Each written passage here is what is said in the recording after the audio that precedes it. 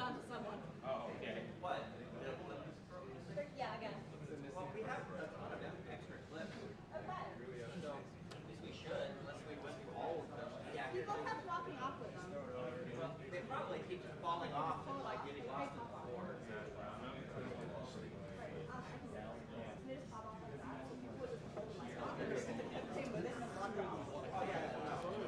Oh no, we found it on his coat. We found it on his shirt. Wait, what?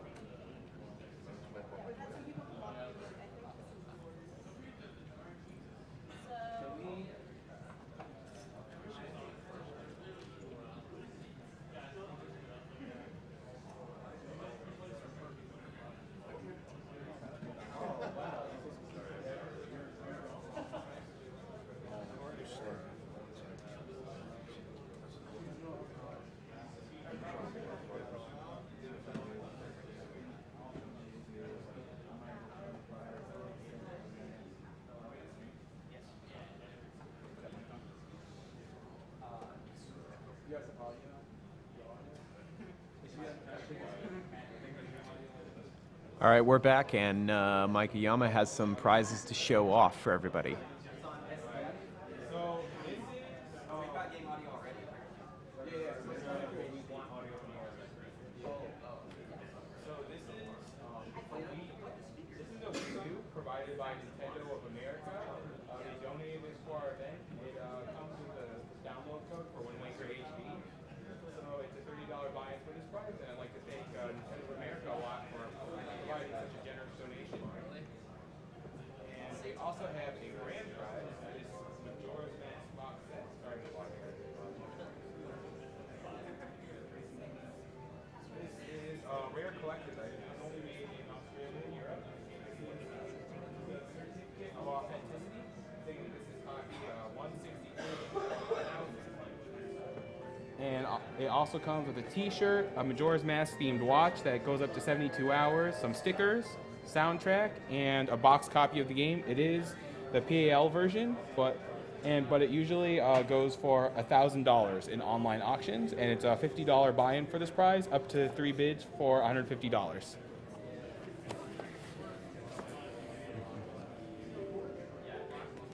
And here's our grand prize, PC NES. Yes, we have more than one grand prize. As you can see, there's a DVD drive here, ports in the back, fan, and it can even play NES games. It's a current generation AMD CPU. It can play modern games on it, and it has 8 gigs of DDR3 RAM. So it's also grand prize, and it's a $50 buy-in up to 3 bids for $150. What?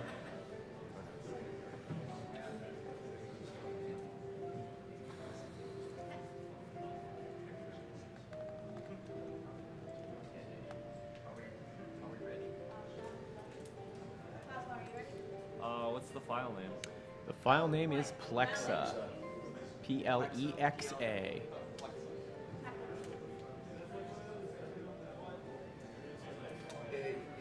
third place, you had Mappa with $2,455. Second place, you had Cosmo with the 502 in it for $4,500. And first place, you had Plexa with $11,637.90. Nice. People want that name. I guess we'll just start. At 3, 2, 1, go. All right, we got Wind Waker HD. I'm Cosmo. If you want to introduce yourselves. I'm Test Runner. I'm MC. I'm Obdajr. You probably hear him. He's Loaf of Bread 13. Yeah. First thing you might be wondering is, why is the game in Spanish? Yeah, I figure a lot of people will probably be wondering what's going on. Just kind of a funny thing that happened. Usually in games that come out in Japan, Japanese tends to be fastest just because of scrolling text, where they write one character like every frame or so, and slowly spell out each word. In Japanese, you can get more meaning in each letter. So, for example, in the original Wind Waker, Japanese was the fastest. And, you know, I like to go fast, so I usually just play on whatever's the fastest. And it's kind of funny, in this game, they kept the Japanese text the same speed, but they sped up every other language. So we thought English was the fastest, and then we realized Spanish is a little bit faster. And it's actually kind of funny because there's a couple things you can do that ends up saving time just because the language change. For example, later, like there's this light pattern that's moving during a cutscene, and because the text takes less time, I can get an earlier cycle. But anyway, the run's about to start soon, and yeah. And Cosmo, isn't there one faster language than Spanish? Right. I think we found out Italian is actually ever so slightly faster than Spanish, but it's only available in European Wii U's at the moment. So Spanish it is for now. So I just paused the game to switch my camera so it would be inverted because I'm so used to the original. Some people can play with they inverted the controls, the camera controls compared to how they used to be. So I take a little second to adjust it to what I'm comfortable with.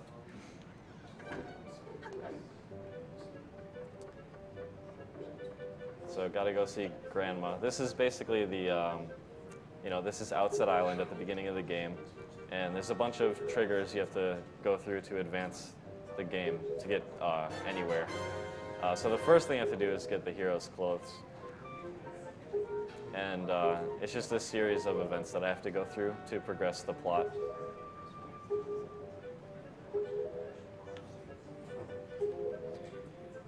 Incidentally, since you're running this in Spanish, we have $50 from El Rubius saying, "Keep up the awesome work. I'm going to stay up all night watching this. Cheers from Spain." Cool.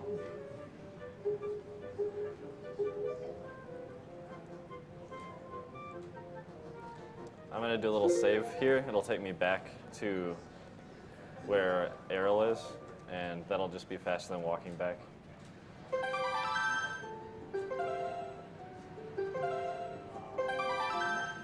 So it was interesting when this game came out because, we decided to see, well, what's different? Obviously, it's in gorgeous 1080p.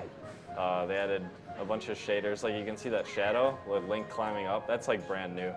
That was not in the original at all. So there's a number of graphical improvements. There's some stuff is a little questionable, but I think overall they did a really good job making the game look great.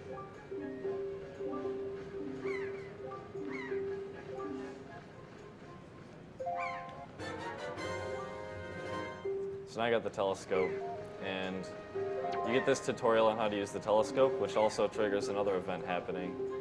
And so I have to go through this.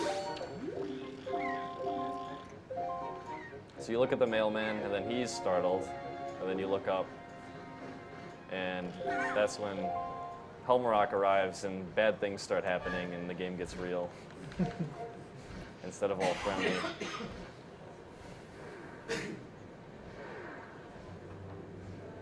Now, when you did the saving, people couldn't see what was going on because you're doing it on the gamepad. Yeah, the gamepad has a screen on it where you can save and change your options. There's also your inventory and your map, all on the gamepad.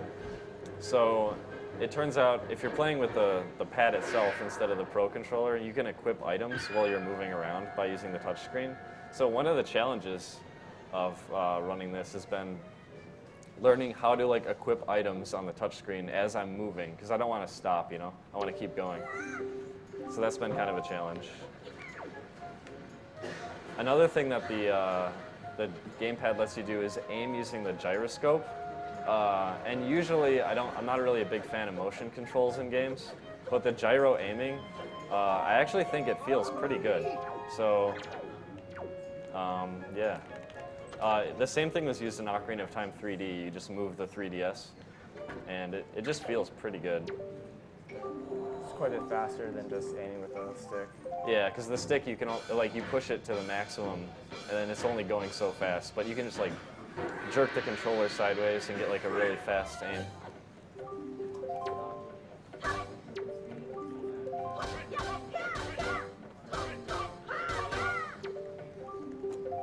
So by pressing back on some of these, it's making him do a different series of attacks where he jumps. It's a little bit faster than doing it normally.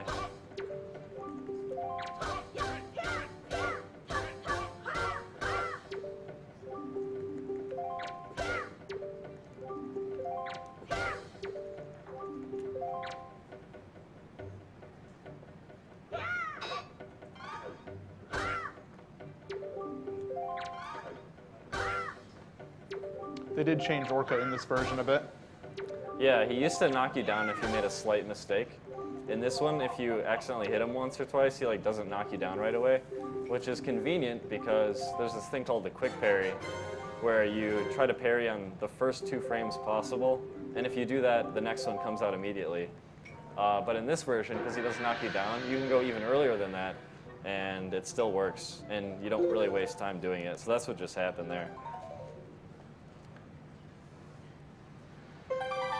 All right, so now I got the hero's sword, so I can make my way up to the forest where Tetra fell in.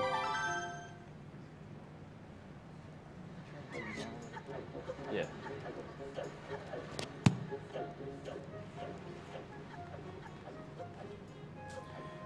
While you're doing this, we have a $500 donation from Anonymous.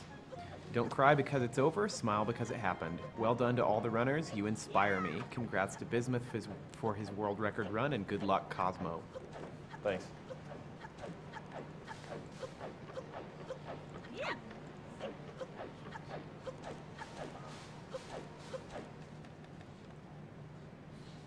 And we also have $150 from Vincent Cunningham. Cosmo hype.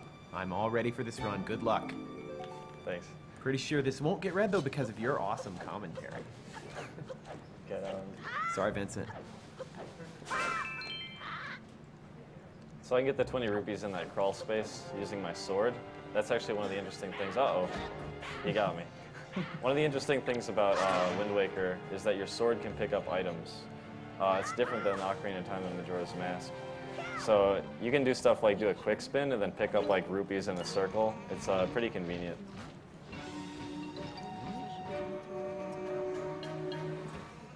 There's a little bit of luck in this fight. That wasn't too bad.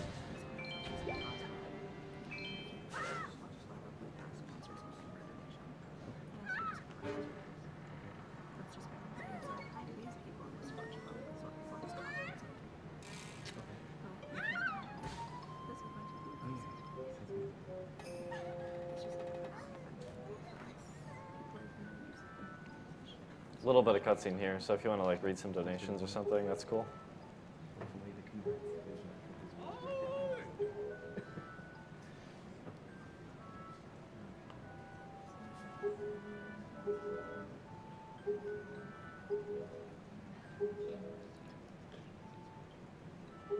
We have another $200 from Anonymous. Thanks for all the awesome runs. Great job for a noble cause.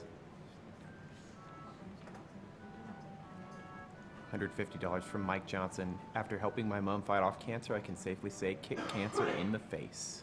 Mappa.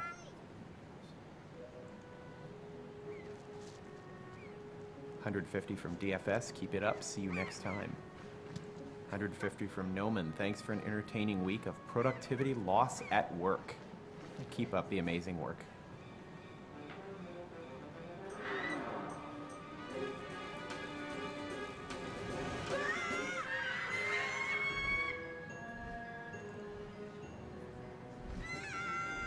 $150 from Defiance. Hello, I've been watching Agdq since last year and I became addicted to speedruns. I've been watching Cosmo's stream ever since. Thank you, and congratulations to all the runners for raising so much money for a good cause. Thank you, Defiance.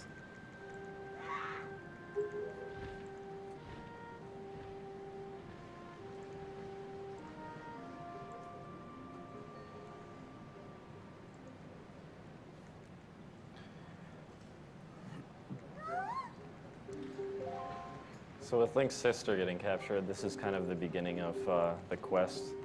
The first half of the game is focused on rescuing her. And so I'm going to head off with the pirates to Forsaken Fortress, which is interestingly enough translated as Isle of the Devil in Spanish. I think some of the translations are pretty cool. I bet there's a lot of stuff like that in Japanese that I never knew about because I don't read Japanese. In fact, yesterday we found out what Beetle is called inside the Spanish version, and his name is Terry, Yeah. which I find pretty funny. Yeah, I guess that pun doesn't really translate that well into other languages. Yeah, it's interesting thinking about like if you're like working as like a professional translator or something. It's like there's a lot of puns and like weird stuff like that. You have to like work around it and make it interesting still. It must be an interesting career. Yeah. In Skyward Sword, I remember like Grusin's entire gang are all like puns on bird names, but they don't translate it into Japanese, so their names are completely different. Like, Yeah. Grusin's name is Bato or something like that. That's interesting.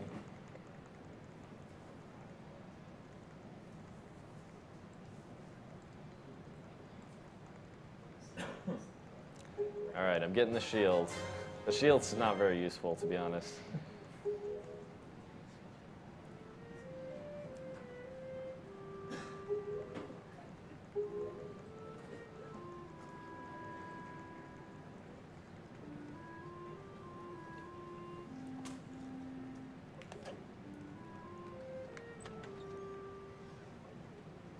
One interesting thing with this controller is that they put the right stick above the buttons, and I played on a GameCube controller for so long, so that was like a weird adjustment, especially with like aiming like first-person weapons. Like it felt weird to like press the button to take out the bow and then move my hand up to aim. So that's actually probably one of the reasons why I like the gyro aiming, because I can just naturally kind of do it. So how long have you been running this game, Cosmo? I honestly don't remember, to be honest. Oh, Wind Waker total or just HD? Yeah, the Wind Waker total. It's been a while. Yeah, I think I started running Wind Waker early 2012. Yeah, I think it was like end of That springish. sounds about right. Yeah. I remember what happened was we were all just sitting in the SRL IRC chat, and someone offered to race Master Sword in Wind Waker, and I had done a couple of those before, like just for fun. Like I didn't really play the game much. But for some reason on that night I was like, yeah, let's do this. And I remember Anna Meowsers and Fino were both in that race, and I ended up dying to the boss of the Tower of the Gods, which is pretty special because that guy's harmless. So I don't know, it was pretty funny. But that was like the first day for me. I was like, that was really fun. I'm gonna like do this more. And back then, like the record was like 6 hours and 16 minutes by Giano in the original game. And a lot has changed since then. Hello. We have lost connection to the console. Oh, okay. There. Maybe. Okay, I don't know. That was strange. Hopefully that doesn't happen again. What is this, like E3? You know, like wireless interference? Yeah, too much like wireless interference or something. Please turn off your cell phone. Actually, you might want to turn your Wi-Fi off, guys, if you're really Very nice. Yeah, particularly your Bluetooth. Airplane mode. Yeah, airplane mode. Okay, these ropes, in the original you just mash A or just like press it really fast and it's fine. In this one, they changed the swinging physics with the ropes. Not only can you turn while you're swinging, but like it just feels different, like it doesn't send you as far normally. I don't know, it's really weird. So hopefully I don't fall down. It's really, really embarrassing if I do because it looks so easy.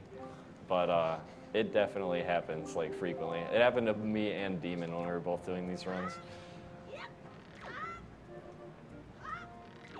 Grab it. No. I am embarrassed. I apologize.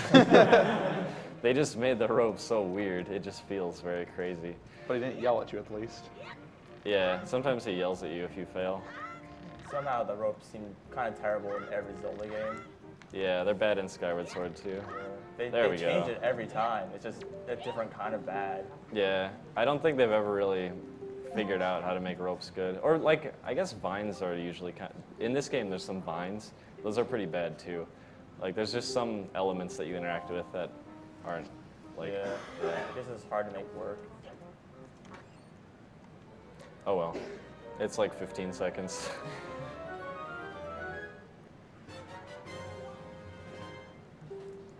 So the spoils bag is actually used in this run. I'm going to use it to hold my joy pendants, which I'm going to need later for something.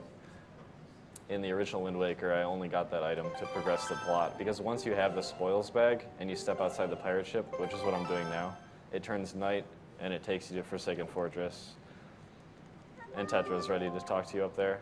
And actually, as I'm climbing this ladder and as the conversation is going to happen up there, the lights over at Forsaken Fortress are moving. So I mentioned this earlier, but because the language is because the game's in Spanish right now, this conversation is going to pass quicker. And when I get over to Forsaken Fortress, those lights that have been moving for this entire time will be in a different position, and it's going to allow me to grab the red rupees right away and just immediately leave. If you play in English, you have to wait longer, so it's kind of funny how like the text speed influences other parts of the game.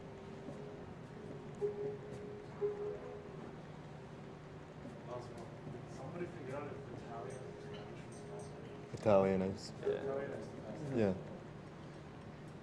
I noticed one thing. I don't know if you can see the gamepad, but there's a certain points where, like when he does the save and quit, you don't have control right away. So he's like mashing the save button like on the touch screen. Right. It's the future. It's a new experience for me, but mashing in the touch screen, it's pretty, it's really useful. strange. Yeah, I mean, it's a little faster, so I gotta do it. I actually find the Pro controller more comfortable, but you can't equip items while you're moving, and you can't use the gyro aiming. So I decided to learn the game on the pad instead. Shoutouts to the barrel beat. Yeah.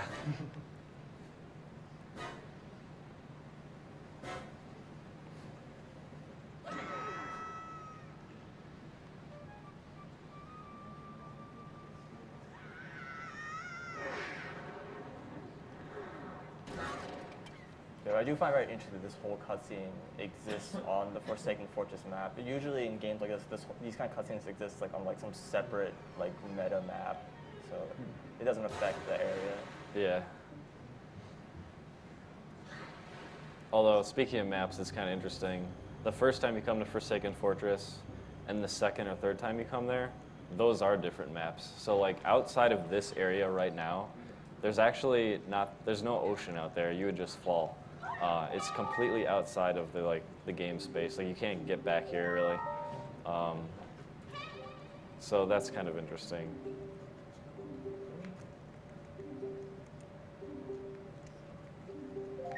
All right, so I can just grab these rupees really fast.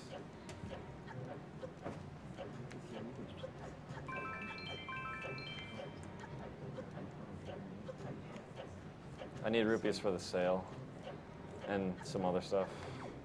All right, so hopefully I don't screw this up. This is a little bit tricky on this version. Right, okay. So that's called the window jump. It's a pretty old trick. If I have one complaint about this controller, it is that there are no notches on the control stick.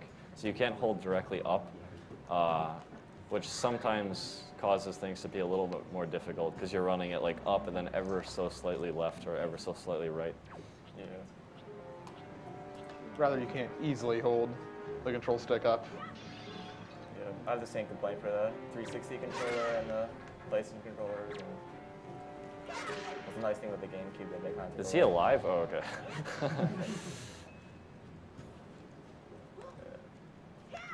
All right. So I have to kill him because he's guarding one of the lights, and the light is shining on a ledge, and I have to crawl across that ledge. There's no way around it, so I have to kill him to make sure the light's not pointing there. Yeah, there's actually a bunch of spotlights, but only one really matters. Yeah, only one matters. The other two are pointing at those rupees on the ground. Oh, they changed the Moblin's AI, so it actually, it's really interesting. They don't catch you right away, like you still maintain control of Link for a little while longer. So check this out right here. Yeah, you can just go around him. You can also do it on this one, but he actually still has a tendency to catch you. So I'm actually gonna do the old strat with the barrel. It's a couple seconds slower, but it guarantees success. So what you do is you pick up the barrel and then you bring it with you for a little while. And that should actually grant me invisibility from the Moblin for a little while. It's really weird. It doesn't really make much sense. It just works. So he was definitely close enough to see me if I didn't grab the barrel, but it just works. It's very strange. Oh, and then also when you're sidling across these ledges, you notice Link's head's kind of twitching. It's because I'm mashing the controller, the control stick. It's a little bit faster than going normally. So like, Yeah, like frames. yeah, just a tiny Save bit. the frames. Yep.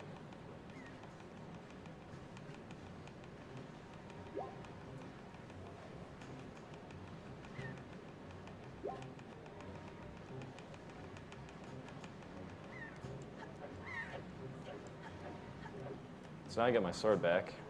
I'll try to do this new technique that's exclusive to Wind Waker HD right here.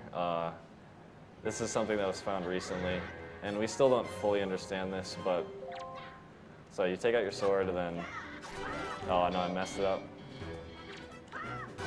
Yeah, there we go. So it does a ton of damage if you do that. In the original, it does like the amount of damage you would expect it to do, which is like a jump slash plus a quick spin. But in this one, it like does something weird, like it like multiplies the damage together or something. I don't quite understand it, but it should be able to kill him in one hit if you do it first try.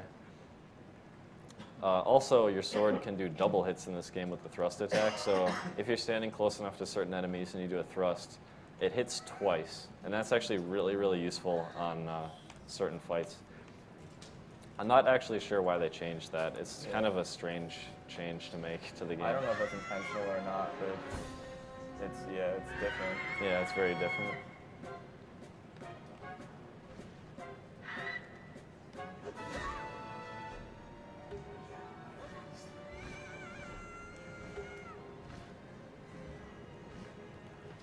If you want to read some donations, now would be a good time. Sure, we have $10 from Anonymous who says, "Hey guys, I would just like to say how awesome it is that you all are doing this. This past summer, my best friend passed away from T-cell lymphoma cancer. We used to spend our entire summers together, though this summer he had spent the whole time in the hospital, and the only time I had gotten to see him was when we buried him at sea. So here's to preventing cancer so that no one will have to feel the pain of losing someone you care for very much." Thank you very much, Anonymous. We're sorry for your loss.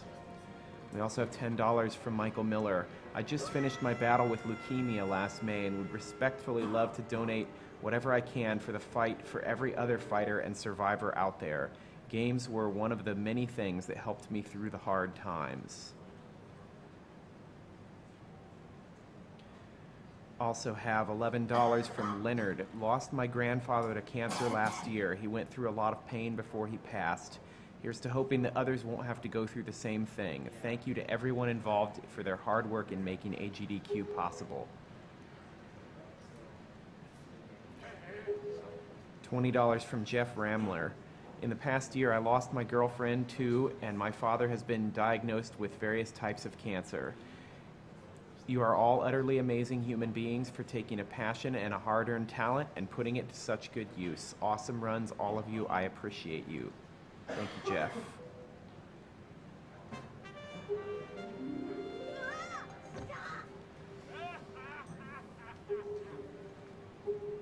$50 from Philosopher. "Hey guys, just wanted to say that this marathon has been amazing. I've been watching Speed Demo's archive runs for almost a decade now, but this marathon has blown my mind all over again.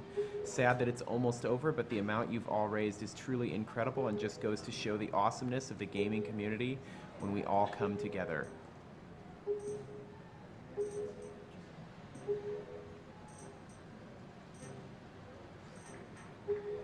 $50 from Anonymous saying, "Lost my grandfather to lung cancer a couple of years ago. Will always remember him bringing home a Nintendo 64 and watching me play Super Mario 64 on it, although I don't remember ever doing it one-handed."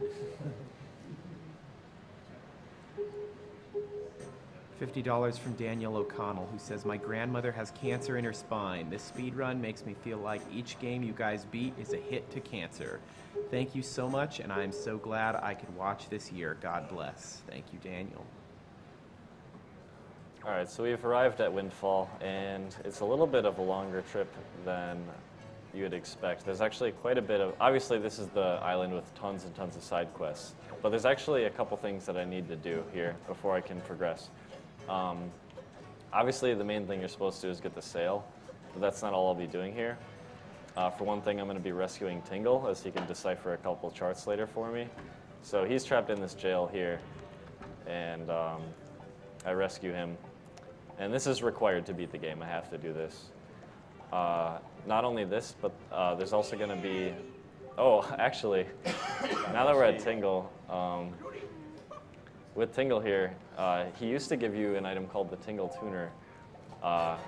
But now you get the Tingle Bottle, which is actually a pretty, it's a pretty fun thing for like casual play. So the game like connects to Miiverse and stuff, and then you can just find messages people leave around. It has like absolutely no speedrunning application. whatsoever, but it was pretty funny to mess around with for a little while. The Tingle Tuner, on the other hand, was actually useful for a couple tricks in the original Wind Waker that are no longer possible in this one. But despite that, this game ends up still being faster than the original due to some of the changes they made. The bottles were especially great when you could get them from other people who were playing the game that you knew. Yeah. Like some Cosmo got a bottle addressed to him as his first one. Yeah. And I got one of Cosmo's bottles during my first playthrough, which was pretty interesting. Yeah, I actually it's really funny. You can take pictures with the Pictobox and then release those pictures in the bottle. So what I would do is I would just glitch the game really heavily, and then I would take a picture of it and release it in the ocean. And then MC Gamer, he found it. So I don't know, really funny how that works. Also, I think there's an upvote, downvote system or something on Miiverse, and I remember when I took the glitch images of all the little morphs, it actually got like thumbs up by like tons of people, and it got like featured on like the Miiverse like thing or whatever. So it's pretty funny. All right, so I have to I have to find these kids. Rescue them from mortal death. Yeah.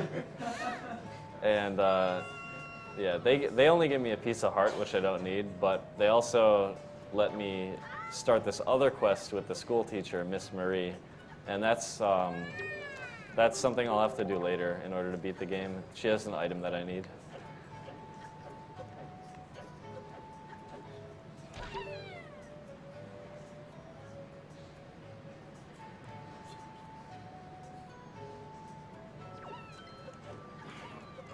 This guy's a little tricky sometimes. Yeah, there we go. Oh, and I don't roll here because if I accidentally talk to that guy, he's gonna go on and on and on and on. He never shuts up. So that's like, I don't know, it's weird. There's all these NPCs running around, and you have to be like diligent to not accidentally talk to them. That's like part of the speedrun, is that you're avoiding talking to people. Link is very antisocial. All right, one more. He's hiding back here.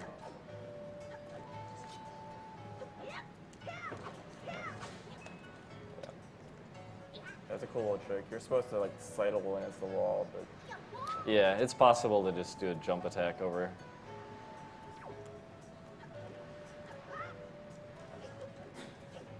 All right, mission accomplished.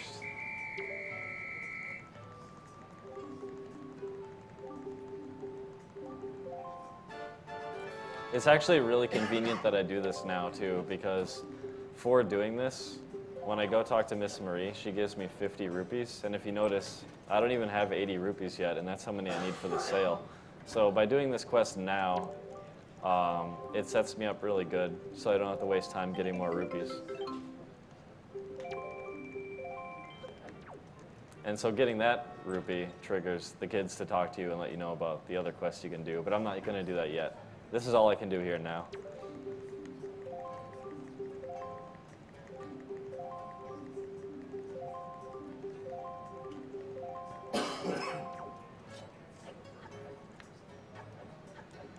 I go way right here because there's like, it makes him move back faster. It's kind of just a little time saver.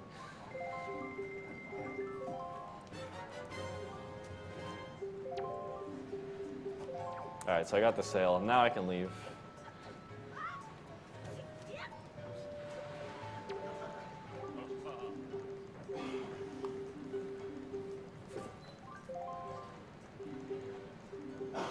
So, unlike the original game, sail pumping is not used here on our way to Dragon Roost. Right, so yeah, in the original game, you can take out the sail and put it away and take it out again, and just keep doing that, and you get this little boost. That doesn't work anymore, so my trip to Dragon Roost is going to be really calm, nice little just sailing there. But there is a sail trick later you'll see. It's probably even more obnoxious than the old sail pumping. You'll definitely see it later. It's hard to miss. Yeah, it's hard to miss, but it'll be after the first dungeon. So there's still a ways before that happens. Okay, I'm going to go through these barrels, which trigger these little rupee barrels to appear. as I collect them, I get more and more rupees. So eventually blue ones start showing up and then like yellow ones. And I would like to get all the rupees, but once in a while, one of the barrels will just like teleport really far forward, like when it appears. It just spawns too far forward to grab it. So hopefully that doesn't happen. I do have backup strats in case it does, but I really do need a lot of rupees here. So hopefully that does not happen. And I'm still not actually sure what causes that to happen, but it's silly.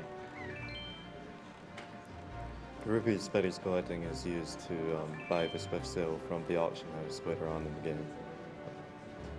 I was wondering if the boat had an oscillating speed, if that has something to do with that or not. I think what we found out in the original is that you don't want a sail pump because it would make them appear really far forward. So I think you're kind of right. Maybe it has to do with the boat's speed. Like on the frame, you pick up the rupee or something. I'm not really sure, but that's something like that's probably the case. Anyway, I didn't get screwed over, so I have all the rupees I need for now. And here's Dragon Roost.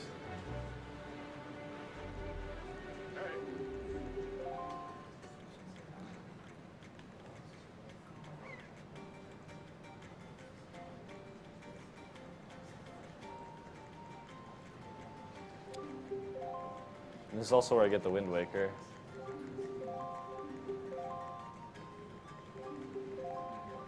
In HD, they assign the Wind Waker to a button. It's the D-pad up.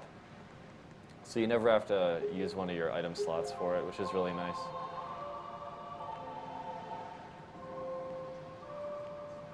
You may notice that Cosmo is actually having to begin playing the Wind Waker at some point during this run.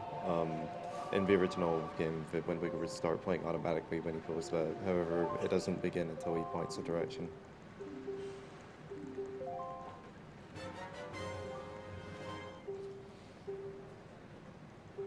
All right.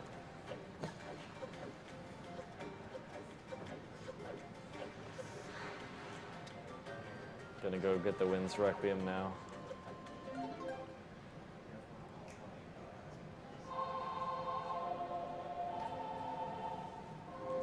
Also, like when you learn songs in this game, instead of playing it twice, they play it once. There's a lot of like little things like that they sped up. For example, when you get the grapple hook and you swing around things, like the animation for that's faster. Just like a lot of little things that they tried to like clean up that were too slow before. So I'd say for like a casual playing experience, this is they did a pretty good job with it. I'd recommend, if you haven't played through Wind Waker before, I'd recommend picking this up. A superior experience. Yeah, there's a lot of just small like things they sped up. Like the first note you play on the Wind Waker instant instead of waiting half a beat. Right, because you decide when to do it. Guys, I have a very special announcement. We have just crossed our goal of $750,000.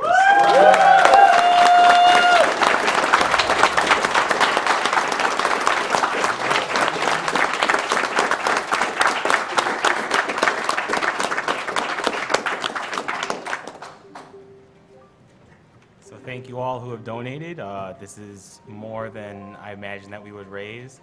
And our next goal, it's going to be $1 million, because why not?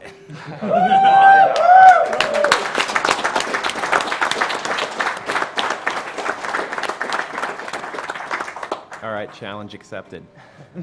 Get to it, people. So I know you don't like being interrupted too much during your run, but is it okay if I do what I usually do? Sure. Okay.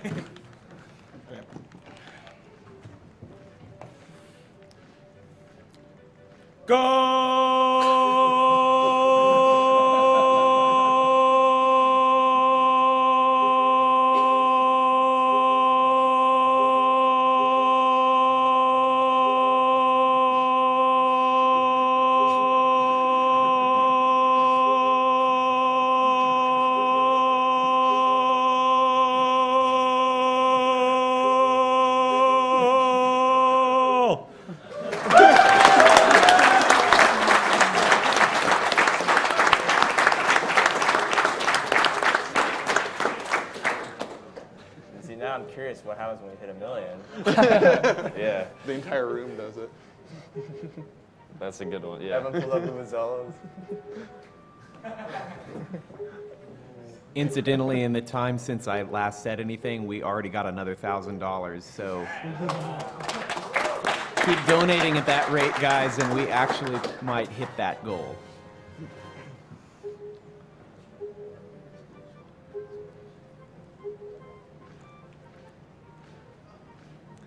This is a difficult section of menuing because I have to like use the touch screen and then roll around at the same time. I suggested to Cosmo that he use his nose to equip things. He didn't like the idea. Yeah, like, long. You just do chin puts. Yeah. I don't think I'm accurate enough with my nose. Need to train my nose to be better. Intense training with Trihex.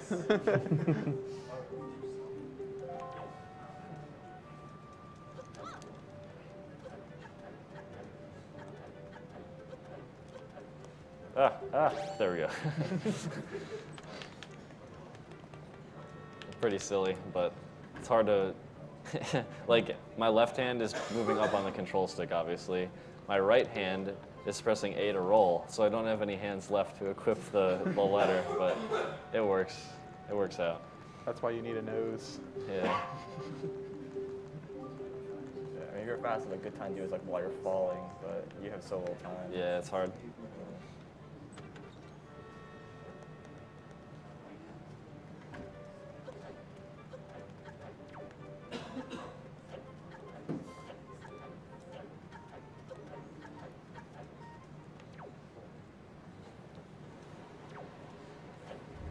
There's another room where the Spanish text, because the wind is blowing while I'm talking to her, and it changes directions. The text being a little faster makes this easier because the wind is going to be blowing the correct direction when I need to throw her, so I don't have to wait at all. In some languages, the pattern is like the worst pattern. You have to faster to play the wind waker, change the wind direction. Right.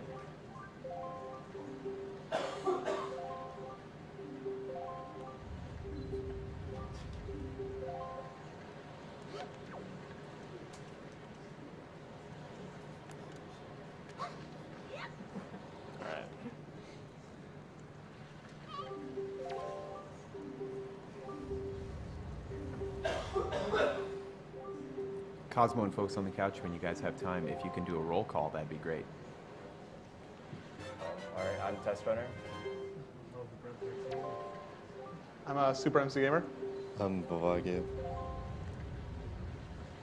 And this is Cosmo. Yeah, that's Cosmo. Yeah, I'm Cosmo, hi.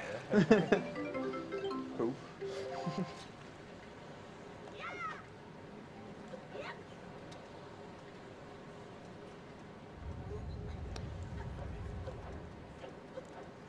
All right. You can actually miss by quite a bit, and it still works, as you see.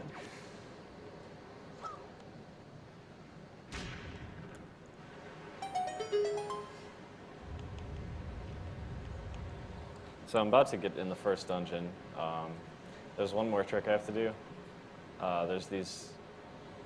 There's like these two, I don't even know what you'd call them. Basketball hoop platforms. Yes, two basketball hoops that I'm supposed to throw bombs into. I can skip the second one though with a well-timed jump attack. So I'll try to do that. It wastes about 20 seconds if I miss, so hopefully no miss.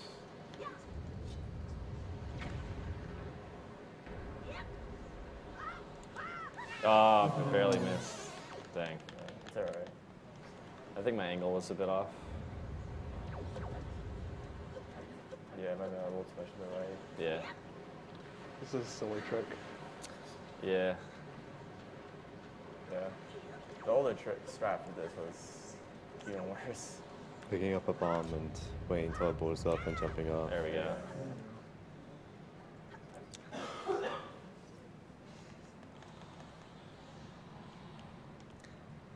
Alright, we're in the first dungeon.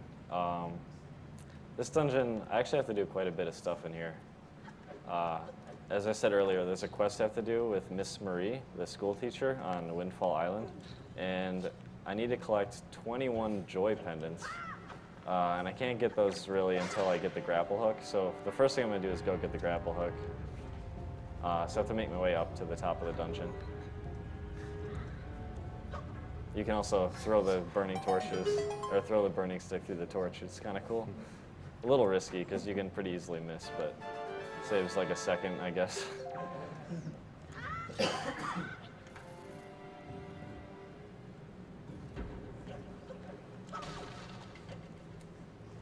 The cutscene trigger is like right there, so if I start a roll right before I touch it, Link continues rolling through during the cutscene. So I have to walk like a little bit less distance. It's like another tiny little time saver. There's like a lot of stuff like that in this game that's just like almost insignificant, but it slowly adds up. Well, that combined with like the cycles for Forsaken Fortress might add to a whole second. Right. The rooms that he's about to go through weren't in last year's run of the original version because there is no tingle tuner. So doing a trick called a zombie hover is not survivable to go to the room above where you would go in a standard definition version of the game. Right. Those Jews. Yeah, you have to wait for him. You can't just go up.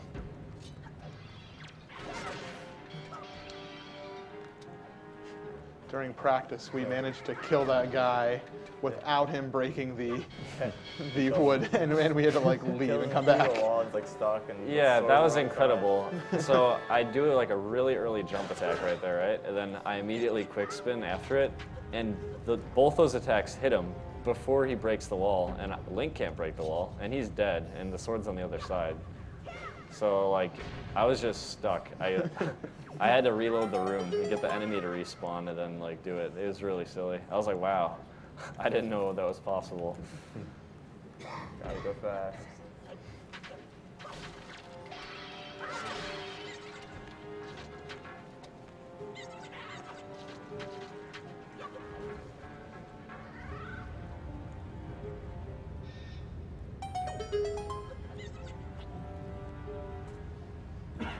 Some really cool movement in this particular room. Yeah, I like the strats here. Okay, so that fire thing that launches fire at the ladder, I think that's on a timer at the start of the entire dungeon. Mm-hmm. So if you like go through rooms at different speeds, you just like it ends up being kind of random where it is. So I got lucky there. I didn't have to wait at all.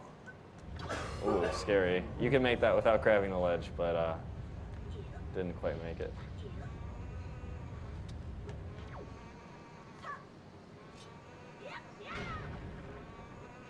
All right. Now you can barely make a side hop get up here too. It's a little bit faster than going up. Up. Bonk. In this room, there's this rat, right? And that rat, he can get you during the cutscene of burning the, what is it? The wooden, yeah, I have to burn it with a stick by throwing it right here. And the rat can take my rupees during this cutscene. I can't do anything about it. But not this time. It's just pure luck if he decides to go for you or not. He can still get you though. Yeah. This is a dangerous room. The worst room in the entire dungeon. Well, there he is.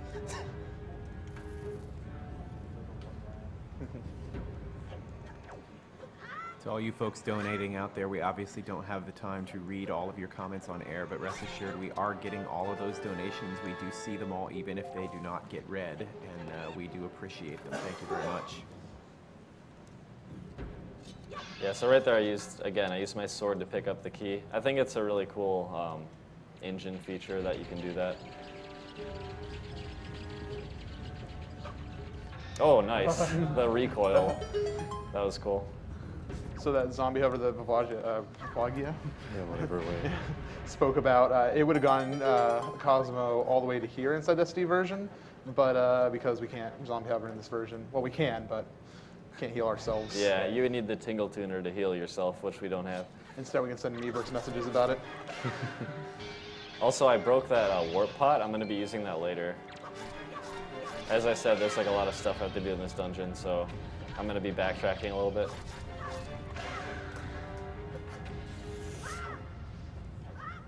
Right there, I jumped during the cutscene, So Link was moving during the cutscene, which saved a couple frames. You know, stuff like that. There's a lot of little things, little stuff like that.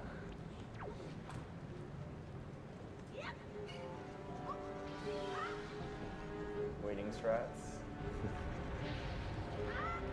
If you like run past a guy right away, he'll get you. If you stand there and do nothing, then he won't get you. Yeah. And again, I'm breaking that warp pot right there because again, I'm going to be backtracking and I want to be able to get back here quickly. If you throw bombs, bomb flowers that is actually, they blow up a little bit faster. So I try to throw them at max distance, and then right as it explodes, it starts that cutscene where the boulder breaks, and I try to start a side hop so Link's moving during that. So that's like the most optimal way to go through that room.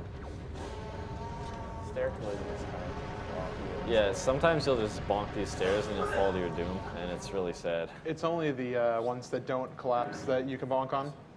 Yeah. The ones that collapse are the ones you can bonk on all the time. Yeah, I think most of the stairs in this game you can't roll up. Oh, he's alive. One more hit. All right.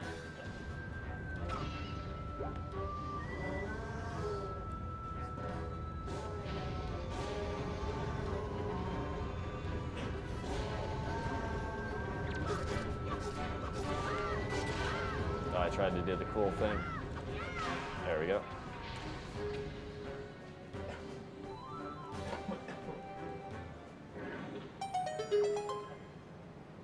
All right, so I just rescued Medley. She has the grapple hook.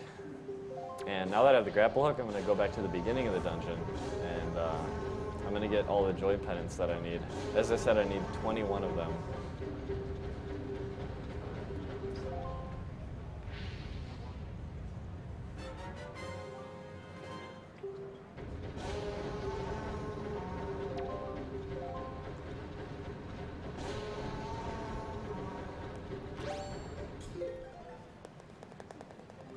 Mash the screen. Mash the screen. Rest in peace, my screen.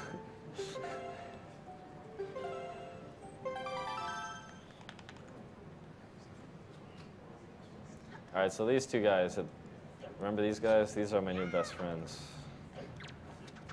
They have all the joy pendants I need, and I can reload them very quickly by going through the door. And what else do you do with best friends except for take their stuff?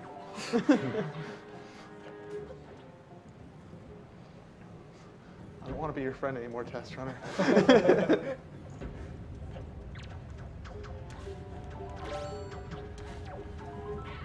So I'm going to get 18 of them now. So we got a little bit of farming to do here. And again, I'm collecting these for the school teacher, Miss Marie. In return, she gives me the cabana deed, which is an item that lets me enter the cabana. And inside of there is a piece of the Triforce, which I will be needing to enter Hyrule at the very end of the game. So this is all set up for the very end right now.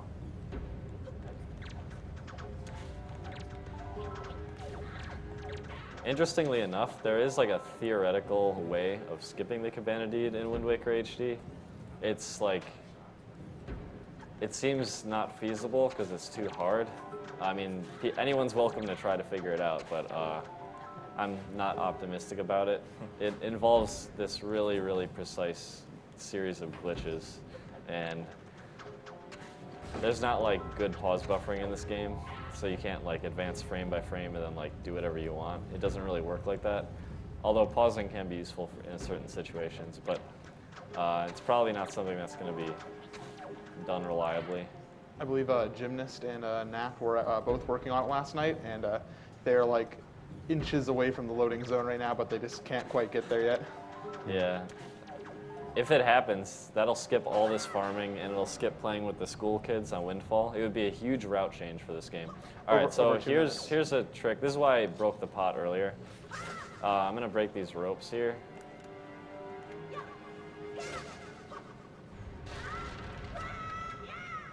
Oh, I missed, barely. I keep screwing up the small things. Dang it. I was like slightly too early there.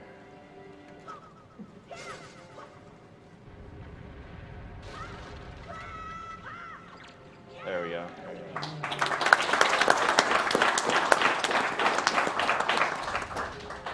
so that's kind of tricky. You have to land on that tiny little grapple thing, and then it lets you skip going all the way around to get here. It saves a lot of time, but yeah, sadly I missed it the first try. Oh, and here's a good use of the new turning while swinging thing. They added that feature into the game. Before you would have to come to a complete stop to turn, and right there it's very useful. So this is a room you would not see in the original Wind Waker.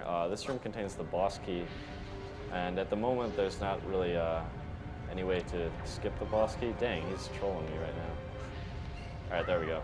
All right, so I have to use him to put him on the switch and grab the boss key, and then I can use the warp pod to take me back to the end of the dungeon. And of course, on the way to the warp pod, those bokoblins are still there, so I can steal another 2 joy pendants from them on my way. That's why I didn't get 20 right away. All right, save again.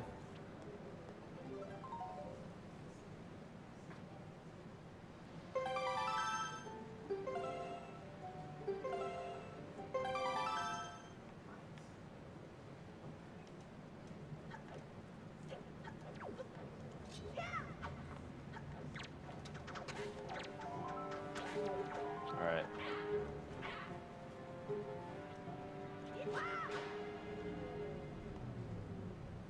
And this time I'm going to re-enter this warp pod and go all the way to the end. Because they go in an order. There's like 3 per dungeon. And once you open 2 of them, they go back and forth. And once you open 3, it just goes in an order. So first, second, third. Oh, I'm surprised that worked. All right, here's my last joy pendant in this pot here. And with the new route, I can grab my fairy early. So I'm going to get that now, too. So happy. You can really make out the fairy's sad face on the HD version.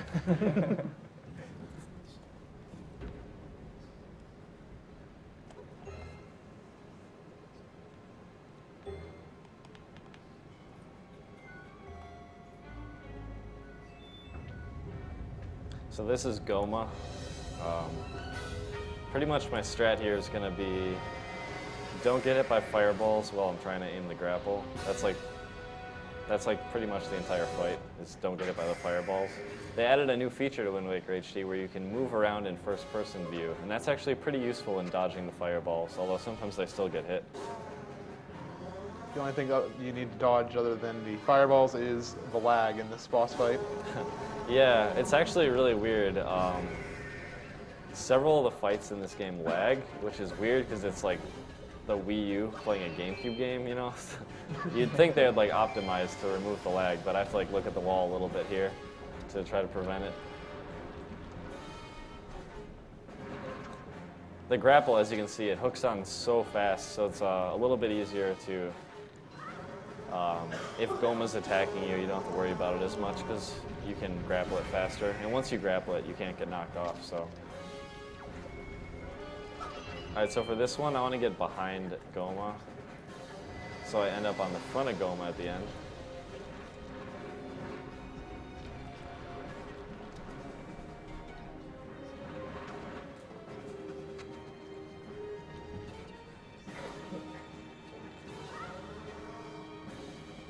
All right, that was good. So now Goma's facing me, so that means when the armor breaks off, I may be able to turn around and immediately grapple Goma's eye.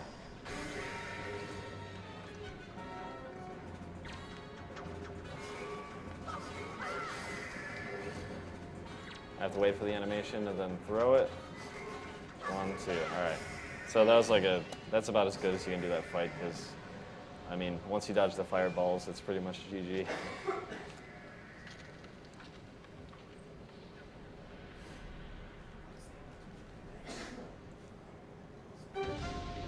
One really cool thing that Nintendo does here is when they pan up to look at the eyeball that's in the air, Link moves position, which is a really cool camera trick that they did in this game.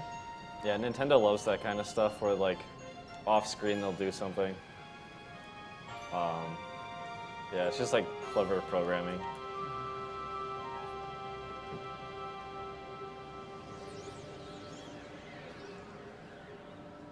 I'm gonna skip this heart. I'll get some other ones later though.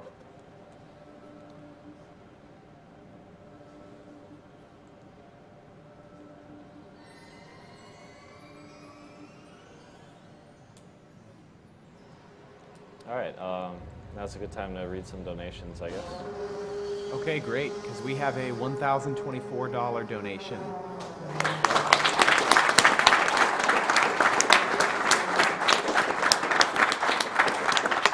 This is from O'Nean, who says, "Hey all, I'm a researcher at the Department of Medical Protein Research in Belgium and currently working on something involving redacted cancer. You guys have been a constant source of inspiration for years and have helped me get through some hardcore crunch time. Though this may not go to something at our side of the ocean, the most important part is finding the optimal route and those kick-ass strats to keep on beating cancer. So let's race on and beat this." Thank you very much. We have $500 from Samir Arfoy. "Bring cancer down to downtown. One love."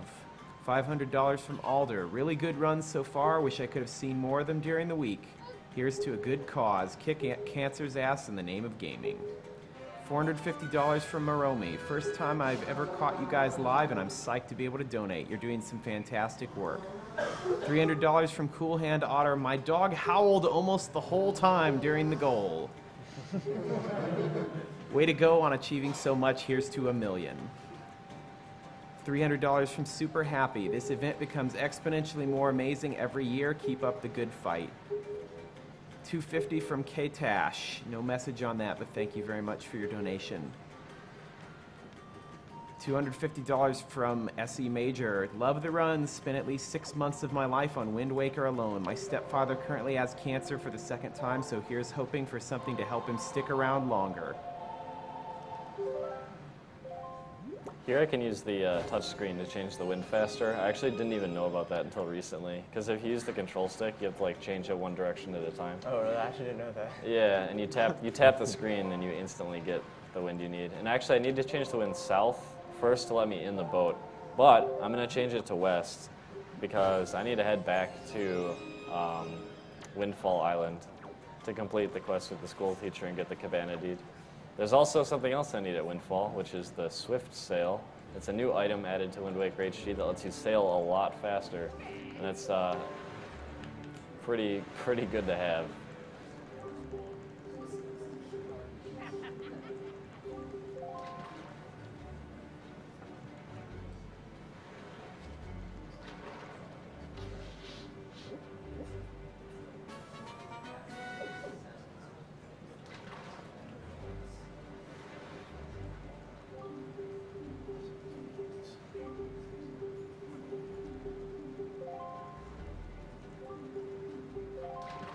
We also have donations from a couple people who I know are here.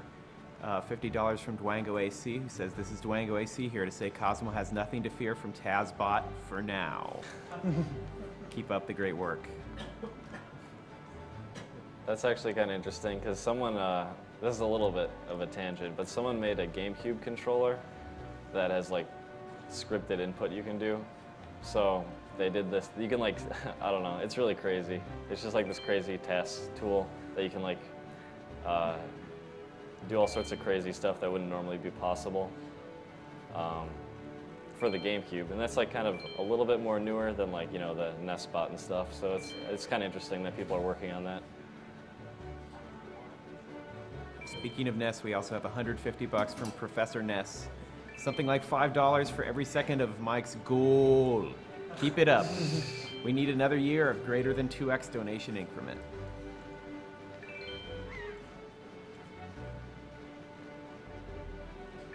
So we're just getting more rupees on our way back to Windfall right now? Yeah. I'd like to get 3 more yellow rupees to get a total of 180. There are 2 more yellow rupees, but I can't get too close to the island, otherwise time will freeze. So the moment I get this rupee, I'm going to stop the boat and just chill for a second. Wait till nightfall occurs. If you notice the sundial in the corner, it's like right on the edge there. So when the clouds appear, that signifies that it just passed the point where time will continue to pass as I enter this quadrant of the ocean. And now it officially counts as night, so I can actually enter the auction house and try to get the swift sail. Now, the auction house is super crazy. It is basically a speedrunner's worst nightmare. Basically, you walk in, it takes 40 seconds to get shown which item is up for auction that night. And if it's the wrong item, you leave and re-enter, which wastes 40 seconds. And you just keep doing it until you get the item that you need. I believe it's like a 1 in 5 or 1 in 6 or something for the Swift sale to appear. I've had this take like 20 tries, and each try is 40 seconds. So this is like, first try saves so much time, and if it could just go on forever and never give it to me. So this is it right here. It's like, place your bets right now how many tries it's going to take. No mappa. Jesus, please.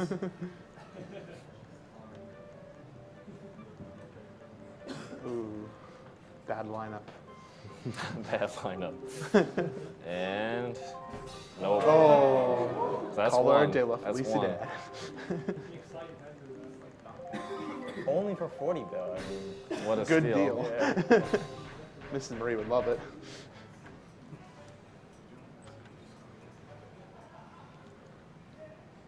All right, try number 2.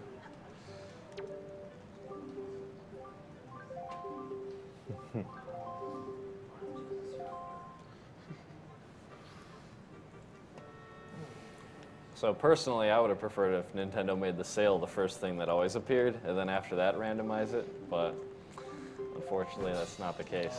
It's kind of like in my first playthrough, I actually got the Swift sale my first try. So Oh, really? I just assumed that was it. I didn't know there was any random. I started watching speedruns, like, why are you guys just getting the sale? We are slow test runner. I'm sorry. So yeah, this sale is really important because not only is it super fast, but it also changes the wind for me, which saves a ton of time as well. And now is the earliest possible moment in the game that I can actually get it, because time doesn't even start passing until you leave Dragon Roost Quadrant after you beat the first dungeon. Oh, there it is. Hey.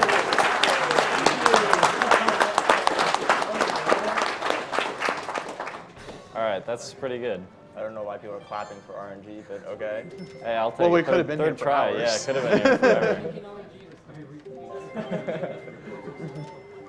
So the strategy for the auction is if you bid 10%, then it stuns them for a long time, and they can't waste time bidding. So you do is just repeatedly stun them by always betting 10%. So I just look at the first 2 numbers there and then do, so I'll bid 11 this time. Next time I'll bid 12, you know. It's pretty simple. It works really well. This also gives you the cheapest price because if you let them bid, they drive the price way higher than just jumping at 10%.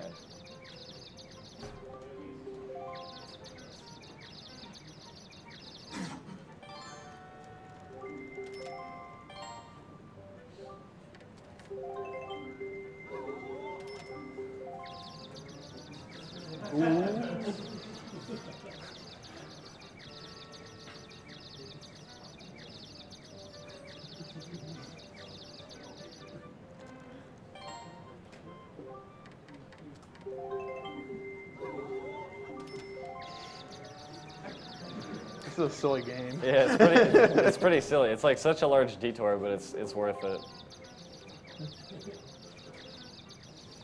I want to remind people donating that 5 seconds. $30 during any time in this Wind Waker run gets you in for the Zelda Wii U bundle graciously donated by Nintendo of America that comes with a Wind Waker HD download. That is a North America Wii U, so it plays North America games. So I'm probably like 5 minutes ahead of my splits right now because I always get terrible luck. And Want me to tell you? Sure, if you could figure it out. Well, I mean, the real-time timer is at 1:05:40. Oh yeah, I actually don't know what my time was. I just know it took like 7 or 8, 9 tries or something terrible. Check the VODs. 1:11, yeah. Yeah, it's kind of funny. Because of that, I usually don't beat myself up too much about earlier mistakes. Like, I think I made 3 moderate mistakes so far, but like, it almost, yeah, like, with the sale, it's sort of like, well, we'll see what happens after the sale, you know? It makes this game really comfortable to run, kind of. Yeah, it's like, well, oh well, maybe I'll just get lucky. Skill isn't a huge factor. Yeah, just need that luck. So now I have the Cabana Deed. And we're done with Windfall. I can get out of here now. Get back to the game. Get back to the game. Something I should mention Cosmo kind of talked about, but for those who don't know, time doesn't pass on any of the major islands. So that's what we're talking about. Usage waiting for Windfall. It's the same for all the other major islands of the game. So the fastest way to move with the Swift Sail is to either do this, which hurts people's ears, or do this, which is a little bit nicer. Yeah. The only problem with the jumping strategy is that there's sometimes the waves. If the boat gets too far underwater because of the shape of the wave, you don't actually jump when you press jump, and it actually wastes a little bit of time. So that's the only downside, but it's a lot easier on the fingers to just tap it twice and jump. So basically, like, you jump and you preserve the speed of the Swift Sail. And this saves about 6 seconds per tile. So Yeah, something like that. I guess it's worth So it. you can see the time change at full moon, which means time isn't passing. So we know he's in the Dragon Race quadrant, which means he can go south. Yeah, and right now, the ocean, even though it's like this big series of squares, I can only go in this little L shape because the game prevents you from going too far out of the way right away. It doesn't want you to get like super lost somewhere early on and then have to find your way back, I guess. So at the moment, I have to travel this route through the ocean, even though it would have been faster if I could have just sailed directly to Forest Haven, which is where I'm going. But because I'm locked in that L shape, I have to take this path, which is, it's all right because I got the Swift Sail and it's really fast. So, oh yeah, there's another thing. If you get hit by stuff in the ocean, it doesn't always knock you out. I believe explosions might always knock you out. Yeah. But just getting hit by random enemies, it just does damage. So that's a little bit nicer about that. Yeah, there's a couple parts in the game during like Triber's Collection where you just keep getting knocked out and it's a huge pain. Yeah. So it's a nice addition to this game.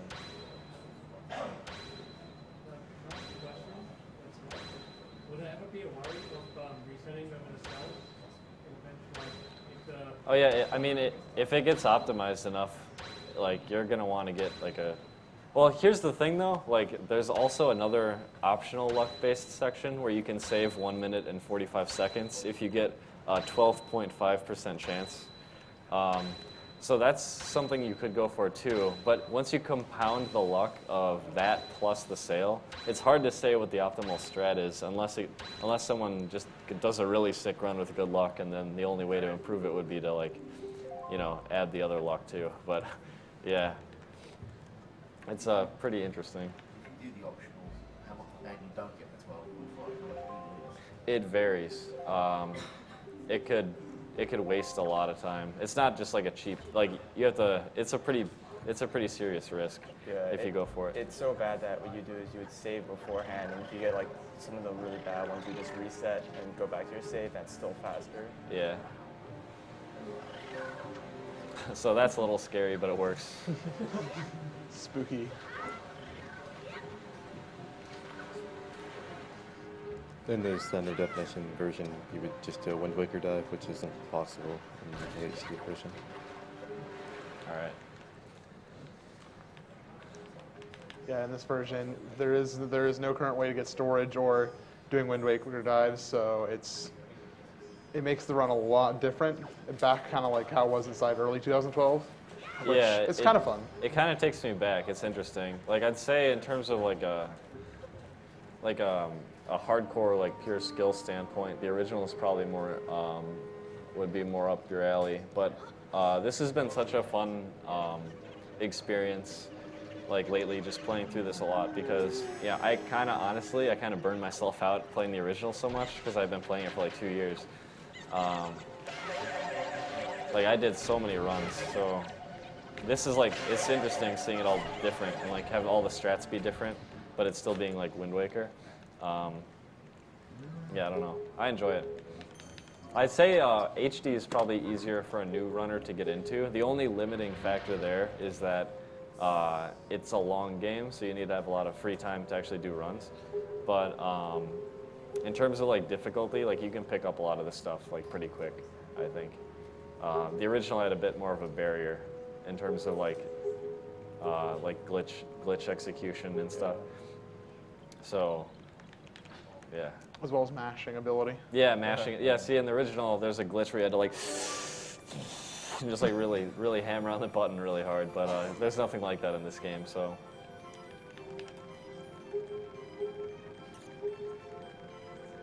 Except for text, but that's.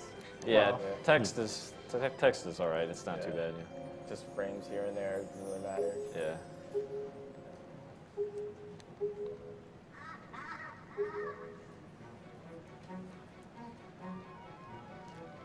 Oh yeah, speaking of trying to find that storage glitch, there's one crazy theory someone had where you would walk off a ledge and drink soup at the same time, and Link would do his entire drinking animation while falling through the air like a stone, like just falling really fast. And then on the frame he's done drinking the soup, you land on the ground.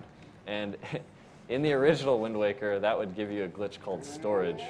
And in this game, it still doesn't work. And it was like the last theory on how to try to get it to work, but unfortunately it did not work. But there's not very many places in the game where you can actually do that. One of them happens to be in here. You go up to the very top of this place and dive off with the soup. And it just so happens to be the exact right frame count, so you land on the ground exactly when you're done drinking. I don't know, pretty silly stuff. But it doesn't work in HD so well. Yeah, so well. I don't even really think it'd be useful at all in HD, even if it did work, because there's nowhere to do it, only in here. Yeah, you couldn't do anything with it. You couldn't do anything in here, so.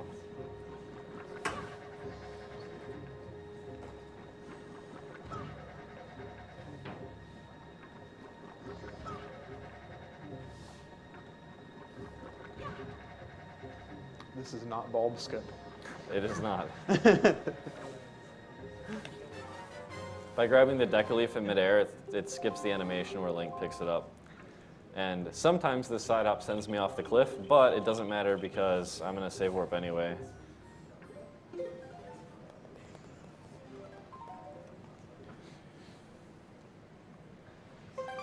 For folks who donate during this game, in addition to the Wii U bundle I mentioned, we do have other prizes as well. A minimum bid of $20 can get you in for a Wind Waker skateboard, hand-painted using acrylic paint. Minimum bid of $15 can get you a Wind Waker poster, 18 by 24, super high quality. And for a minimum bid of $10, you can get in for a sealed bestseller copy of GameCube Legend of Zelda Wind Waker in nearly mint condition. Estimated value $100 to $150. So get those donations in, folks, and help us hit our $1 million goal. Right there, I jumped out of the boat into the cyclone. It's a little bit faster than going around because you'd have to change the wind otherwise. Yeah, so that's why I did that. Yeah, it should be noted that the Swift Sail changes the wind direction. So. Yeah, I just used the Swift Sail earlier to change the wind for me, so it's like really fast. But that's why like he uses Swift Sail that in the beginning to change the wind direction, but then when he was heading towards that little island, he was just using a normal sail. Yeah, because the Swift Sail, it will always change the wind direction to be behind you, and if you need to go against the wind, or be like 90 degrees off the wind or something, then you have to use the normal sail to keep the wind locked in the direction you want it to be.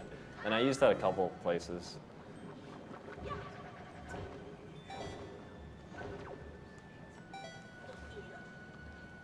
You can do this thing called leaf pumping, where you cancel the leaf and then you immediately take it out again, and it actually maintains your height a little bit better than if you had just not done that at all.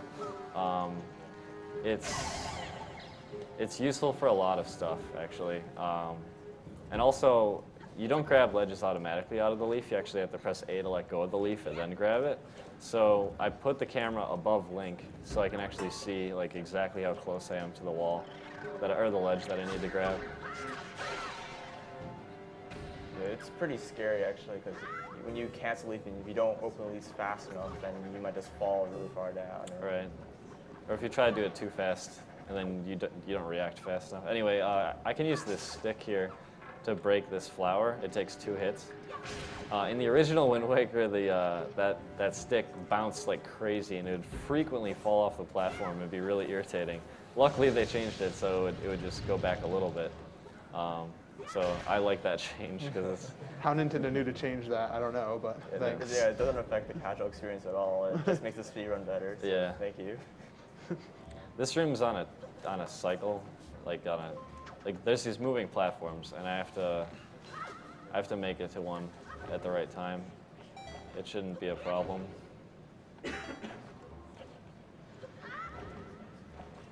Like I have a bit of time to kill actually. Oh, that's a bad one. That's a bad mistake. Dang, okay. We'll go back up. Well, so much for that cycle. I ain't gonna make it this time. That was unfortunate. Yeah, I felt like I had that. Just barely missed.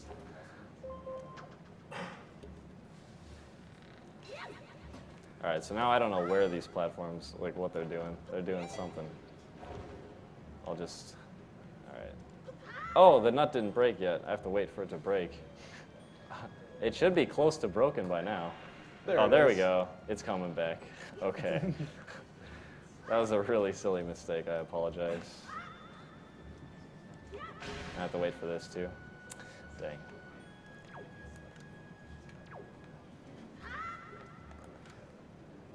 I can actually use this platform to like launch the wind upwards and knock the leaves off that warp pot. And I use that later after I get the boomerang to get back there faster. It's an interesting mechanic. It almost seems like that was an intended feature, but it's not really ever used. Yeah, because like the wind blowing, like you don't really use it much for many things. Actually, you know, maybe they did that because of that one island where it's like you're kind of playing golf with the. Yeah. You know what I'm talking about? Yeah. Yeah, maybe that's why they did that, because I think you're going uphill there, so they wanted it to like not get stopped or something. I don't know. Either way, it's cool that you can do that. What Cosmo just did in that room is like rolling into I guess the Fane that comes out of the ground when he has invincibility, and by doing that he gets pushed in between like the stump or whatever it is and the Fane itself and gets pushed through. Nintendo clearly didn't intend you to do it that way, but it's definitely possible. He's morphed, so. Yeah, they're just on me. They're my friends. They're coming with us. To the ends of the earth, together. To be fair, they're pretty adorable.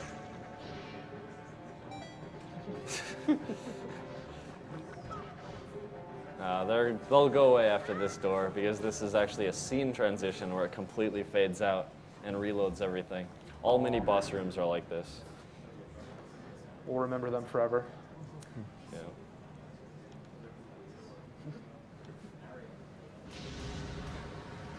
Yeah, like MC is right. This is really chill. It's like, oh, I made a mistake, but I got really good luck, so you know, whatever. We're good. We're all good here.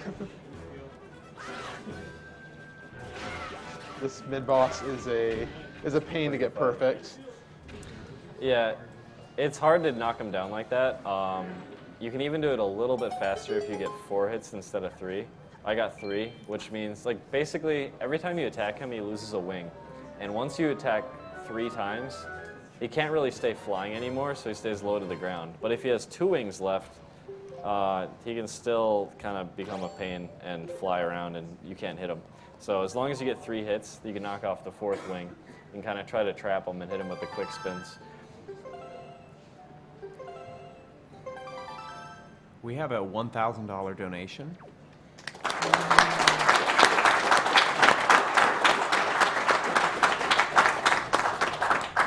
Dirty Minus says, an excellent event for a noble cause. Thank you to all organizers and participants. Thank you for your generous donation.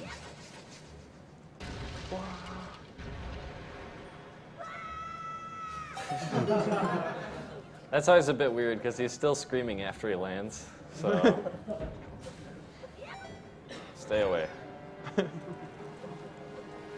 right, this is like, I guess I'd call it the, I don't know, the river.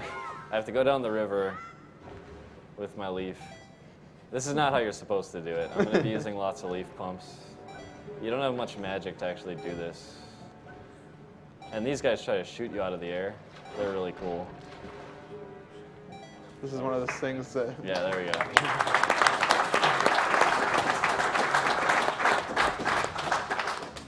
That was one of those things, if you are just starting to run the game, you might not like it at first, but it really gets you good at leaf pumping, so it's worth just continuing to go on it. Yeah, That was the best I've ever done that in HD with the gyroscope. Because like the gyroscope. Yeah, the gyro does not want to do Maybe it's not 360s. Yeah, it's like, I don't know. I had a lot of trouble with that at first, but that was smooth. We theorize it'll be best if you have a spinning chair. Yeah, just like, you just hold your gyroscope up, and then you're on your little swivel chair, and you just spin around. Just get all... That would be considered tool assisted. So now I got the boss key and the boomerang, so we're all good to go fight the boss now.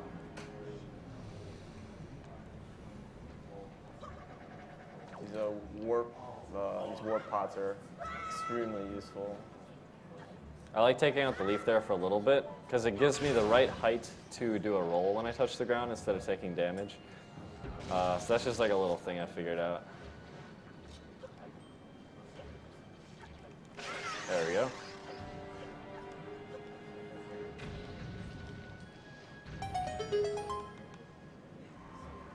I think it's just like a joy pendant in there or something. I don't need it.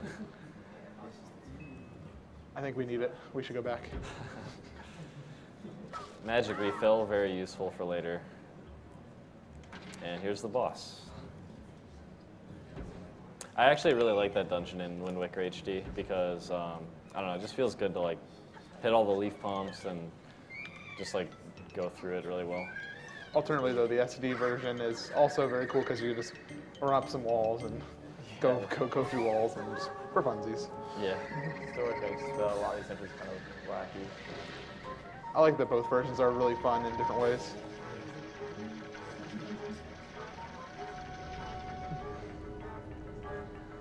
All right, I really hate this boss. Sometimes the boomerang just decides to come back earlier than it should. It kind of depends on how you throw it. It seems like it's going okay. See, I want to try to get to loop around, but it's pretty hard to do that. Hopefully that's all of them. One more? Dang. Okay. Now you can one cycle this boss with quick spins. There we go. All right. Very nice. So that's like one of the few bosses that you can just like kill really, really fast. Ideally, you would do like one boomerang throw to knock off a couple, and then hit one side and the other side, and get it to just like perfectly curve around and hit all the vines. Knock it down immediately, and then one cycle it with quick spins. It's beautiful when that happens. It's really beautiful when you can get that to work. But definitely the harder part of the fight is throwing the boomerang. Killing it in one cycle is something, like once you've run the game enough, it's not really too much of a challenge. Like once in a blue moon, maybe you'll screw up the input and you will fail to kill it fast enough. But like, yeah, it's not too hard. I think there's actually like a way to break them all one throw, but it's... I think that might be task only to break them all in one. It's like ridiculous. Challenge accepted. Challenge accepted. If you need me, I'll be busy all of January. All right. Yeah. Good It's luck. not just like put someone left and right. Right, yeah. In the old version, you could have bombs at this point, and that would actually be faster. You can actually still get bombs by this point, but it's way slower. But you can go through that dungeon with bombs instead of the boomerang, and you can actually skip the boomerang entirely. But to kill the boss, instead of knocking him down, you just like throw bombs at him, and you can actually hit him. You can sometimes get the bombs lodged up by the boss, and it's pretty weird. It's definitely a very strange boss fight if you do it like that. Oh, here comes another cool Nintendo camera trick. Oh, see Makara jumping right there? Yeah. Oh, I actually had a different story. I was gonna say, well, like, once I left my game on when he was jumping like that on the text box, and I just had my TV on. I was like listening to him jump in the background, and like after like a half hour, he stopped jumping, and I was like, what? And I can only imagine it's like like, I can only imagine the code is like, jump 10,000 times. And like, okay, then it finally just stops. I'm like, that's so weird. I hope the chat had fun there. Oh yeah. Shoutouts to the Twitch chat right now. Okay,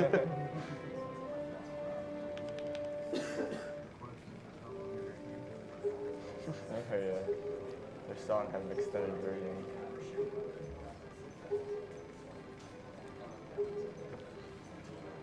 So the Koroks go off to go and set up a side quest for you, but we don't care.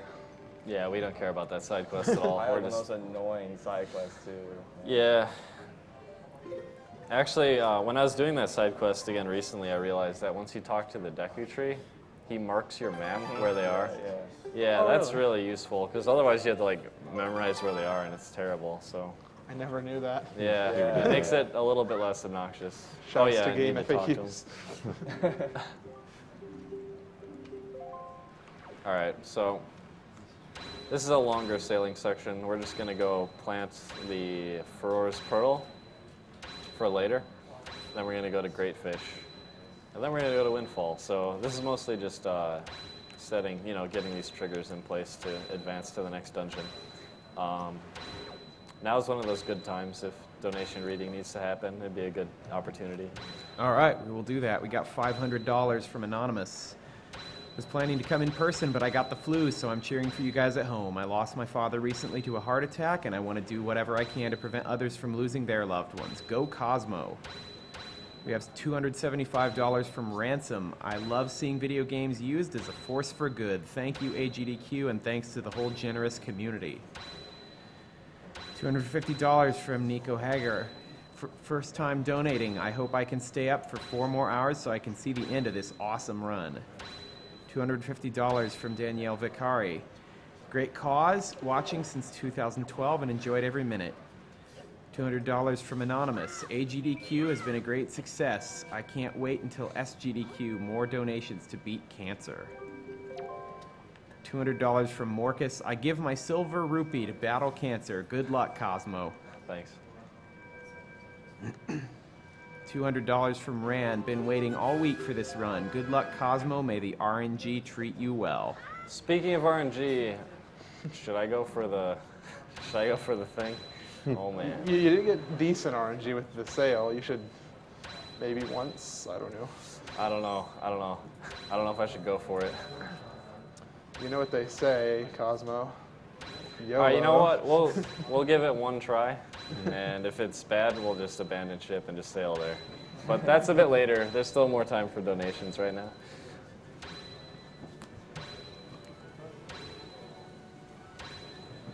It is a potential minute 45, so. Yeah,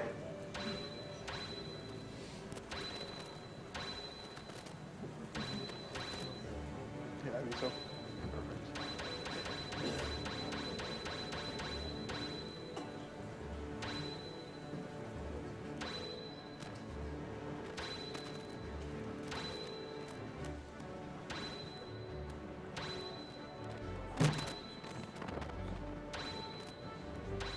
With these larger waves, it's sort of a challenge to do the jumping strategy, like I mentioned, because if the boat's too far underwater, instead of jumping, you just like kind of sit in place and you lose a little bit of speed.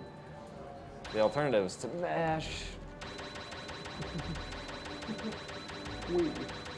But that's pretty loud and obnoxious on the stream, so yeah, I'll just jump. Unfortunately, the mashing is a little faster, particularly on these waves. Yeah, especially with the waves.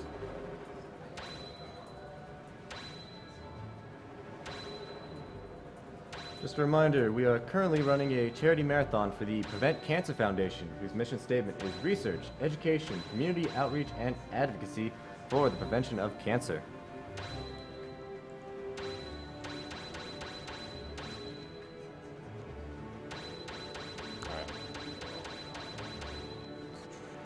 Made it to Great Fish.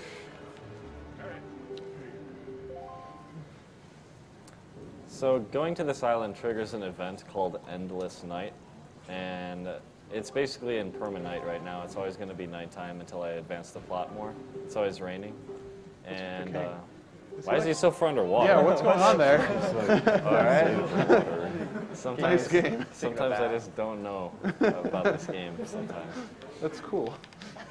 Why? I don't think it, Well, this is certainly new. I don't think any of What? us have seen this before. No, so. I like that a lot.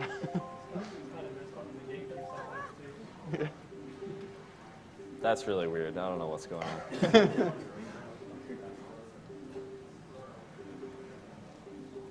I bet he's gonna pop back up to sea level after the cutscene ends. I bet that's what's gonna Just hope he happen. doesn't fly away.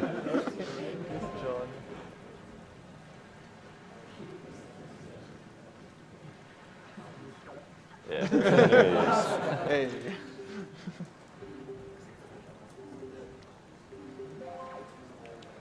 Possibly. All right, now I can go get bombs because this triggers the pirate ship being at Windfall Island. This is quite the silly game. This charity is being brought to you by Speed Demos Archive, the premier community for video game speedruns. We also have many here from speedrunslive.com, the best site to race video games online against others. You can go to their front page, speedrunslive.com, for more information and to watch a wide variety of speedrun streams.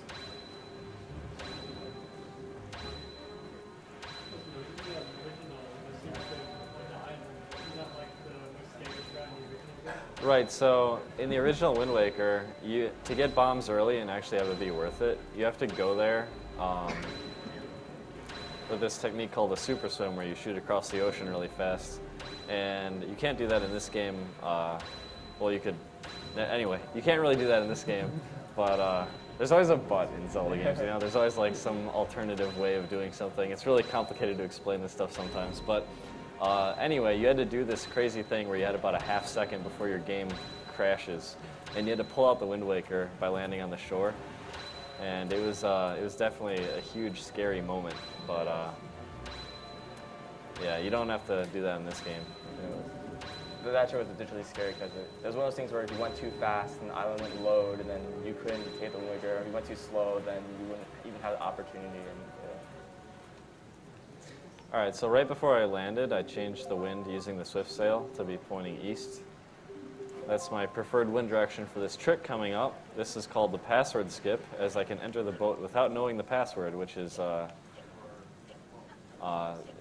basically you have to sit through a cutscene. So I'm going to use this pot here, and this is one of the more precise tricks. It can be kind of finicky and not work sometimes.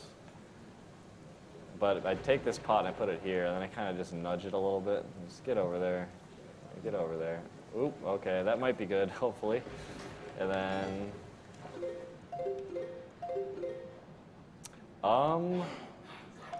Okay, I went early.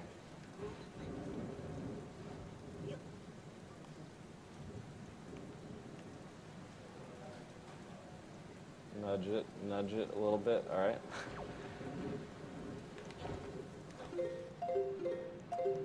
Oh, it's early again. It's tricky. Get over there, friend. Ooh, that might be too much, actually. Oh, early again, jeez. I'm always like one frame too early. This trick's a little bit scary because I have limited magic here, and I can't afford to lose all of it.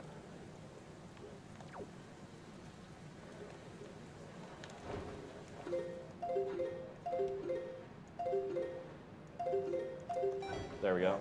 All right.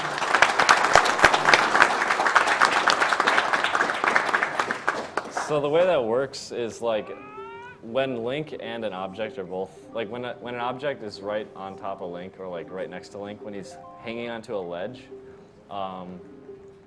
like usually the object gets pushed away really fast. So what happens is the pot is getting pushed away by Link, but I do still have control of Link and I can shimmy on the ledge.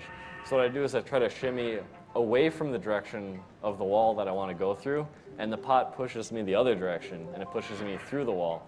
That one's extra finicky just due to the way the walls are shaped, and because I'm using a pot which like moves a lot when you get close to it. So it's a pretty tricky trick, I guess you could say. Also, I'm pretty low on magic now due to... Oh, grab it. Oh, sad. Very sad. Rope game 2. All the ropes, man. The true final boss. The true final boss.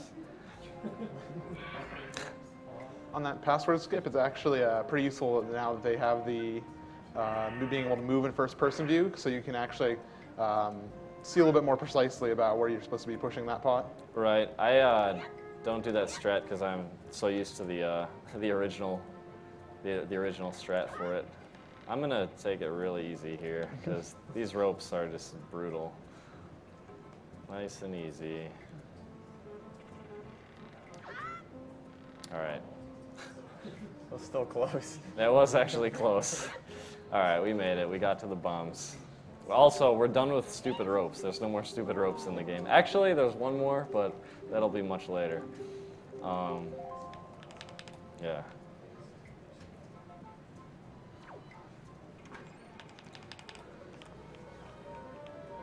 Another interesting thing is this pirate ship that only appears during Endless Night. There's actually one other instance where it appears. You can use this crazy glitch where you do the game where you're supposed to use the leaf to fly across the ocean as far as you can. But instead of doing that, you get damage boost off the game and get back in the boat. And then once you're in the boat, you're in like a different state of the ocean because it's loaded the mini game instead of how the ocean is supposed to be. And for some reason, the pirate ship is actually at windfall at that time. So you can actually get in here like when you're not supposed to. It's really interesting. It's not useful for speedrunning, but it's definitely a curiosity. Thank you very much, Dino Supremo, for your $150 donation. I lost my mom to cancer in 2001. It's great to see gamers come out and share their talents for such a good cause. Thanks for all your hard work. Thank you very much, Mingus89, for your $150 donation. Thanks for everything you guys have been doing for cancer patients. Glad I can help a very noble cause. Thank you, Joy Paradise Cohen, for your $100 donation. It would take too long to list everyone I know who has been affected by cancer. It is a terrible disease. Thank you for what you are doing. Congrats on hitting 750K, and here's to 1 million. All right, so like I said, I'm gonna go for this once. It's a 12.5% chance to save 1 minute and 45 seconds. And it's also a 12.5% chance to save 35 seconds. And I think everything else is either tied or slower. There's some that are really bad, so I'm gonna save before I enter. Also, because I screwed up the, I had a little bit of trouble with the, there we go. Just got a little bit of extra magic there because I used a little bit too much. Okay, so here we go. Hopefully it's good. All right, quick save in case it's terrible. All right, Dragon Roost. here we go. Anywhere but Dragon Roost. Oh no, don't say that. Don't say that? No. It turned into forest. The first thing we're gonna see is this big mountain, Dragon Roost. Here it is. Oh, this might be good. This might be good. This might be really good. Actually, it might be Forest Haven. Okay, it's Forest Haven. We'll just sail from here. This is not one of the better ones. This is actually kind of slow, but that's all right. We can't say we didn't go for it, right? No Dragon Roost. That's the good thing. Yep. Yeah. Ideally, you could warp directly to Outset Island. There's Yeah. a warp point there. It's actually another thing that's like, I guess you could say really bad for speedrunning is the just the random luck factor that you have no control over. And it's kind of interesting, in some older games, like you really can manipulate the luck in certain ways, in some like much older games. With this kind of stuff, like a game like this, it's just like the way the game, the way luck works in games is it uses this thing called a random number generator. And so basically the game's constantly generating random numbers, random. They're like actually pseudo-random because the computer can't just come up with a number. So it does stuff like it reads what buttons you're pressing and where your control stick is and does a bunch of math with those numbers and just keeps creating random numbers. And like, it's not really manipulatable in newer games, it tends to be, because the random number generation is so what's the word? It's like really Complicated. Yeah, it's really complicated and fast-paced, and you can't really control it. It's really interesting in games when you can manipulate it, because when you can start predicting like when things like what's going to happen that's seemingly random, but you like manipulate it just right, it's really cool. So something like that would be great for something like this, where you have to get the sail, and it would be nice to get Cyclos to send you directly to outset, but no such luck. Because that would require, like you said, with the button inputs, you're gonna have to like walk exactly the same way every time, which is something a TS can ideally do. Yeah, and then even with these newer consoles, I wouldn't be surprised if they're grabbing like the Wii U's system time and like throwing it in to seed the RNG, you know. Yeah, the way, like a small window of how a lot of RNG manipulation works is, usually the way it works is you do a hard reset of the console. The console doesn't keep track of time or anything, so it always just starts the random generator in the same spot. So if you can just do a very specific set of inputs from the console reset, then you'll always get the exact same RNG. Yeah, and that's also how, if you've ever watched a tool-assisted speedrun, where they basically script all the input to be like as perfect as possible, like how those always get perfect fights and get all the drops they need is because they're manipulating the random number just right every time. And a human can't really do that. Also, that was the one time we're going to see Beetle. The reason for that is once you arrive at outset, Coral, the boat, he wants you to go and go inside and see your family and say hi, say hi to Grandma. But that takes too long, so we just talked to Beetle instead. Talk to Terry. Talk. Yeah.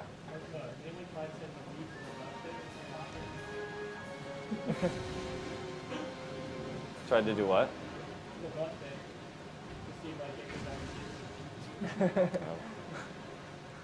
I don't think so.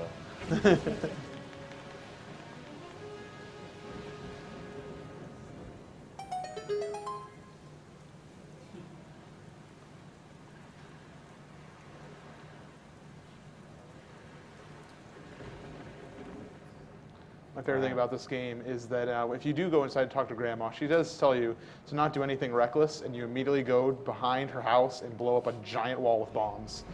So I love that about this game.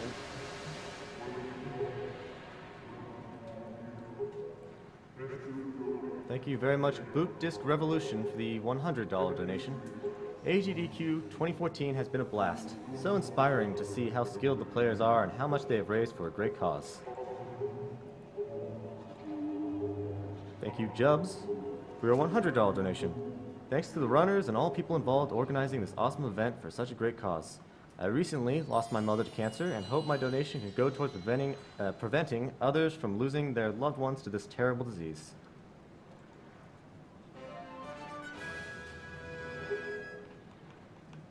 Thank you, Anonymous, for the $100 donation. Hey guys, appreciating all the efforts you are making to fight cancer. I lost my grandmother to breast cancer a few years ago, and I try to do what I can each year since. Keep up the amazing runs, and here's to another year of fighting cancer.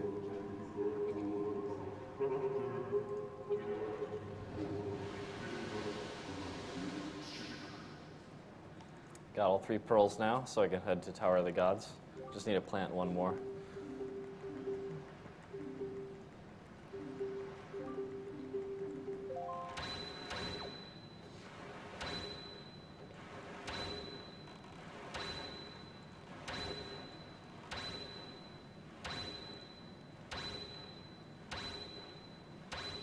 Also to note is that inside the HD version, they also map the bombs and grappling hook to the same D-pad as the Wind Waker.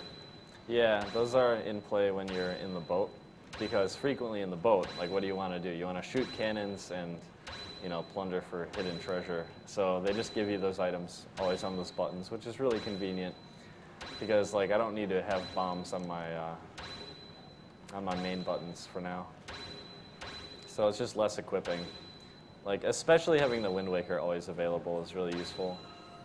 Because, I'll be using different songs like the command melody later, and it's just nice to have it there always instead of having to worry about equipping over something. Thank you very much, Fox Fenris, for your $100 donation. Been watching the stream every moment I can, at work and at home. Keep up the awesome work, guys.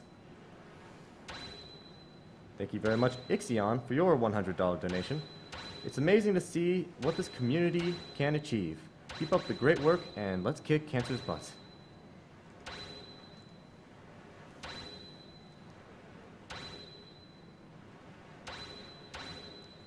Thank you very much, Anonymous, for your $50 donation. This is for my friend's mother, who passed away from cancer on Christmas Eve. Thank you for all you are doing to help this cause. If you notice, I always stop the boat using the Wind Waker. It pulls it to a stop faster than actually stopping normally. So it's a really useful little trick. And with this, I'm planting the final pearl, and this opens up Tower of the Gods, which is the next dungeon I have to go through. It's also the first big break in the run. Yeah. Well, I guess password skip's decent break. Oh, unless you mean the cutscene break. Yeah. Yeah. This is where if you're a speedrunner, you have to run around your house to use the restroom. You're like, time to stretch. That actually felt good.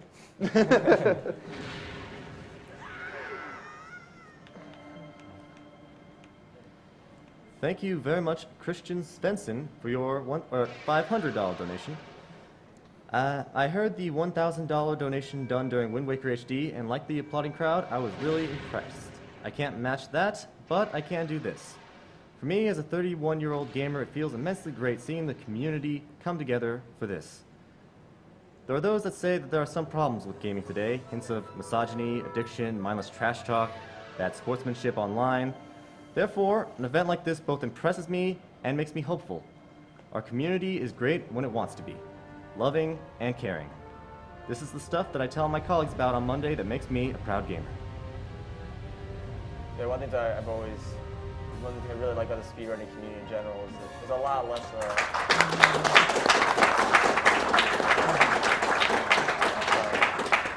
the speedrunning community is a lot less of a kind of, everyone's like on each other's, throat trying to beat each other's time. It's a very close community. Everyone's very supportive. Yeah, I'd say the number one word that would define like the speedrun community would be collaborative. It really seems like people work together like very frequently, like all across the speedrunning community. And like, with events like this, I think it's pretty clear that we're all in it for the same thing.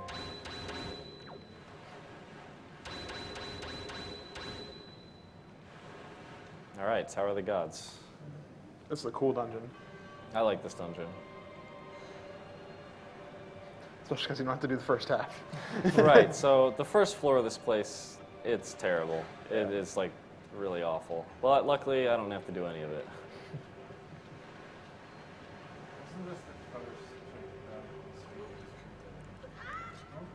Yeah, this is like one of the oldest tricks.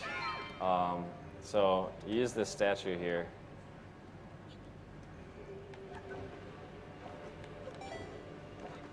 And then you clip out of bounds with the statue.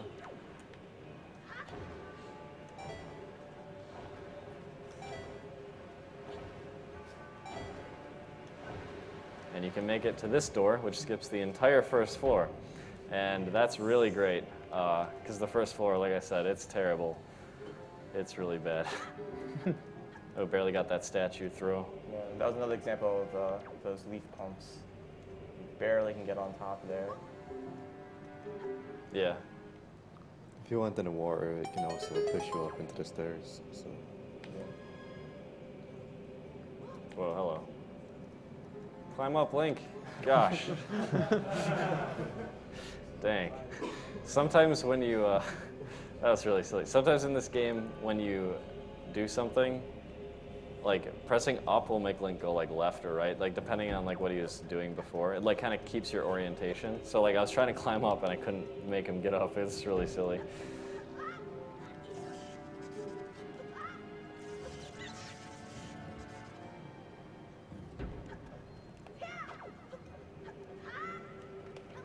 All right. So on the second floor of Tower of the Gods, the main factor here is rescuing all these little statues, bringing them back to the main chamber, and that will let me get up to the next floor. So there's not a skip for this stuff, but I think I think this floor is pretty interesting. This is like the meat of the dungeon, really. It's also like the one time Link talks. He says, "Come on," when you call the statues. Usually he's very quiet, other than yells, you know, but he actually speaks. Yeah, that jump he did in the Pews was really stupid because you can jump farther than you can throw the statue. So I always like threw the statue and it falls into the void. I'm like, what the heck? Yeah.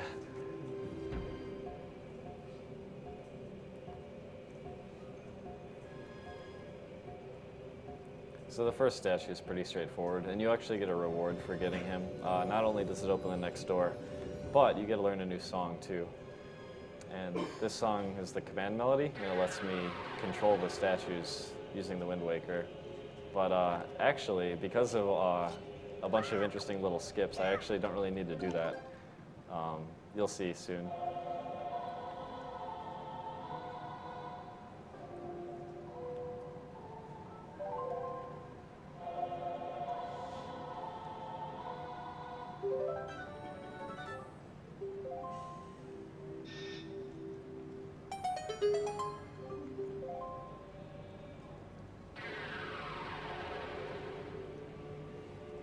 I can also refill my magic here, which is something I really need, so I'm going to do that.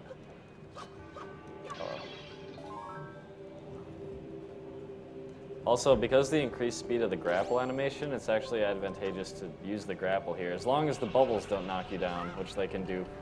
Yeah, they're a little bit dangerous. So here's kind of the first room where I'm supposed to use the command melody. I'm supposed to stand on the switch with Link and then command melody the statue across.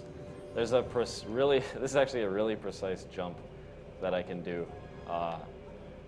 It's kind of hard. I have to be really careful about where I stand, and there's not really a good way to get in position. I just have to kind of inch forward until I'm there. Okay. Oh, that looks pretty good. And then right about here, yeah. Nice. Very good.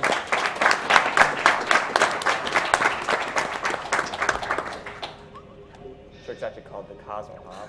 Named after the person who discovered it. Yeah, I found that. People call it the Cosmo Hop. I think that's silly, but it's too late to change it now, so. And since then, there's been like 1,000 different setups for it that have gone on, and people have kind of remixed it to their own liking. Yeah, I remember when I found that. That was before I even really played Wind Waker. I was just messing around, and I realized in that room, like, the shape of the pillars, it seemed like it might be possible to get a side hop to actually stay up there. Please die. He's too strong. Okay. No. The factor is that you used to use there's grammar for soup in this room, and you'd be able to kill him quicker. In the original, I had soup for that guy, so I could just kill him really fast. But in this one, you don't get soup at all, so I just have to slowly stab, stab, stab. Using that stun lock. Yeah, the stun lock. Yeah, you actually do so much damage to the suit that you can just straight break the armor from the front and not even worry about getting behind the strings. Ooh. Hello. Ooh. He's tricky. Ooh. The dukes. All right. Yeah, those guys. I've had some experiences with those guys, so I just make sure that I just make sure to get rid of them.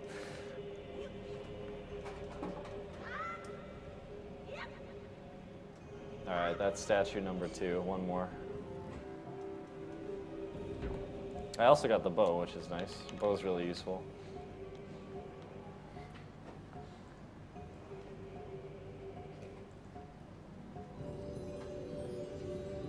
Thank you very much, Kaitlun Uyeri, for the $100 donation. I was diagnosed with cervical cancer last year and never let it slow me down. Thank you for the charity work that you do, and here's to not letting anything slow you guys down. Another quick magic refill right there. So I need a small key, which is in this room. Something's happening out there. The big plays are outside. The big plays.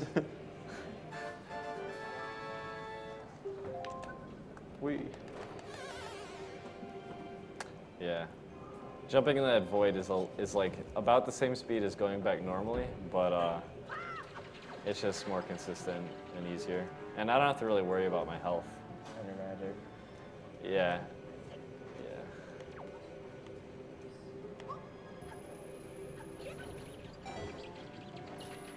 I pull out my sword there because if you land on the platform just from the leaf, you actually have a lot of delay. But if you cancel the leaf or pull your sword, then you just land with normal landing lag, so you can move quicker, and that makes that room, like, it makes it really easy to get over.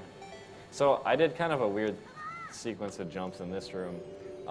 There's actually an invisible trigger, and this is really strange. There's this invisible trigger I'm about to jump over. It's like under me. If you touch it, then in the next room there's a Wizrobe that shoots fireballs at you. But if I just avoid touching the trigger and I go back here, there's no Wizrobe. So it's actually like really weird. I found that to be a very strange way to program that enemy to appear. Like I think a more...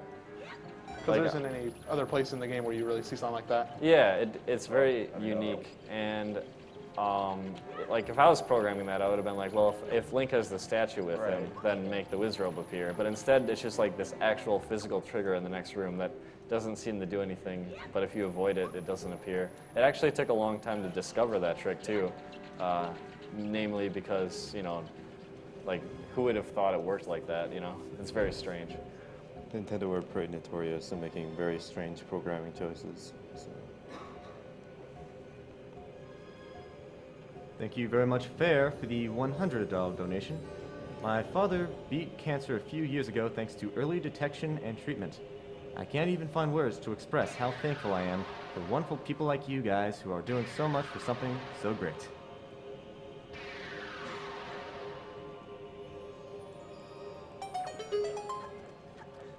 Okay, I actually don't need to fill up on magic here because I'm going to fill up later. There's a new route change where I need a lot of magic, and it's probably the coolest trick in this run. So I'll let you guys know when that's happening. But, no spoilers yet, though. Yeah, I actually still haven't seen it. Yeah, I think a lot of people here haven't seen it because actually, it's really crazy. It just got discovered. This guy named Nap, he found it like right before I like boarded my plane to come here. So like I was like, oh crap, I need to like go practice this. So I learned the whole trick while I was here, and I'll be doing it. It's really cool. It's like my favorite trick in this game. But it's not coming up for a while still. A little bit too much pre-hype. Yeah, a little bit too much. We're all like ready to see this trick. We got cutscenes. Whoops. That works too. I can just roll through now. It is possible to jump over these, but it's like super precise. And like, I don't know. I think it may be like, in terms of like risk reward, you might as well just roll into it really fast and then just roll through. But I don't know. Just like a tiny detail of the run doesn't really matter too much. Especially when there's so much like luck that can go right or wrong. Like it almost feels like at this point moderate mistakes are almost up in the air because you can save so much time if you get really good luck. Although with that new skip that was found, that makes the run more consistent overall. So more runs should be reaching the end of the game if I like try to get really good times. So maybe that means I should worry a little bit more about executing everything really well. And good RNG. And getting good luck early on. All right, this guy. I used to hate this boss, and he's still kind of annoying, but I like him now. Wow. He's annoying! Okay. All these blocks. Dude, the blocks. Damn. If you roll under him when he tries to shoot you, it cancels that animation. Although he's being really obnoxious. All right, there we go. I think he heard you say that you like him. Yeah.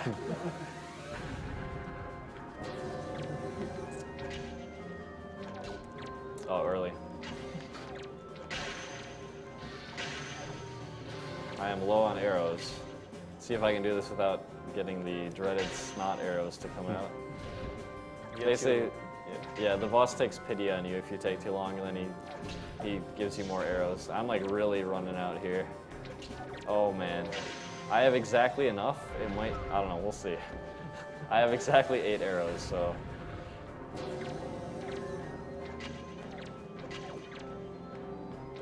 Oh, Nope. All right, that's okay.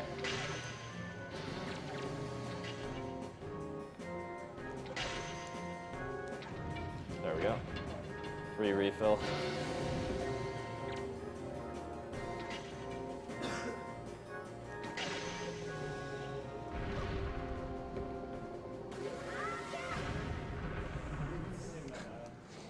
Yeah. It's not too bad. Usually he doesn't really like waste a lot of time. It's just like kind of annoying when you take extra time to kill him. And when the worst thing that can happen though is sometimes you kill the hands and then they respawn early, which means you have to kill them again before he opens his eyes, which is his weak point. So have we ever discovered why they respawn, or is it just, I still just still random? don't know. You know, it's kind of weird. There's still a couple things in this game that just like I haven't really figured it out yet. Like I don't quite understand how it works. It just is. It just is, you know. All right, grab that heart.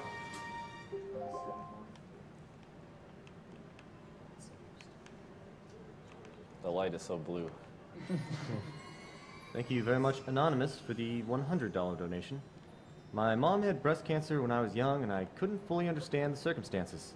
She beat it, but in this past year, her own mother developed breast cancer, and it breaks my heart to see her go through what I was ignorant to at the time. Cosmo was the way I found out about this amazing event, so I found it only fitting to donate during his run. Keep being awesome with the awesome games, everyone. Thank you very much, Scott Valentine, for the $60 donation.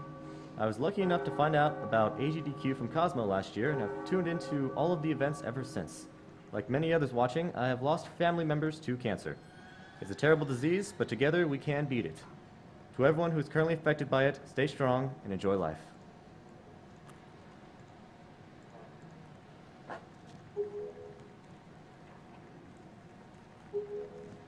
Thank you very much, Jason Desmarais, for the $50 donation. Sorry I couldn't donate more, but money is tighter than I'd like it to be. Still, I felt the need to show my appreciation for the amazing work you all are doing. Queen, queen.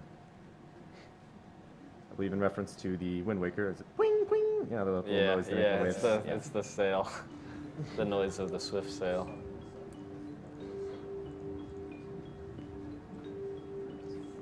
Thank you very much, Terminus, for the $50 donation. This is my first year watching and will be the first of many.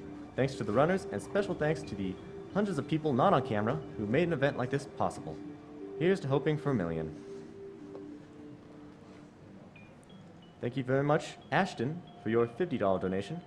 My girlfriend's mother died of pancreatic cancer almost a year ago. Cancer needs to be over once and for all.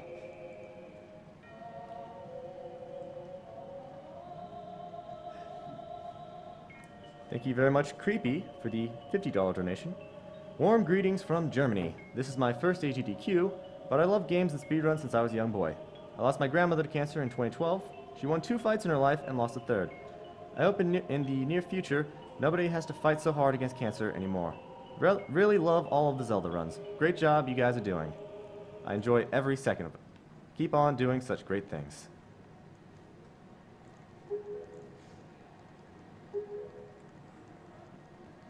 Thank you very much, Anonymous, for the $50 donation. This is the first time I've gone to watch a GDQ live. The speedrunning community is truly unlike any other. Great work, guys.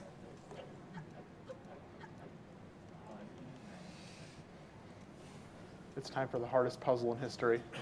Yeah. The solution has eluded Ganon for centuries. Literally the puzzle of Evil's Bane.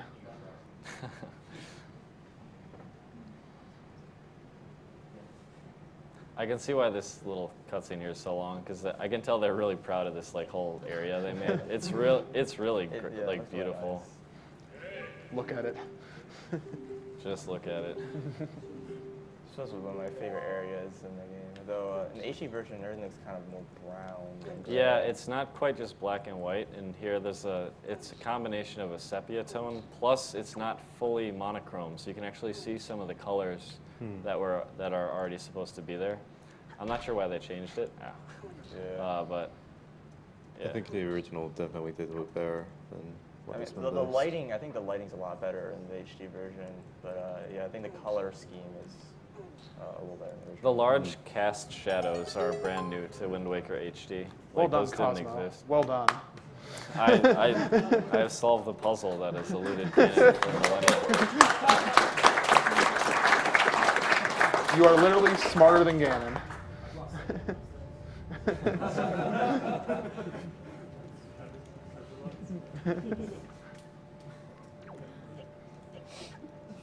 Thank you very much, Anonymous, for your $200 donation. This is in honor of a friend of mine who passed away from leukemia less than 2 hours ago. He was a good mentor and a positive influence on everyone around him. His presence will be sorely missed by many. I hope this donation makes one more dent on the cause of ending cancer for good. What's the time at, by the way? 207. 2:07? Okay. 3-7, wow. You are way behind us. 3 hours, where did the time go? 307. If it was 3:07, that'd be pretty bad. It took you a whole hour to solve that puzzle, Cosmo.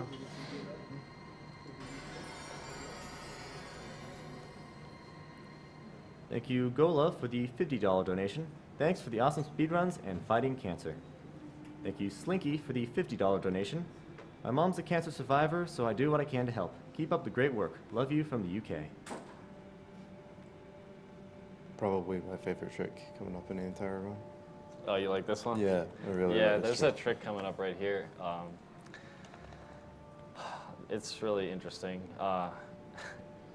It kind of, I'm almost a little bittersweet about it because even though it's a really cool trick, it's like, it skips fighting all those dudes, and that was a pretty cool part of the run too. But Yeah. I don't know, I'm good with whatever's faster. I'm down with it. Before this trick existed, we actually had like a route to go around killing all the enemies in like a specific order. It was- Yeah, Where to and get arrows. was that was interesting. also a big thing with the soup because once you drink soup, you do double damage as Link until you get hit again. Not to mention you just got the Master Sword, so you're already doing double damage. So with the soup, you run around and just like destroy everything, and it's like really fun. But I'm not gonna be doing that. I'm just gonna be getting out of here.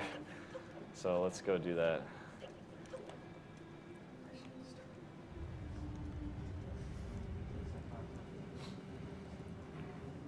Now, some of these guys might be chasing me a little bit, but hopefully they don't interfere too bad. One thing I want to do is grab some arrows from this pot over here. Hello. He didn't like me. All right. All right. You report that guy. It's actually a really cool part of this game is the enemy interaction. In older Zeldas, that wasn't a thing, but in this one, that's where it began to happen. Yeah.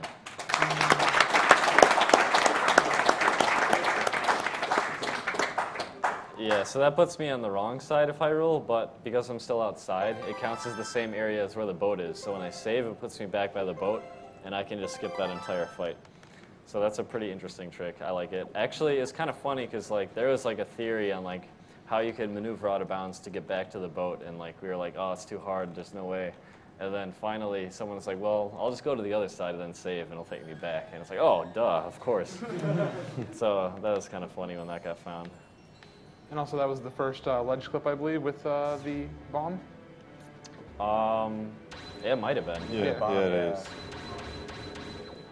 It's basically the same thing as the pot, only the bomb's going to explode, so you gotta get things done quick. Yeah, both those objects are similar. The pot and the bomb both get pushed away by Link, so you have to be pretty fast.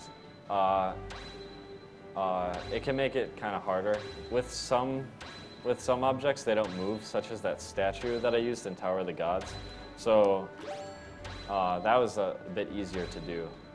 But the bomb is a little trickier because you don't have as much time. In the original remix, I will that you guys blocked by Mr. Wu, I think. I'm not sure if the equation is Oh, yeah, there's this barrier that you can't get past, and no one has yet found a way past it, but Ganon's tower is on the other side, so if you could figure out a way around it, you could skip like the entire game, I guess, but Yeah, no one's ever found a way. The best theory was like, you get blasted by a bomb, or no, you get hit by the barrier backwards, and when Link stands up, a bomb you previously placed pushes you off the ledge at the same frame that you Wind Waker dive, and you took damage, so you die, and then you cancel the Wind Waker dive, and then zombie hover underneath the barrier, but it still doesn't work. So whatever, it's not happening. Someone tried, yeah. Past it, yeah. Yeah. But that, like, theoretical glitch is kind of the holy grail of... Yeah, it's kind of the holy grail of Wind Waker speedrunning, because if you could do it, you would skip, like, you'd skip, like, everything, I don't know. It would become Master Sword, basically. Yeah, essentially, it would be like 2.5 hours. I'm gonna get some magic here. All right, great. I need a lot of magic for this, this next bit. Also, I'm going to use, I just got the Ballad of Gales, which lets me teleport to certain spots on the map. So I want to go to Forsaken Fortress.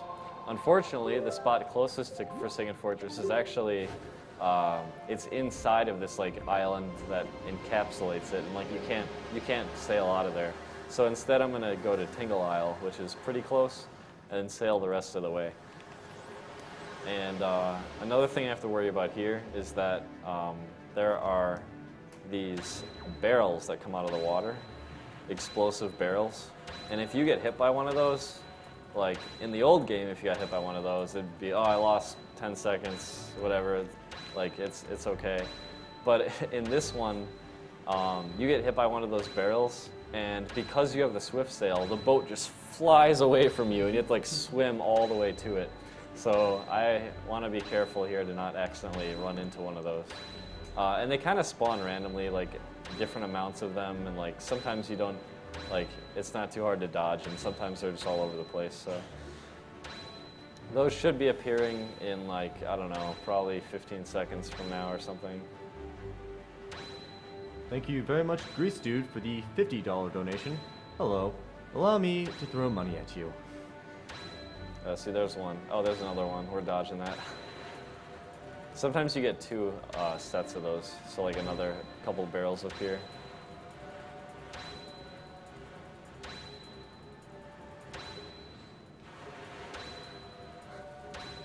Oh, funny fact, there's sharks in the water. They're called Georgs, which is the name of the boss of Great Bay Temple in Majora's Mask.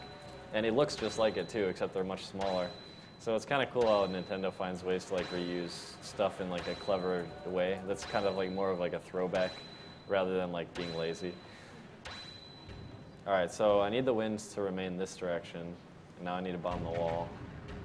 By the way, it did turn to nighttime automatically there because it's more creepy and cool. Yeah. Lovely lag.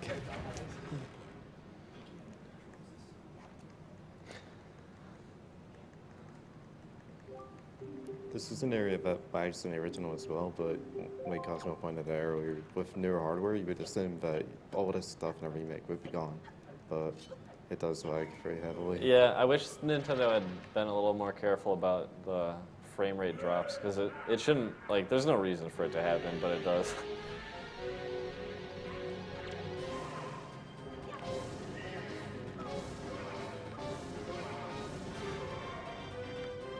I can actually two-cycle him if I do this trick with the spin. Oh, I kind of did it wrong. I might not get it. Oh, I think I got it. Yeah. Yeah.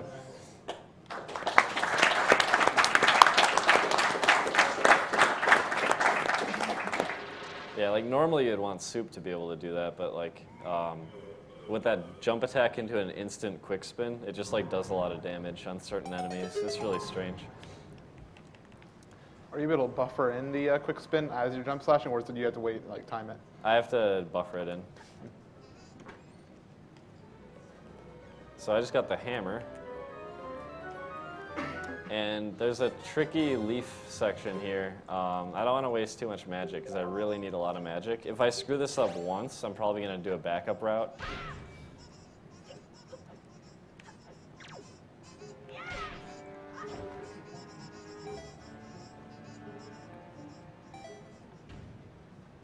There we go. Right. like I said, he doesn't automatically grab it. Like you have to actually press A at exactly the right moment. If you're a little bit too late, he bounces backwards, and he's not going to grab it then because he's lost all his momentum. So. Good try, guy. The mud ones can't catch you anymore because you have a sword at this point. That's kind of the way the game detached, whether or not they put you in a prison.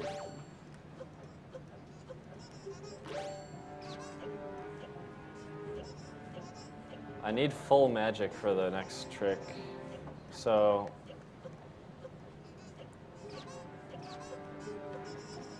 I'm going to sidle across this right here. I believe the wind currently is not favorable either, so it would be a lot of magic to get across. And then I can refill my magic here in one of these pots. And then I got a grapple spot here, so I don't have to waste more magic. So now I have full magic heading into Helm Rock, which is what I need. Ow.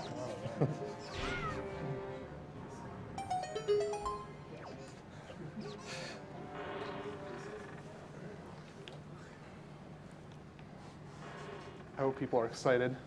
Yeah, the coolest new skip is the next thing. I will save before I do it, because if I waste magic, it's done for. And if I screw it up, I'm done for as well. I should be able to get it, though. Oh yeah, shoutouts to Nap for the upcoming skip. Yeah, shoutouts to Nap. And then, so Nap found the skip, and Gymnast found the clipping method.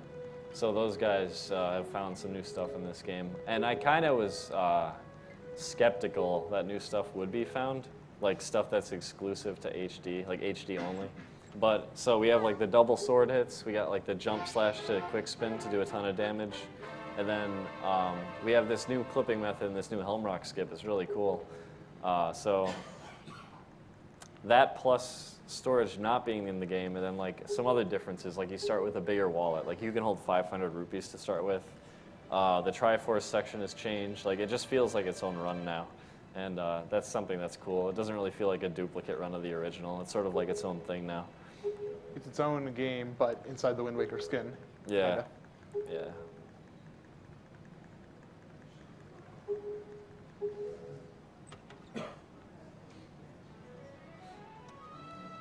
But that original mission that Cosmo was talking about, we have saved our sister, so. Yeah, so Hooray. this is sort of like, after I complete this section of the game, it sort of goes into its like second arc of the story. Because this is where you save your sister, and that was kind of your original mission.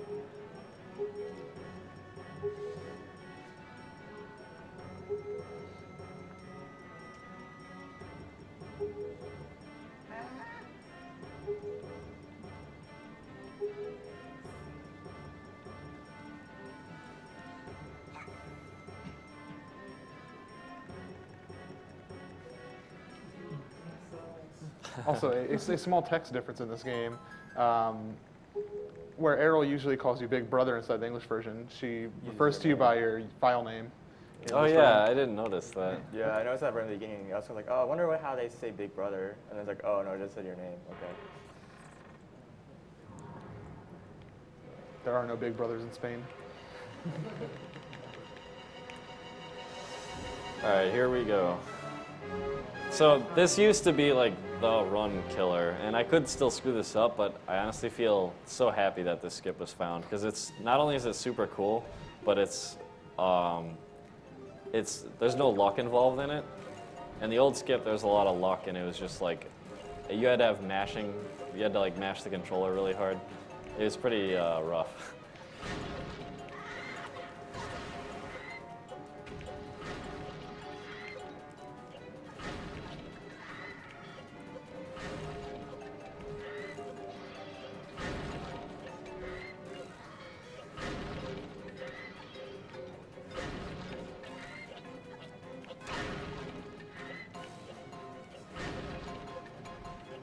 All right, whoops. All right, here we go. So you hit him, so he goes down, and he gets out of your way, and then here's where the fun begins. This is kind of hard to do. This is a one frame precise thing right here. It doesn't like to work a lot, but.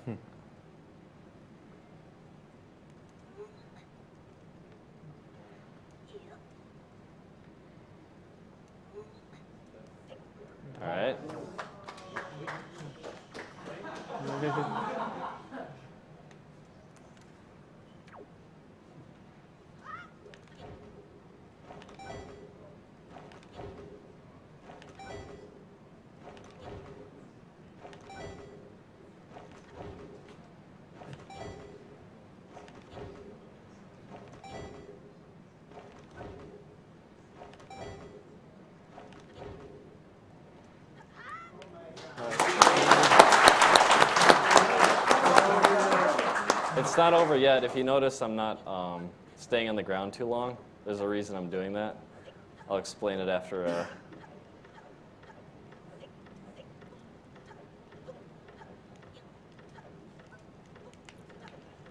Shit. Oh, God. I screwed up. My bad. I have to reload the save. Okay, so. Oh, dang. Yeah, that skip. If you stay on the ground for a certain number of frames, it starts the boss fight and teleports you back into the boss fight. So that's why I have to have a lot of magic, because I have to keep, I have to stay off the ground, and I have to go around the edge of the arena the entire time. Dang, I'm sorry I missed that. I accidentally rolled at the end there, which obviously he stays on the ground as he's rolling, so darn, that was unfortunate. Thank you very much, Mr. MV, for the $200 donation. This is my last donation, and I'm kind of putting myself at risk, having spent way more than the ad revenue for the French restream. This has been the toughest one yet, with DDoS attacks, connection problems, a lot of panic moments, but I regret nothing. We'll calculate French donations, but I think we've crushed our PB with something like 40K at least.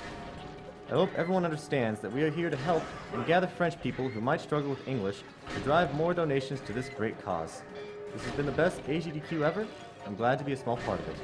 Keep up gathering, giving your time, entertaining for a good cause, and go past trivial rivalries for the best show on the internet. All right, round two.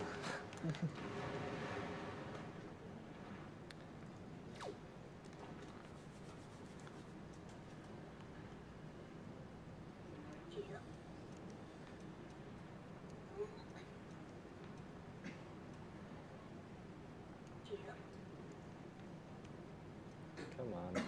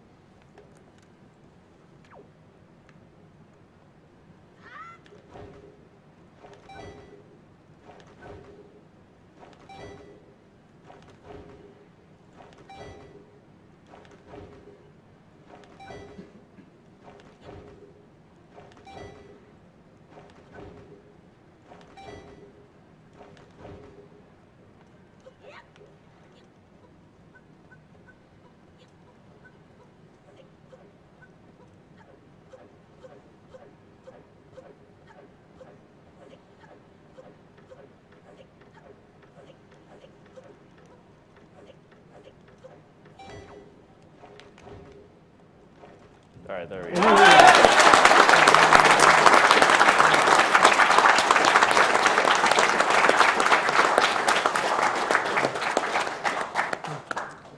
Spooky end there.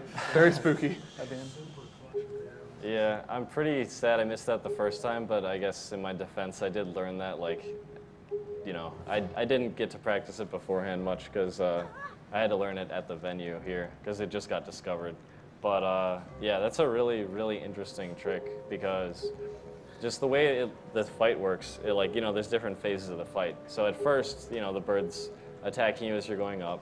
Then you get to the top, and it's waiting and trying to peck you. You hit it, and after you hit it, like, that entire, like, I guess what it does is, like, it checks if Link's on the ground and if he's above a certain height. And once he's on the ground for a certain number of frames, it just teleports him where he's supposed to be for the fight to begin, and it plays the cutscene. So now, the reason that glitch only works on Wind Waker HD is because what they did to the game's engine was normally, if you have no speed and you try to roll, Link will roll almost in place. He'll barely move at all. So if you're just standing still and you do a roll, you go almost nowhere. And I think this is Nintendo's thought process, is that was happening a lot when they were like playtesting, and they're like, this is annoying, let's change this. So what they did was, instead of having that roll have almost no speed to begin with, they gave your roll more speed. And so the way the trick works is you climb up a ledge right next to a wall so that when he stands up, he's partially in the wall. And then you have 1 frame to do an action before the game ejects you out of the wall and back in bounds. So during that 1 frame, I start doing a roll. And in Wind Waker HD, the roll moves further. It moves more units per frame than it would in the original Wind Waker. So by moving through the wall far enough, after that happens, on the next frame when it checks to eject Link back in bounds, Link's already too far through the wall and it thinks Link was already on the other side, so it doesn't bother correcting his position.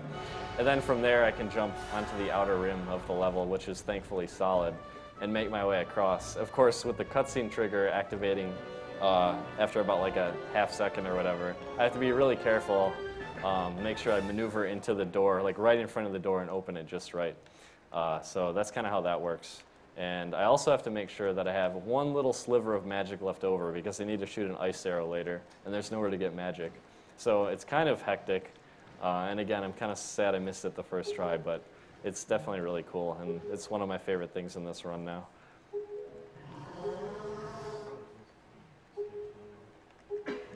Yeah, I mean, that still saved time over fighting the boss. Like, the boss is like really random and terrible, so it's a good time save. And this is kind of where the second arc of the story gets unveiled and everything, so it's another long series of cutscenes, so now's a good time for donations if they're backed up or anything. Of course. Thank you very much, Stan, for your $600 donation. Hello, Agdq. Hello, Agdq. I've been watching all week and enjoyed every minute of it. I thought I'd finally donate to show my appreciation. This is a great charity, and since I forced myself to stop opening Steam during sales, this money might as well be spent doing good in the world rather than filling up my library with more games that I will not finish. Shoutouts to Cosmo for his run of Wind Waker. Keep up the good work, guys. Already impatiently waiting for HDQ. Cheers. Thank you very much, Anonymous, for the $100 donation. If I had 3 wishes, I'd wish for the following: infinite grilled cheese sandwiches, solving Cosmo's internet problems, and kicking cancer in the butt for good. Thanks for all that you guys do. Thank you very much, The Incredible Pulp, for your $80 donation. A small donation from a small community of Magic players, including a cancer survivor. We're all in this together. Here's to $1 million.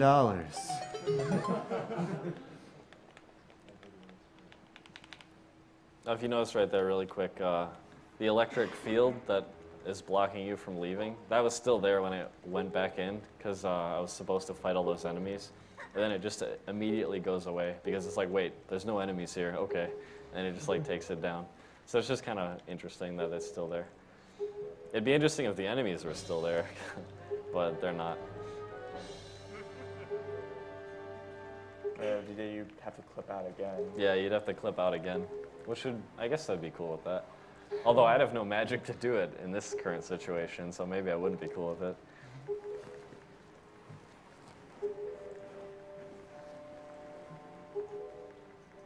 Thank you very much, Anonymous, for the $50 donation. My grandmother is a survivor, and I hope my donation can help make everyone a survivor.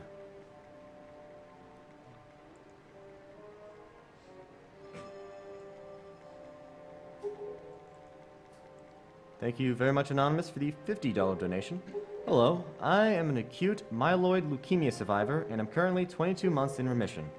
I have discovered you guys on YouTube and have been hooked since then.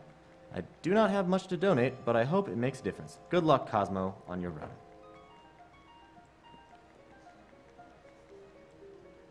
Thank you, Agent766, for the $50 donation.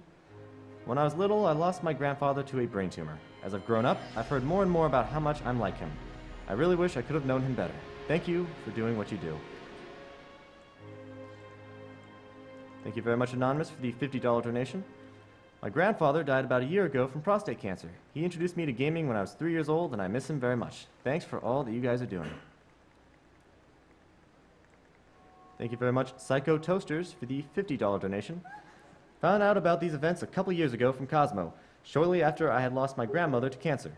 Been watching them religiously since then, and found it fitting to donate during Cosmo's run. Thanks for all that you guys are doing to help prevent this awful disease.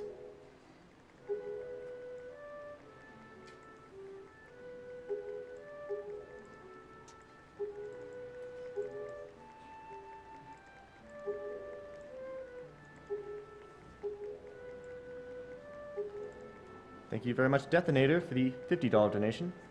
This is my second time watching Agdq, and after watching a ton of VODs from last year, I feel like I couldn't not donate.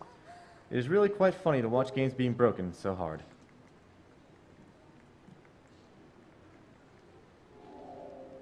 Thank you very much, Eric No, for the $50 donation. Thank you all so much for putting on such a wonderful event. I've been watching these marathons since 2011, and each one keeps getting better than the last. I've lost several family members to cancer in the past, and these contributions will make sure none of our families need to go through losing another loved one to this terrible disease. Here's to 1 million. Oh, as an aside, we are at $800,000 in total donations.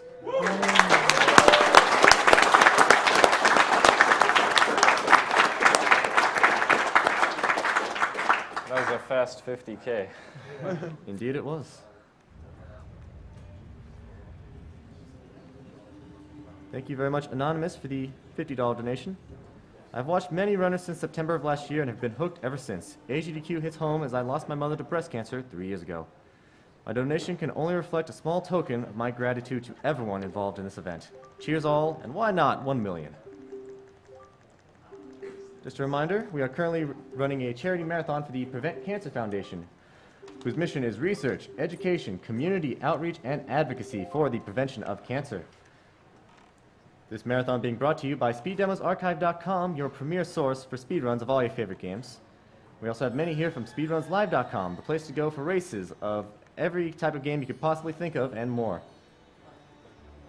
To check out, they're also a great source for watching a number of different streams at any time, so check out SpeedrunsLive.com as their front page always has loads of streams to watch. But for now, stay tuned to GamesDoneQuick.com as we continue on with The Legend of Zelda: Wind Waker by Cosmo Wright. So now I am going to that square that's close to Forsaken Fortress. This is where you go to get the fire and ice arrows. You can't actually do this in the game until you've completed part of the story. If you come here early, there's just like, it's just kind of empty.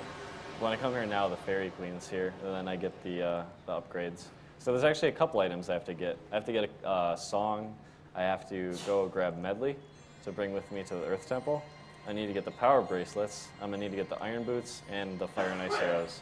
So right now I'm at a sort of getting the items I need before I can head to the next dungeon. So that's kind of what's going on right now. I think if you actually come here before, earlier, then the Queen of Fairies is here, but she tells you to come back later. Oh, right, yeah, I think that's like, it. She does, you have stuff to do, you're not strong enough. Right, yeah. So you can't get the arrows early. And now she's along the lines of, you've been tasked with a great mission, so she's kind of like, here, you get my help now. Oof.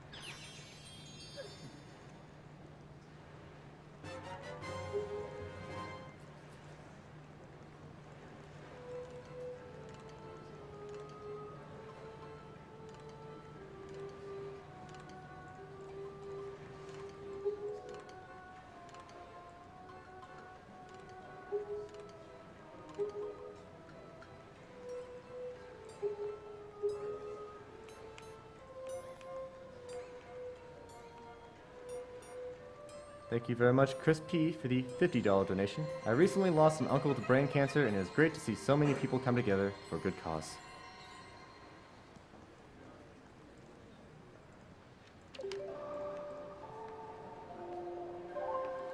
Next stop's going to be power bracelets, and this is why I needed to keep a sliver of magic left to shoot an ice arrow. If I miss this ice arrow, I guess I'll go to Forest Haven and fill up on magic or something.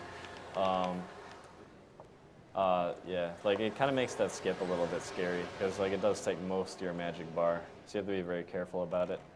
But this is just enough magic to shoot that ice arrow, so should be fine. Thank you very much, Anthony Pavlok, for the $150 donation. What an amazing marathon. Watching these runs is so much fun. I'm blown away by the talent and personalities of the runners and the amount of money the event attracts. $150 in honor of 2 grandparents I lost to cancer, and I'm looking forward to the next event.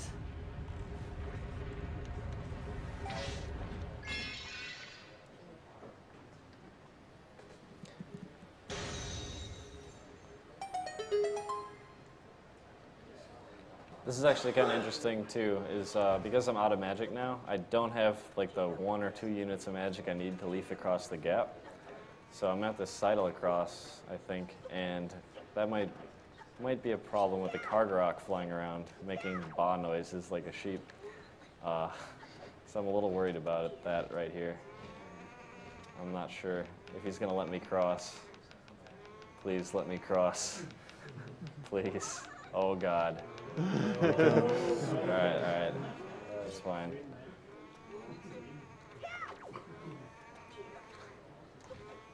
All right. Thank you, Cargarok. Yeah.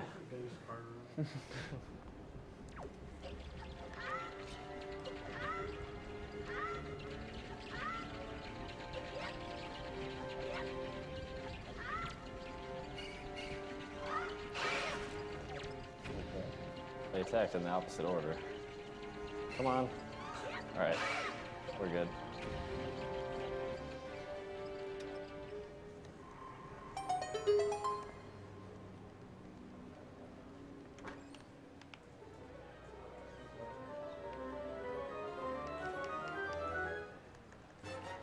The power bracelets let me lift up heavy objects. I'm going to need them to enter the Earth Temple, and also to learn the song that I need to play medley to bring her with me to the Earth Temple. They're also needed to actually beat the boss of the Earth Temple, even though it's impossible to reach him without them. Like, they still check to see if you have the bracelets. So there's like some redundant checking in this game, just in case. They're very careful.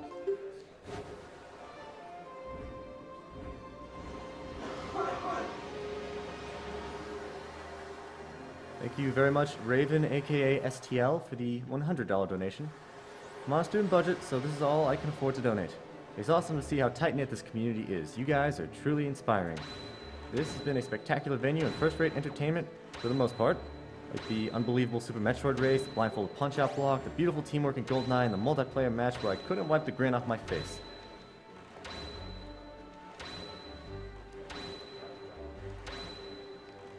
Cheers to Cosmo. Go for the Wind Temple boss key skip. Good luck with the run. That's a good comment. There's this theoretical Wind Temple boss key skip. It would save a little under 2 minutes, I believe. And the thing is, it's so you need to kill yourself, mash buttons really hard to make Link fly, and then have a fairy fly up and randomly touch you, which will heal you. When you make the fairy appear out of the pot, it kind of flies around randomly, and there's no way to really manipulate it to hit you every time. So, yeah, it's just like, it's almost in the realm of possibility, but I don't know if anyone will actually go for that. It's just a little bit too scary. No thanks. It's so late in the run, too. It's like the last dungeon, like right before the boss of the last dungeon, and you need to get like that miraculous fairy luck. And you have to execute it really well. And then even if you get it, you have to do a ledge clip too, which you could screw up, but that's not really a big deal. But it's just like, dang, like, I don't know. I don't think anyone will do it. Yeah, if you have like a really bad run, it's like, oh, this is my only chance to save time. Just go for it.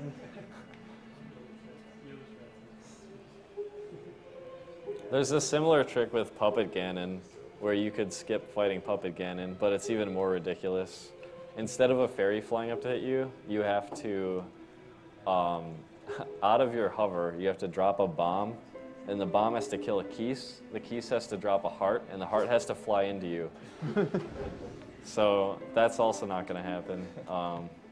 No one has yet done that on console. People have done the wind tipple one on console after like a lot of tries, but the puppet Ganon one, you can't do it. Like, I mean, it's possible. I'm sure if someone sat there for enough hours, maybe they could do it.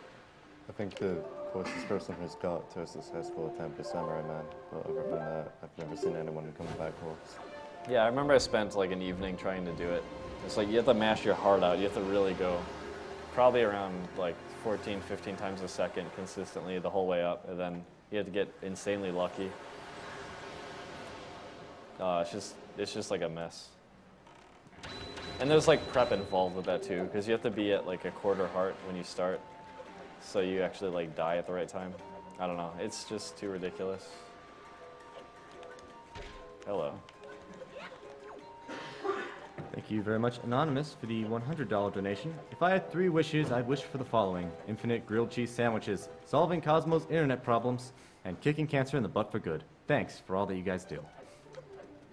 Didn't that one already get read? Oh, okay.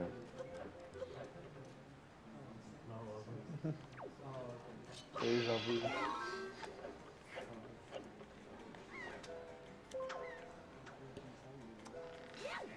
We're going for This the is risky called stuff? the danger jump. All There we right. go.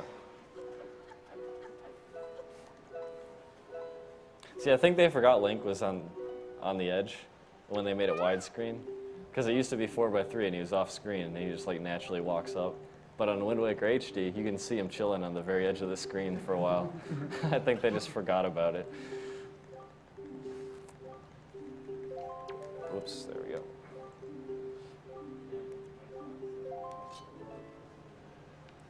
Thank you very much, Bastille, for the $100 donation. He would like to congratulate us for breaking 800K.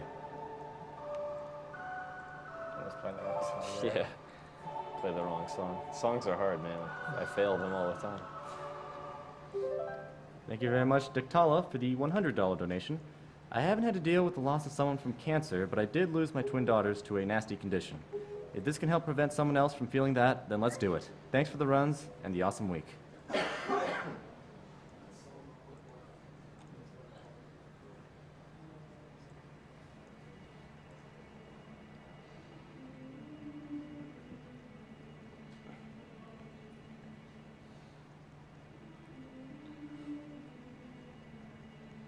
This is the second largest area in the game where you don't have to do any inputs. Yeah, this is a good bathroom break opportunity if you're actually running this game. You have like enough time to get there and back and wash your hands. The mad dash.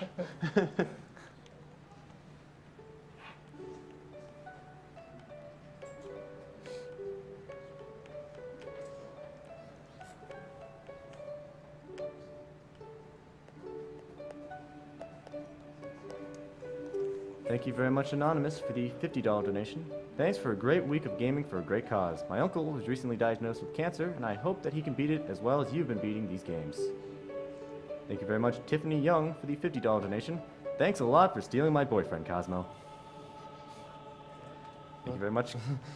I think she means stealing her time, but Yeah. yeah. Yeah.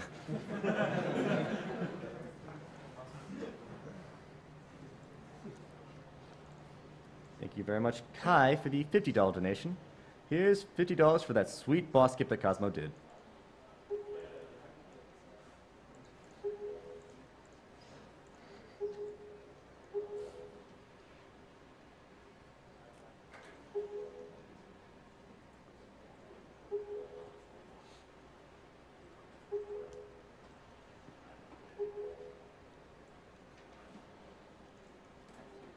Thank you, Balby, for the $50 donation. Following the stream for the 3rd year. Keep up the good work. Special mention to Mr. MV for his personal commitment. Just as a reminder, we do have 2 language restreams going on of the marathon right now. We have the French restream, twitch.tv/MrMV, and the German restream, twitch.tv/exe_de.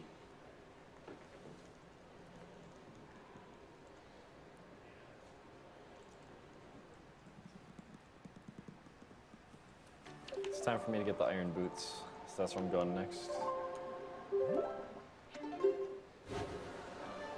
Also, conveniently next to Medley, there's 2 pots that each contain a half, a large magic, which will fill you up completely. So as I had no magic, now I'm at full. It's really nice, especially that there's a leaf trick heading to the iron boots that saves time.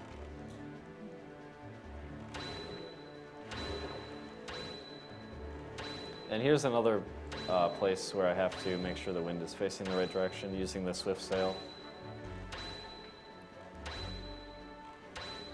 So I have to come in kind of a little bit more south than normal, and then curve it at the end to change the wind. Thank you very much, Adam B., for the $50 donation. This donation goes out to my friend Jeremy, who lost his battle with leukemia 5 years ago. He loved video games. Get in the wash. There we go. And would have loved Agdq. Almost forgot to shoot the thing. That would have been bad.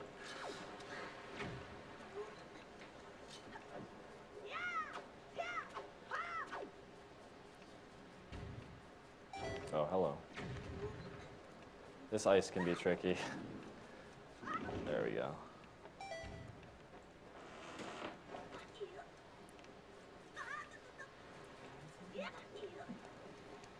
This is like the worst island in the game. Ice physics, man. Yeah, ice physics. The ice physics in this game are crazy. And then here, there's like slippery slopes and like wind, and I have to roll through it just right so I don't fall down. Yeah, all right. That wastes like at least 30 seconds if you fall down there. That's obviously not how you're supposed to do that. You're supposed to go down this slide, but you can roll through the wind because when you're rolling, you can't be pushed. That's one of the silliest tricks, in my opinion. It's just like, oh, how could they overlook just the fact you could just roll right through it? Yeah, just give it a roll and you're done. Yeah, but there's some other like silliness in the wind temples, like Oh yeah. They weren't really thinking about the wind too much. There's a pretty funny thing coming up later. You'll see it. We're hyping stuff too early. Yeah, we do. Apologies. We're just too darn excited. Yeah, we're too excited about this. Oh, have we not done Earth's Temple yet? Yeah, we have a whole other dungeon to go through. Thank you very much, Shay, for the $64 donation. After watching a bunch of your previous videos, it's great to finally see this live. Thanks for the runners and everybody behind the scenes that are making this happen. Thank you very much, Stuart G, for the $50 donation. Every time I have donated to Agdq in previous years, it has been in thought of my brother, who is a cancer survivor. In 2013, I was diagnosed with thyroid cancer, so prevention of cancer has an even greater meaning to me now. I'm finished with my treatments, but in my downtime between hospital visits, use my free time to learn how to speedrun Mario 64. This is not only a great cause, but it directly helped me deal with my diagnosis and improved my morale by giving me an idea of what I can do with my downtime. Thank you so much for doing what you do.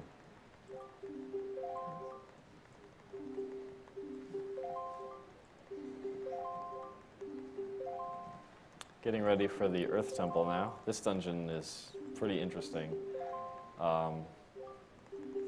There's a lot of tricks in this one.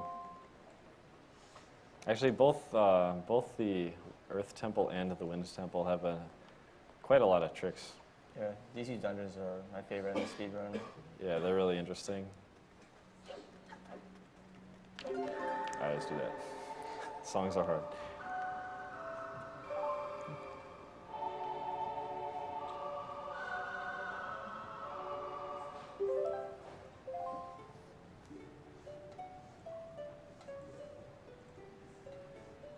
Thank you very much, Oxykun, for the $50 donations.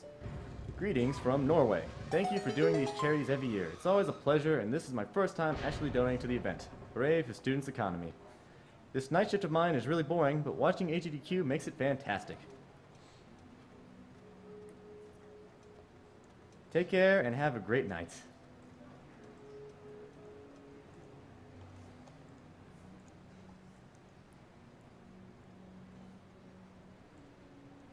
Thank you very much, Corey Frick, for the $50 donation. This is for Tess Frick, loving mother and wife who passed away this Thanksgiving to cancer. Keep fighting the good fight. She never gave up and believed in all the causes SDA Marathon support. Thank you so much.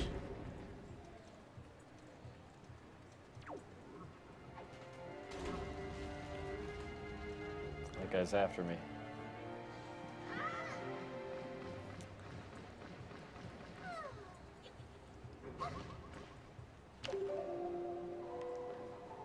That's one thing I really like about this Zelda game as compared to the others is it has a lot of expression and just moments where you feel like you're part of the game. Yeah. It also has really, really good sound design. Like they really nailed like enemy sound effects and stuff. Probably has Just like all these little things. Yeah, it's definitely one of the better soundtracks in the series by far.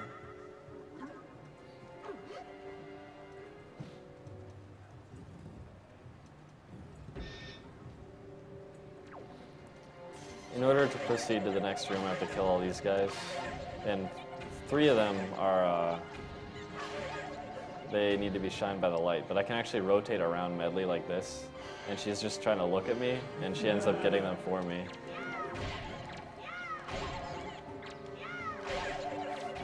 Oh, there we go.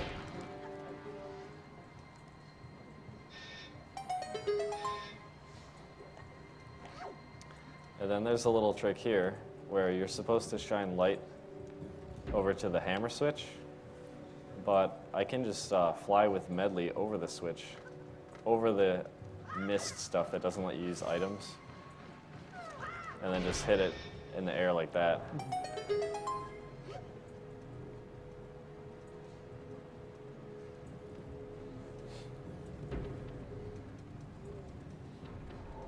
Yeah, the Jinx makes you can't use items for those who aren't familiar. So you're not supposed to be able to hammer that without clearing it. Right. Here's a little trick. In the time it takes this block to fall, I can do a side up off during the cutscene, saves a little bit of time. And then I already threw Medley in exactly the right spot, so I don't even have to aim. I can just take out the mirror and then cancel. And that's going to open the treasure chest and give me the small key.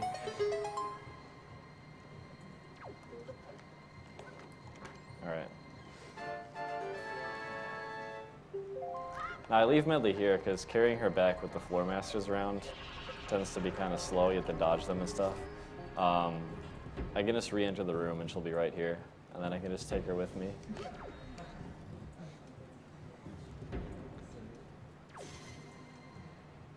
This next room has a puzzle that I'm supposed to solve in order to get up.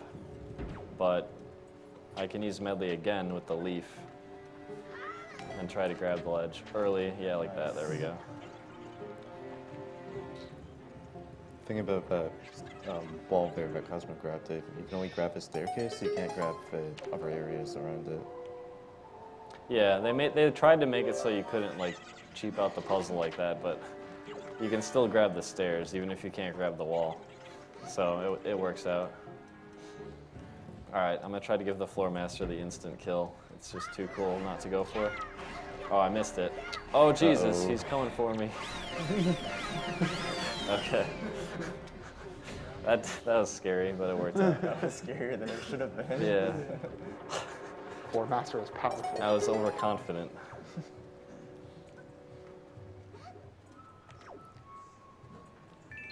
And instead of using Medley to hit that, I can just make her walk into me. And get her up there.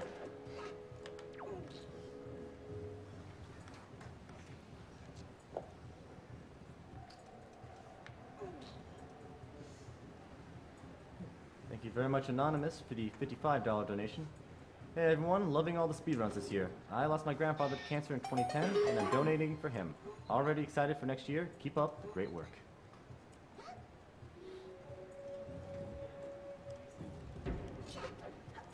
I have to kill all these enemies, and some of them are pose, which take a while to kill. I should get my boomerang out, actually.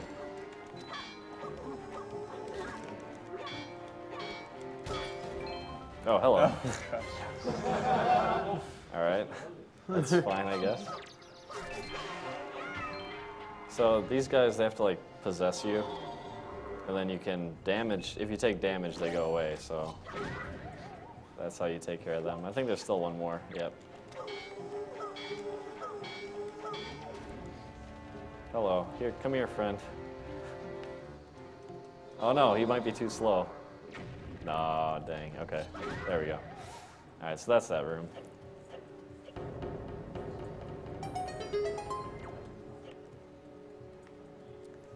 this room's kind of cool. There's a small key, and you're supposed to go down and fight your way. But you can actually stand on the lid up here and then get back to make the thing fall, and then use the boomerang. Whoa, gyro, Amy. Please. Gyro, please. All right. I think that might be my top 3 favorite tricks in this game for some silly reason. It's just satisfying. Yeah. I'm sure it's satisfying to the casual who doesn't like readads as well. Yeah. All right. Here's a mini boss, and it's possible to skip this mini boss with more leaf pumping. This is actually one of the tougher sections to do the leaf pumps in, because you have to be pretty accurate to grab that ledge. And you can't, again, you can only grab the stair part of it, so I have to actually maneuver around to the correct section of this. And it's kind of tricky. Oh, nice, that was good.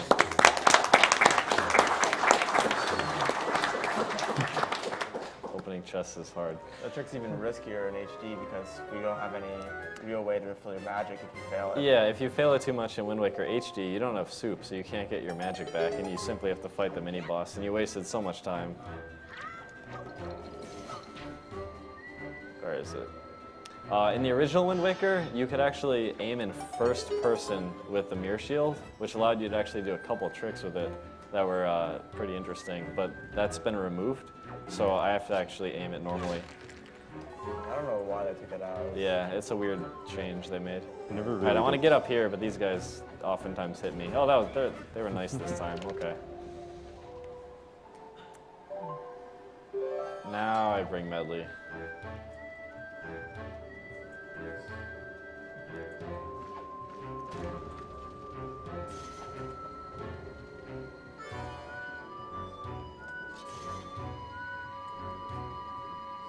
There we go. You used to be able to chain light right through that form and pull it back, but in HD you can't for some reason. The fastest way down is side hopping, but often you target the enemies here, so it's kind of hard. But that worked out. All right, then in this room, there's another trick. I only get one shot at this, so hopefully I don't screw it up. I'll be kind of sad if I do. I go right here, and then go right here.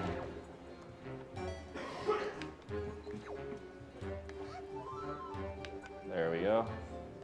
That saves a decent amount of time because I don't have to open the stairs. That was another ledge clip using Medley. Medley, again, she's like once you put her somewhere, she's immobile. She just stands there. So as long as you put her at the right distance from the ledge, you can use her to get through things. I hope you all liked that music, by the way. It's going away now. Right, yeah. The mini-boss music has been playing this entire time, but now it's finally dying down. Actually, it's playing both music tracks at once, the dungeon music and the mini-boss music. But after this cutscene, everything calms down and just plays the normal dungeon music instead. All right, there's a new trick that was discovered recently coming up here. It lets you skip a small key. I have limited attempts at it though, so I might not get it. It's okay if I fail it, but it'd be cool to get it. It's in the next room. The guy's looking for me. Come on. He's gonna, okay, there we go, all right.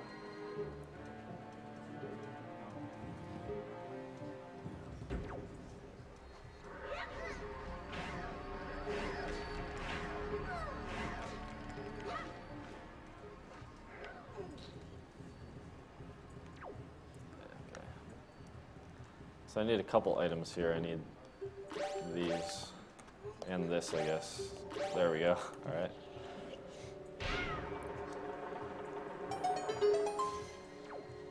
So Medley has to be against this grating, and then I need to take out a fire arrow, and then I have to do a frame perfect, precise clip. Uh-oh. Hopefully I don't screw it up too much. I only have limited tries, like I said, because of my magic. Okay, I'm up here. Now I have to get the clip.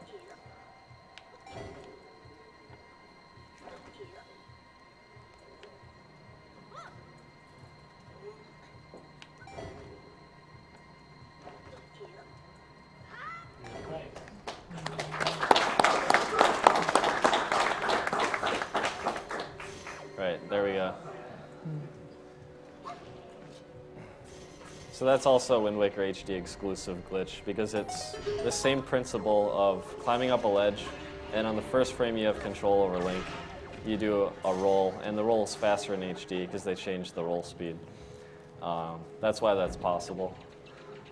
Out of curiosity, is that locked or locked on the other side too? Yeah, I think it is. I'm gonna get full magic from this guy, so I'm gonna let that bomb get him, and then... Oh no, he's getting away. Alright. Yeah, they always drop a lot of magic, so, as you can see. So now I'm full.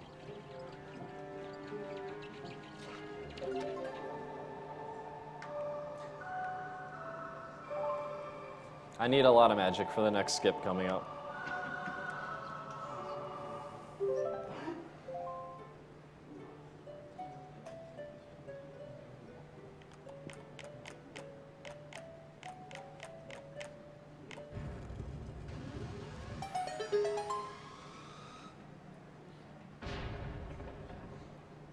Now, I'm not done with Medley yet. I still need her for one more thing. Ow. She disagrees. All right.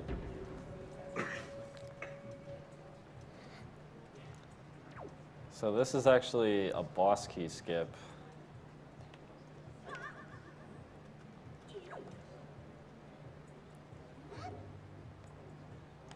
Oh, I don't know about this.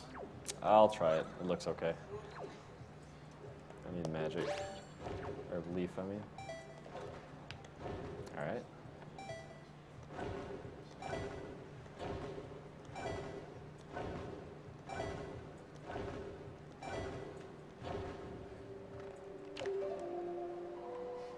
All right, now I need Medley again.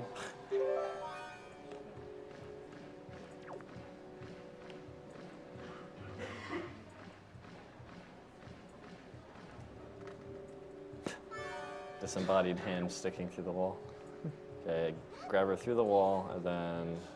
Oh, Jesus. Careful, careful, careful. Okay, right there, and... Oh shoot! Well, that's a bad one. I didn't get the perfect 180-degree turn. That's a problem. I'm gonna have to go and grab more magic again. So actually, I can leave her here. Oh, I already killed the Stalfos though. Oh damn. Okay, I'm gonna have to go back. Dang, I'm really sad. I keep screwing up all the cool skips. All right, I'm gonna let the Floor Master take me.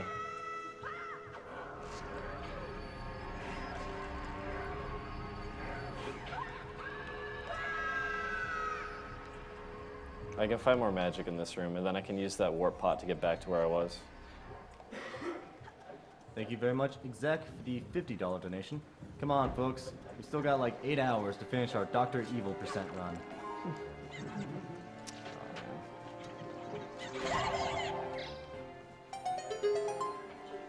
Is that enough? I think I might need a little more, so I'm actually gonna go back really quick. There's also magic inside the pot, right by the warp pot. Right, okay, that'll be enough then. Whoa, that was weird. That looked strange. Alright, we're good. That's enough magic. Thank you very much, Asker, for the $50 donation. Cosmo is such a fantastic runner. Always a pleasure to watch and listen to you. Isn't it time you forced Canecraft back to the grind? Oh, that's... Yeah, immediately after Agdq, I'm just going to play Commander Keen 4 and just grind that game out. So, shout out to Canecraft, who currently holds the Commander Keen 4 record. I'm coming for you. Also, fantastic job, all you runners and organizers who made this year's Agdq. Oh! Cool. I didn't have the leaf equipped. That's okay, though. We'll have a fast way back up. Here's to $1 million.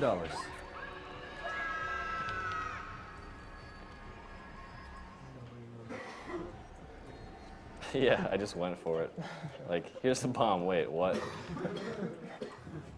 I noticed that it's trusted.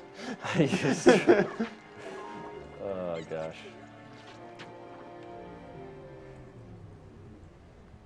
Yeah, that's the one thing about running HD is that you need to have some pretty solid backup strats because when you run out of magic, you don't have soup. In the original Wind Waker, you always have soup on you. So if you screw something up enough, it's like, whatever, I'll just drink more soup. But in this one, you don't. So if you run out of magic, there's a lot of locations in the game where you have to be like, okay, I need to go get magic, so I need to know where it is and what to do. Okay. So round 2, or maybe 3, depending on how you look at it.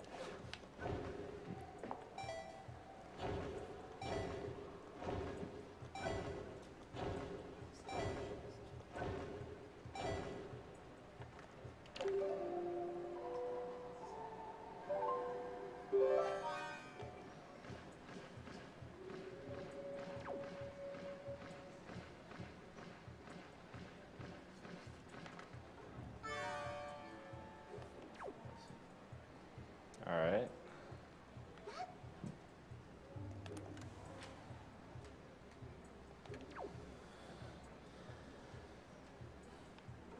There we go.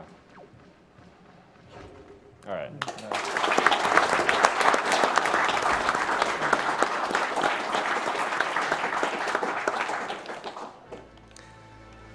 So that's the only boss key skip that everyone does in the Wind Waker HD. Like, others are theoretically possible, like we mentioned, but that's the one that's kind of reliable. You can do it pretty consistently. Unfortunately, I screwed it up. I don't know. You're talking about at the very end there, talking about the loading zones? The leaf? Right, yeah. So, like, well, actually, I actually clip all the way back up because Link's head is still, like, it's still, like, high enough.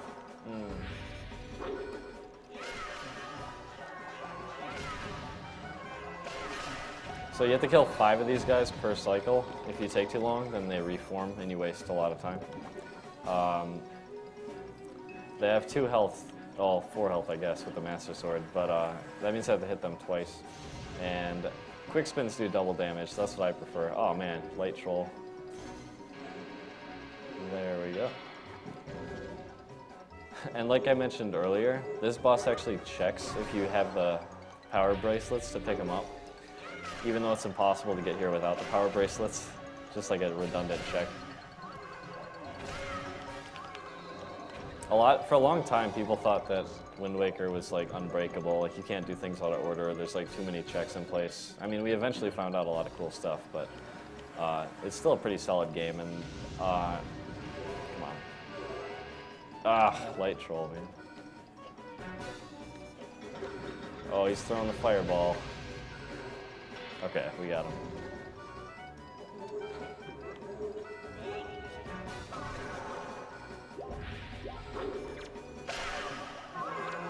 So I have to get rid of all of them now. I think there's 2 left. There we go. Yeah, so what I like to do is to roll and then buffer a quick spin out of the roll. Some people like to do a jump slash, then buffer the quick spin out of that. If you try to kill every one of those with just 2 stabs, it's a lot harder to end up doing it in time. So the quick spin's pretty useful.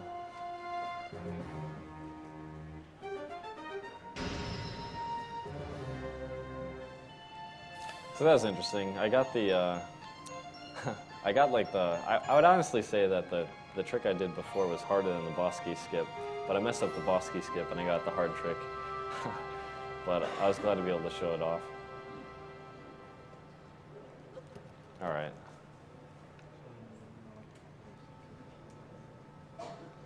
Yeah, not too bad.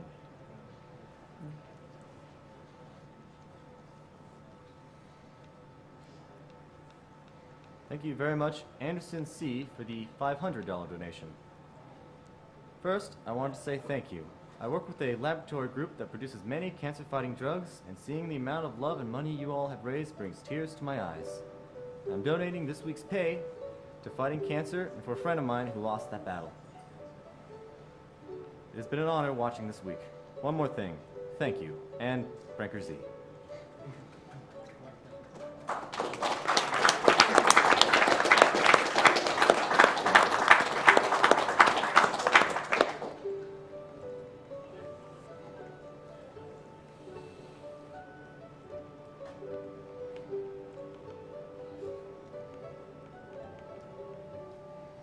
So there's only one dungeon left, actually. But after that dungeon, there's a little bit of stuff I need to do before I can head to the final boss. So there's still quite a bit of run left, even though there's only one more dungeon. Wind Temple is the last dungeon that's next.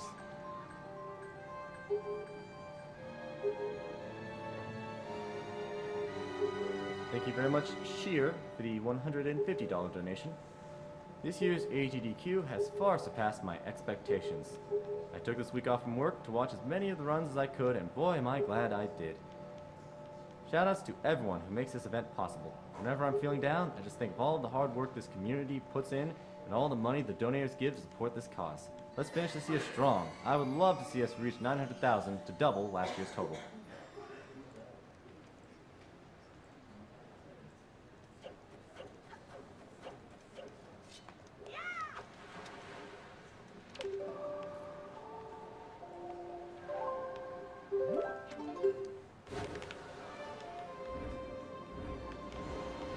Thank you very much, 404, for the $100 donation. My cousin was recently diagnosed with cancer, and thus it really hits close to home for me.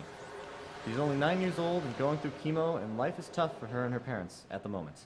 Hopefully donations like this will help ensure that other kids do not have to go through the same pain.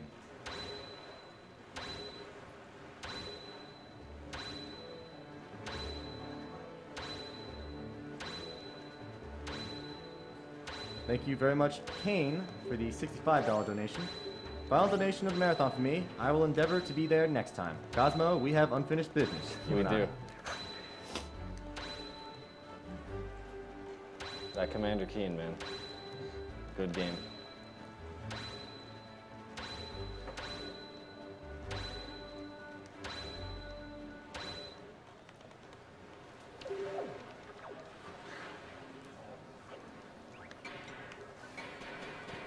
So yeah, side hopping, a lot faster than walking.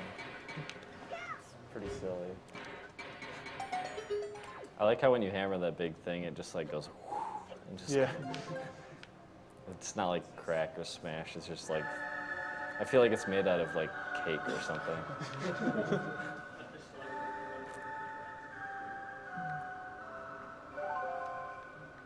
Styrofoam.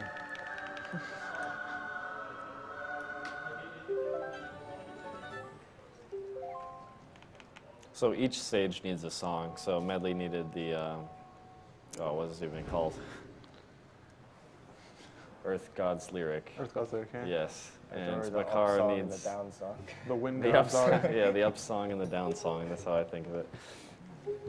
Wind God's Aria. That's it. That's what we're getting right now. Then I just need to go grab them, and we'll head to the Wind Temple. Wind Temple also has quite a few tricks.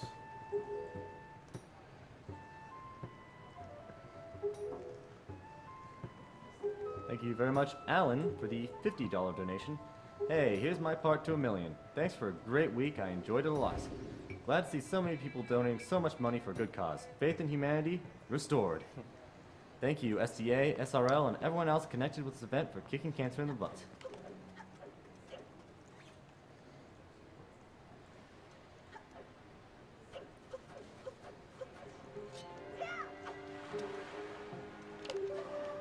Just a reminder, we are currently running a charity marathon for the Prevent Cancer Foundation, an organization dedicated to research, education, community outreach, and advocacy for the prevention of cancer. This marathon being brought to you by SpeedDemosArchive.com, the premier community for video game speedruns, which is completing games as quickly as possible through extensive planning, practice, and knowledge of game mechanics and glitches. We also have a Twitch team page at www.twitch.tv/team/SDA. In addition, we have many here from SpeedrunsLive.com, the best site to race video games online against others. Players of all skill levels are welcome to join, whether you like to become competitive or just race casually with friends. You can go to their front page, SpeedrunsLive.com, for more information and to watch a wide variety of speedrun streams.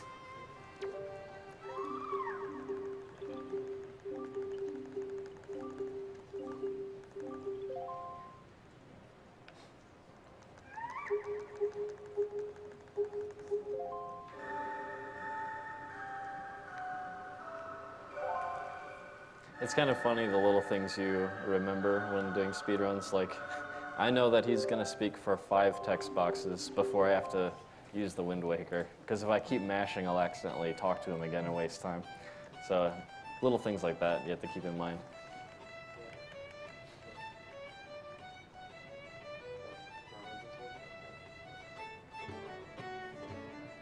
Thank you very much, Chanky, for the $50 donation. Hey guys, my best friend died of cancer at the age of 17, which was the most horrible experience of my whole life. That's why the cause is so important to me. Thank you all for doing this amazing event and entertaining me every day on SRL. Take a bow.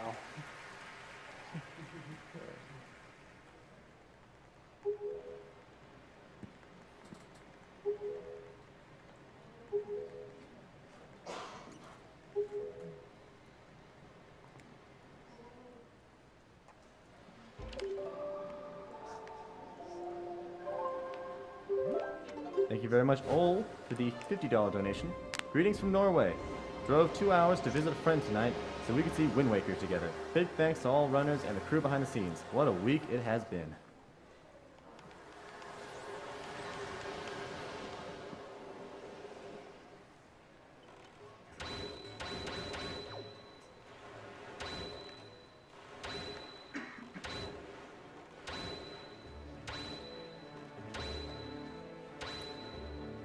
Thank you very much, Vlad N, for the $50 donation. First time following Agdq, and I'm loving the entire experience. Wind Waker is a title that defined my childhood. It's a pleasure to see the unique ways Cosmo breaks the game. Thanks to all the runners. Let's outrace cancer.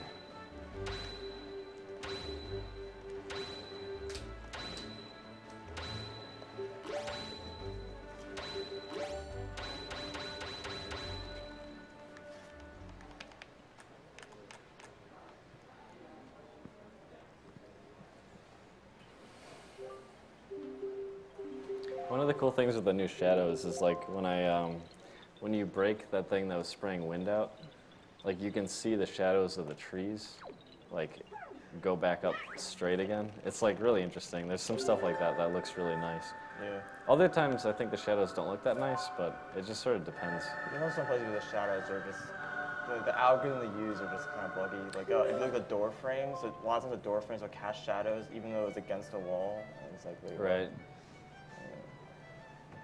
It's one of those things like when you start looking for the shadows, you see them everywhere.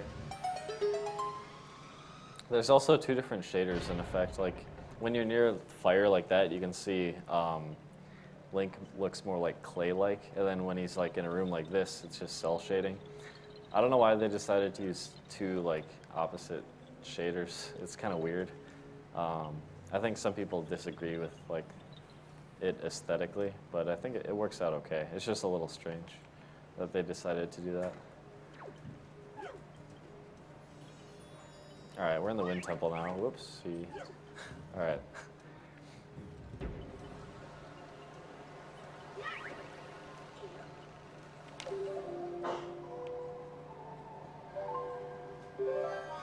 The first couple rooms are kind of straightforward. I just need to get them on the switch to turn off the wind, and then make my way over.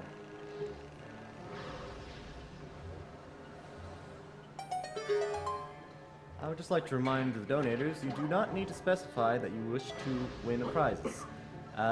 You're automatically entered to win prizes after you donate, as soon as you donate during this game.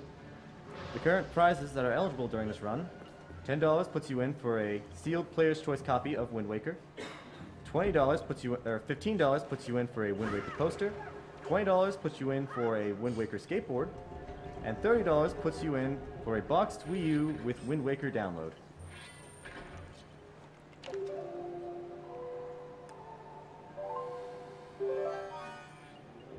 And just to be clear, that means that if you donate at least 15 or at least 20 or at least 30, whatnot, you're entered for those prizes, and anything that would be the dollar amount below that, you're entered for those as well.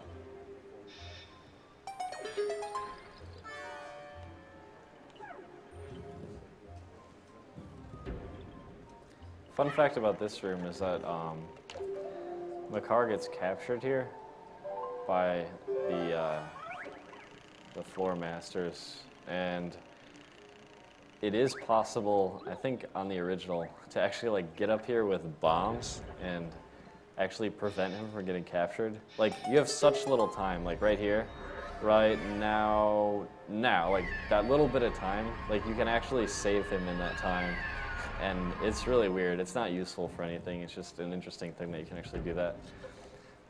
For that tiny bit of time that I have control, what I do is I just turn Link around so he's facing the door to get here a little bit faster.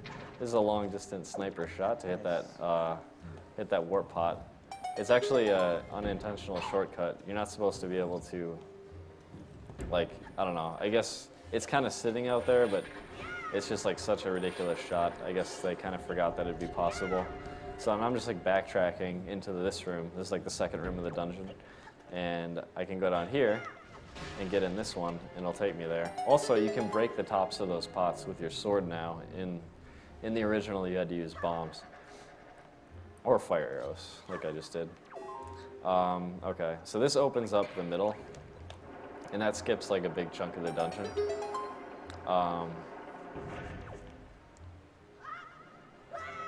I'm gonna do another glitch here. Hopefully I don't screw it up.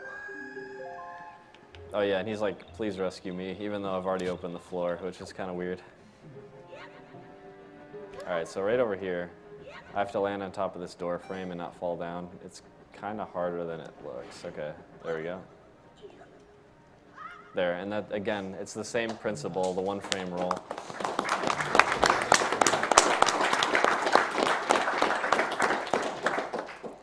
So that's a Wind Waker HD exclusive again to get through that wall like that. Here's a mini boss. He summons a Dark Nut and a Wizrobe, and the other Wizrobe can summon more enemies. So hopefully he spawns on the ground. That would be ideal. Great. Okay, so Ice Arrow, and then give him the hammer. And then where are you going? Where is he? Oh well. Okay, the interesting thing about that one is because he already summoned the Dark Nut, he can't summon more enemies until I kill the Dark Nut. So I can just kind of leave the Dark Nut. Whoops. Yeah, that's not what I wanted to do. All right. There we go. No problem. That's another enemy music now. So the boss music. Yeah. This guy's mad at me. The Dark Nuts, it's actually really interesting how this works. Like, when enemies are frozen, you can hit them with the hammer and they shatter, and that's really cool. But the Dark Nuts, like, they were really clever about the combat in this game. The Dark Nuts, you can freeze them for just the shortest amount of time, so it's just barely possible to hit them with the hammer. Other enemies, you have much longer. So it's like, well, these enemies are tougher, so you shouldn't get free one-hit kills. So you have to actually be, like, really fast. I don't know. I feel like they put a lot of thought into the combat. I kind of feel like killing the Darkness with the hammer was actually not really intended, because just how fast they break. You have to do it super fast. Yeah. All right. Another trick coming up right here, using bombs. There's a puzzle down below in this room, but if I do a damage boost just right, I can actually make it up here without doing the puzzle. Yeah. And that gives me a small key, which I'm supposed to use at the top of the dungeon, but I won't. I'll use it somewhere else. Now here's an interesting little shortcut. If you break the middle one, floor masters appear and they take you away. If you break the other panels, different enemies appear. So if you break the middle one, you can take a shortcut back up to the top, which is really nice because I'm going to go save my car now.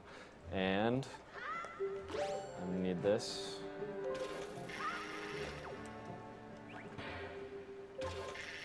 Okay.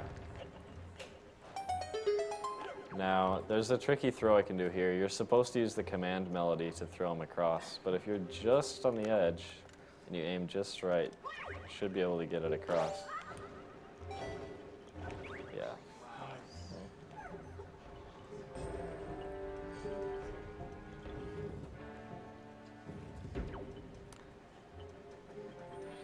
Now through here is where I can get the boss key. As we said earlier, there's a theoretical boss key skip that is too luck-based, so no one does it. I mean, it's possible, it's just too luck-based. And this is what it would skip, is going into this room.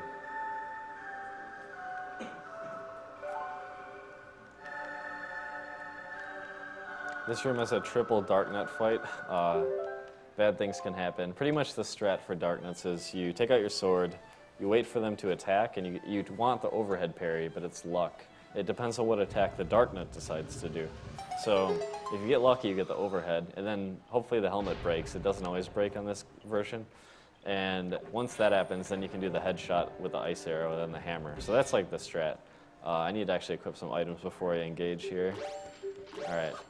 Now, I can actually break off multiple helmets at once if I get lucky. See, the back parry is bad. I don't want that. Okay, this guy can die now. Yeah, this guy's attacking first. Nope, another side parry. That's no good. Head parry, that's good. All right. So strong. He's angry. Oh, he's too good. That jump attack, by the way, does a lot of damage, so yeah, don't want to get hit by that. Yeah, that's one interesting thing about some of the enemies in this game. It's just like, it's always a different fight every time because you're engaging multiple at once, and there's a little bit of RNG depending on like which parry you get. So, I don't know, it makes it interesting. And then again, like another good example of that was that Wizrobe fight, where sometimes the Wizrobes teleport up top and sometimes they don't. Like, that kind of luck in games where it just like affects it a little bit, and like sometimes it's worse, sometimes it's better, but it creates different complex situations. I actually kind of like that. A good example of the luck I do not like would be the stuff with the Swift Sail or Cyclos, where it's just pure, just you try it, hopefully it works, hopefully you don't get completely ruined by it. Hello, are you coming down? No? Come back. All right, I have to make sure he doesn't get in my way when I'm doing the skip here. So, all right.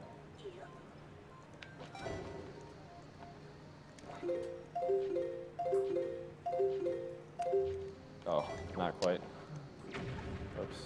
That was actually extra confusing because the Armos Knights up above shook the screen, and it made it like look really weird, and I couldn't really tell what was going on. This is another ledge clip with the bomb. I'm gonna go one more frame. Yeah, there we go. All right, so that gets me all the way down below, and I'm using the small key on the wrong door. I'm supposed to use that small key to access a switch that opens the bottom, but with that glitch, I can just get all the way down to the bottom. Now I'm pretty low on magic, so I'll have to make sure to refill pretty soon. I think I'm good on arrows. All right, so there's some bushes here. Some of these contain magic. Not that one. There we go. All right, we're good. You're supposed to use my car here to plant a seed. Oh, barely missed it. Dang, that's a kind of a time waster. I have to climb back up the vines. You can make it across with like a really well-timed jump, pull the leaf, and then exactly the right time, take the leaf away, and you can grab the ledge. Kind of screwed it up there, though. Yeah, I was kind of mentioning back at the ice ring aisle, they didn't seem to like fully test out these like wind blowing. Yeah. You could just get past them with all of them without doing what we intended.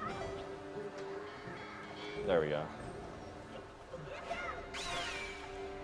And if he captures you, that's kind of bad news, because he'll take you all the way back, and you have to glitch your way down again. Okay.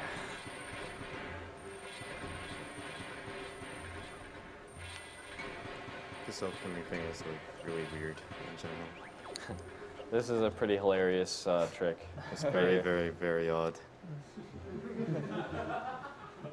We're going in. We're going in.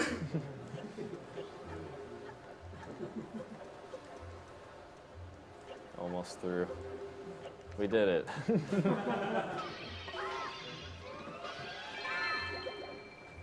All right.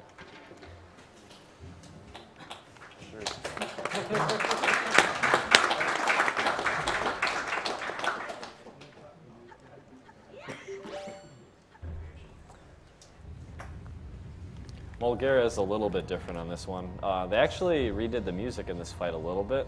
The old classic thing where the guy's going like, yeah, like they made it really quiet so you can barely hear it, which makes me kind of sad. Yeah, that was the best part. Yeah, that was the best part. And then also, you can't snipe him out of the air anymore, so what you do is instead lure him to go on the ground really fast.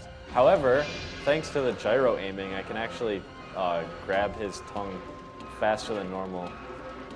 Pretty much every time he comes out of the ground, I can usually snipe it with the gyro right as it's coming out, which is a little bit faster than with the analog stick, or at least with the Z targeting that I used, or L targeting that I used to do. I also found there's a boss that tends to lag the game up. Yeah, when that particle effect comes out, the lag gets turned up. A lot of frame rate drops.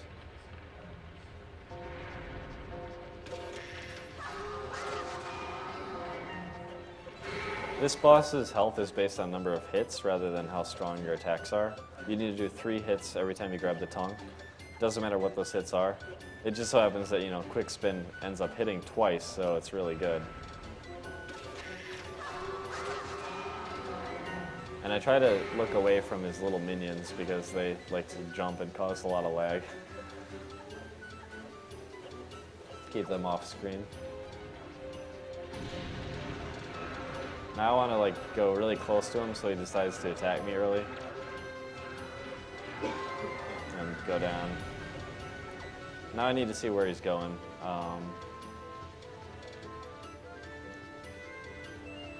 Okay, this might be a problem. Just snipe it. Yeah, that's why. Stuff getting in my way. Alright.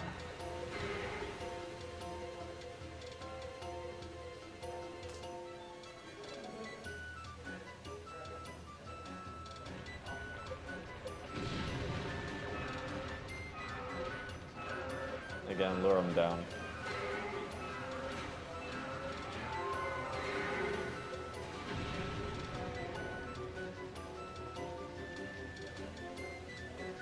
Alright, where to? Alright, here we go. This should be okay.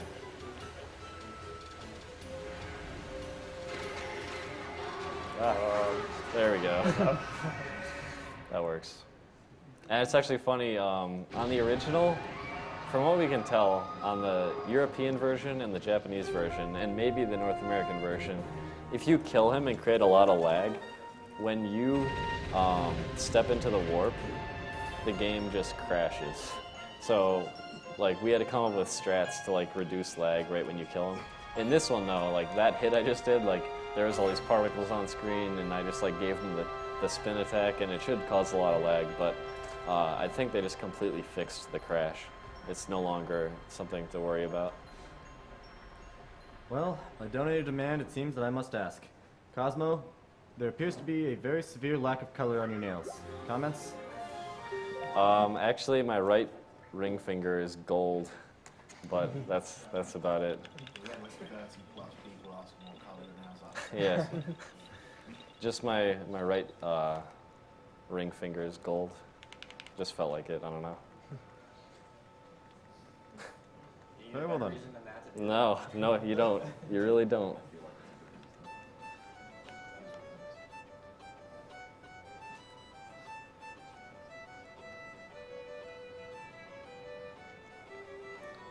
Now I need to collect the Triforce, and they actually, okay, some people are wondering how the HD version could be like faster than the original if some of the glitches were fixed.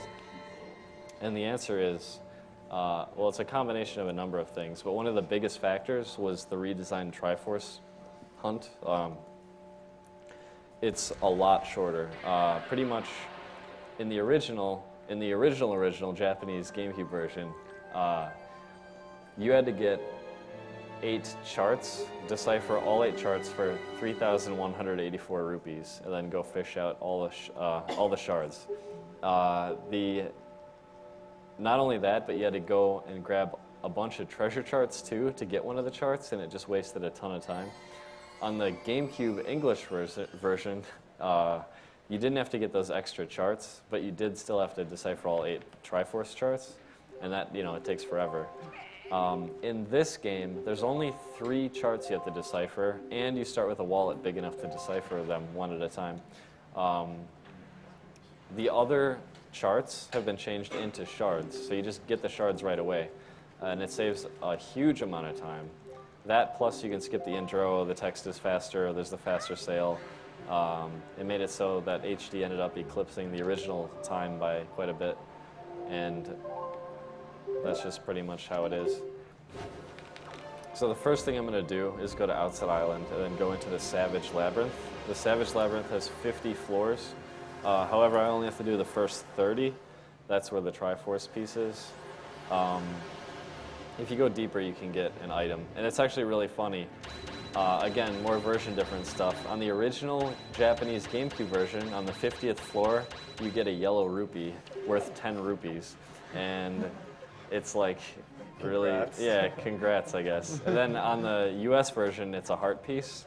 And on this version, it's the hero's charm because, you know, just a generic heart piece wouldn't be good enough. So you get the hero's charm, which is an item that it's like a mask that Link wears. And it lets you see enemy health bars.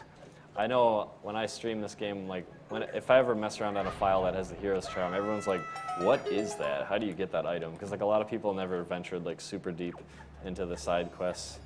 But yeah, it's interesting. Like a lot of items are placed in different locations depending on what version of the game it is. I think doing a 100% speedrun on HD would actually be pretty cool, just because you would go through like all 50 floors to get the hero's charm and stuff. It'd be pretty cool.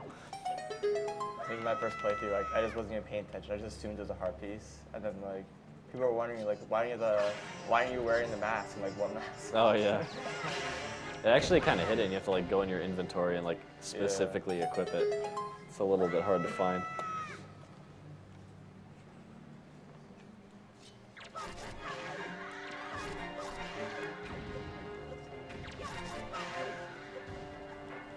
So again, like the double hits with the sword right here is so useful, and that's again only in the HD version. Just for some reason, like it hits twice, and it's, I don't know, it's good.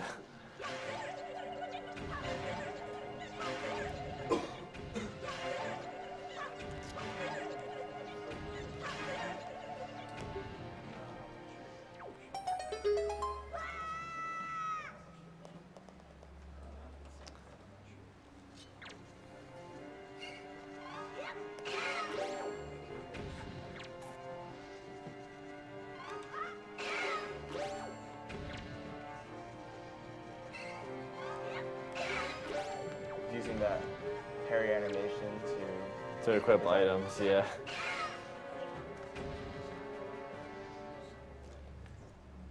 Thank you very much, Hugh, for the $150 donation.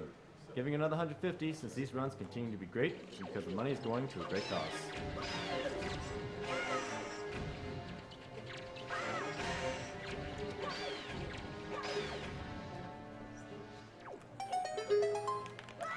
These rooms are also pretty interesting from a speedrunning standpoint because like the fastest strategy is not really too obvious.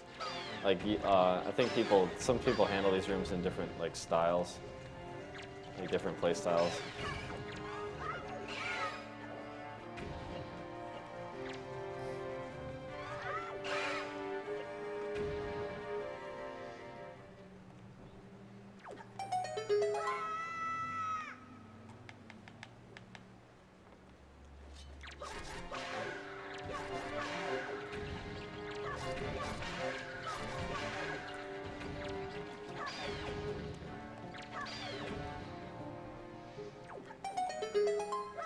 Thank you very much, Anonymous, for the $500 donation.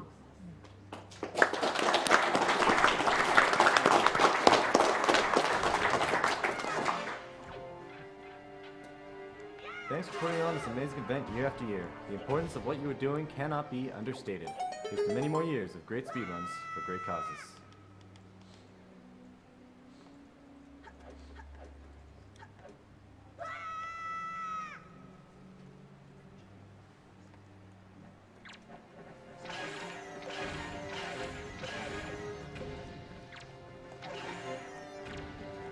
That was pretty good. Thank you, Trivok, for the $60 donation. Greetings from Sweden. 3 o'clock over here. We'll stay until I topple over. Thanks for a great event and a great initiative. Keep up the good work.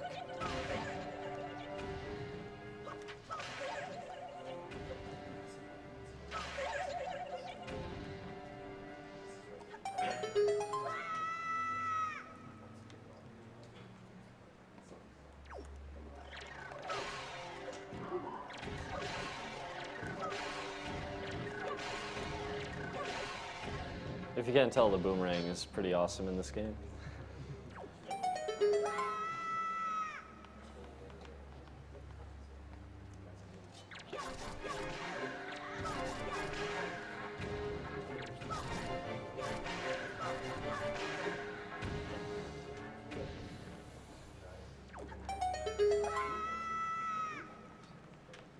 They also designed the every 10 floors they do it based on different dungeon designs. So right now we're inside like the Forest Haven section. Right. And the first 10 floors were the Dragon Roost section. And I believe the third one technically counts as Tower of the Gods section. Yep. Yeah, and that's why there's 50 floors. It's like 10 floors for each dungeon. Not counting Forsaken Fortress.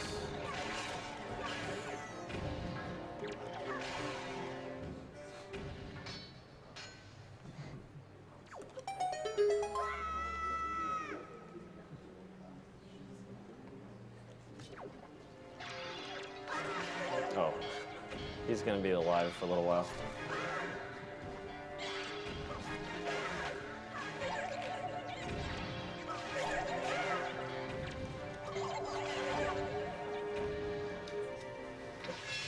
Oh, oops.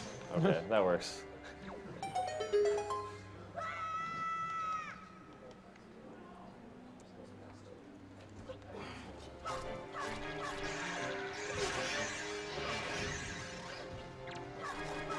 In this room, you want to kill the bugs first because they have a really long death animation, and then you go for the bokoblins. Yeah, those, like, I guess, unwinged Mothula that don't really know what their names are. I think they're still Mothulas, I forgot. Yeah. Yeah, but they're much easier to fight when you get the Master Sword, because you just slash them and they're down. Yeah. I actually need to start collecting rupees here.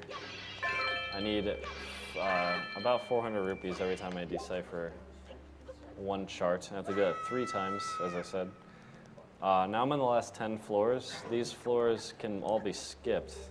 This is a pretty interesting trick, and I actually use the gyroscope aiming for this. It's actually like I just kind of twitch the controller down and it kind of works. The iron boots help keep me in place, and basically I just take damage, I'm invulnerable. And then I need to hookshot pretty accurately the bottom of the torch in front of the fire. Yeah, it's pretty tricky. Yeah, it's kind of hard to do. I believe it was Mug who discovered this originally. Just be careful with some of these floors. If he's a little too slow, then the enemies will give him a huge problem. Yeah, if you're too slow, you can get really messed up really bad. And then also, there's one floor where an enemy can sometimes get you even if you're as fast as possible. There's this one bokoblin who likes to run up and slash you. I think he's coming up pretty soon. It might be the next floor. I'm pretty accurate right now. This has been really smooth. Yeah. Very good. Yeah, this guy is a jerk. Go away.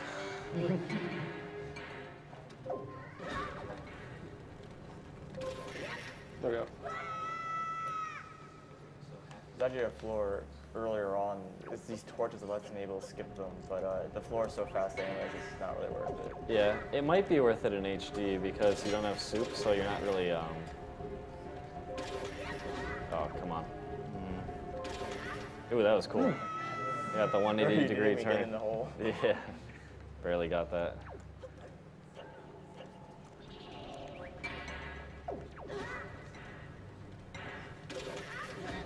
Too high. Nice. Wow, very good. Again.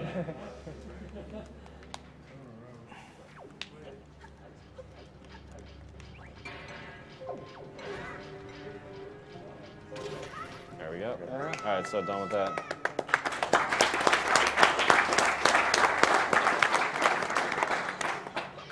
The last floor is probably one of the scariest ones. If it goes wrong, those dark ants will destroy you. Yeah. And then you pretty much have to end up battling them because it'll ruin everything. They'll start walking in the fire in front of you. I remember I was watching someone stream and they ran out of health here, so they had a quarter heart left and they couldn't do the floor skips anymore. So they had to go through like the last 5 floors with a quarter heart and not get hit. And it was like, oh my god, this is intense, because if they die, they're all the way back at the top and they just like lost their entire run. So it's pretty entertaining. All right, we got a Triforce shard. Done with that. We're on our way. So one of the Triforce shards is actually inside this ghost ship that appears at different parts of the ocean, depending on the moon cycle. So if like it's a half full moon, then it's like in a certain spot, you know. Full moon is somewhere else. And before I can even enter that ghost ship, though, I need the ghost ship chart. It doesn't let you enter even if you can find the ship. You still need that chart. So that's what I'm going to go do right now really quick. It's in this island over here. And there's another cool trick to get the chart. There's actually like, it's kind of like this warp maze where you have to go through all these pots and warp around and try to find your way to the end. But there's this interesting hook shot trick you can use with good timing to get inside of a wall, and then from that wall you can hook shot the treasure chest that contains the ghost ship chart. So that's what I'll be doing in a second here, once I get inside.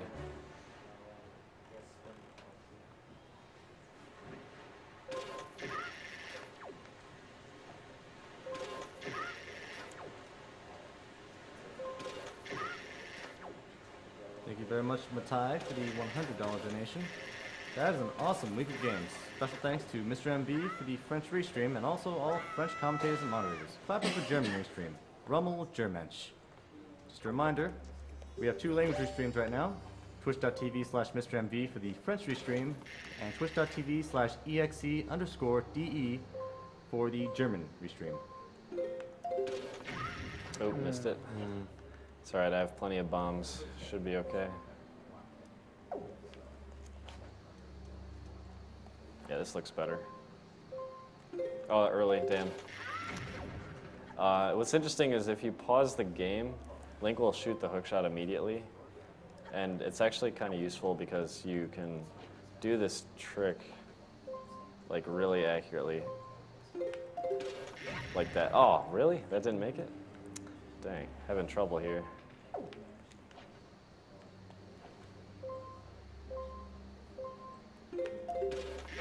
There we go, all right. Yeah, so now I'm in here and I can get up here. Took a couple tries.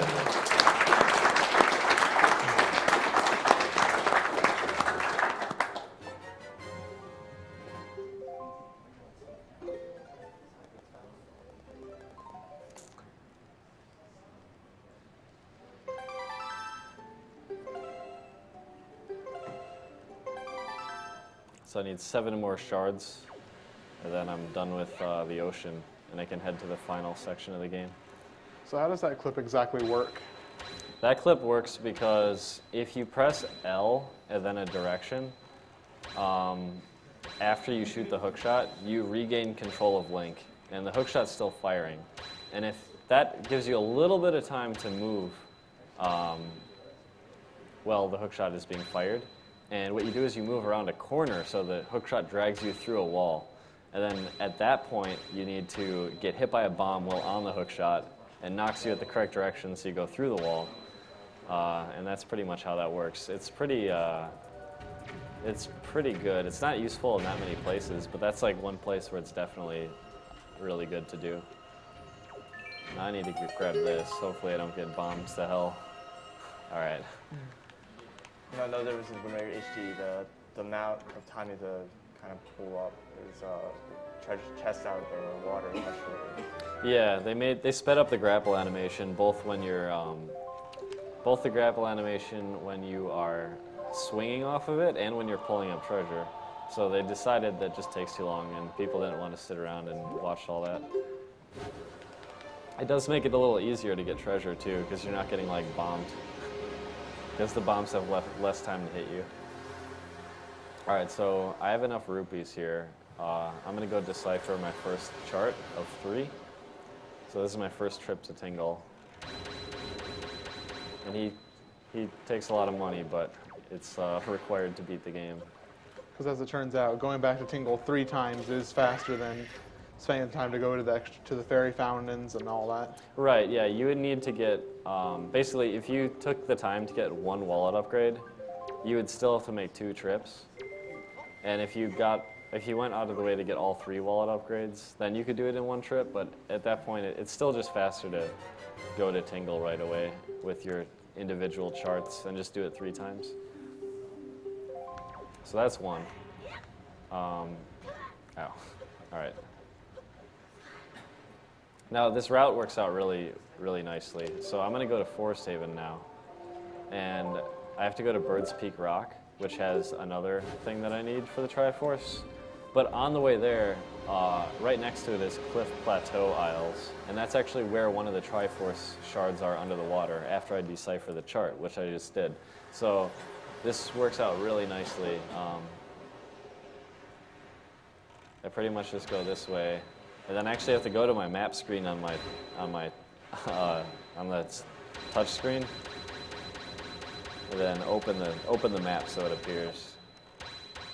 There we go. See, so it just appeared just because I opened it right there, and I need to grab it. And again, using the Wind Waker to stop the boat is a really effective strategy, because hitting A to like slow down, like you still skid for a while, but if you pull out the Wind Waker, you're just like a dead stop. It's really useful. And right next to here is Bird's Peak Rock. Now, Bird's Peak Rock, you're supposed to use the bait bag and then buy highway pairs and use those to control the seagulls so you can hit these switches on top of those rock spires. But because of a grappling hook trick I can actually skip that and never get the bait bag. In fact, the only time I saw a beetle was that one little brief glimpse when I was at Outset Island when I needed to go indoors for a second.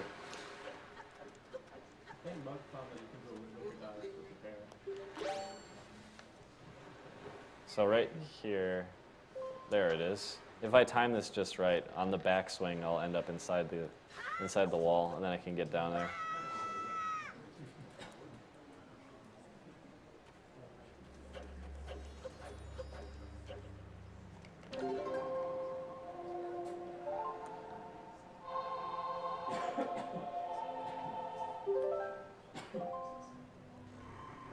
Also really convenient is that 1 quadrant away is Bomb Isle, and because of the current moon phase that I'm on, the ghost ship is going to spawn there, and it's nighttime, so I can just sail right over there and get inside the ghost ship to get the next Triforce piece. Which is an additional Naki being, so that's a good place to get money. Oh yeah, the ghost ship, it's pretty fitting, but the ghost ship has a lot of treasure in it, so you get like 310 rupees when you break the pots, which is really nice because I need about 300 more rupees so I can decipher the next chart. So over here is the ghost ship chart.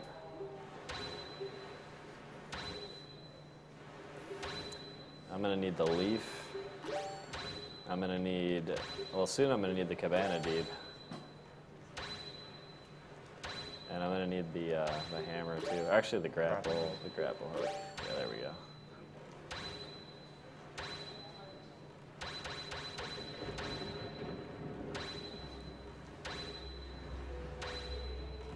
All right.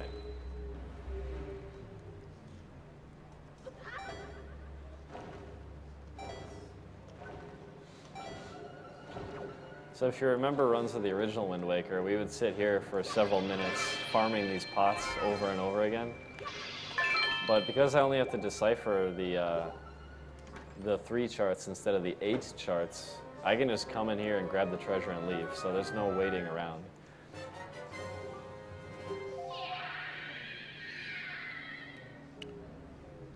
A little bit of trivia about the chest that Cosmo just opened in the original Japanese version. If you jumped on top of that with a jump slash, the game would actually crash on the GameCube. Thank you very much, the Yeti, for the $3,000 donation.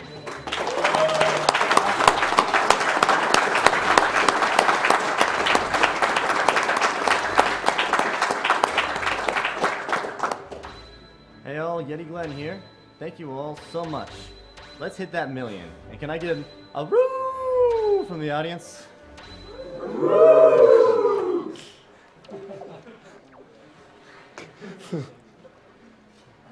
Why you make us do this, the Yeti?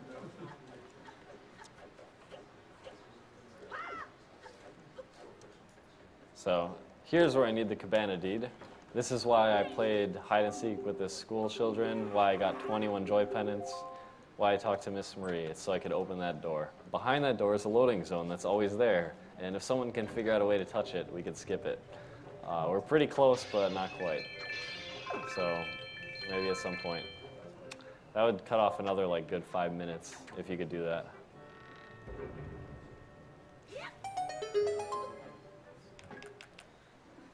This particular place is like probably one of my favorite areas of the game just because of how silly this is. You can hammer through the walls and hit the switch on the other side. There's all these like sewers you're supposed to crawl through, but if you know where to swing your hammer, then you don't have to do it. Yeah, it makes this area really short. You're supposed to crawl through them all and like fight redeads and stuff, and it's just really tedious and long, but doing it this way is really, really fast.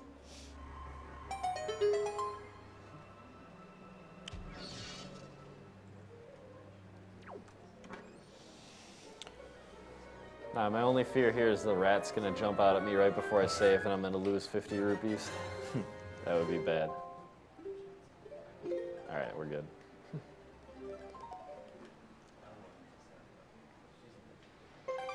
So it's time for the second trip to Tingle now. I have enough, I'm full on rupees and I got a whole bunch more stuff.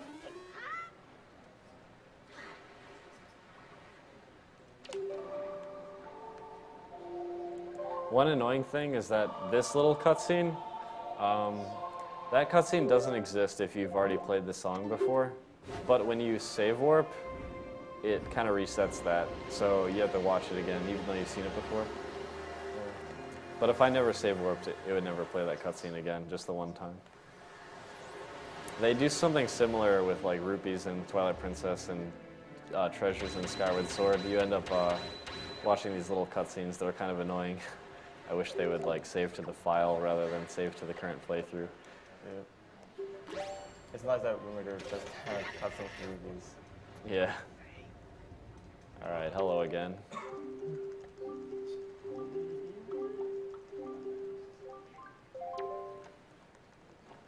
Thank you very much, All Divided, for the $50 donation. Hey guys, had to get this in before the end of the marathon. From start to finish, you guys have been a driving force to show that the gaming community can and does do good. You smashed 100K viewers at once, you smashed the new record for a gaming charity marathon, and you did it with style, and blindfolded, and one-handed. Needless to say, you are all amazing. From behind the scenes guys to the runners themselves, you have done a wonderful thing this week. It's said that money talks. Well, how about over $815,000? Congrats, guys. Cheers.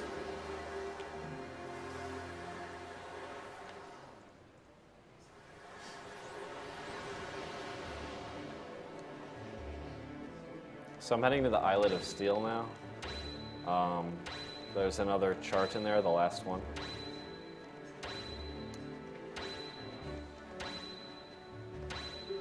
Oh wait, I don't need to equip bombs. This game's nice and already equips them for me. Alright.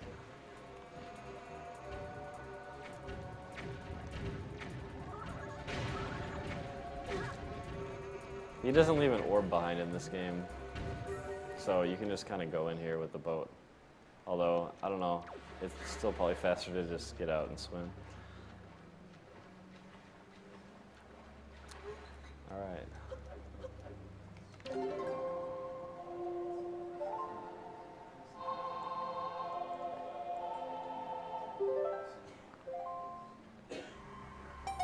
So next to this isle is Stonewatcher. Not only is there a Triforce piece in the water at Stonewatcher, but Stonewatcher itself also has one. So I can get 2 there, and then I'm really close to being done. I will have to go to Overlook Isle after that though, and that'll be one of the last things I have to do before I head back down to Hyrule. So as you can see, the Triforce section has been definitely made a lot faster, and I think all the old complaints people had with it are pretty much solved with this game. There's pretty much no problems. Yeah, from a catalog standpoint, this game's a huge improvement over the original. Yeah.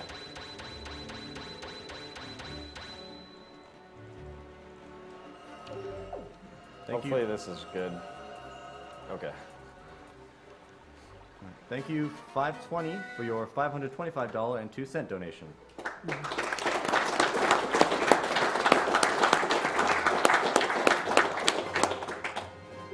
Agdq 520 here, giving my donation. GDQ events are awesome as always, and I had a great time.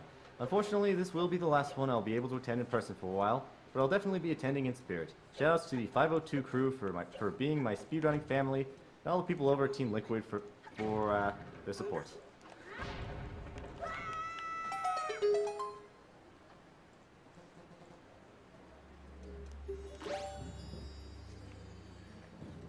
There's 101 rupees sitting in this pillar.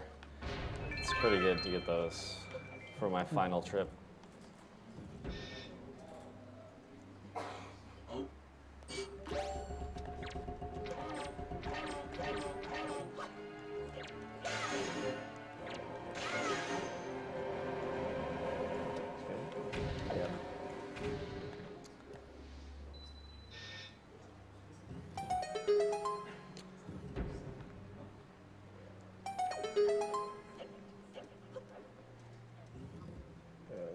Travis Collection has two of these like mini gauntlets. Yeah, there's two of these like places. One's Overlook. I'll be doing that shortly too.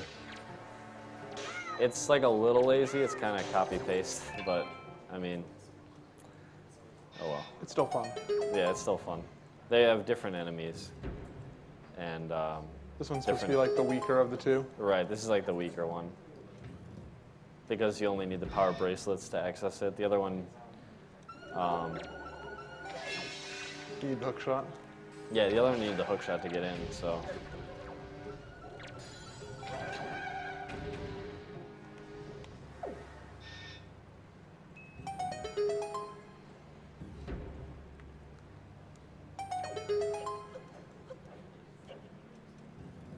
I just usually just vertical slash over and over, or horizontal slash over and over in here. It's pretty effective. I think one of them lived. Wait, no? No? Okay. That works.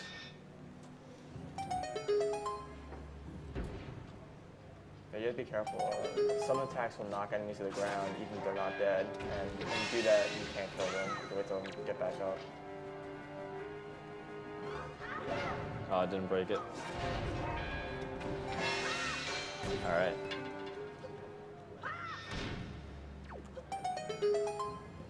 I should have had bombs equipped because there's a little trick you can do. I'll try to show it off in a little while. Just an interesting thing that got discovered recently. Do you need the rupees inside this place? No, I should be okay.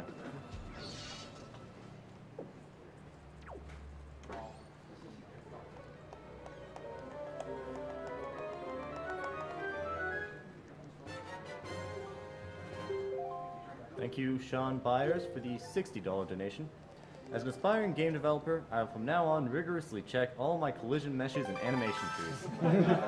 Thanks for a week of enlightening speedruns.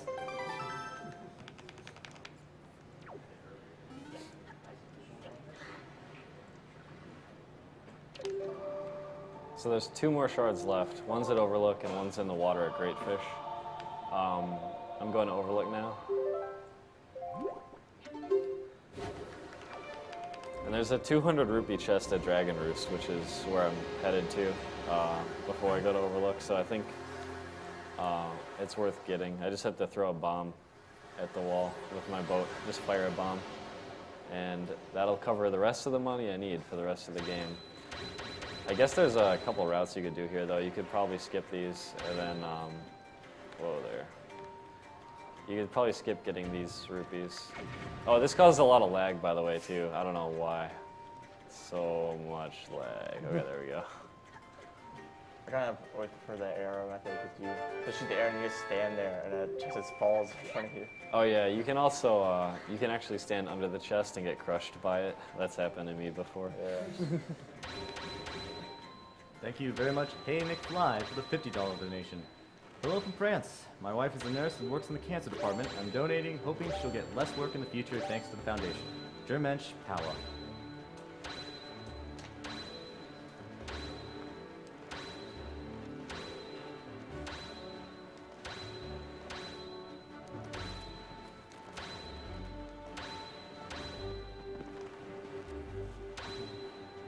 And we have now broken $825,000.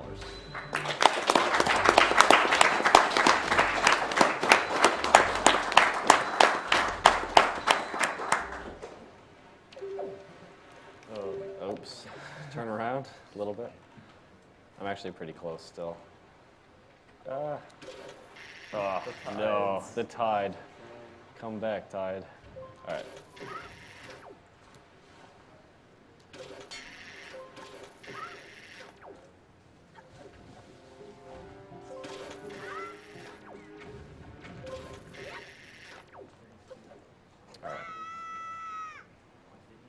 Alright, I'm going to try to show off that trick in a minute here. I'm not going to do it in the first room.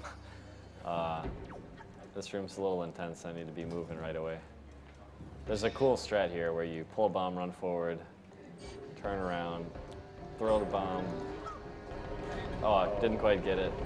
Get out, get out. There we go. Yeah, so that's a little bit slow, but it's fine.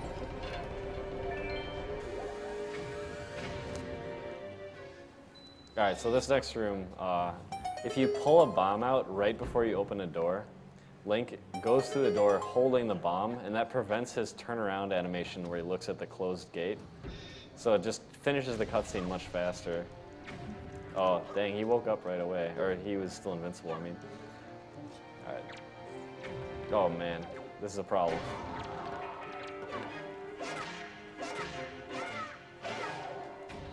All right, here you go.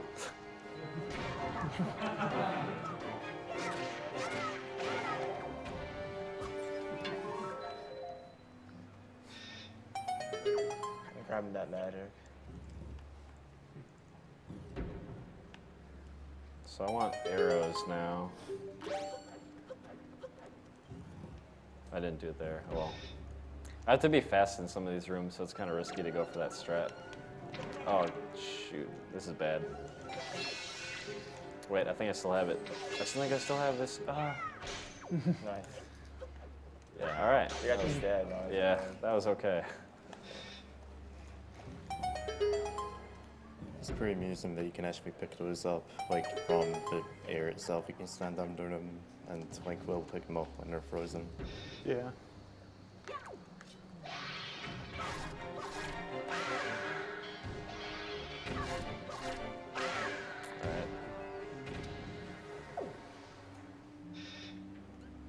Now there's 4 dark nuts on this one. It's a little bit rough.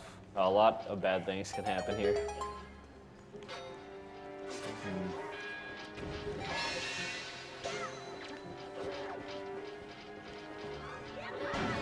Oh, that's good. That's good.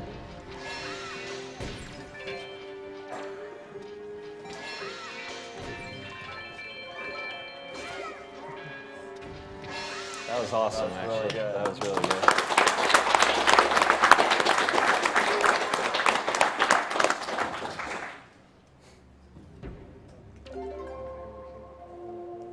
Yeah, that was like exceptionally good for that fight.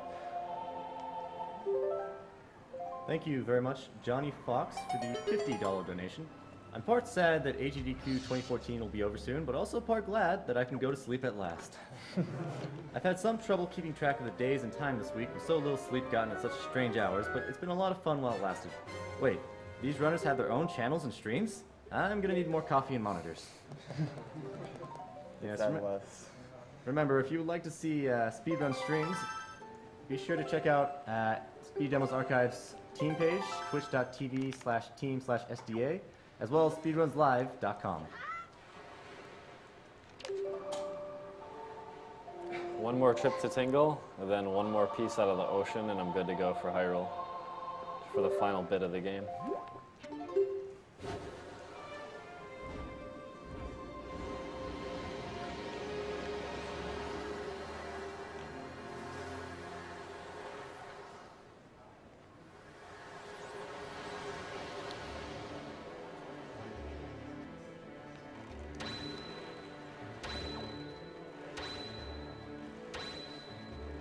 What's interesting is in the original Wind Waker, the positions of the Triforce shards in the ocean were random between one of 3 spots. In this one, they're always in the same location. Wait, hello? Did I not open the map? What? Forgot to open the map. What? I'm so confused right now. You What? Did I not go to... No, you haven't translated yet. I didn't... Oh, I'm such an idiot. I'm such an idiot. Rookie can't. I was like, all right, let's go, Hyrule. I totally forgot to go to Tingle, man. Oh well. Whoops. I've actually done some pretty silly stuff in runs before. I remember once I actually set the record in the original Wind Waker, and like right at the end of the run, I just warped to the wrong location, and then I'm like, wait, what? Then I have to like just waste 30 seconds. It's like, mistakes like that in speedrun is really silly, because it's not like execution, it's just like you didn't think what you were doing, and then you did the wrong thing. It's especially prevalent in games where you're like repeating some like the same steps over and over. I know like a while ago Sig had some problems because in Mario 64 you jump into the painting like in between every star, and you're like, wait, did I do that star yet? I don't remember. And then it's like, oh crap, you know. It's kind of funny. So that was kind of takes over. Yeah, when your subconscious takes over, your muscle memory takes over, and you're just not thinking. Sometimes really stupid mistakes happen. Going in these long games, it's easy to lose concentration. Yeah, it's one of the interesting things about running long games is it's not just like super optimal. It's more like you need to maintain focus over a really long period of time. It can be kind of challenging to do that sometimes.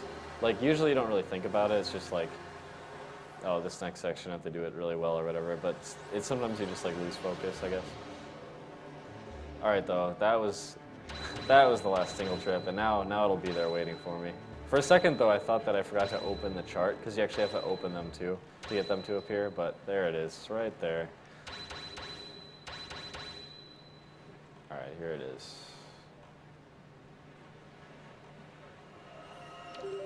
Hopefully I'm on top of it.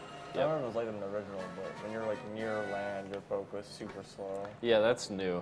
Specifically, like, it gets rid of the swift sail speed if you're close to an island. I'm not actually sure how they detect that, but it works. It's kind of annoying. It's annoying. I don't like it, actually. I wish it was not a feature. I see why they did it. It's like, well, they're going too fast. Let's slow them down for them. But like, I want control over that. Not the game. I want to go fast. Yeah, I want to go fast. The game shouldn't tell me what to do.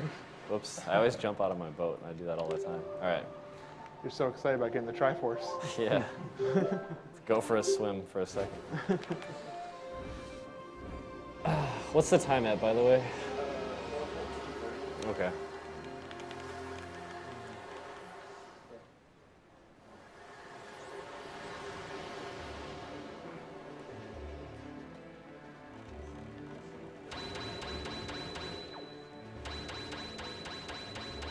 All right. So we're done with sailing. We're done with the overworld. This is yeah, the last stretch begins.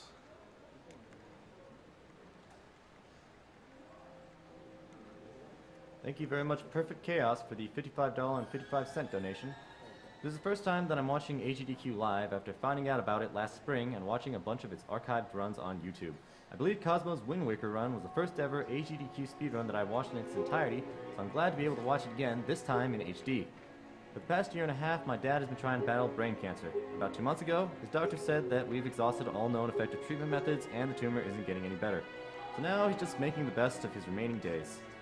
Money is tight due to all this, so I shouldn't be donating, but I can't help but donate a bit, despite it not being much, in hopes that this money can possibly help lead to some other family not having to go through the same ordeal.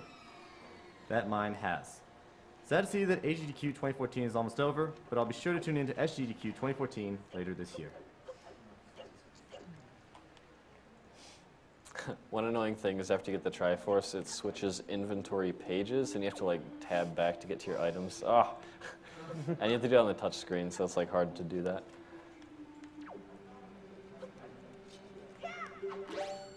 got that. These dark nuts are special. You can only freeze them once for like a long period of time. Like, I don't fully understand it, but basically once they're like on ice, or once they're like totally iced, and you have got one opportunity to hit them with a hammer. If you mess it up, then you should pretty much just fight them normally because you're not gonna be able to freeze them again for a long time. Ideally, one of them gives me the overhead parry, then I break off both their helmets, and then I just take care of both of them with ice arrows. That'd be the ideal situation. The back parry is not what I want. Come on, overhead. No.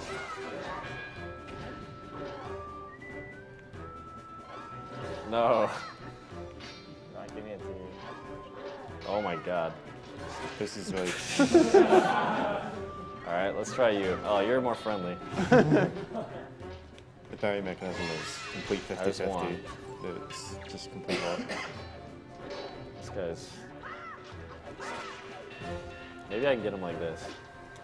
Oh, nope. There we go. Alright. That guy gave me some trouble, but it's taken care of now. Where's the exit? Okay.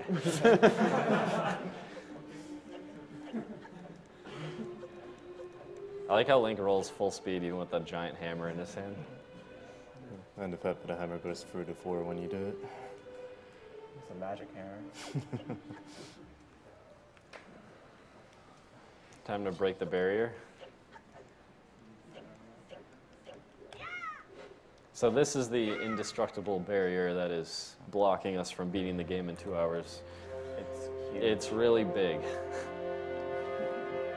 Just like rendering images where it shows how big it is. So yeah, if you ever find a way past that, it would be the holy grail. Please and thanks.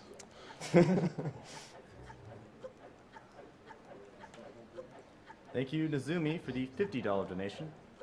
I'm happy to be able to donate because just this week, I managed to return to work as a game designer. I love games, I love gamers, I love you guys. Cancer, you are not invited to my pizza party. Nope. Trying to get magic, because I need a full magic bar. However, there are 4 pots that have magic in the next room, so I should be okay. I have to go fast with this guy. He wants to get me. It's possible we cross these, but try and conserve that magic. Also, it's really weird, because if you try to leaf across those on HD, there's actually like this wind that pushes you sideways, which makes it harder. It's really strange. I don't know why they added that. Well, it's actually a plot detail, but there's not supposed to be any wind down in Hyrule. Yeah, it's just weird.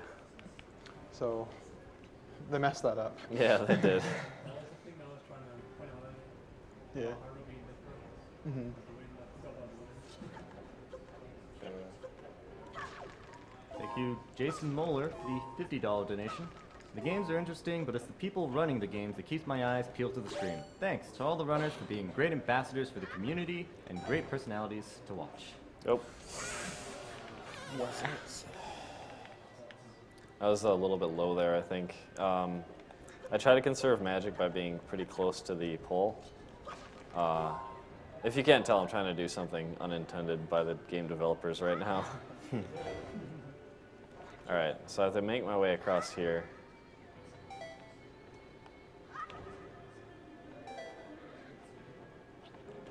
All right.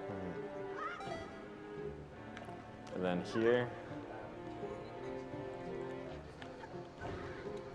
Oh, my hands froze up. Dang it. All right, we need to reset this room to get more magic again. My bad.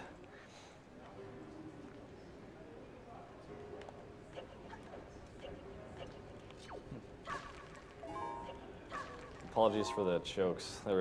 The chokes are real, man.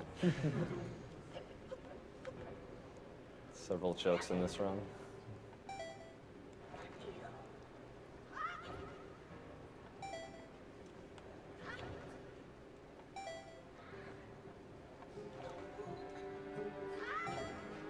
All right, take 2.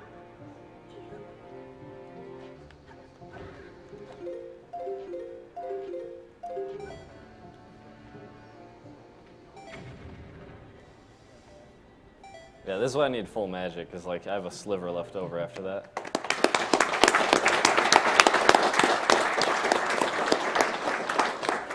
So that skip is really significant, even though it's just a ledge clip with a bomb. It skips a lot. Pretty much, you'd have to refight 4 bosses and go through these trials. They're like mini dungeons, like these long rooms with lots of stuff in them, and it takes like probably a good 15 minutes to get through it. So that's actually one of the bigger skips that was found in this game. Well, Wind Waker in general. I wish they removed this cutscene. Yeah, they should have removed that cutscene because it's really silly.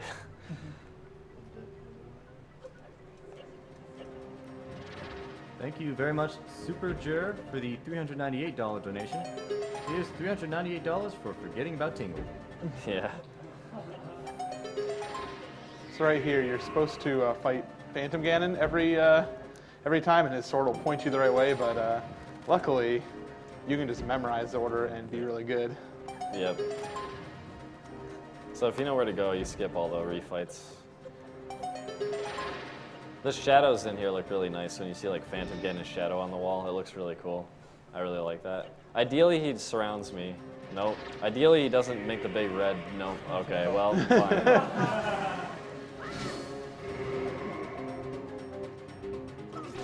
You just need to hit him once, then he's done. Yeah, he's got 3 patterns, and that was the worst one. Yeah, it's the slowest one you can get out of all 3.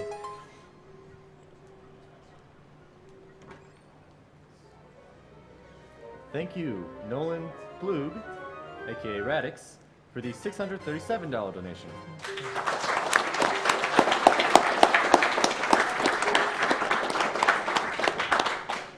Founder of Speed Demos Archive here, I just wanted to thank all Agdq attendees, viewers, and especially donors for making this event so successful. Go Cosmo. Thank you very much, Radix. By running to the wall at the beginning of that fight, I prevent him from surrounding me, which is actually, in this case, I want him to appear in the air because I just want to snipe him with the light arrow really quick. So I can prevent him from surrounding me by running up against the wall, because otherwise, if he tried to do it, some of his like fakes would be inside the wall, which would look weird, so they prevented that from happening.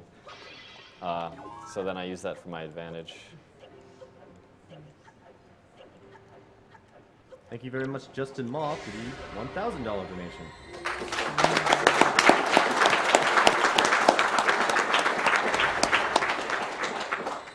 Thank you all for your hard work setting up and running this event. It is truly an inspiration to see gamers rally together and use their love of games to support such a great cause.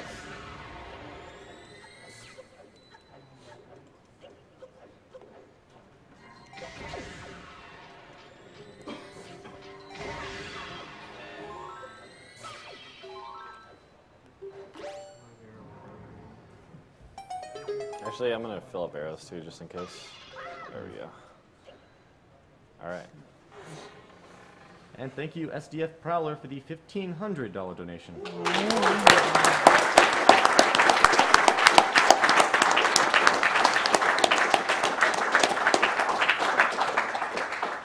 I think it's amazing what everyone has managed to accomplish. Thanks to all involved in making Agdq possible and wildly successful. Here's to the prevention of cancer once and for all. Take care, guys.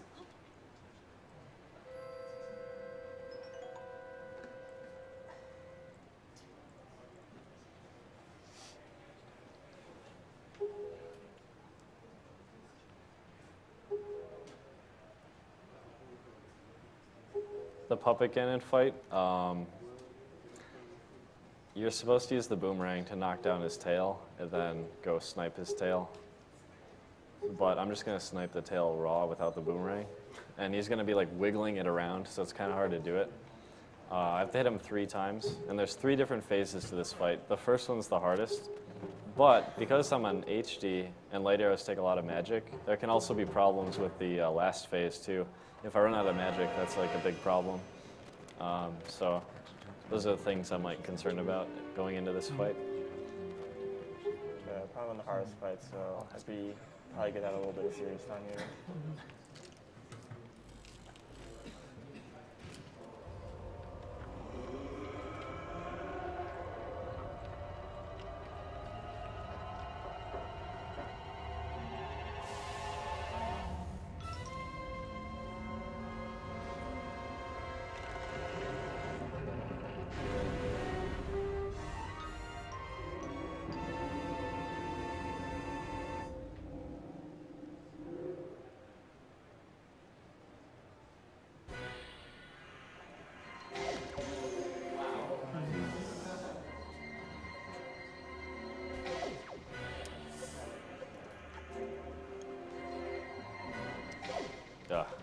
late.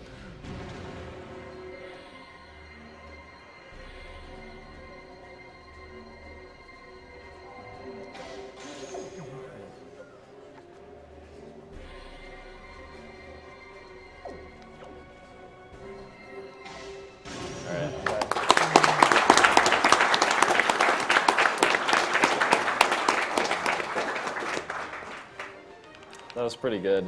Usually, every minute, he decides to spin around and summon Keese. And when he's spinning like that, it's almost impossible to snipe the tail. So, pretty much a good fight is when you hit him 3 times before a minute passes. And that was only like 4 arrows, I think. So that was actually really solid. I'm actually going to do a slightly safe strat here. I can actually snipe the first hit of this. But if I do that, then he does not summon Keese. And they can actually drop... magic, and magic is an important resource right now, so hopefully they give me magic. Nope, alright. Jerks. Jerks indeed. Well, I have one more chance to get magic here from the next set of keys. Please drop magic, I need it really bad.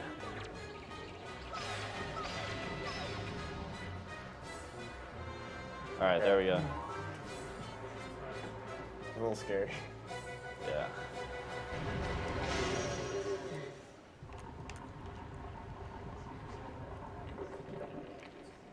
Let's see, how many shots do I have?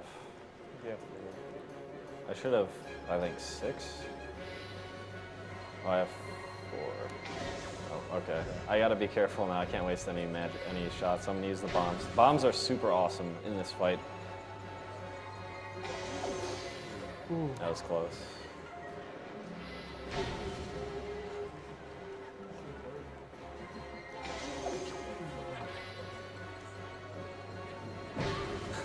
Perfect. All right.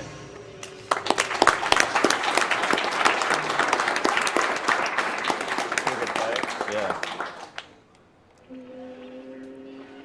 Yeah, that fight is really scary. Getting those snipes off is extremely difficult. And when you miss them going to magic, it can go really bad. Yeah, that first shot, because basically what he does is he shakes the tail consistently, but when the fight starts, he picks a random spot in the room to move to, and he just starts moving in that direction. So it's a combination of his movement plus the tail like oscillating back and forth. So it's hard to lead shots, but at the very beginning of the fight, you can get one shot in if you aim at exactly the right spot with the right timing. Oh, speaking of ropes, there's the final rope.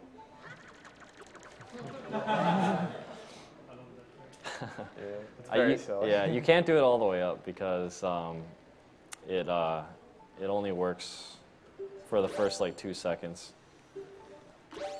But it does save a little bit of time to do that. Yeah, it looks hilarious. Mm-hmm.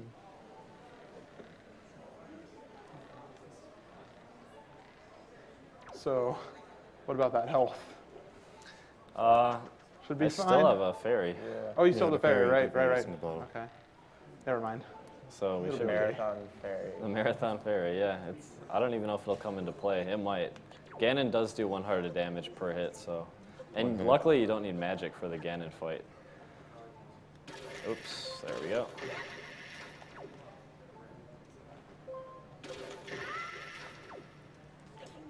All right.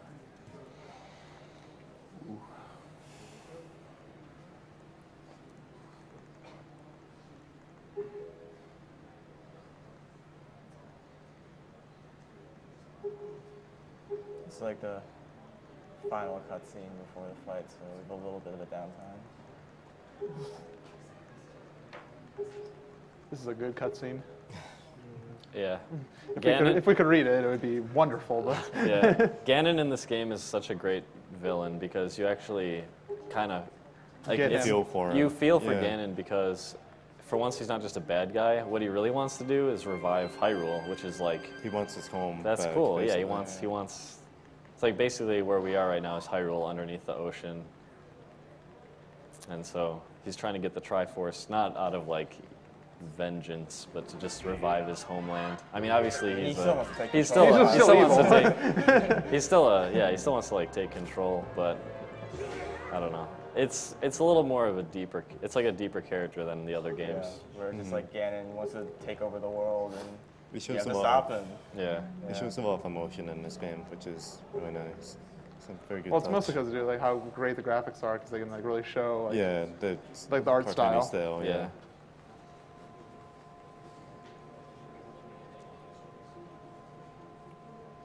Ganon's also enormous in this game, apparently. One of the But he's games. fast. One other game I can really think about this like ratio is like Four Swords Adventures. This Ganon's is- enormous in that too. This is probably like the most interesting final boss fight in the 3D Zelda series, though. Like, it definitely is. Probably one of the most memorable ones.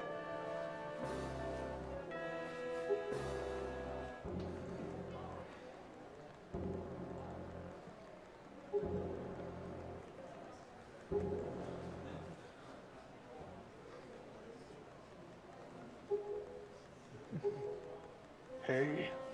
Hey. What's up?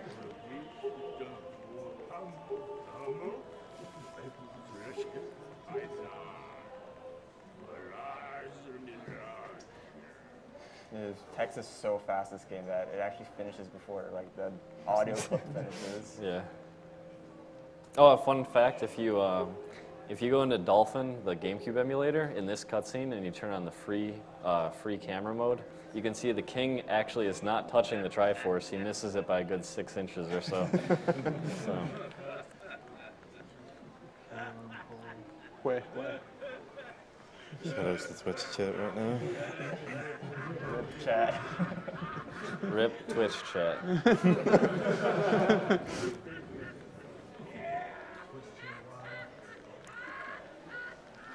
The giggles.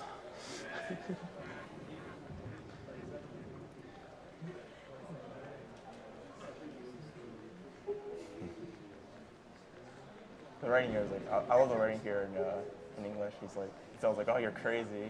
Like right after that like laugh. Yeah. It's like perfect.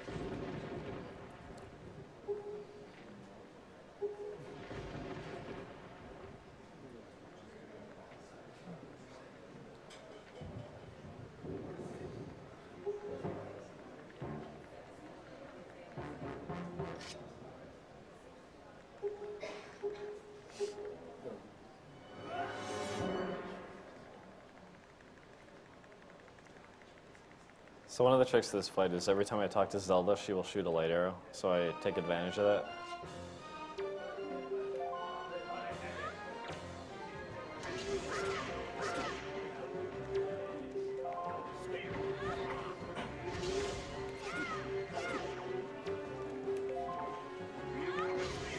Oh, she missed. There we go. FaceTime.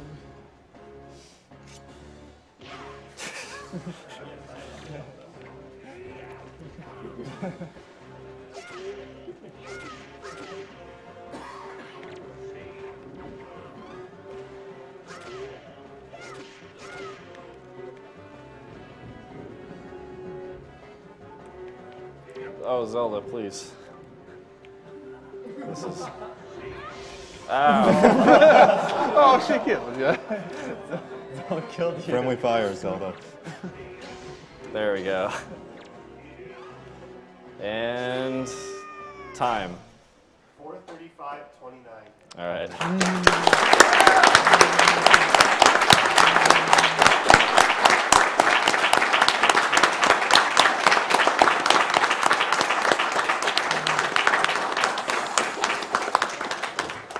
I believe my original Wind Waker run a year ago was about 9 minutes slower, and we had probably around the same amount of mistakes, I think. I actually, there's a couple bad spots to this run, but I think I showed off everything pretty well. I'm pretty happy with it. So I hope you guys enjoyed it. That's about it.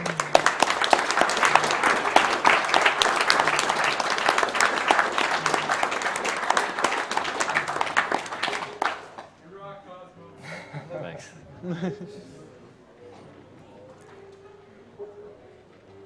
Ladies Ladies and gentlemen, this is Awesome Games Done Quick 2014. We'd like to send a special thank you to the 88,000 people who are currently watching and for the over $835,000 in donation totals we've received so far.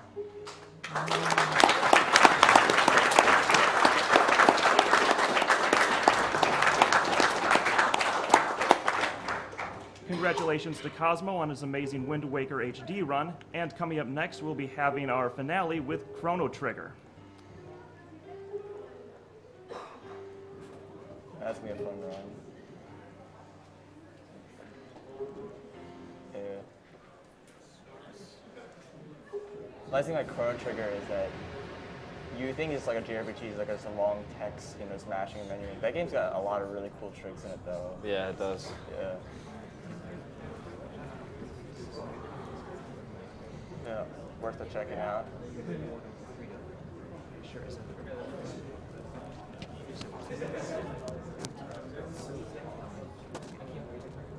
It's attached to me. I can't get it off. Sorry? This thing is attached to me. Oh, They're gonna have yeah, it when it's they like get that. back. Well, you want me to get it? Yeah, go for it. Commander Keen right now. There you go. Yeah, right now. Yeah, no problem.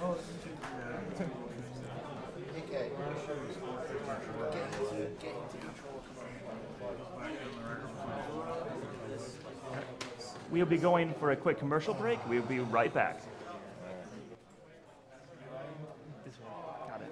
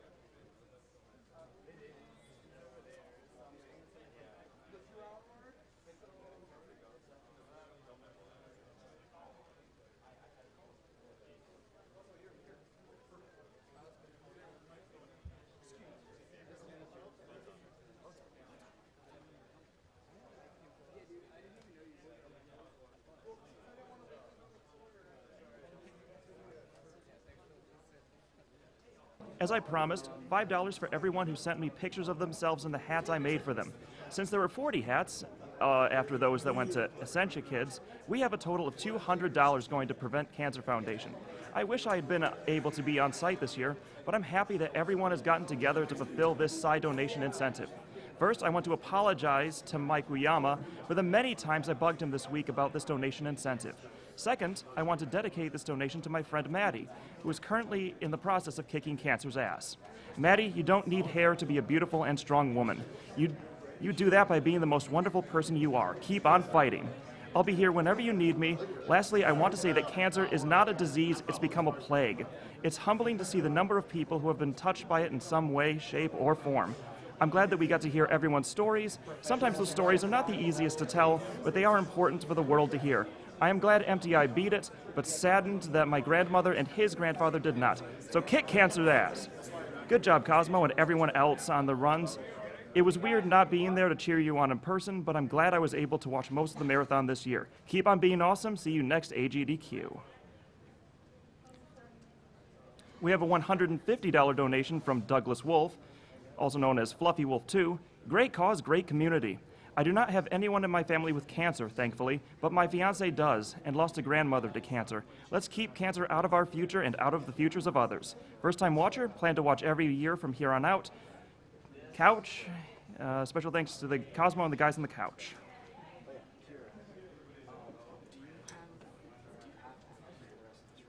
We have a $50 donation from Jacob Solson, also known as Xylus. This is such a great cause, and the runs have been amazing so far. The Super Metroid race was something of legend. My sister found out she had ovarian cancer a few years ago, which had affected her for years, but they luckily discovered and removed it only a week before it would have gotten worse, so she was a lucky survivor. This donation is so others that aren't so lucky might get their way out as well.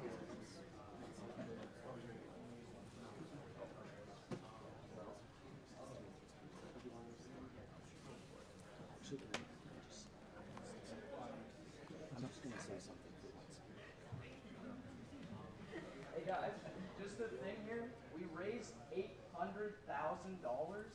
and it was a hidden incentive to do the To Earn dance with everybody in the room for $800,000. So if you guys want to, you can participate. I'd like as many people in the room as possible do it with me. It's not that difficult. Alright, you gotta show us the steps. Gotta show you the steps? Yeah, you gotta show step by step. Alright, so the steps of it are, so for the first part, everybody knows the first part. I assume everybody has seen it. It's left, center, right, center, left, center, right, center. Everybody's got it. Okay, it's complicated. Okay, Left, center, right, left, center, right, center, and then after that, it's freestyle. Okay, it's freestyle. So after that, you can do whatever you want. Whatever dance move you know, do it. As long as you look like it. Perfect. Alright, let's do it. I don't know how loud it actually is. I don't know if it's shot or not. Wait, where's my? Are we doing that right now? Yeah, it's all set up. Yeah. So it's not doing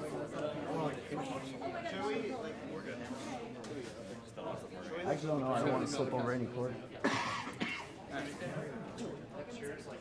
They can't see. No, the camera. What's that? I do rock it. What's that? The camera can see on this one? Yeah. Man, these cold. I got it all. I'm ready. You guys should like this. If we stand up, then no one can see everybody raise. Yeah, the camera would have Oh, to be does it? Okay. Yeah, we have to adjust the camera. Everyone's doing it. I'm doing it. I'm not doing it. Dude, I'm doing it. No, you do it. You do it too, because you got the It's easy. I don't want to block it. Hey.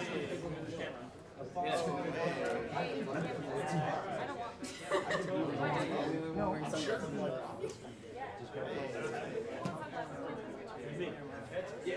No.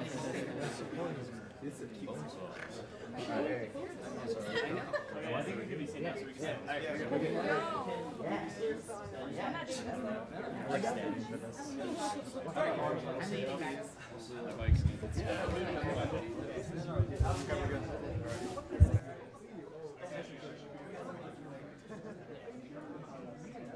Yeah, no, that's all good about everyone layer yourself.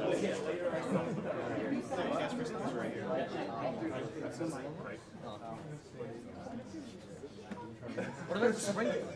Oh my cute. You tell me what to do. What's that oldie? Tell me what.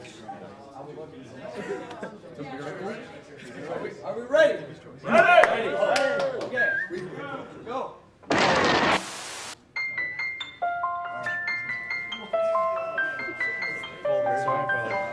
Dude, that's okay.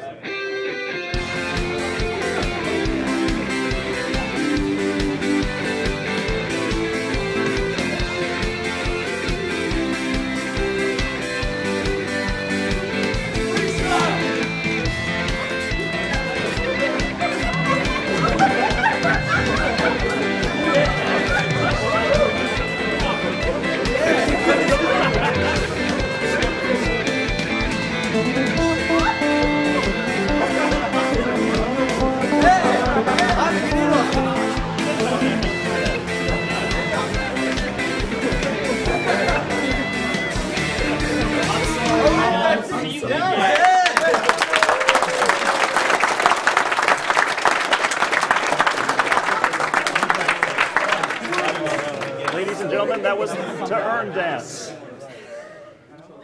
You can see it live and uncensored at Bonesaw 577's channel.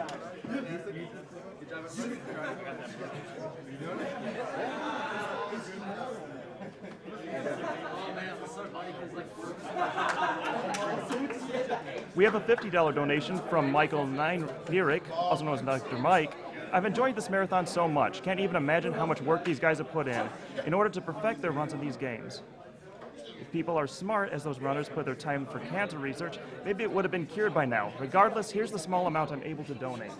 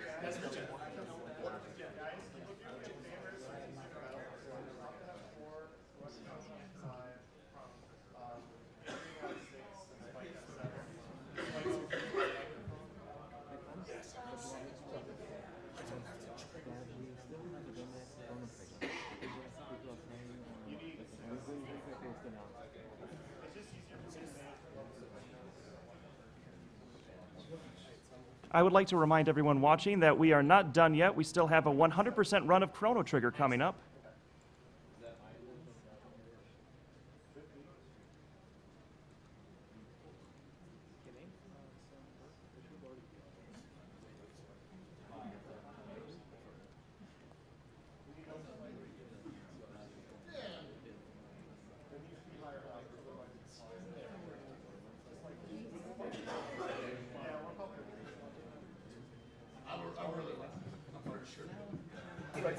I'm pretty loud too. I yell. I think.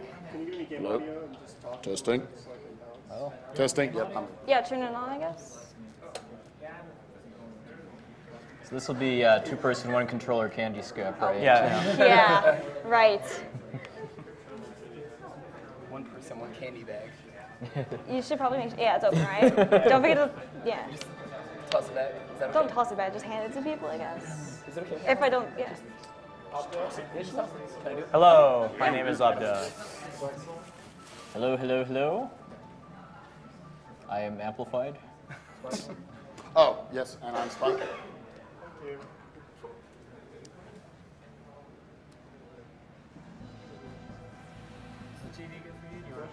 So here's a bunch of places we're not going to see in this run. Oh, it's gonna be great. It's gonna be great. Not in this Why run. do I feel like I'm echoing a lot? I think it could be a little louder. Am I? You're a little bit back. New Game Plus setup first. Yeah. Yeah, you are a little. Yeah, I can hear it. Can you spell out your stream URL for us, Adrian? 0XA101. Man, it's like four It's like letters. it's like a word, yeah. He digs the hexadecimal. 0XA. But no, nobody 101? says 0x. A10 or frick, I can't even get it right. Oxa 101. That helps. Yeah, Oxa 101. You're not supposed to say the 0x though. Yeah, it's cute. I've never seen it. No, he has his. I do. But it's still person. He runs strips. Thank you to Jake Middleton, also known as Super Genius, for his $30 donation. It's true that if everyone donated $2, we'd hit the fabled $1 million mark. This is to cover myself and 14 other people who can't afford it. If you can't afford it, please donate to this great cause. If you want, Thank you, do Super you know Genius. anything on the Game Plus? Okay. Excuse me. I know about Candy Scoop. Okay. How it's How it terrible, sucks, like the yeah. worst thing in the world. Yeah. Thank you to Essentia for your $30 donation. Selfie on the couch. Come Yeah, on, you guys guys, gotta let's tag break yourself. $1 million. And no self-respecting time traveler would be caught dead without a TARDIS. That's a good reference.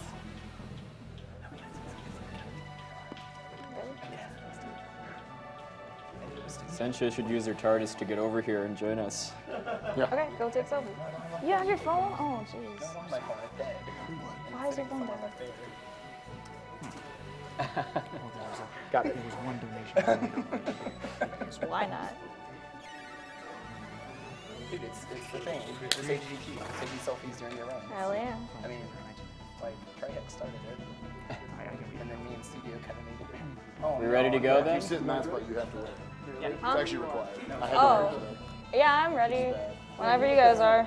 Yeah, well, Okay. I passed a few DVDs to it. This is actually good timing. Yeah, go for it. Now. All right, so we're starting off our Chrono Trigger with New Game Plus run, which you might imagine isn't very long. Yeah. Doesn't matter. Yeah, because New Game Plus mode in Chrono Trigger lets you carry over pretty much all of your equipment from a previous file, and has a couple other changes, but the most important one is that there's a new time gate added to the Millennial Fairgrounds that lets you go directly to Lavos Shell. So the fastest possible way to beat the game on New Game Plus is what you're going to see here. And she's quite good at it, so. It's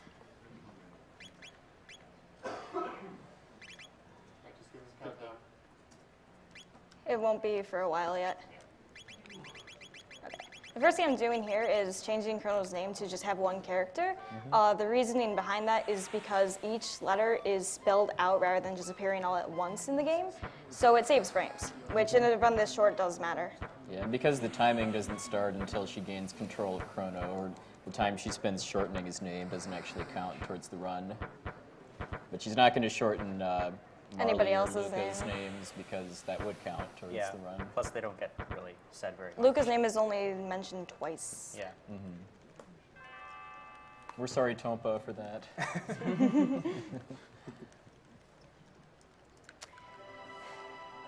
Pretty much nothing exciting happens for the first like minute of the game, so doesn't matter. Just listen to the music. Oh yeah, yeah. What? You get to see the cat? Yeah, the cat. Terrifying. It always sits there while you're sleeping. Just stares at you the whole time. And time, go. Cat too strong. Okay, doesn't matter. Yeah, so when character's naming comes up, you can actually press start so fast that the screen doesn't even show up. Fortunately, that didn't frames, happen. of course, but Frames. not a big deal. So the biggest trick that you see in a New Game Plus run of Chrono Trigger is what's called the candy skip, which is coming up in a little bit. That's basically a cutscene skip of normally when you go to the Luca and her father's inventions part of the fairgrounds for the first time. Marley stops Chrono and wants to look at some candy. But there's actually a very, very difficult clip you can do to actually skip that cutscene trigger. It's something that's only done in New Game Plus, because if you skip the cutscene, then in a full game run, it'll be there waiting for you when you come back from 600 AD, so it's actually completely useless in a full game run. But since we're not coming back in this run, we want to try to do that to save how many seconds does it save to do? 16.5 seconds. Okay. That's more than But who's I thought. counting?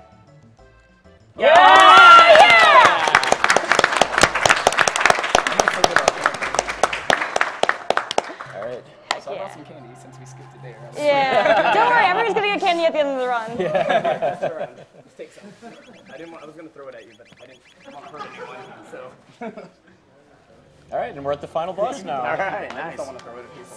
Oh, and we also don't have to do the boss refight section of Lavos Shell 2. We're skipping directly to the final phase. Yeah. It would be nice if there was a way to do that in the full game run. Yeah. But, Pretty her much. characters are very, very strong. yeah, they're level 100 probably. Yeah, double star. Maxed out. So max out. Yeah, best possible equipment. Yeah. Because there's no restrictions for New Game Plus runs on what you can do in your prep file, you just go all out, basically. Pretty much all I do in this fight is just hit Lavos with 2 Luminaires, which does around 6,100 damage. And then for Merle's attack, I set it to Ice 2, so in the next battle it's easier for me to select and it saves time. Oh my god, just tossing the candy. Oh yeah, that's exactly how it should be done. This TV is so bright. Yeah, I'm used to the inside of Lavos just being able to see the water part of it. Yeah. Is everyone okay? Didn't cause any concussions with the candy. This will help us stay awake. It's like Yeah, sugar, why not, you know? Or Especially since this one's gonna take forever. Alright, this we'll is... be seeing this guy again in about like 5.5 hours or so. Yeah. Hear more of his awesome music. This is probably the hardest part of the game for me. Just because RNGs can be pretty bad, but... This attack in any other speedrun of the game is very dangerous. Not so much here. No. I pretty much just spam Luminaire the entire time, so this is going to get pretty repetitive, but... This is pretty much what you do in a casual playthrough. Yeah. Luminaire is both fun to say and really powerful. Yeah. And I'm just having Marl as pretty much a healer the whole time to heal his MP, since Luminaire does take 20 MP to do. For equipment, she has the Rainbow Sword as well as, let's see, some sort of stats predicting armor. And then the haste helmet, which gives you automatic haste, which is why the two characters are red. Yeah. I think like Nova or Moon Armor. Yeah. Nova armor for Chrono. And Marl has the prison dress. The prison dress, which cuts magic damage. Hopefully we won't be seeing any prison dresses in the next run. Yeah. You might take the prison dresses, that's bad news. This, if I got the good RNG seed, which actually I did manipulate at the beginning of this run when I was on the file select screen, that did 1157 damage. So this should do, wasn't fast enough. This next attack should do 6082 damage, if I'm correct. The reason for that is RNG seeds are determined when, depending on how long you wait on the file select screen. Probably because I waited too long. Yeah, any attack would just change that for sure. Yeah. Like Shadow Slay. But shout out to Foot Big Mike for that, actually. He did figure out the RNG seed thing, so thanks for that. Helps a lot. Makes the run a lot more predictable. Are you planning to try to do that to manipulate critical hits at some point? Possibly. So I remember you telling me about using the Shiva Edge, Yeah, or whatever it's called. he was looking into that, and I'm probably going to check it out as well when I get back home. Just a little faster than using Confuse, I guess. Yeah. And this is it. Hopefully this won't be bad. Okay. So the first thing I have to do is I have to take out the left bit. Do you end it when the final damage number appears? Okay.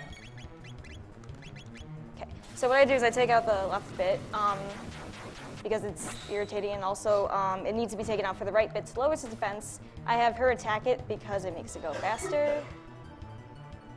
And then there it goes. So 2 hits will take out the middle bit, and then I don't have to worry about that anymore since the right bit does not attack.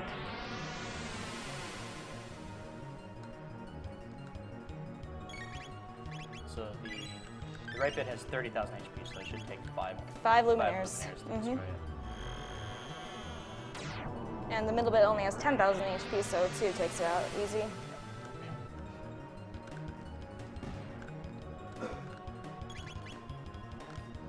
And this is like the rest of the run. It's just spamming Luminaire, so nothing too interesting.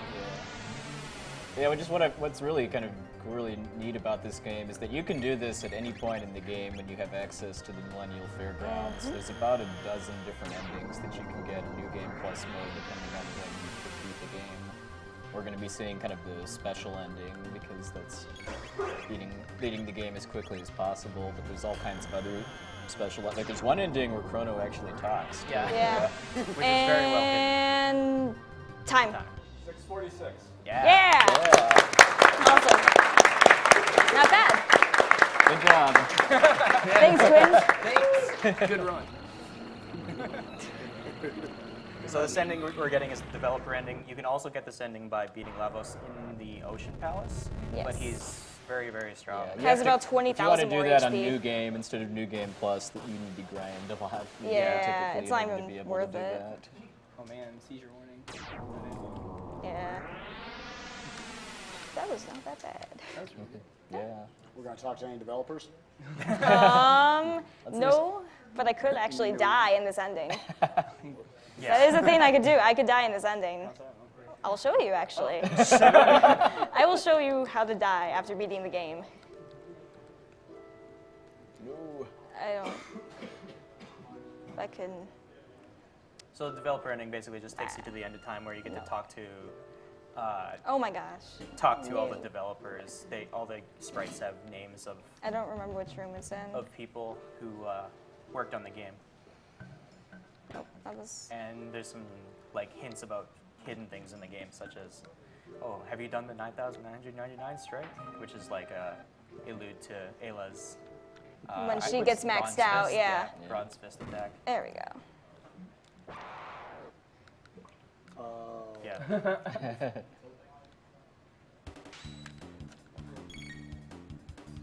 This is going to take a while, isn't it? Nope, it won't. Because that attack brings me down to 1 HP. Yeah.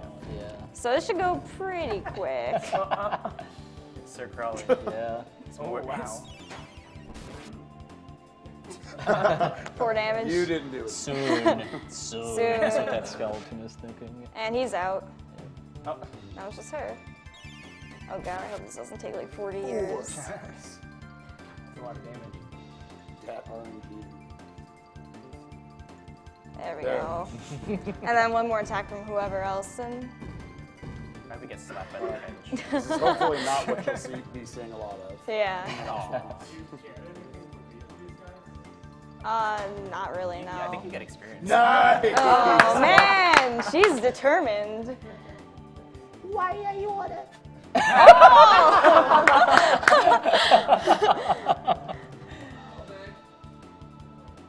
Hello. Yeah! Oh my gosh. You had one job, skeleton. One job.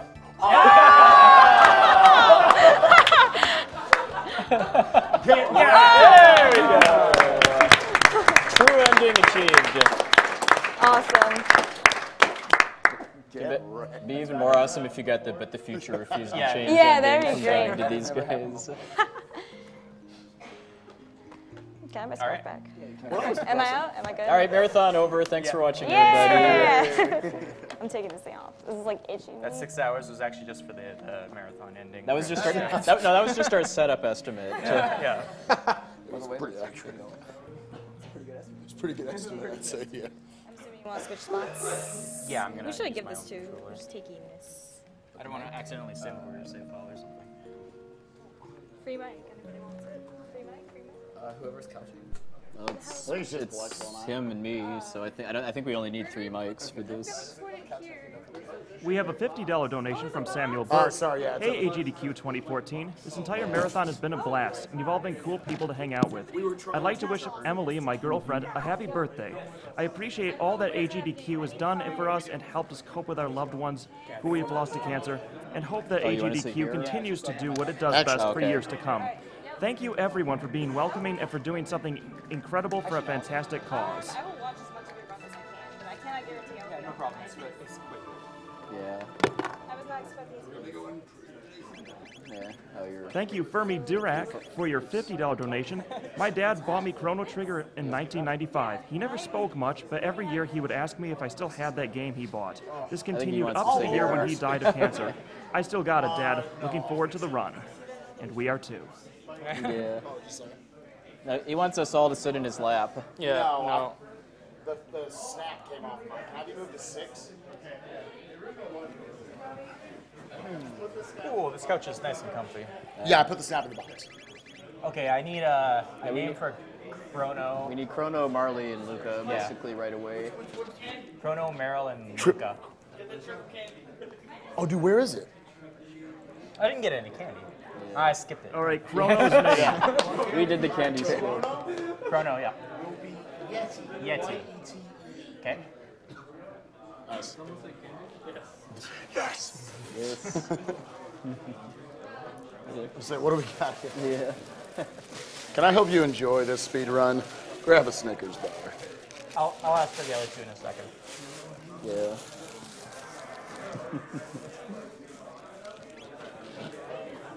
Oh, you want? I would like to remind everyone watching right now that this is the last run of the marathon. And you can promote the marathon right now by going onto Twitter and promoting the hashtag AGDQ2014.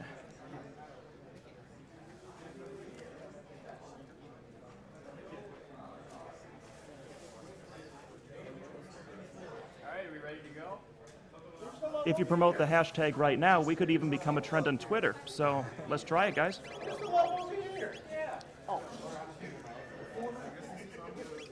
Are we ready to start? Ready to go? All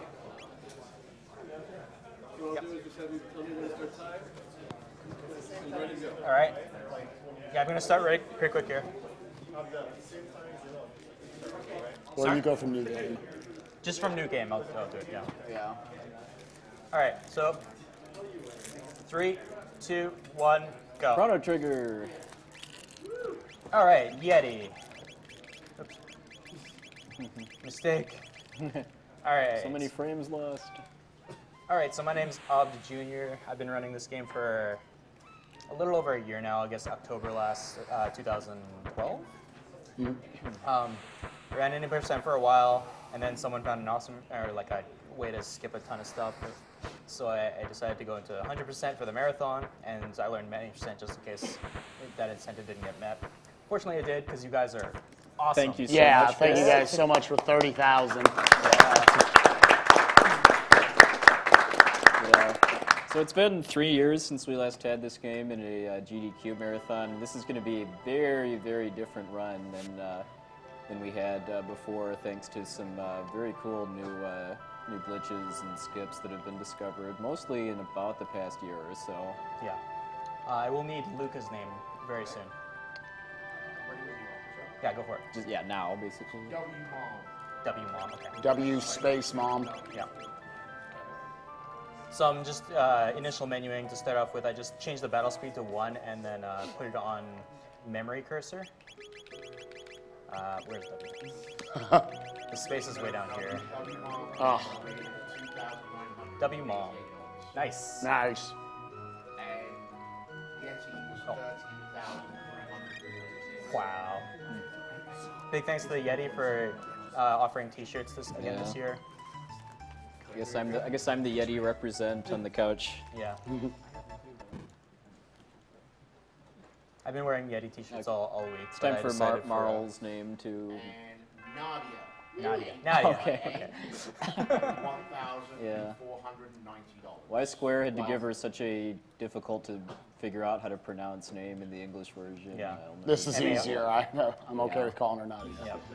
Because in the Japanese version, her princess name is Marudia, and then her name she gives you here is Maru. So that makes a lot more sense than how Nadia becomes Marl or Marley. So yeah, like Obda said, he started running this game. It was about a year ago. I remember us talking at last AGDQ. You were wanting to pick it up. And this game was initially busted open about 5 or 6 years ago by a Japanese runner by the name of Anichi. Yeah, and he's the one he made a task so this is the candy cutscene that Adrian skipped. Yeah. Like, You just have to kind of wait here for a I mean, he could theoretically skip it, but then when he comes back from the first visit to the Middle Ages, he'd just get this cutscene immediately after leaving the North area, so there's no point in doing it in a full game run. Yeah, Nishi did a task for this game. It's like very, very fast. He uses save corruption and all this other It's pretty crazy looking. messed up stuff.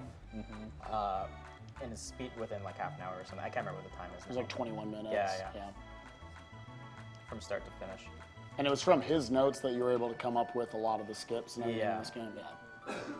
I had a lot of help from some other runners. Yeah, one of the kind of interesting things about the community for this game too is that a lot of the runners are also Tazzers. Actually, I don't know. I can't think of any other game with that much overlap between tool assisted and real time speedrunning. Yeah, so big shout outs to Autovino and Kill Eye. Crumps wants to pick this game up. He's an awesome guy. Yeah. I also have a shout out for everyone. $850,000.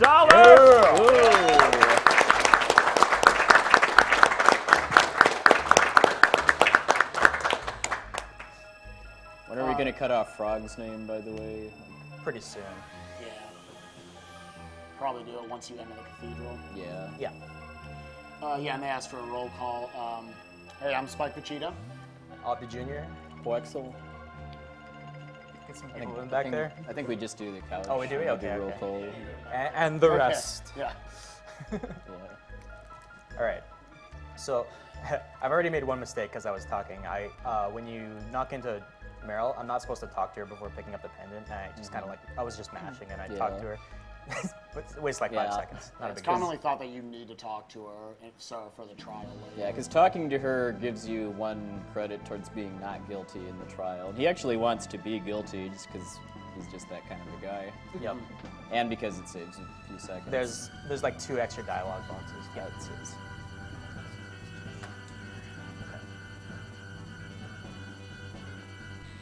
Once again, shout outs to the great music in this game. Oh yeah. I'm also supposed to give a shout out to Dreamy because I didn't give him anything for his birthday, so shout outs to Dreamy. Happy birthday! A month ago or something. Monthly birthday. So do you want to explain this fight at all, kind of the specific order you're wanting to kill them in? Oh yeah, okay. So, because I didn't manipulate the RNG for the start of the game, I just want to kill these 3 blue imps as fast as possible. Well, doing that requires deleting all your save files. Yeah, right? I didn't really want to do that. Yeah, you're gonna want to, because I mean, other than some stuff that lets you skip battles and other stuff in game, there's also been some methods to manipulate the battle RNG that work in real time that have been discovered. Yeah, that left one always gets pretty close. Yeah. So, and if he hits you, you're pretty much guaranteed the top one's going to hit you as well. So that's why you have to kill him in that order. Yeah, if I target the left one and he hits me, the top one will probably hit me All right, too. so coming up here. Yeah. Nice. Okay. That didn't really look like much, but that's one of the most difficult battle skips in the whole run. Yeah. Because not only is it kind of pixel perfect almost, but there's also a time element to it too. Because you have to get off the bridge before the bird with the imp on it gets into position.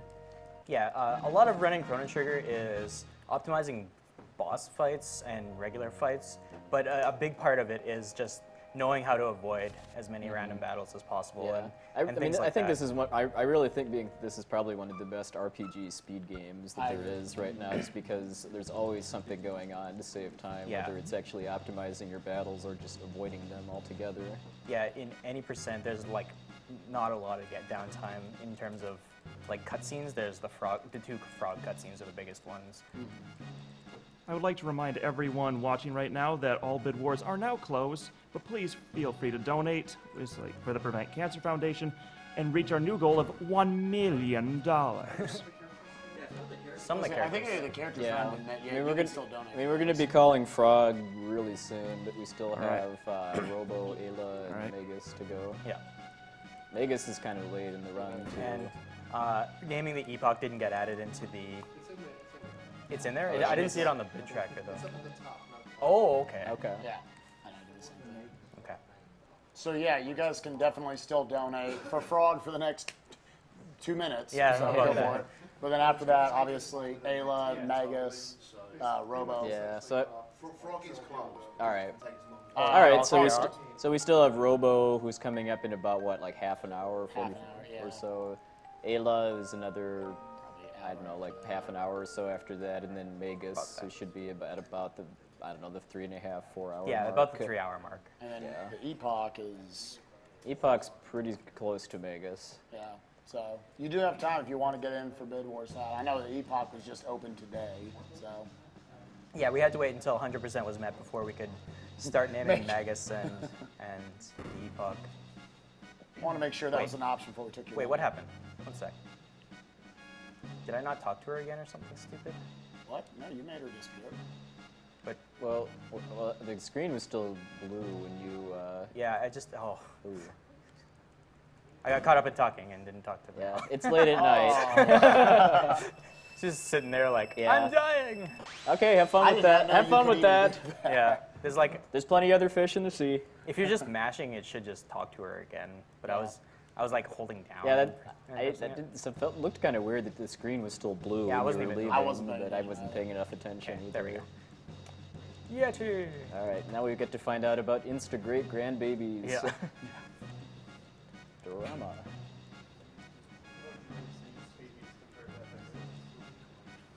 Thank you to Hulk Hoagie for your $502.42 Mommy and Daddy save donation. point don't get together though, but there's plenty of dinging. Donating because Cosmo also named. Can't wait for SDGQ. Okay. So in the old route, when you weren't able to, or at least you didn't skip that one blue imp fight back there, I believe that affected your ability to learn Fire Whirl. Well, you can just run away from that fight though if you get into it. But you need Chrono to learn Cyclone before you get to the Cathedral. So I think if you get into that fight, you just do it. To replace another fight, you'd have to do it. Okay, so you take an extra fight in the forest to get that. To get Cyclone. Yeah. I mean, because this is 100%, well, actually, just the route where he's going to be using for 100% has pretty much no grinding in it. I mean, he needs to fight a couple of battles for extra checkpoints, but that's except for one brief section in Death Peak later on in the run. It's always just going to be fighting battles that he runs into in dungeons, as opposed to like farming for battles. All right, so right here he's doing what's called the unequip glitch, because ordinarily this game does not allow you to not have 4 pieces of equipment at all times, weapon, helmet, armor, and accessory. But doing kind of what he did, where he was cycling through his characters and while pressing up or down. I mean, it's a little more to it than that, but that's the gist of it. He was actually able to trick the game into letting him completely unequip his helmet and armor, and the principle for this run is that less is more. So, in the English version of the game, if he takes off both his helmet and his armor, he has pretty low resistance to physical attacks, but he actually has really high resistance to 3 of the 4 elements in the game: lightning, ice, and shadow. He's only still susceptible to fire. Yeah. He also gets a bonus to his magic stat, too.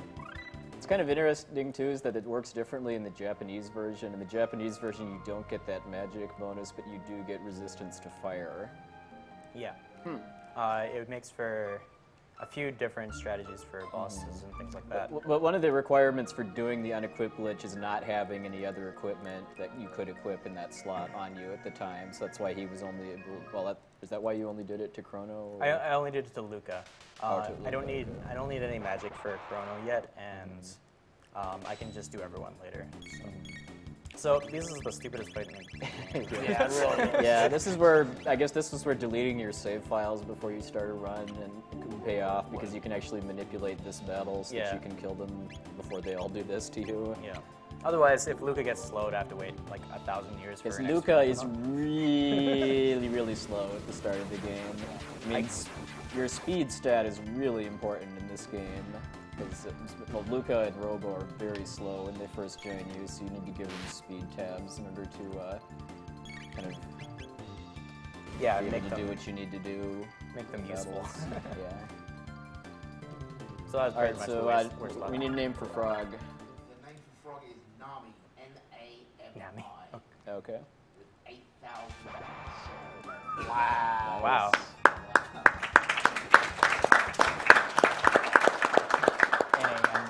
N-A-M-I, capital N,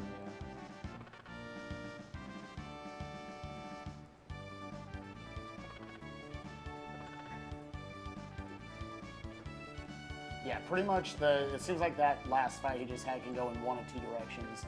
One, they can either do that and just slow you the entire time with Kiss, or they can come up and physically attack you, which is obviously much preferred. Robo. It's about 20 minutes or so. Or not at all if he gets the future stats. Something I have not figured out yet, so I'm not going for that. Yeah. We just want to end this marathon really early. Okay, so going through the cathedral, I have to basically fight almost nothing. So just kind of like make sure you weave in and out of enemies and just know where you're going. Get a few items. I'm gonna get a sword for Chrono and then a power tab here. This will help me in the trial sequence, as well as the dragon tank, which is actually an annoying boss that takes actual preparation for it. All right, and then we just get him here. So actually he's got another room to go through. We'll kind of set it up that the first boss in this game, Yakra, is gonna look a little different than you might expect if you've played Chrono Trigger before. I'll explain more about what he did after he does it, just to. Yeah, and I'm gonna save beforehand just in case.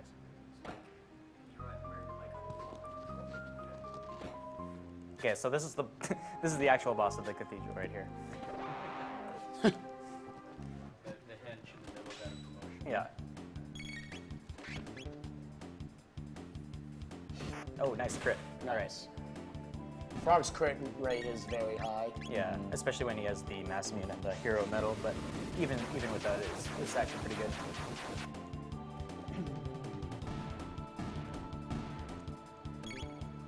Oh, crit. nice. Okay. Go Frog. All right. You'd better flex That's for that pretty one, good, Frog.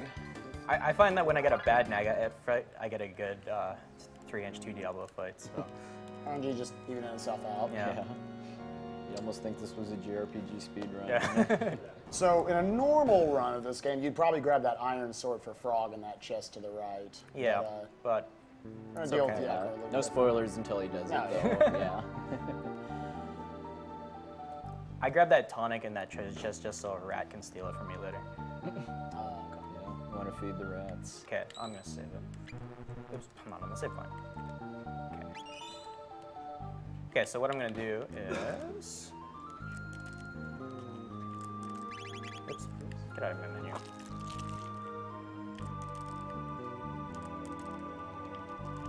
I'm gonna be really safe here.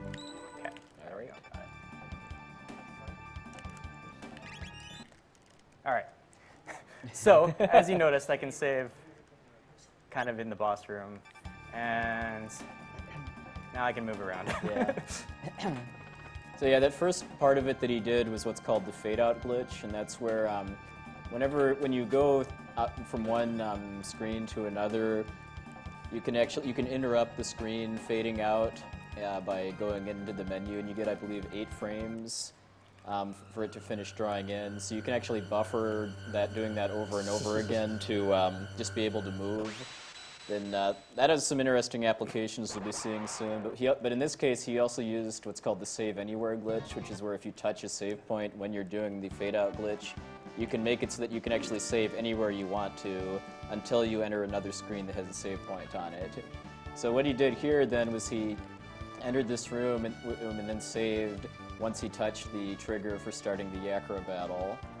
And then resetting and reloading the save kind of makes the events cancel each other out. Bye-bye! So if you've seen speedruns of Super Mario RPG, I always like to compare this to the max skip, where he was able to keep control and he opened the chest that had the True Chancellor in it, which was an event that makes you exit the cathedral and advance with the plot. Yep, both have Chancellors too, so. Okay. So that was the first major skip of the game. Yeah. It's pretty cool. It was what really got me into speedrunning this game, like what I can do stuff like that. Rip Frog's awesome theme music. Yeah. All right, and now that Meryl's ancestors have been rescued, she reappears back in her ancestors' room. But she doesn't have a dress anymore for some reason.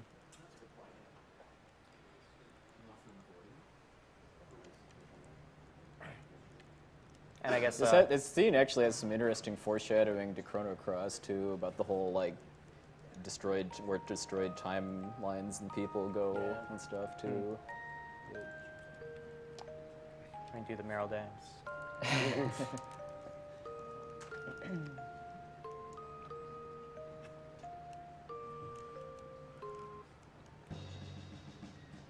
So from here, it's just going to be cutscenes for a little while, getting through the trial. So yeah, we can add for some donations. A couple donations, yeah. Thank you to Reyes Sinahel for your Bye, Frog. $300 donation. Samantha, I know you already know it, but last time I said it was on stream during C4L almost a year ago, so let me say it again. I love you. Thank you to George Wittenberg for your $300 donation. Thanks for this great effort to collect money on a worthy cause. It's been a pleasure watching you throughout the week. Keep rocking and gaming. And preventing cancer.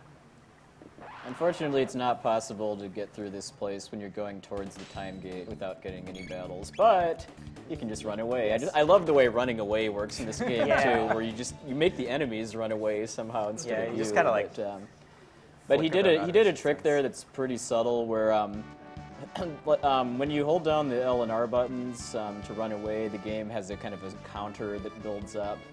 to when it's filled for all 3 of your characters, then you escape. But that counter still goes up when you go into a submenu, and if you have battle mode on wait, then enemies won't attack you during that time. So with that trick, you can basically guarantee to run away from pretty much any battle you want without actually getting attacked, as long as your speed stat is high enough. Yeah. Yeah, it's particularly useful when the enemies do annoying attacks that like suck your MP or just have annoyingly long animations. Yeah. Or you need to have full life for a boss or something. That's another trick that Anichi discovered back in 2007 with his initial segmented run. Yeah. All right, so back to 1000 AD. Everything is all fine and dandy now.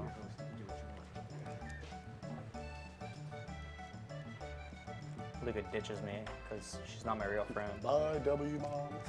Yeah.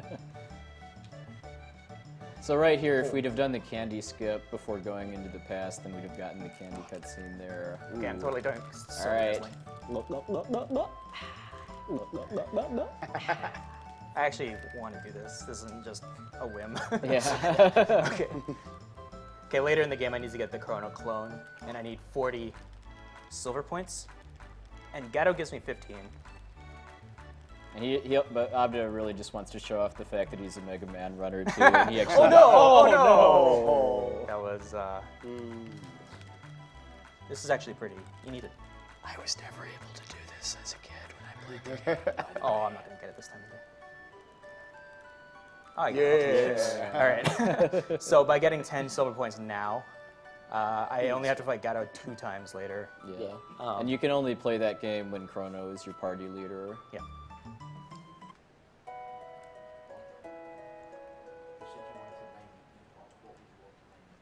Hashtag Agdq.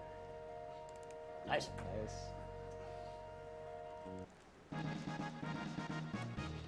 These tabs are very important because I believe they're the only way to increase your base stats other than through accessories and equipment. Well, and levels. And yeah. But gives you a high degree of customization. Yeah. Which is also a little more important since he's doing some of these skips. So, he obviously won't be getting some EXP from certain bosses. I think it's the tech points that matter more than the experience though, for battles that he's skipping. I definitely wouldn't want to be at a lower level than I usually get to when I fight Lavos, because his first onslaught of attacks actually make me really close to being dead. But trial. So our reward for saving the princess is getting put on trial Yes. for her kidnapping. Yeah. So back in 600 AD, when you defeat Yakura, the new chancellor is like, we have to make a system to do away with evildoers. Yeah, no, we taunted Yakura, like taunting the animals in Super Metroid. We tickled them. Yeah. And now there's a trial because apparently I'm an evildoer. Yeah, this is kind of pretty clever concept for a 90s RPG too, because basically the outcome of the trial is determined by what you had Chrono do in the Millennial Fair.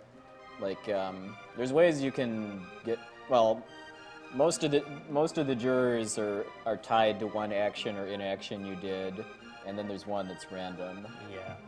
The second guy's a jerk. Yeah. Always that second guy. Yeah, so I'm trying to get guilty because it Saves saves a couple about- text boxes. Yeah, instead of like the chancellor being, he needs to be executed, and the guy's like, I didn't hear about an execution. It just like skips that part, so. So I'm gonna be a jerk.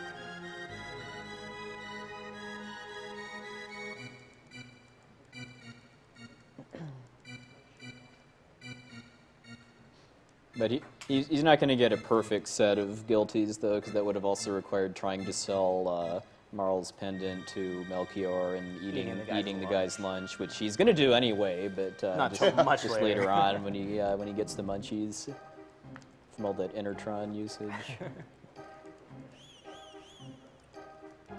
One really clever thing about this section is the music's just long enough, so if you're reading at a decent pace and not just like stopping. It cycles through and then it cycles through just enough that I don't know, it's just really, the music in this game is just really good.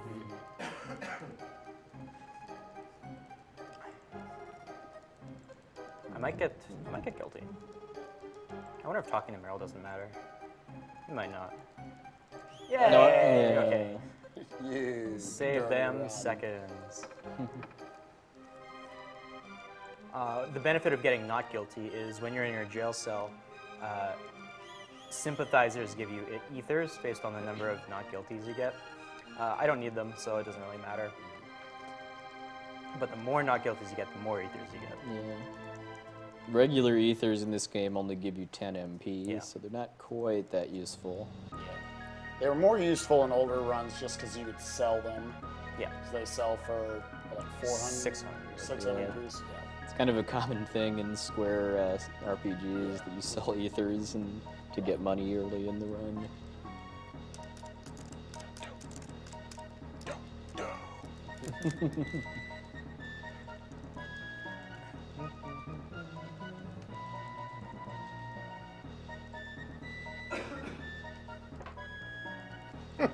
His hands were apparently free there for half a second. It's like, ah.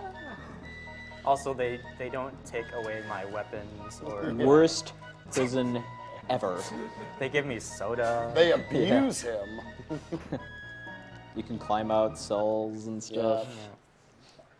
Okay, Upkeep is terrible. My second menuing. That Yeah, because drinking what was that? Like 25 cans of soda a bit ago wasn't quite enough to get some more here.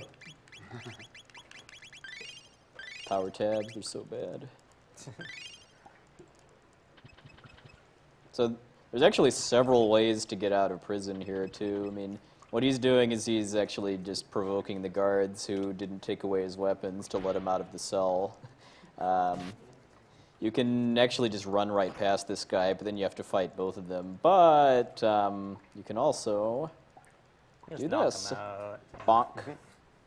Yeah, bonk. With my steel saber. You can also just wait out the 3 days, which doesn't really take that long actually, and then you get led to your execution, and Luca saves you with the, what is it called, the Zonker 88 or something like that. Yeah. But there's a pretty long cutscene you have to go through in order to get there. So this ends up basically being the fastest way. You got to line that up pretty close, because line that up pretty It's not as well. hard as the Truce Canyon battle skip. Sure. But I mean, I was able to do this battle skip as a kid. But when you're trying to do it fast, I mean, everything that precise. Should I get a crit here? Yes. Okay. Is that set in the orange? Yeah. Pretty much every time you're gonna get that. Yep.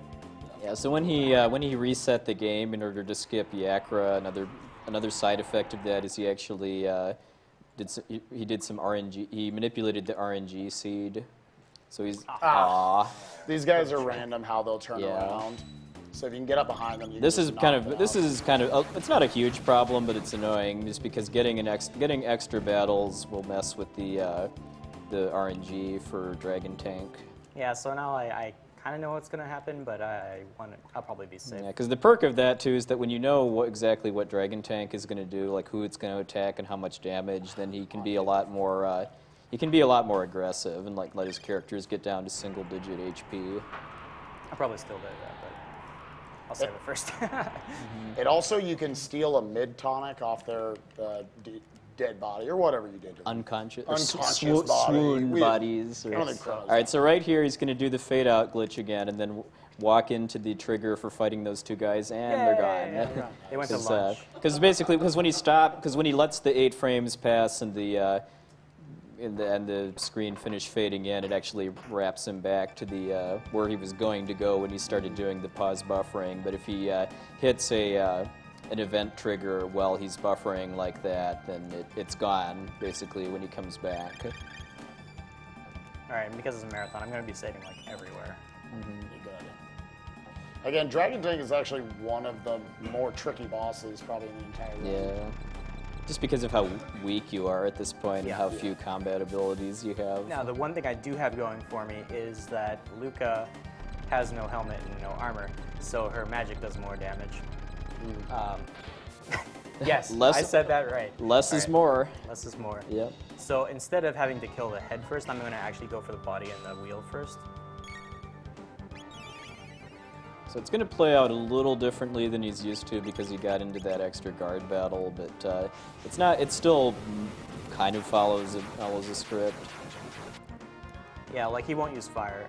His fire attack on Chrono twice in a row. Like ever.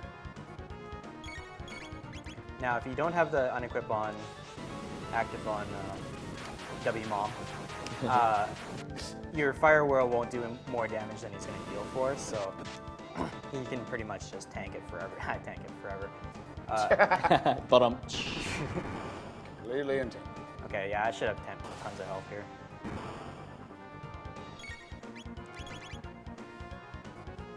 Because I'm on battle speed 1 as well, I want to input all my battle actions as fast as possible because every frame that I miss is going to be more and more dangerous. That's one thing I just love about this game and other Square RPGs that use the active time battle system too, is that the speedrun just has a lot of intensity to it because you're generally playing on the fastest possible battle speed, which just gives that intensity of trying to hit your commands as quickly as possible to not give enemies extra attacks.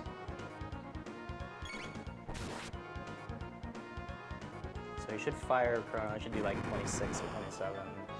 28, okay. It's okay. Got 4 more hit points than he needs. Yep.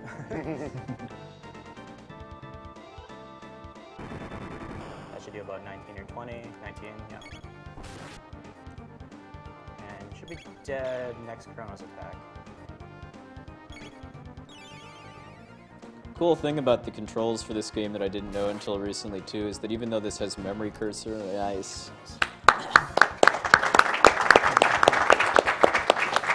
Even though it has memory cursor, which makes the cursor stay on the last command you executed, you can actually press the X button in order to just do a regular attack and override the memory cursor while keeping it active. Yeah, there's a lot of neat things. That's basically exclusive to this game, as I understand it too. There's a lot of neat things you learn about this game just by like learning the speedrun because I didn't. Well, I'm sure a lot of people that come into my stream like, you can run away in this. Yeah, did a little subtle movement there to avoid triggering the 2 guards by the stairs from talking to him. Is it easier going on the left side for you than the right side? I've always seen you have to do the left side. Oh, really? Yeah. Oh, okay. Shoutouts to Marley's shoutout animation we're about to see.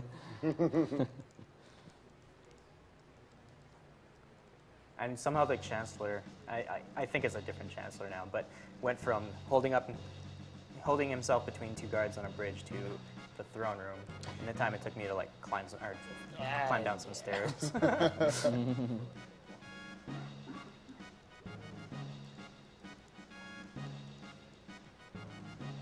Marley really likes to make dresses disappear as well. Yeah. Do we want to explain why we're using wait instead of active for this game? Like, Kind of did. When you're running away from battles, you want to have it on wait so that you can run away from them faster using that trick we explained earlier. Other than that, you want to, because future skip. So this is where the future skip would be, but I'm not going to worry about that. So there is a way to basically clip through those guys, and then you'd actually skip going to the future for the first time and save about 18 minutes or so. But I think the only person that's actually done it on console spent like over half an hour or something like that actually trying to do it. So yeah, we're not going to. He won't give me a video, so. Yeah. He refuses to let you know. I just have to see. But the future skip refuses to change. And now we get to see the awesomest Chancellor animation. Yep. Dude, the best animation is the guard's reaction.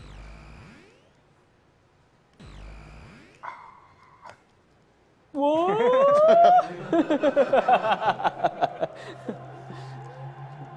And the guards are just like, I'm getting paid minimum wage. The guards abide. Yep. So I'm sure a lot of you watching it probably haven't played this game before. Especially if you live in Europe too, because unfortunately this game wasn't released in Europe back in the day. I definitely recommend checking it out, though. It's awesome to play casually. It's just amazing storytelling, amazing plot. Yeah, there's a port of the game for the Nintendo DS that's really good. It's got a retranslation of the script. Yeah. overall, I like better, even if there's a couple classic lines that aren't as good. All right, so coming up here. Okay, so I'm gonna skip past this enemy by getting that rat to steal a tonic. Yeah, because while this stole a tonic text box is on the screen, he's actually able to run past those enemies there without triggering the battle. I actually didn't mean to for all my tonics to get stolen there, but it doesn't matter. I got 3 for a reason. Yeah. There's just a lot of subtle movements that you'll see in a Chrono Trigger run that's just skipping so many battles, so it's never him just like accidentally, well maybe sometimes, but most of the time it's not going to be You'll him hear just it from me losing if control. Yeah. Just messing up a movement. He's swooping in to skip a battle trigger. Yeah, yeah, whenever you see me like rubbing against the wall or just moving in optimally for some reason, it's usually because I'm just trying to. Yeah, I mean there are quite a few battle triggers that are unskippable just because they just cover an entire line across the room. Hey, there's candy here. Oh, right? where's the candy? Energon trouble solved. Yeah. Okay, there's a really clever skip coming up in this dome here in a bit too. Yeah, it's coming up really soon. I'm gonna use the fade out glitch to skip past this next boss. Spoilers. Yep. But first, I have to do this. Believe it or not. Because yeah, because there's kind of a weird battle trigger in the room where the Guardian lives too, where if you it's the way it's supposed to work is that if you open your menu when you're in this room. Okay, so he's doing the fade out glitch until he steps into the Guardian's trigger, and then you'll see my characters like fly to the left and right, and then it'll like. There we go. Okay. There we go. So, but in that room there, before you fight the Guardian, the game's supposed to trigger a battle with like robots or something. Yeah, or like 2 debuggers and yeah, 2 when you open the menu. But the way it's coded into the game is that it's the battle gets triggered if you press the X button. So yeah, if he changes his controls so that it's a different button that opens the menu, then you can use the fade out glitch without actually getting into the battle. And then I change it back because I don't want to play the whole game. Which Yeah. is I mean, those controls. if Tompo were playing, he'd leave it that way the whole rest of the game to save frames. All those frames. Yep. And then waste a lot because of pressing the wrong menu button a couple times too. The call-outs. Fortunately, you have to talk to this rat in order to actually be able to sort of press the buttons on the computer. Yeah. Oh, I'm sorry. Yeah, we do it. It's the next one that we only sort of interact with. Oh yeah. Yeah, the fade out glitch gets used everywhere. Yeah, the record for this category for a couple years was 558 by Essentia, and then Obdajr's current record is, I believe, 519 something. Yeah. That's pretty much all of that improvement is from these skips that have been discovered. Yeah, the 558 is still a very, very good run. Oh yeah, her run is great. For what was available at the time. I mean, it's pretty much as good as a glitchless run you can get. Nice. So yeah. So this is the first instance of robots taking over the Earth while they're trying to eat my girlfriends. Yep. So we skipped finding out about both the location of the time gate to get back home and finding out about the Day of Lavos and the futuristic year of 1999. Not much was happening. Yeah, we were too worried about Y2K to worry about Lavos. Yeah. So that's the Ares Dome. 0 battles, 0 bosses, half a cutscene. Yeah. Developer intent. Yeah. I say 0 Thankfully, battles. this musical track still keeps. Yeah. Only the full version of this actually played in the game too, especially during the Lavos shell battle. Yeah.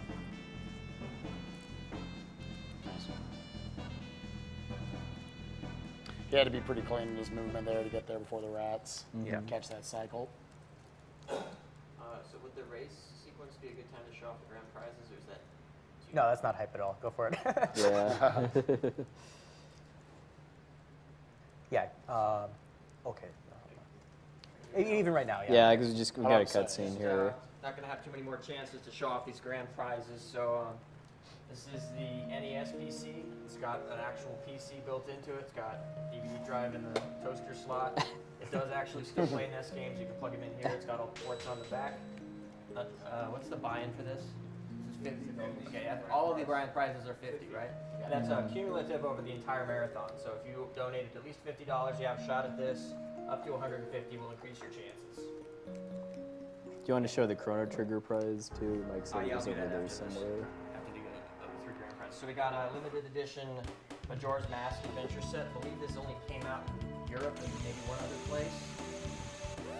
It's got a bunch of swag in it. Shirt, soundtrack CD, certificate of authenticity, a watch, a couple other pins. There's only 1,000 of these ever made. Yeah, the copy of the game in there is PAL format, but just the set, even if you don't live in a PAL region country, that set is worth money. Yeah. And this is specific to this game. It's just an awesome picture of the Chrono Trigger characters. I think this is what? 25, I think Mike said, yeah. Okay, that does have to be in one donation during this game. And we have curlers. I believe these are all separate. Might all have different buy-ins. I'm not sure how much they are, but we have a maggot curler. We have a new curler. We have Gato curler. That one's sweet though. And we've got Master Moon curler. Oh, wow. Nice. I haven't seen that one. I hadn't seen that. So good. Okay. And so this we use also grand prize. Nice. Yeah. Very close right at the end. Kind of a fun fact is that if we were doing a game time based run, if you lose this race, you would actually just do it again because the game timer isn't running during that race. But in a real time run, which is what basically everybody does now, if you lost that race, you just want to walk through the ruins because it would be slightly faster in real time. You just have to run from 2 different fights. We need Robo's name now too. Yeah, Robo's name, please. Bob.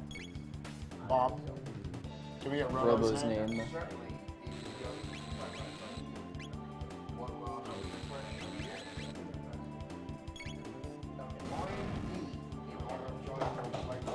Ryan D. Okay. And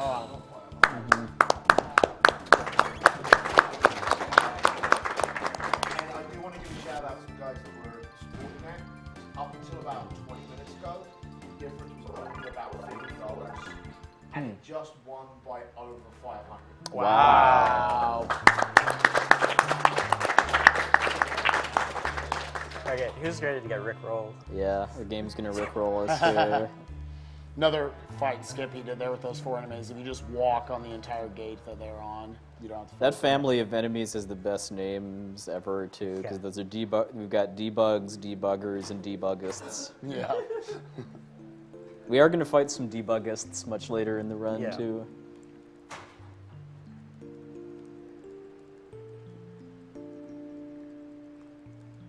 Are we gonna sing Rick Astley? Just we're here. Might as well. It can happen.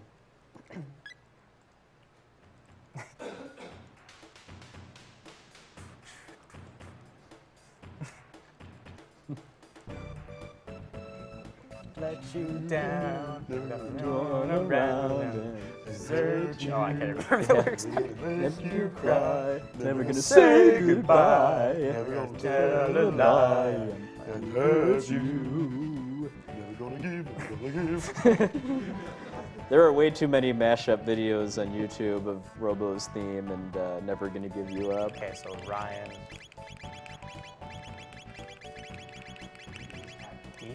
Like that? Okay. Nice. I'd also heard someone said, "Don't Stop Believin'." They thought went with this a little bit. Was it Uematsu that did the soundtrack for this game, or was he just kind of? Because I know he's in the developer's room. It was him and another guy. Yeah, Matsuda. Yeah. Yeah, shoutouts to the entire team behind this game. Yeah. Yeah, the dream team. There's a reason why this is kind of regarded as one of the best 16-bit RPGs of all time. As a fan of Dragon Ball, I have to say shoutouts to Akira Toriyama and his character designs. I wonder where Chrono's hair came from. Yeah. That's a lot more obvious if you play the PlayStation version or the With the or the animated Nintendo DS version that has some anime style cutscenes thrown in. I really, really, really like the one in the Ocean Palace though, because of the flashback to Yanis's lines and yeah, that was Kajar, I think. Oh, in Hasa. In Hasa, yeah. Matsudo, yeah. So there isn't a whole lot of RNG in this game as far as once he gets into battles what the enemy formations are, but there is in this place. 14? Whoa. Wow, I have never seen that. Robo Smash. I haven't seen 14 like ever when I've been speedrunning. Yeah. Might have been because I like went into my menu. Like there's one specific battle with more of those slime type enemies coming up where what he gets is random and can affect his time in a big way. Yeah, it's stupid. So the green ones take more damage than the yellow or orange ones, but they do this crazy attack if there's an orange one. They do the fusion dance, basically. Yeah. Which sucks.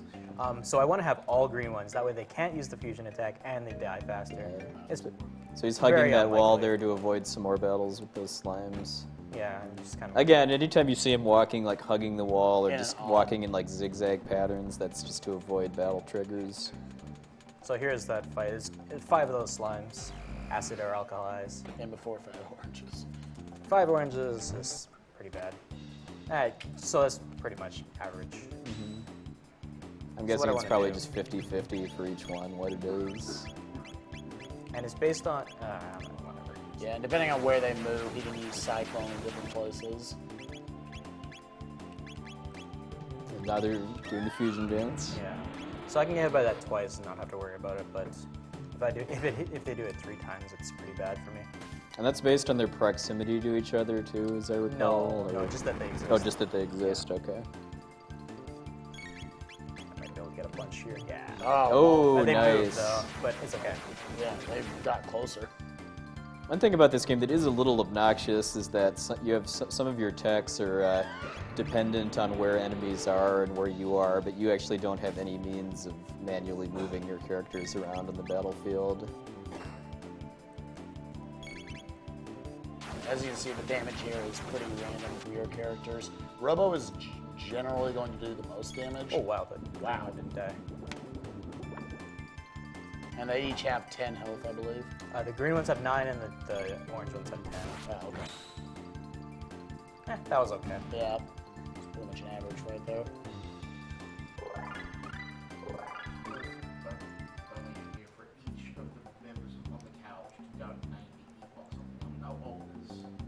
Oh, yeah. Same thing. Same thing. Yeah, so our bid for the epoch is just going to be hashtag Agdq. It's the last, besides Magus, it's the last thing that is to be donated for in the marathon. I figured it was a good.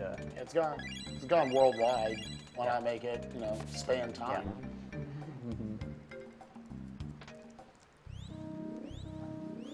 Yeah. Send that through one of the time gates.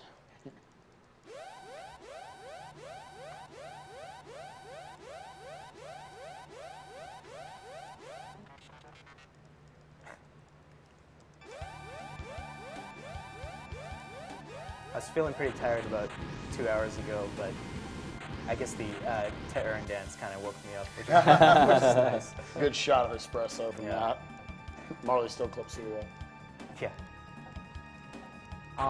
For this section, I used to take Luca into here, but because Meryl gets like barely any battles, getting her a bunch of level ups from the 3 fights in the factory is kind of nice.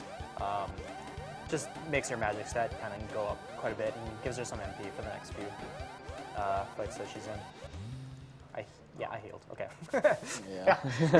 You want to heal before this fight. Yeah. Yeah, what's nice about healing in this game is that they didn't make too many of the characters like specifically mages or just fighters in this game. So pretty much every character, almost all of them, have a heal spell. So he was able to use Robo's Cure Beam there. So. So yeah, this cutscene's based basically off of how big of a heart the player has held out. And I can jump on the magic pixel so I don't have to move afterwards. There we go. Oh, nice. Save those frames. Yeah, go for it. So yeah, with this next fight with the R series, there's a specific pattern he wants to attack them in. He wants to use 4 cyclones, the first on the front wave, and then the second and third on the second wave. That's to manipulate them not using their toss. Their Andrew G pro juggling strats attack. Yeah. And they only start doing that, I believe, once 3 of them are dead. Yeah. Yeah. The timing for this fight is actually pretty tight, so I'm just gonna.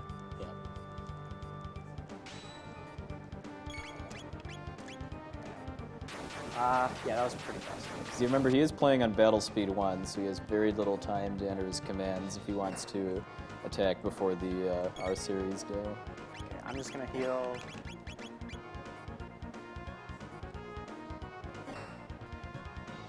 Come on, Nadia. Okay, good.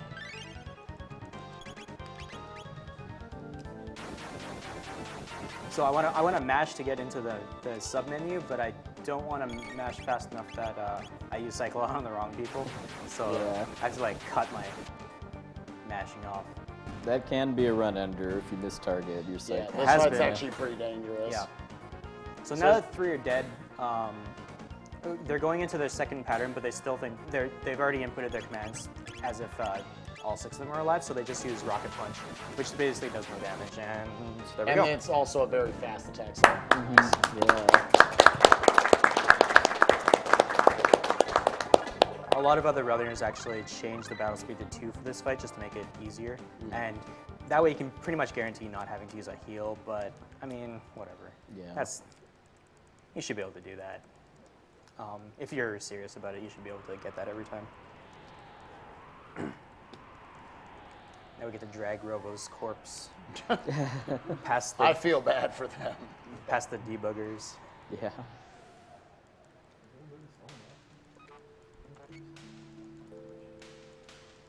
Thank you, Dzarn, for your $400 donation. Nice. Thank you all for making the world a better place. Now it's time for a very brief cameo by Mr. Astley again.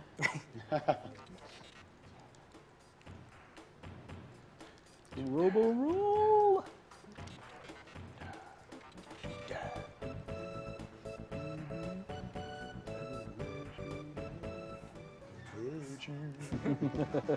The mashup on YouTube. I love this little dance that all of them do, even though only Luca has the time key. We're part of it. And now time for the game's obligatory gimmick to keep you from having more than 3 party members at once.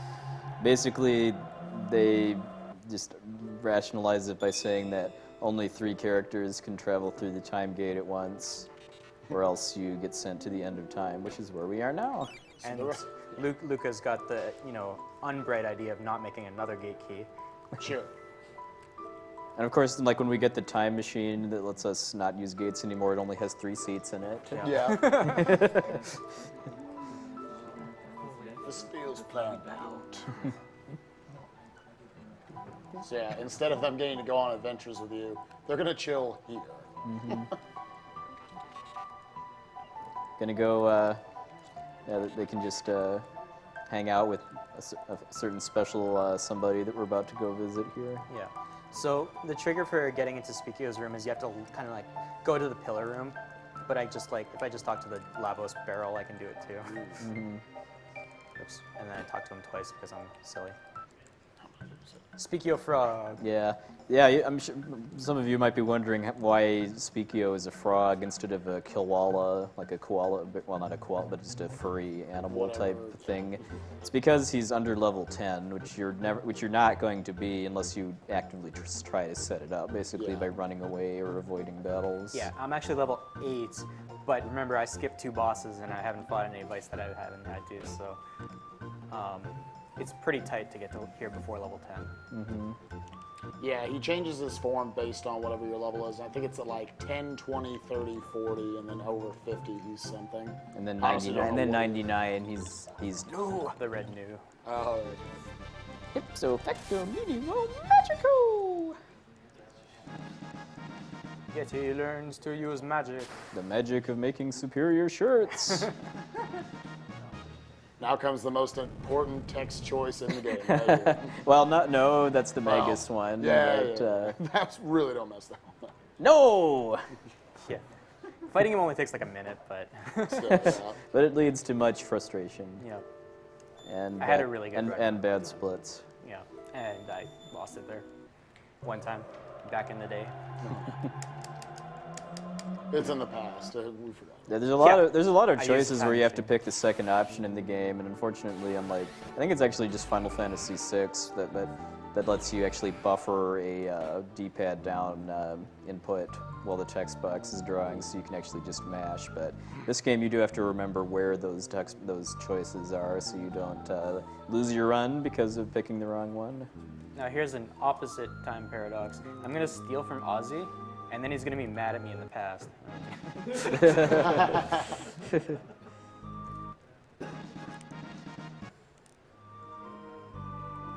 Again, as Porks already said, all these tabs are very important. Especially the speed tabs. Yeah. Speed tabs are... You basically couldn't finish the run. Yeah. Okay, so this is the boss of this cave. Yep. Yeah, this is the only inescapable battle in Heckran's cave. One thing I can do with fights is if a character still has a command available when I'm like finishing up a battle, I can select it just to make it into the memory so that I can select it easier. Yeah, one nice thing about this game too is that memory cursor persists across soft resets. Yeah. Because whenever he's using the save anywhere glitch to skip an event, he can. I mean, he's not going to run you over and hit the reset button. He's actually doing kind of the square soft reset combo of hitting all the shoulder buttons plus start and select. But if he does that, it doesn't clear his memory cursor, which is really cool. So there are 3 fights in this cave that he's going to have to run from. And again, all of them he's using the go into the menu to let the counter fill up all the way. Yeah, not all of them are necessary, but the first one with the gin bottle is definitely... Yeah, there are some fights you'll see where he doesn't utilize that trick. Yeah, Oh, okay. this one right here is using the fade out glitch in order to move Chrono into the trigger for a battle here. And as soon as we hear the battle music start, now we can go in and it's gone. So there's not 3, okay. And then there's another one at the end here that he just walked around the trigger for. Yeah. Same story with that magic pot wannabe over there. No elixirs for him. All right, and we're going to do a cool trick here. Yep. I'm going to save because, well, I'm saving everywhere. Okay, and then I'm going to save anywhere by using the fade out glitch, using that cave there and the save point. This is kind of like the same thing I did with Yakura. And, okay, I think I got it. And I'm going to set it up by saving in this corner. Okay. Okay, this can't be right. I'm looking at the donation total. I just told you guys $850K a bit over an hour ago. But right now it's saying that we just made $870,000.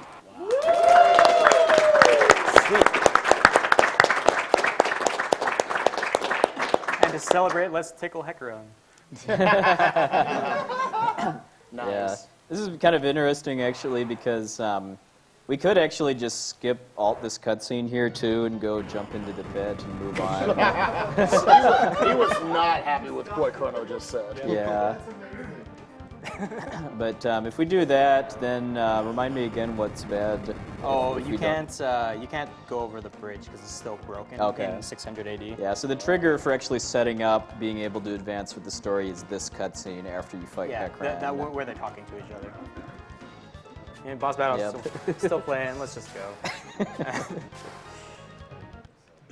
When I did this on bonus stream for SGDQ, I actually screwed that skip up and had to fight Hecarim without actually knowing what I need to do to fight him. Which that's a rough fight. When you don't know what you're because Hecaran has pretty much perfect immunity to physical attacks. It's meant to kind of be a tutorial for using magic. Yeah. It ends up being one of the hardest fights in the run. Yeah. Actually, if you have to do Fortunately, it.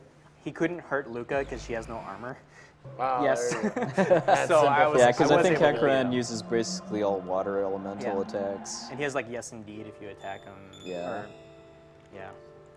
Okay, so we're gonna go back to 600. Hopefully Magus's castle will go better than in the SGDQ bonus stream. I died to Ozzy. Yes, Ozzy. Yeah. I stole the berserker. We'll from- explain how that happened when he gets there. Yeah, it was funny. Yeah. It was full of lulls. Okay, so I'm gonna do this bridge skip again. Hopefully, yeah, I got it. Nice, nice. So 2 for 3? 2 out of 3 so far. Gotta do it one more time.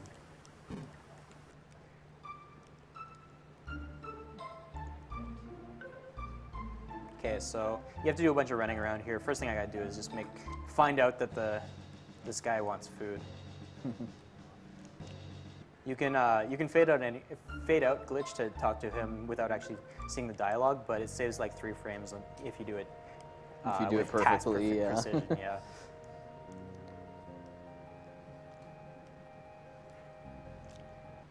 Yeah, this always makes me wish that this could be like the same place in Chrono Cross. Once you've gone through it once, you can just go right through on the map without having to go through Guardia Forest every time. Okay. So this is kind of fun here too. So yeah, he needs to tell the chef, who's the Knight Captain's brother, that they're in danger. But yeah, because you can move around during a lot of conversations in this game, if you walk, you can walk around, but if you walk too far away from the person you're talking to, it just ends the conversation. Mm-hmm. And he was able to do that to kind of skip a bunch of text boxes in the conversation with the chef. Yeah, it's pretty subtle. And it doesn't save like a lot of time because text boxes in this game aren't that bad, but every little bit, right? Yep. So Obda's going to make a quick detour here to set up another cool little trick. Yeah. Yeah, we're gonna go apologize to Yakra for ignoring him earlier. Yeah, so normally you definitely wouldn't go to the cathedral here. There's no monsters in here anymore, but there is what I need, which is a save point. It's like Because where was it? Where did we lose the save anywhere glitch In that we the set end up of from time. Hecra? Okay, yeah. So because the save anywhere glitch persists until you enter a screen that has a save point on it. So he needs to reactivate it in order to do the next skip he's going to do, and then the inside of the cathedral is the most convenient place to get it. I think it's the only place to get it in 600 AD actually. Oh, okay. This is another save point up farther in the cathedral, but other than that, there's not really anywhere. So now that I've done that, I can do some fun stuff on the bridge. Now there's a way to get past the trigger for this part, but it's like frame and pixel perfect, and it has a random factor of 1 out of 7 or something that you can do it on. It's sold. Yeah, so that's not that fun. So I bite the bullet and talk to the guard, and then the next one's like super easy to do.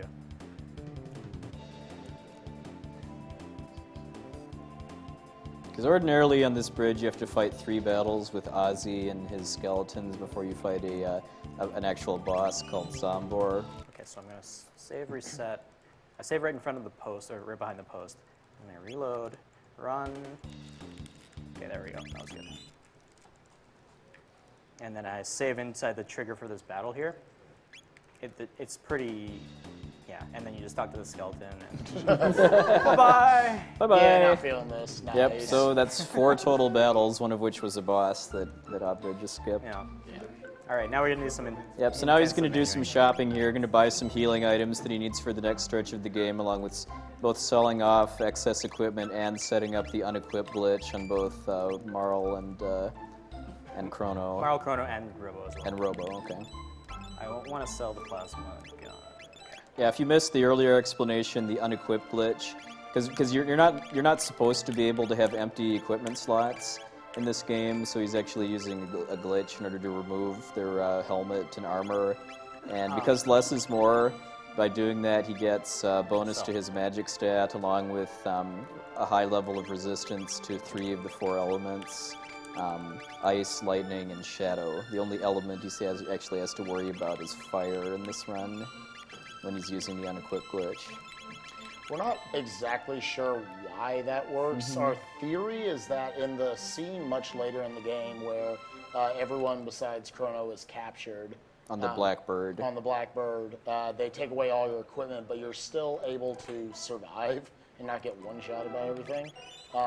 So we're thinking you somehow get the defensive capabilities of those at that point. And then right here, he used the save anywhere glitch to get on top of that hill right there and skip a bit. It skips the cutscene where you fight one of these guys, and then Tata's like, "You shouldn't go up here." Yeah, it's and then there's dangerous." another fight with another one of these guys. I think right after that. And it plays the Speakia music, and it's really annoying, and you learn to hate Tata. But I get to skip that by just jumping up the side of a mountain because the way the game... mountains are nice. Yeah. This is the life. The way the game saves your position doesn't really account for the fact that there's 2 different areas on that position, I guess. Because it's like a Okay, that guy's a jerk, but he's going to be useful to us in a little bit. Down on the bottom and then on top of the hill. Oops, I almost went the wrong way. Thank you, Lyric, for your $300 donation. I started watching Agdq 2 years ago and now look forward to it every year.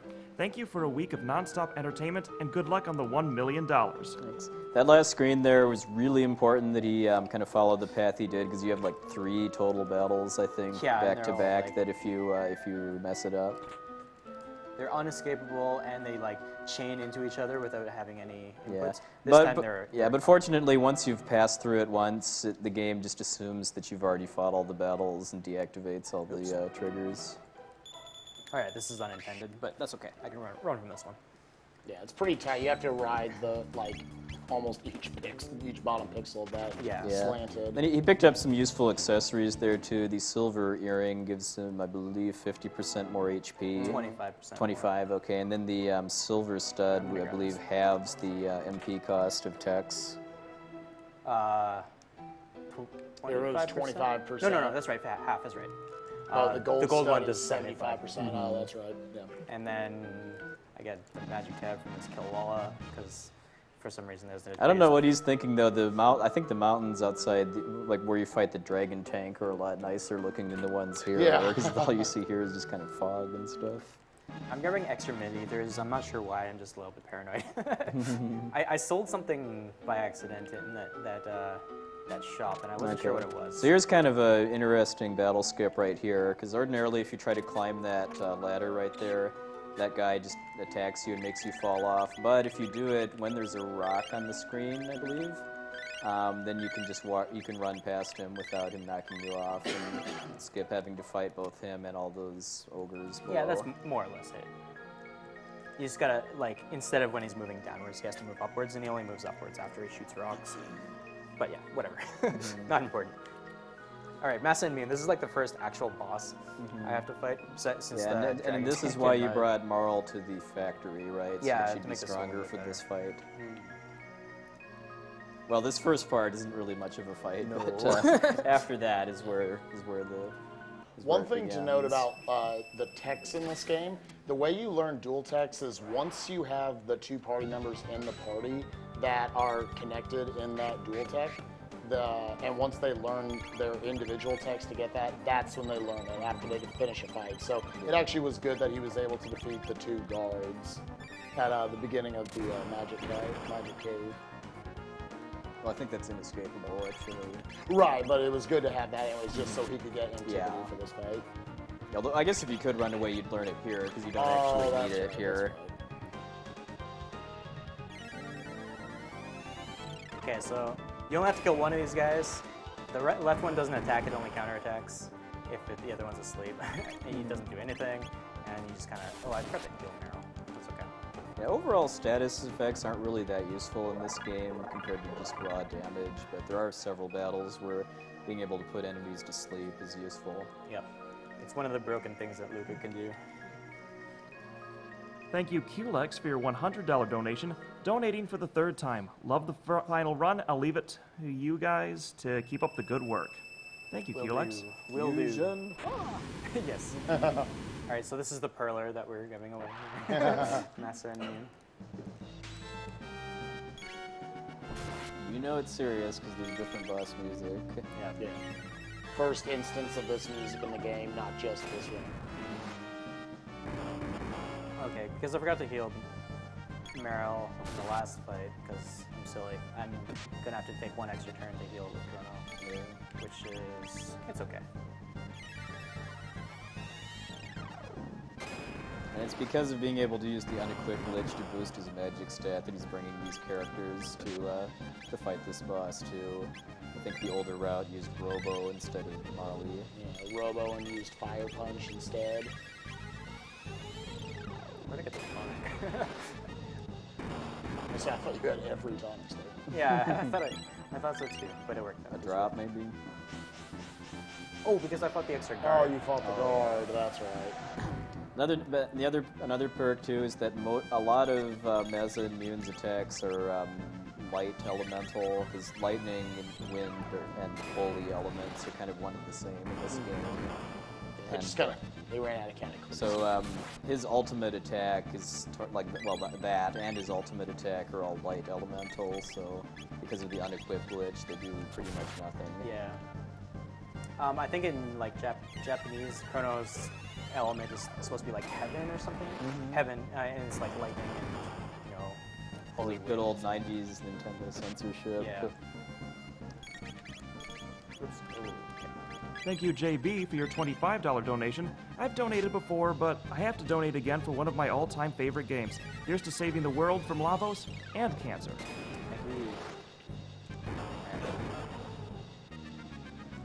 Thank you, Dr. Wolfjob, MD, for your $50 donation. Here's $50 so that one day cancer itself will be rickrolled.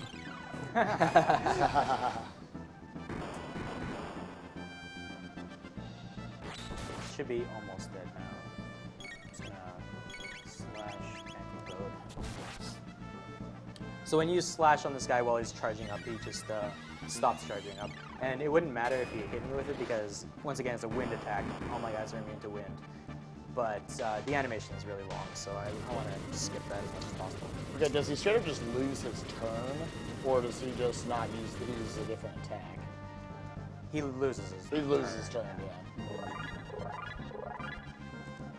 Okay, so that fight is pretty easy, pretty straightforward. We have an anonymous We have a bit of a brain fart right there. We have an anonymous donation for $150. I just found out that my college friend passed away from leukemia. This goes out to him.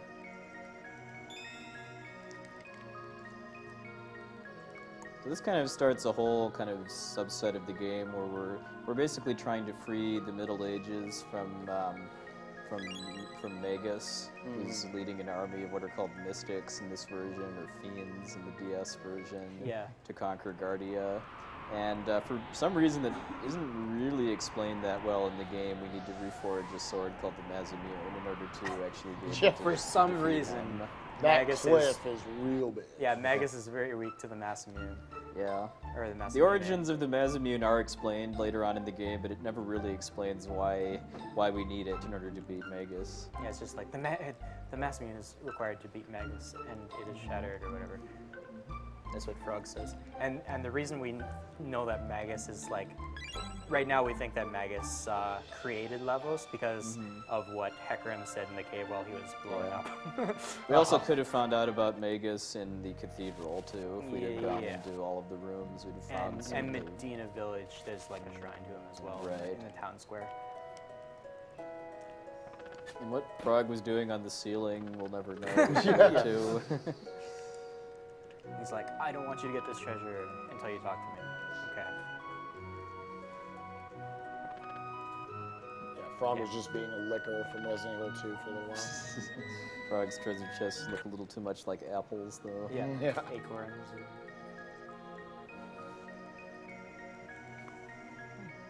Melchior. Not Roy Clem. That's what. Yeah, because if we had Robo instead of Luca, you could read it backwards. All right, no news so far. We'll get another chance though. Yeah. Can you actually fight New if you meet it there? Yep. Okay. You can fight him anytime you see him there. You just have to trigger a battle with another enemy. And they give like 30 tech points, so that's actually a pretty good place to get tech points early on in the game. Thank you, Marshy, for your $100 donation. Good job all on a great marathon. Raising so much money by playing games is both incredibly impressive and incredibly heartwarming. Thanks for a great week of entertainment. Looking forward to more GDQs. Also, Anonymous is not pronounced Denonymous. Thank you. And no name more?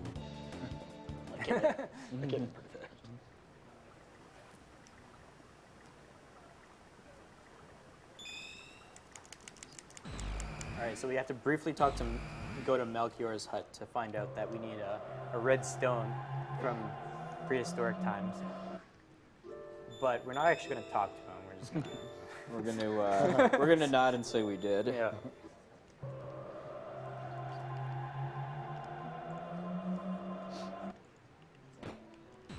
And we get to have our cake and eat it too. Yep. This is a one-time full heal cake right here.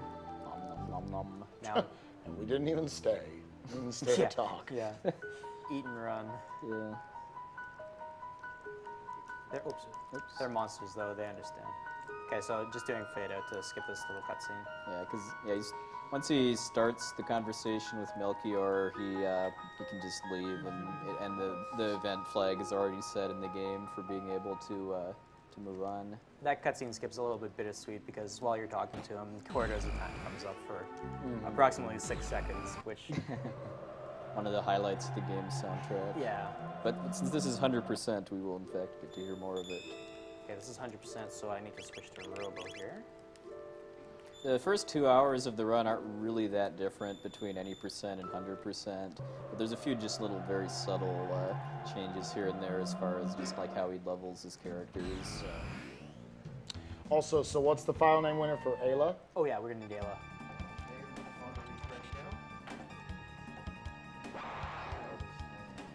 Will be Barry. Barry. $2,000. Wow. Nice. Okay. B-A-R-R-Y? Like a bear. Okay. Why we get intimidated by more of these guys when that's all it takes to kill them? Yeah. Another thing. Oh no, there's 50 of them. My lasers won't hit Do all that of them. again. Yeah. And we've got ethers, so we can just keep doing it all day. Also, shout outs to PlayStation cutscene here. Smack. While the PlayStation version has really cool cutscenes, don't play that one. The cutscenes are in the DS version too, along with some actually, along with some bonus content too. Okay, get that version. Yeah.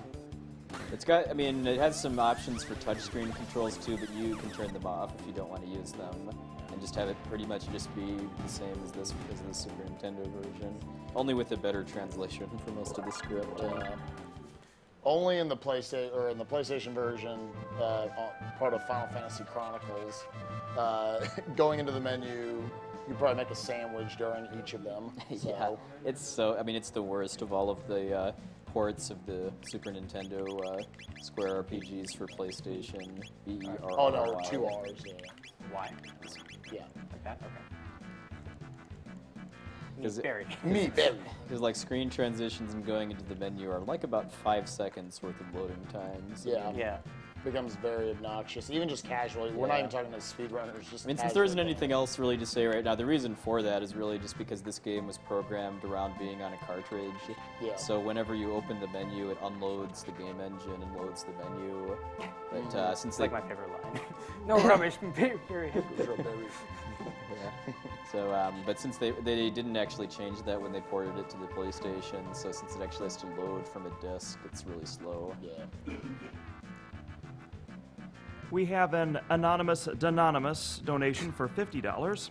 Here's hoping that doctors learn the immune to cancer spell. Berserker too strong. You have to fight those guys anyways, but if you like run into them up there, you have to fight 2 separate battles instead of just running away from all 6 at the same time. And they like to troll and like run into me for no reason. Because of a couple of boss skips, the Berserkers are not as important as they used to be in the old any percent, 100% runs of this game, but they're still pretty helpful. Yeah, Definitely worth picking up. It's still good for 3 bosses, I think. Yeah. Okay. I was afraid Meryl was still in my party and I forgot to change her out, but I did. Okay. Yeah, because if we have Merle instead of Robo here, this cutscene is longer. Yeah, Meryl knows how to party harder. And the reason why it matters is, well, why we have different characters is just because of who we're using for the final battles. If this were any percent, it would be Chrono, Marl, and Ayla, I believe, for the final battles, and then in this, it's completely different, as we will see when we get there. So I'm just gonna wait for Robo's eyes to start blinking, and then I can get through this.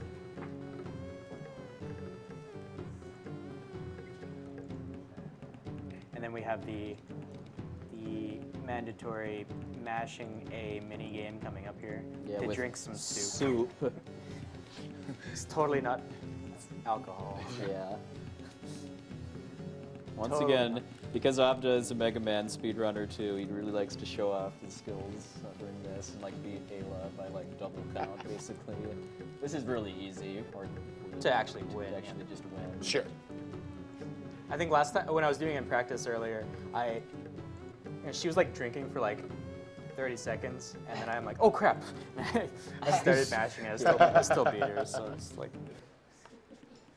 If you want to show off, if you want to show off though the soda drinking mini game at Millennial Fair is where to do it though, because you really do have to be a pro masher to. Yeah, I think you got to do like that. 12 hertz at least. Thank you, Beard Style, for your $100 donation. And also thank you, Rick-diculous, for your $100 donation. That name is ridiculous.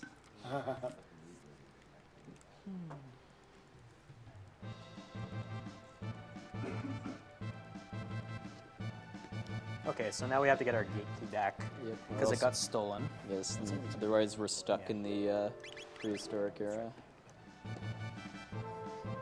It's kind of A little bit more. Oh.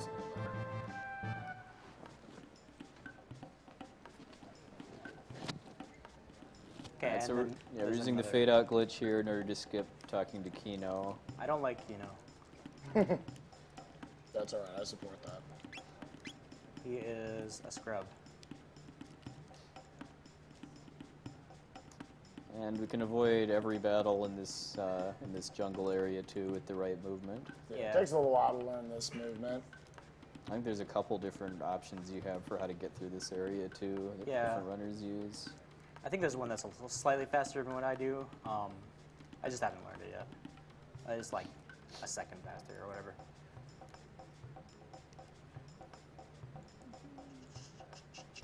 Okay, here we go. There you go. Nice. Okay. Thank you, Hey Boots, for your $50 donation.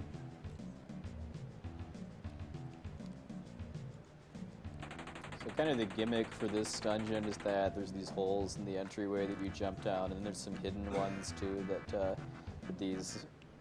Oh no, it's not these. Oh yeah, it is. That have one of the best names ever too. Evil Weevils can dig, but you don't need. The way to get to the exit is already visible, but you can't. You have to. If there's enemies close by, you do have to fight them before you can jump. So was that inescapable, or did you need the tech points? These ones are inescapable. Okay. If you need to try and go down the hole, it just triggers the battle. And then dinosaur-type enemies have very high physical resistance unless you cast lightning on them. Thank you, Dagish, for your $25 donation. Dagish won last time. This year has been amazing. Over $872,000 so far.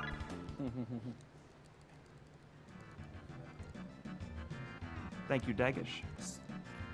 We're pretty close to doubling our total from last year, guys. So keep those donations coming over the top. Yeah. We are now $23,000 away from doubling our total from last year. Easily doable. So let's do it, guys. When you're holding L and R,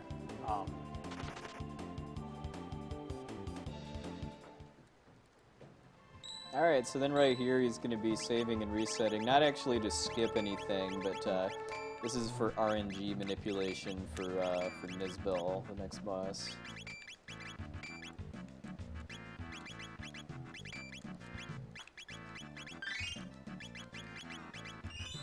okay, so I save and reset. This will get me a really nice fight. I got it. Yeah, I got to get there. Plus, you know, saving anywhere, marathon, etc.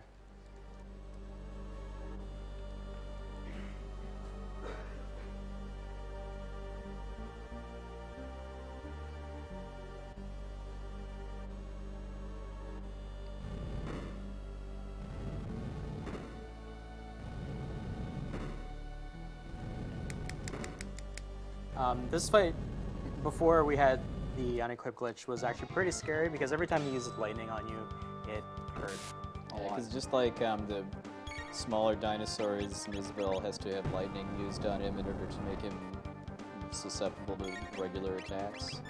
All right, so what we want to look for here is I only want him to use lightning on me once, and to do that, I need to get at least 2 criticals, and any extra that Ayla does is just kind of gravy.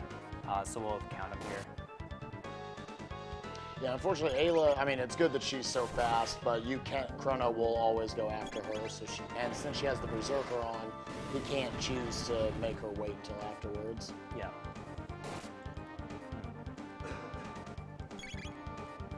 So I haven't got any crits yet, which is kind of annoying. Oh, there's one. There's okay. one, all right.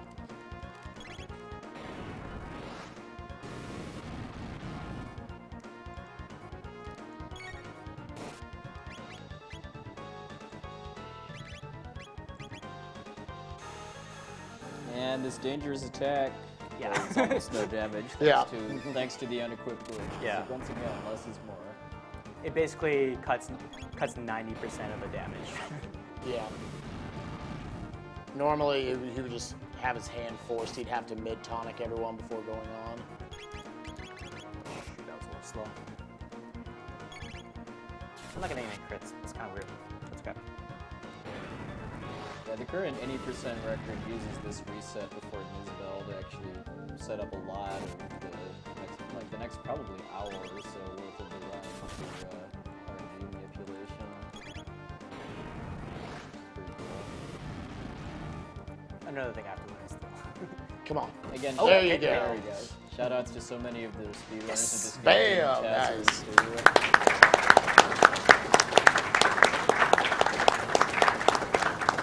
She was slacking a little bit there. She picked it up. Yeah, she picked it up at the end, for sure. Too much soup. Yeah, too much soup. Too much soup. Thank you to Of course, Jeffrey. raise your hand if you came back into here to figure out what was behind that door, only to be disappointed. Yeah. Yeah, if you go in that door, you just end up back on the world map. We got Bob. Thank you to Jeffrey C. for your $50 donation. I've been hooked on the GDQs ever since Spike and Puexel's incredible Kingdom Hearts 2 race a few years ago. That was good. Wow. I would never speedrun a game 900 myself, people back then. but I'm always blown away by the runners and their incredible selfless efforts during the marathons. Congrats on eclipsing last year's total for cancer research. Thank you all for a great week of entertainment, and I hope to attend an event in person in the future. Thank you. There were a lot more people here this year than last year. Yeah. Last year we had around 150 people. Yeah. This year it was reaching close to 500 people. Yeah. We had well over 150 people just last night in here for Super Metro. Yeah, at least. That was. I think I counted it somewhere around 220 or something. So now we're coming up into pretty much my favorite part of the game. Yeah. Vegas's castle. Yeah. This is definitely best. We do unfortunately have some cutscenes to go through before we get there, though. Get to listen to some Frogs thing. Because again, the reason why we had to go to the prehistoric era was to get some, to get a mineral that doesn't exist anymore in the present in order to reforge the Mesoneum, which for reasons unknown, we need in order to defeat Magus.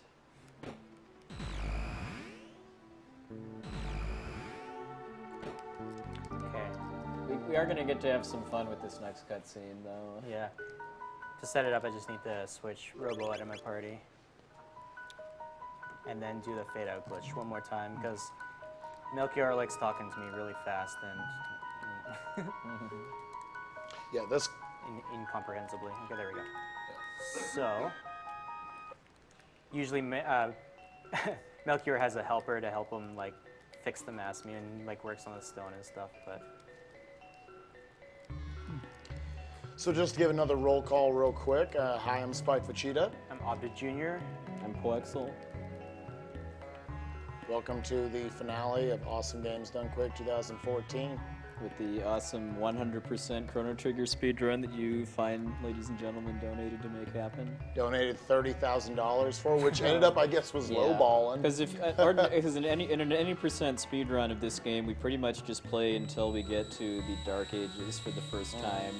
And then we go get a couple things we need, and then we go beat the game, basically. But since this is a 100% run, that means that we need to complete all of the side quests that the Guru of Time gives you during the part of the game kind of called the Fated Hour, and then we need to actually finish the game's final dungeon, the Black Omen. Yes, I did. So Robo comes back out of nowhere and hands me the Mass Moon. Yeah. That cuts a good like 15 seconds off that cutscene. Yeah, I mean, there's a lot of... So we got Robo-rolled, in other words. Yep. Mara like throws off her dress and she's actually Robo. Whoa, how did you fit under all of that? I would like to finish reading my... Oh, excuse me. Yeah, go for it. I would like to finish reading my comment from Dagish earlier.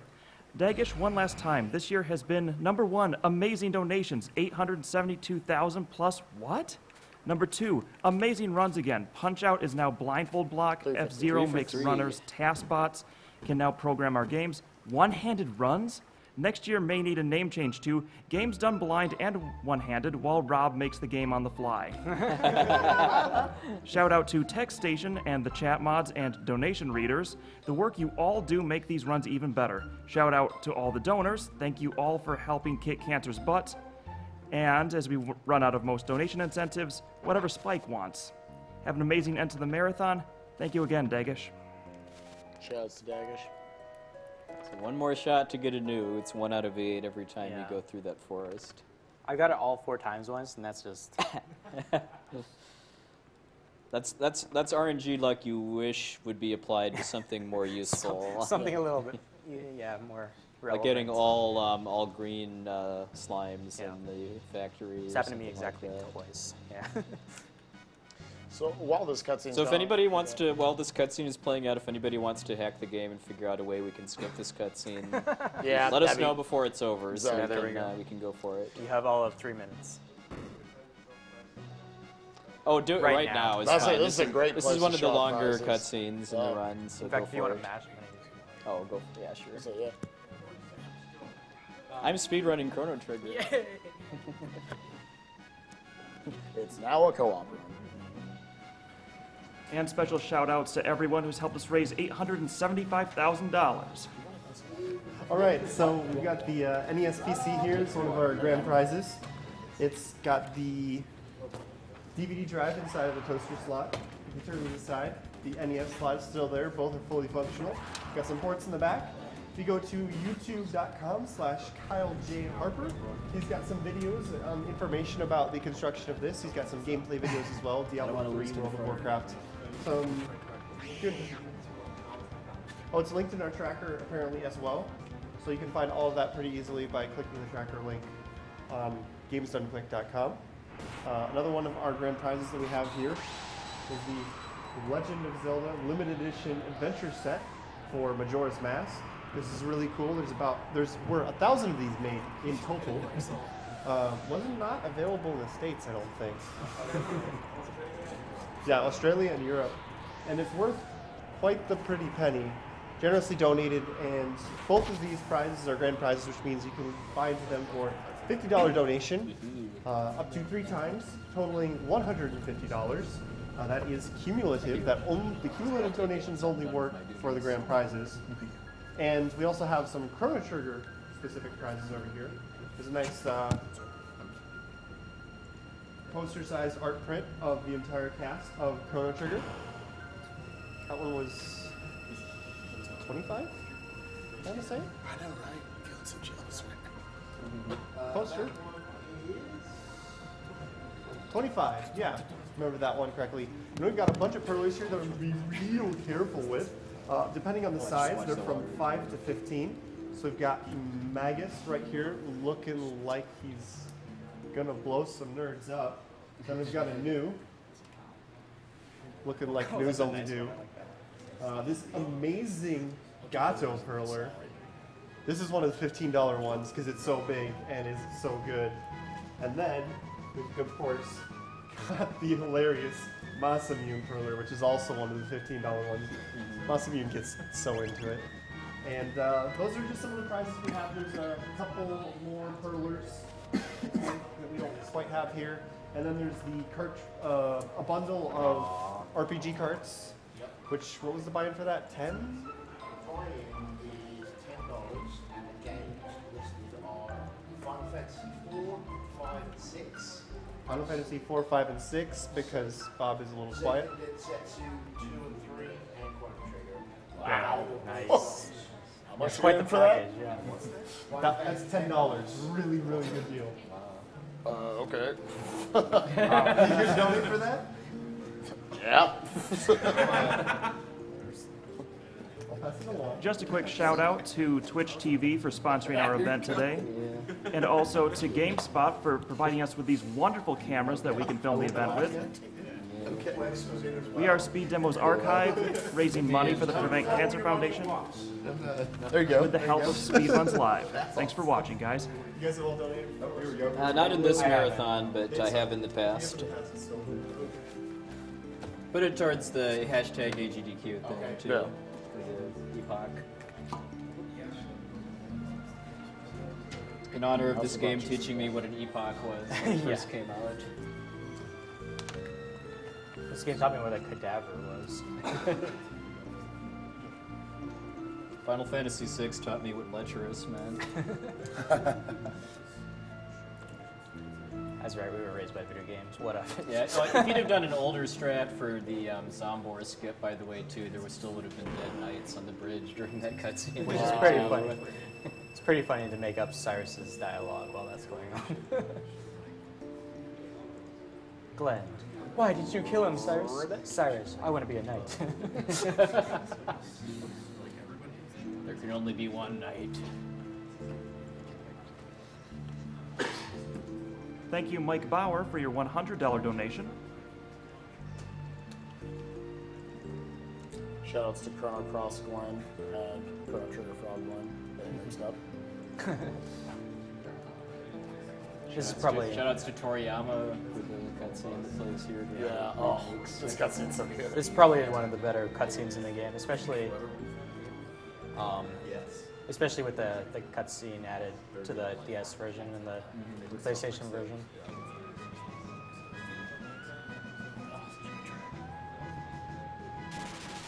You are watching Awesome Games Done Quick 2014.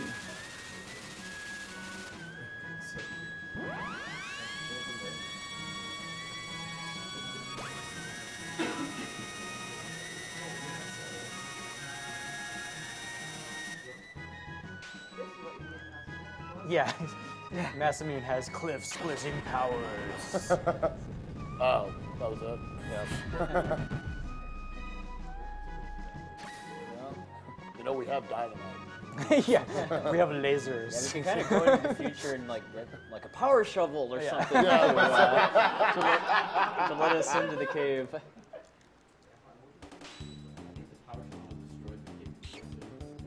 Yeah, now that I have Frog in my party, I can technically go back to the end of time to get Frog magic. Because you do actually have to do that in order for Frog to be able to learn any more attacks. But we're kind of not really going to be using Frog anymore past Magus's Castle. Yeah, so we're just going for it. Super useful in Magus's Castle, but after that, there's better choices. Yeah.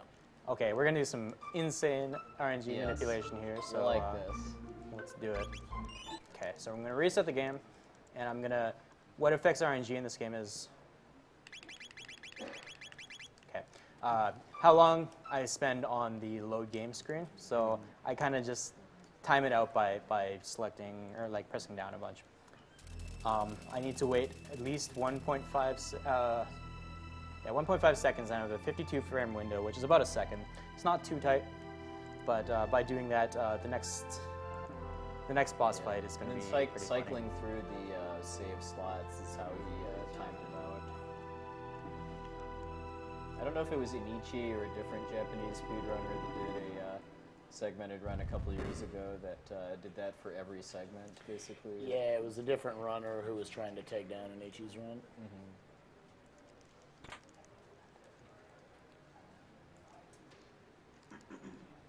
I love everything about this dungeon, though. Just the atmosphere, the mini bosses, the silence here is so good. Just you're walking in expecting to have to fight a bunch of mystics, but there's just all these spooky clones and stuff wandering around, and no music or anything. Thank you, NetSage, for your $100 donation. Waited till one of my favorite games of all time to donate. Keep up all the great work, runners, and everyone behind the scenes as well.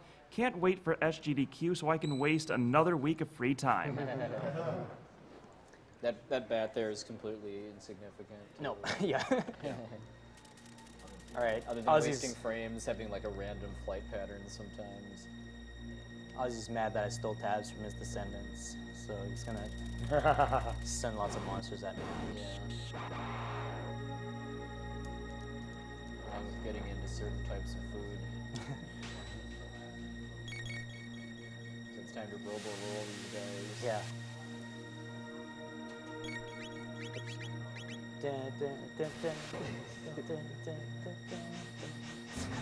Get rid. Yeah, Rocket Roll is Shadow Elemental. It's kind of this game has kind of a unique way of dealing with elements because there's only 4 of them. Light, also known as lightning, water, fire, and shadow. But the idea is that if you combine attacks of different elements, they become shadow then. So like the antipode tech he was using on Meza and Mutant was actually shadow element. Thank you to Alex H. for your $30 donation. Getting my total donation amount up to $50. Pro Bro and T-Rex talking about their dad yesterday really hit me. I'm getting married in October, and my dad was diagnosed with melanoma recently. He was lucky enough to have it all removed and is now in remission. Having him at my wedding will be a great triumph for our family. But I know others aren't so lucky. Here's the potential $1 million, helping to make more people as lucky as my dad. Thanks, Alex. Alright, so coming up here we have the flea battle, which thanks to the RNG manipulation, how everything works out, is going to be kind of a special battle. Yeah. Also, it's totally a dude. Yeah. 100%. Hey, I'm a guy. Flea male, right? Yeah, flea male. That's what we call it.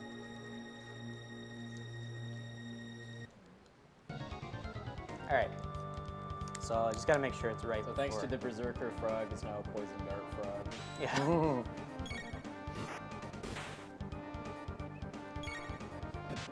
44. Okay. Alright. How's Twitter doing? Yeah. Yeah. People liking the run so far? Got some text messages. Let's play Flow. Yeah. Oh, it's so bad. H goes to H. You got a phone on it? You want to do the Agdq? Yeah, I would need to do it. Oh, okay, yeah, selfie. All right, yeah.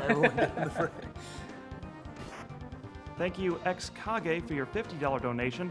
Let's go and make it $1 million. Had to make a donation during one of my other favorite games. Thanks, runners, and everyone involved. And everyone taking pictures on the couch. Goal! Okay, so I have to do something. So it isn't. We don't. Nobody really quite understands what's happening right now. But just by manipulating, getting a specific RNG seed from that reset, Bleed just kind of just stands there and laughs for several turns while Frog kicks the crap out of her. And, after a set number of turns, we do want to finish her up because she will eventually break out of this and start actually attacking. And her attacks with this setup we have are kind of nasty. Yeah.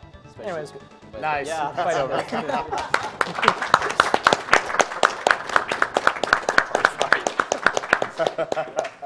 All right, so next fight's more dangerous. So yeah, the next fight's actually pretty good.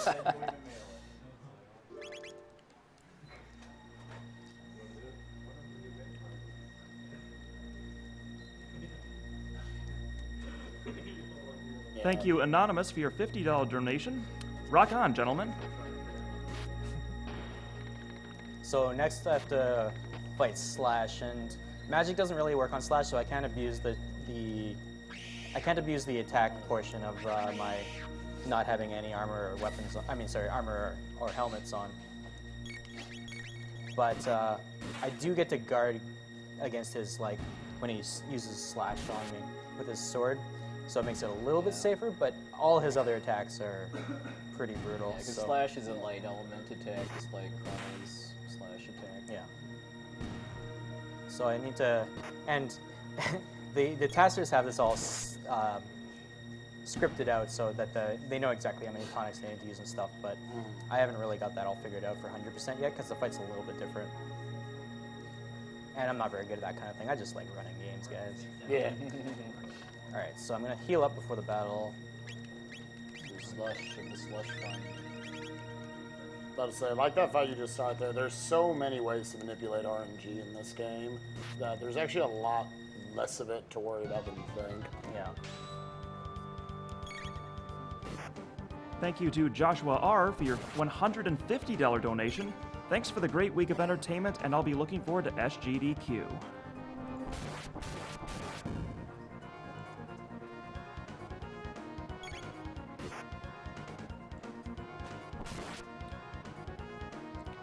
Thank you, Astrophile, for your $30 donation. Thanks for the fun runs, everyone.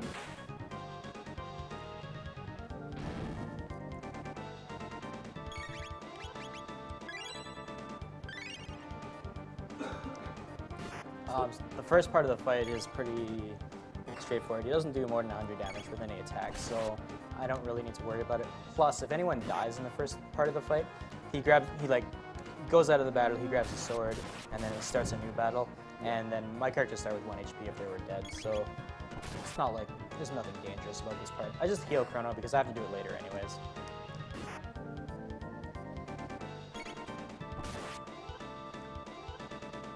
Thank you, Hortnon, for your $100 donation. And a lot of you are probably wondering why I'm not using any techniques or anything cool. And it's basically because I haven't fought much in the game so far, so I don't really have anything useful. He's just attacking Chrono. The only thing potentially useful would be X-Strike, but probably with the Berserker, Asview, and Hero Metal is better. Yeah. I got another text message. Yeah, actually got a text message.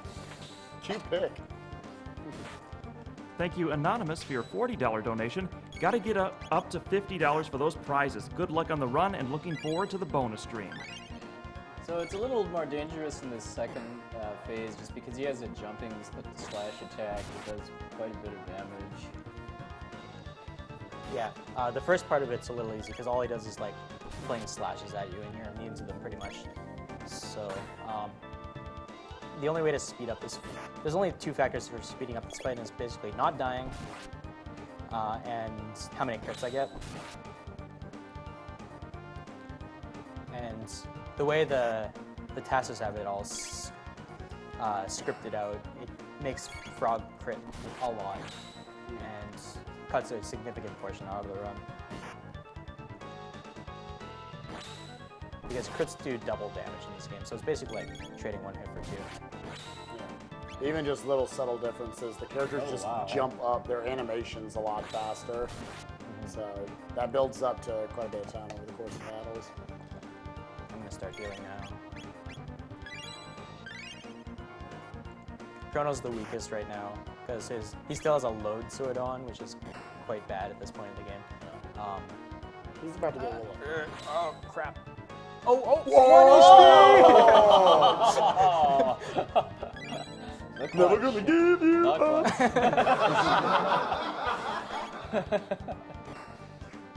Thank you to Voulagen for your $450 donation. Wow, nice. Wow. This guy. Voulagen here. Huge shout out to every single person involved in this marathon, from the runners to the outstanding volunteers and everyone else who attended to support those folks. See you all in the bonus stream.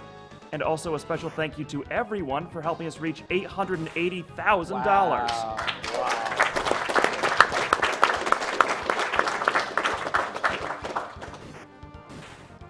Voulagen's sitting on our donation tracker station here. Thank you, Jeff S., for your $50 donation. Yes, indeed. So this means he's into his final phase. Yep. He's gonna start comboing me and stuff, so I gotta be careful. Awesome marathon yet again. Thanks to all the runners for the entertainment this week. Looking forward to the next one. So at this point, he's pretty much just going to be countering attacks, so he wants to, for the most part, just let Frog do the damage. Yeah, he's almost dead right now. Frog actually has armor on because he doesn't need both his things off. I should be safe now. Yeah, there we go. Yeah, with Obdajr route, that's pretty much the scariest battle in Magus' castle. Yeah. So while you're between bosses here, we've got a little bit of a silly addition to the prize pool. Well, I say silly, but it's a picture of a chair that Cosmo sat in at Wendy's, signed by Cosmo.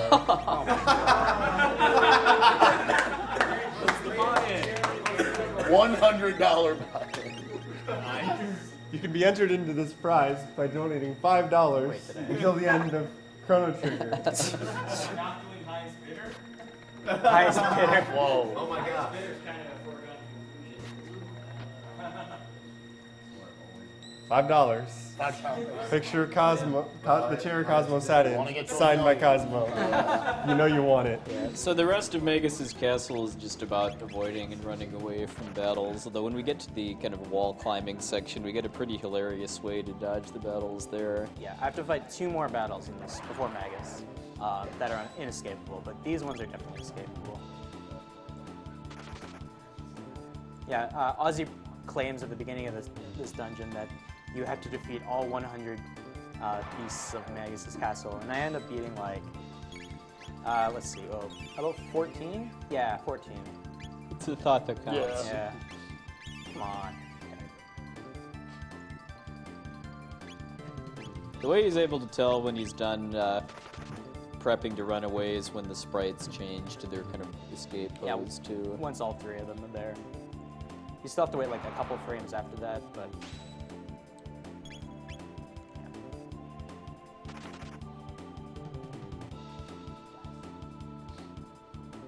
Alright. Ozzy.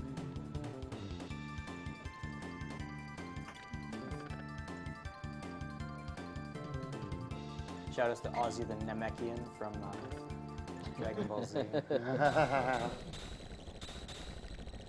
Guillotines.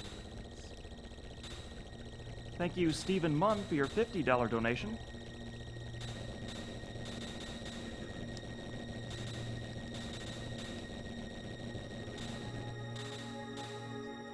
What the? Impossible! Ozzy's in a pickle. Doom finger. Alright. Alright, and here. Yay! Okay. You only actually get into battles here if you touch the roly-poly balls while Chrono is moving, actually. So if you just stand still and let them pass you, there's no battles. Alright. This is kind of this is a little scary here. Okay. There's holes in the floor, and if you fall in a hole, you're wasting like a minute and a half. Yeah. Because you have to fight some skeletons the first time you fall down there, and then after that, there's 4 kind of fake save points, 2 of which will send you back to that pit room, and the other 2 of which attack you. And this one, I just had to let Frog kind of get in the way, and then he kind of like falls off the edge. Yep. Okay. A little trickier. When I started speedrunning this game, I never thought you could skip that entire screen. Like, no way in hell. But, okay, sorry, go ahead. We have an anonymous donation for $150.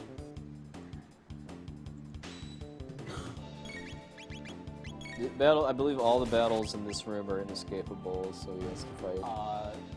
The second one you can escape. Okay. It's kind of random, yeah. Yeah.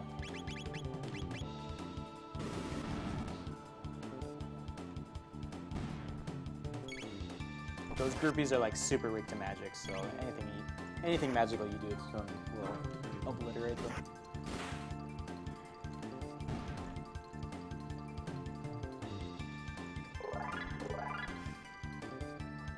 W-Mom's level. W-Mom level. Yeah, This so one yeah. here, yeah, you can run from. You have to And fight the good first. good thing too, because it's got jugglers in it. Yeah, jugglers aren't too bad because Luca's super powerful right now. But in normal games, they're really frustrating. Jugglers switch their defense between physical and magical every time you hit them. So you have to kind of like alternate between the two of them. Thank you, Taylor D, for your $5 donation. Already donated $50 earlier, but for that picture, I think I can afford a little more charity.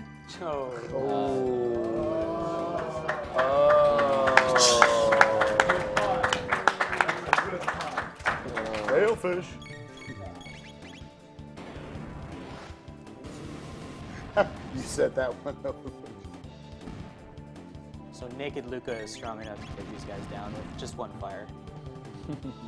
Power of naked. Less is more. Less is more. We have an anonymous donation for $50. Was saving my second pledge just for Chrono Trigger. Cancer sucks and Chrono Trigger is awesome. Yeah. We can absolutely get to $1 million. Props to everyone who put this together and keep it going all week long. Hoping the power doesn't go out in the East Coast storm until it's over. Yeah. Okay, now we're coming up into, well, actually we got some more battles to avoid just by running around the because the trigger for all these battles is just walking in between those statues.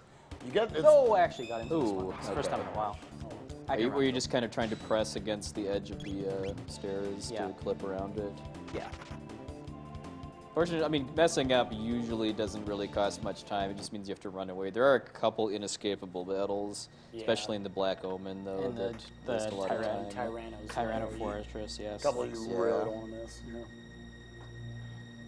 So yeah, this right here is where Obda's SGDQ bonus stream run kind of met an unfortunate end too, just because of forgetting to take the Berserker off after Slash and Flee, and it was basically up to the RNG on actually attacking the machines. Yeah, if you hit Ozzy, not many people know this because it's like a pretty easy fight. But if you attack Ozzy, he like explodes on you and does about 150 damage. And it happened twice because Berserker Frog was somehow faster than Chrono and got his attack off first and didn't target the right thing. Thank you, Avalon Star, for your $100 donation. After such an amazing week, I'm glad to see that you've saved the best in gaming for last.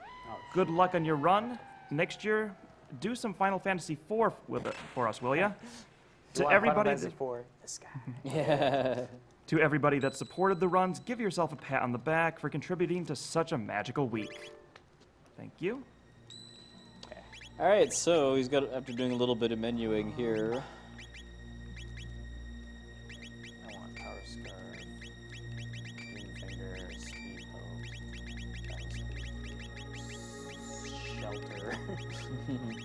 We have an anonymous donation for $50. Good to see great people coming together to do something in common and love to help raise money to help save lives. Congrats to all the runners for great runs and a week full of entertainment. Thank you. So what he's doing here is he's doing RNG manipulation for the Magus battle. I think the way you tell if you got it right is by just kind of seeing the save select screen flash briefly. The first time he didn't see it at all, which meant he hit his save file on the first possible frame, which gives you a bad pattern. So he just reset and did it again. Yeah. This is like one of the, when you play Chrono Trigger, this is like the fight you're like, oh yeah. Yeah. It's time to fight Magus because like the music's awesome, the fight is long and difficult and epic, yeah, and strategically. The scenery is awesome. cool. Yeah. Because you've been building to this for casual play, probably like 5 or 6 hours of gameplay. Yeah. And as far as you know, you've explored all the time zones that are available to you, and this could very well be the last boss. Like, if you're just playing for the first time, everything about it's just really good development on the story side. Yeah, so let's hold off on donations until he's done with this. Yeah. So this fight I manipulated by saving resetting, but it can still go wrong. So, Alright. So yeah, the Magus battle has 2 phases to it, because Magus has 6,666 HP. Oh.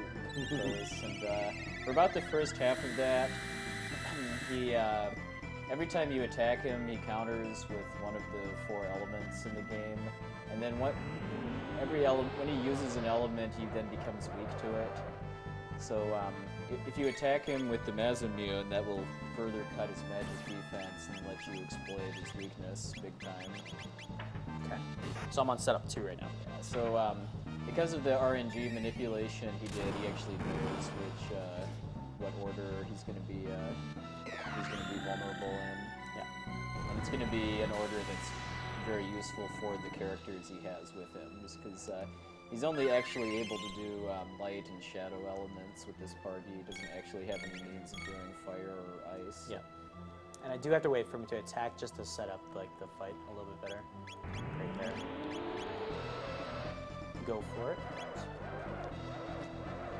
Yeah, normally you would think, oh, why don't you use, Meryl in this fight so she can use ice. That's a little bit more damage than like laser spin does, but just because this is the way that the RNG is set up, using the shadow is really good. Or Luca, sorry. Or, yeah, normally you bring Luca here to have access to fire.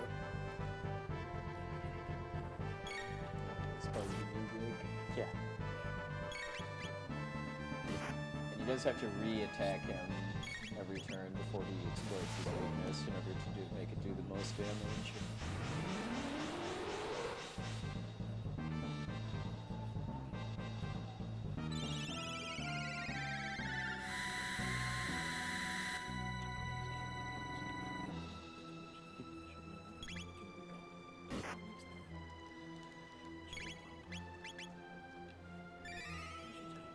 Actually, I think I was supposed to wait for him to attack there. That's okay.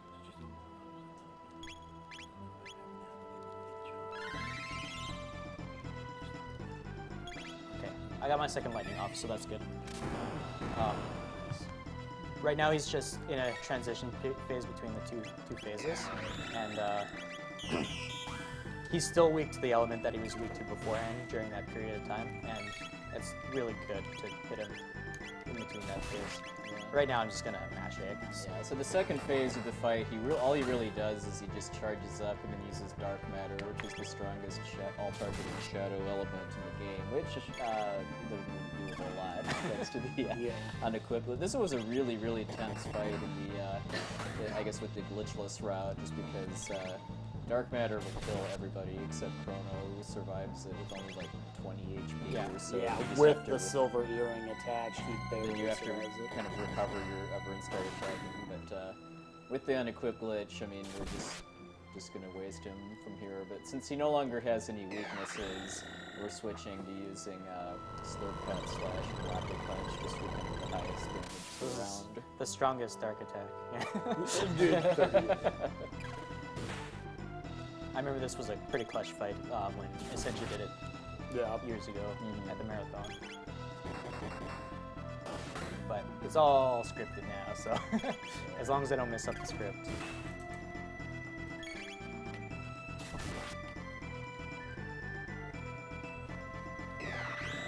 So I should kill him right before he uses his second Dark Matter.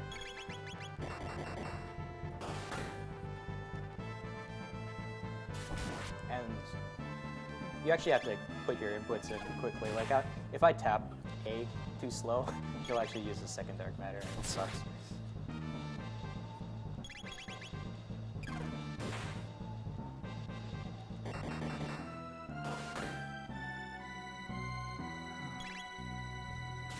Just about dead now.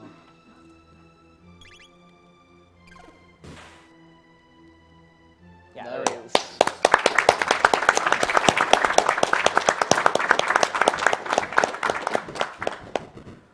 We saved time. Yeah. Right? Well, I think we're about to make Uranium Anchor's cell phone go off. It's on vibrate. Or is it?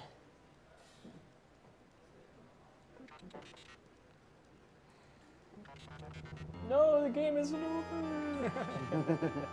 We didn't come in 3 hours under estimate. Definitely Chrono's coolest sprite. Yeah.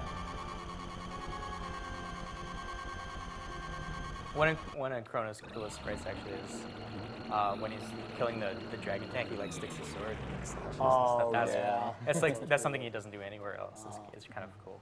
I do have a quick question. Is that Magus risks casting a spell? Is that a mistranslation? Or is that what it's supposed to actually say? Yeah, it's just kind of a bad translation. It's probably just it's probably meant to be Magus prepares to cast a spell. Yeah, something like that.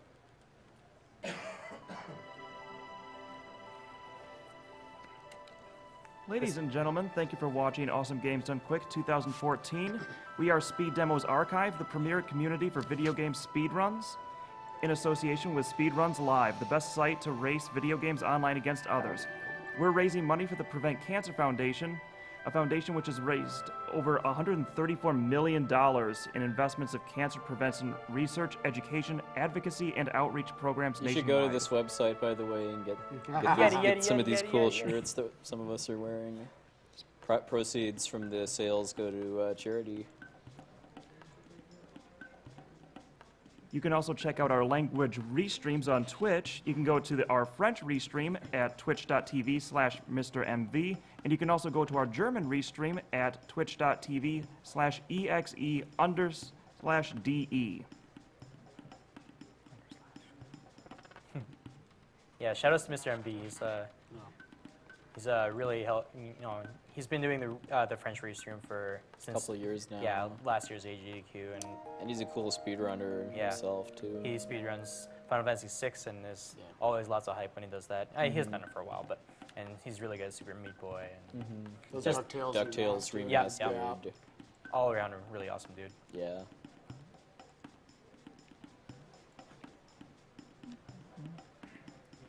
I think he's just waiting to get a working American Super Nintendo before he starts doing Final Fantasy VI again. Okay, so this is a little bit of a longer fade-out glitch to skip a little bit of a cutscene. The time saving is not that much, and it's like one of the harder ones because for some reason this screen is kind of annoying to do it on. But it still saves time, so...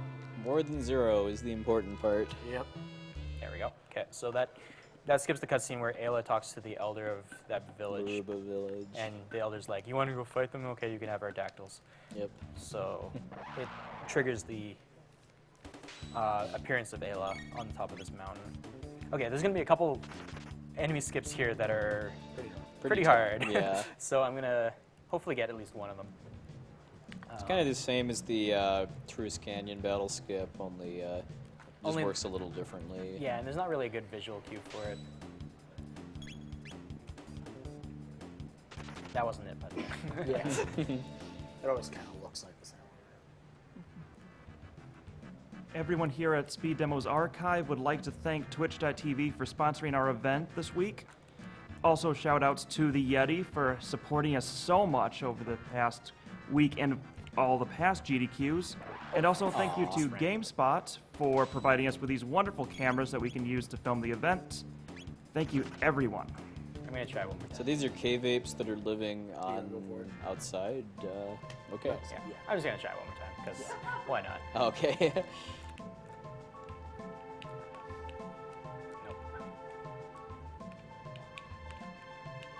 Yeah. There we go. All right, one more. Yeah. Okay, not that one. Yeah, no, it's right here. Okay, this one is harder to see if anything went right, but yeah, there we go. There you go. Nice. Pretty much pixel perfect. Pixel perfect, that's yeah. definitely pixel perfect. Yeah, because that's meant to be unavoidable, but he's kind of running up against just where if he runs into, it's kind of barely recognizing him on the edge of that ladder, and then so the game just kind of clips him around the battle trigger onto the ladder.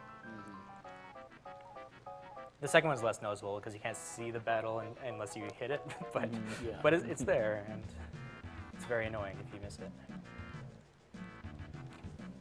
Berry.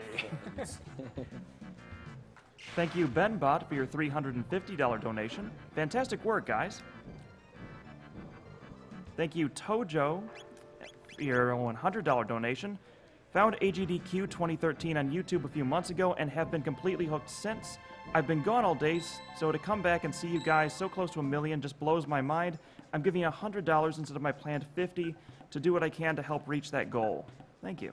Yeah. Thank you very much. So we're kind of forgetting about Lavos for a bit and helping Ayla with her final her and her tribe's final showdown with the Reptites, the dinosaur men, basically. Thank you, HY, for your $50 donation. Had to donate for Chrono Trigger and a good cause. Here's to hoping you make it to 1 million without making more bad chair puns. Thank you. Oh, keep them coming. So yeah, Let me here, s- go ahead. I was just gonna say, yeah. So here's Tyranno Lair. As we mentioned earlier, there's quite a few sections on the, particularly the outside sections, where it's very important that he doesn't accidentally get into the fights, and they're Because some of them are chained together too. If you hit one trigger, you'll get into 2 bells. Yeah, and they're inescapable, and it's basically the worst thing ever. So these ones I have to fight because I'm just trying to get down to Kino. Fortunately, they're pretty easy to run away from. Thank you to Steve Zeiss for your $100 donation. I've been watching this speedrun since Jack and Daxter and have gotten very little sleep over the course of Agdq 2014. You speak for a lot of us. Wow. Let's reach the $1 million mark. Yeah, it's incredible that we're even close. Yeah, a few days ago I was like, oh, well, never mind. Yeah. No matter what, though, whatever the donation total ended up being, it's amazing. The support we've had this year. Yeah, and just how you've incredible. all come together. It's been a great event so far, and just about, we got about. I did my Canadian thing. That's okay. Shoutouts to Canada for supplying our Chrono Trigger runner. Yep. What's my time right now, by the way? 2:11:16. Oh, that's actually faster than I thought. That's really good. We got about 3 hours and 20 minutes to go or so. Yeah, because you're going to want to aim to beat Magus around the 2-hour mark, preferably more like 157 to 158 if you want to be on record pace. Okay, so this is the area that's a little bit. Oh no, this one's fine. I just gotta go this way. Okay. Put your left foot in, put your right foot out. Thank you to Robert A. for your $50 donation. Great marathon. Congrats on raising so much money for a worthy charity. I hope the artist of the Chrono Trigger cast sells more copies somewhere. It looks amazing. So this is the area, if you were playing in the old any percent route, where you would actually fight 77 of these fights, or not just enemies, 77 battles. Yeah. Basically just to survive the Lavos fights. Yeah. So yeah, there is a new set of glitches that allow you to defeat Lavos in other ways. If you want to check out any percent, it was one of the if we didn't reach 100%, I would have played any percent at the marathon. But if you want to check out any percent at a marathon, I believe Kill is doing it for Crystals for Life 2 in May. Nice. All right. Anyways, I'm doing a fade out glitch to skip this bell too. Yay, boss skip. Okay. Yeah, and we do need to. Can you run away from these if you wanted to, or? I'm actually not sure. But he does need to get a couple kills in this dungeon for Ayla to learn Rolo Kick before he gets to Black Tyranno, the boss. Yeah, these give really good tech points. So. Yeah, they give way more tech points than anything prior. 18 is a lot for this one. Which is the main reason why you grind here as opposed to anywhere else. Yeah, so I just want to fight one more of those fights because they're pretty fast. Thank you, Duke of Bean, for your $50 donation. Video games? Cancer Foundation? Shut up and take my money. Thanks for all the work, guys. I have been entertained all week. So yeah, those 77 fights were kind of because I find as an RPG, this game is really well paced and 100%, and that kind of killed it. But so it was interesting to see the new tricks, even if you might find them a little silly at the end.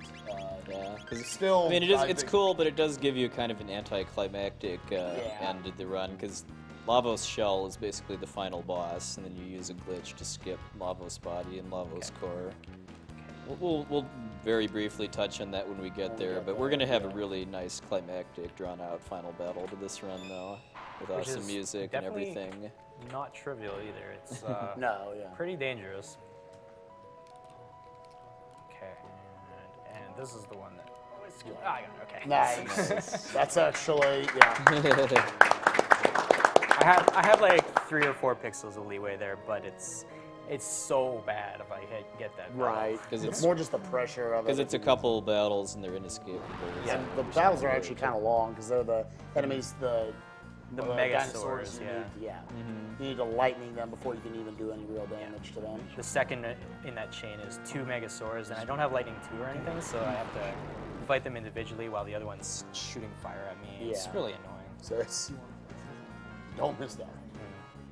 Okay, Black Tyranno. This fight always comes down to the wire, but I've never lost it, and I'm scared. Why did you say that? Yeah. Okay. Alright. So I want to kill Azella first. To do that, I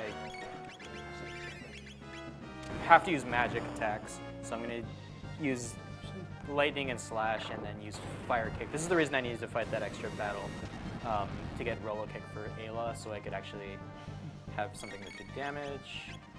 We have a $4,592.50 donation from Mike Uyama. Hey.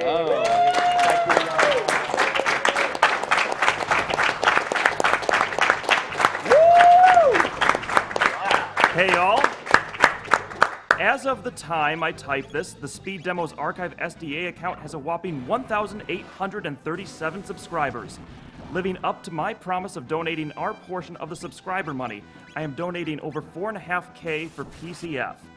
In honor of my cousin Noah, who is recovering from thyroid cancer, I would like to name Magus Noah.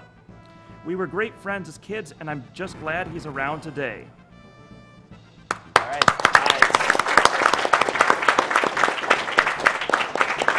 Thank you, Mike. Noah. Okay. I gotta ask, what's the total? All right. The total for the donations. $891,192.60. Anyone got 40 cents here? Yeah. If the cost is anything, chat's got it covered.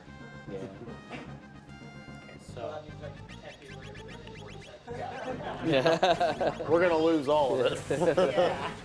Shots to take off. Yeah. One kind of subtle thing he's doing to optimize this battle too is Chrono has the silver stud, which makes its spin cut, which is kind of an expensive tech for this point in the game. Costs 2 MP instead of 4, so he's able to finish this whole battle without having to use any ethers. I use the shelter before this battle. You don't actually have to use a shelter to heal off the 3 tech points that I used fighting those dudes, but it's just a little bit of a safety thing. Just subtle. Just a reminder to everyone watching, PCF is short for the Prevent Cancer Foundation, the foundation for preventing cancer and funding research that we are raising money for today. We also have the Yeti offering a line of Agdq t-shirts again this year. $3 from the sale of each shirt goes directly to the Prevent Cancer Foundation. Okay. 2. So it's gonna get a little scary once he starts using his fire, but yeah, because fire is the one element that we don't get resistance to from the unequipped glitch in the English version of the game.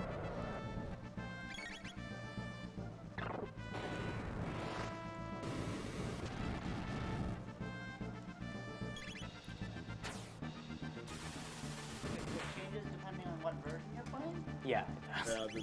Yeah, you do get fire resistance in the Japanese version. Thank you to Basoda for your $125 donation. Such a good week. Props to all the gamers and the fans too. My dad beat leukemia, and here's hoping we as a group beat cancer. Okay, now that he's used this fire, his defense is kind of half back. He only takes damage from magic attacks for a little while until he drops it again. So I'm going to use Slash instead of Spin Cut and keep using Fire Kick. Another thing is his next attack is going to be a Life Absorb attack. So I want to keep my characters low HP so he doesn't heal as much. Life Absorb, or just nom nom nom nom, as I call it. Just revive her up again. I shouldn't have to heal for the rest of the battle. Yeah, does it cap at 200 or? It does like 160. It's like it's a damage-based thing. Yeah. Okay. Thank you, Travis B., for your $50 donation. Thanks to the Prevent Cancer Foundation, we can hope to lessen the RNG of cancer. Thank you, Halvgood, for your $50 donation. I donated already, but now I have to join in for the most spectacular prize ever. Well played, Railcoon. My buddy Kane will get that signed photo if I win this. Keep up the awesome, all of you.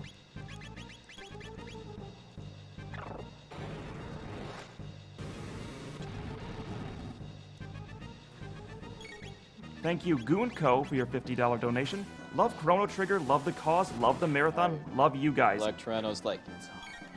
Yeah. He's got me on a counter now, so he's not going to heal, so he needs to kill him before the countdown reaches 0. Yeah. Oh, you can see his health. Yeah. 5. Okay. Had to make another donation, especially since Chrono Trigger is my favorite game. Yeah. Thanks for making this week very enjoyable. Keep up the great work, guys. Down with cancer, and Lavos. Anyone keeping track at home? He's got 10,000 health. Yeah. I just attacked him until he dies. He's got 10,500 health, actually. Oh, okay.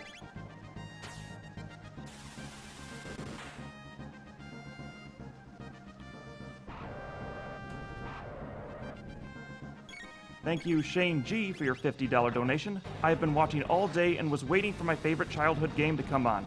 Thanks for showing me so many things I never knew about a game. Yeah. Wow, that was fast. Wow, yeah. Did he even get to 3? More times than I can count. Yeah, usually it's on 1 when you kill him. And you miss a hit before you did it the first time, didn't you? Yeah. Wow, okay. Just must have gotten really good damage rolls or something. So we are completely done with the prehistoric era now, other than just a little cameo we need to make for a side quest later on. Very cameo. Special shout-outs to Kotaku, Joystick, Peanut Butter Gamer, and the community at Achievement Hunter for retweeting our event. A lot of this does have a bit of significance if you play Chrono Cross, too. I have enough time during this cutscene to, like, run from my room to my bathroom, which is like 3 steps away, and do it if I had to.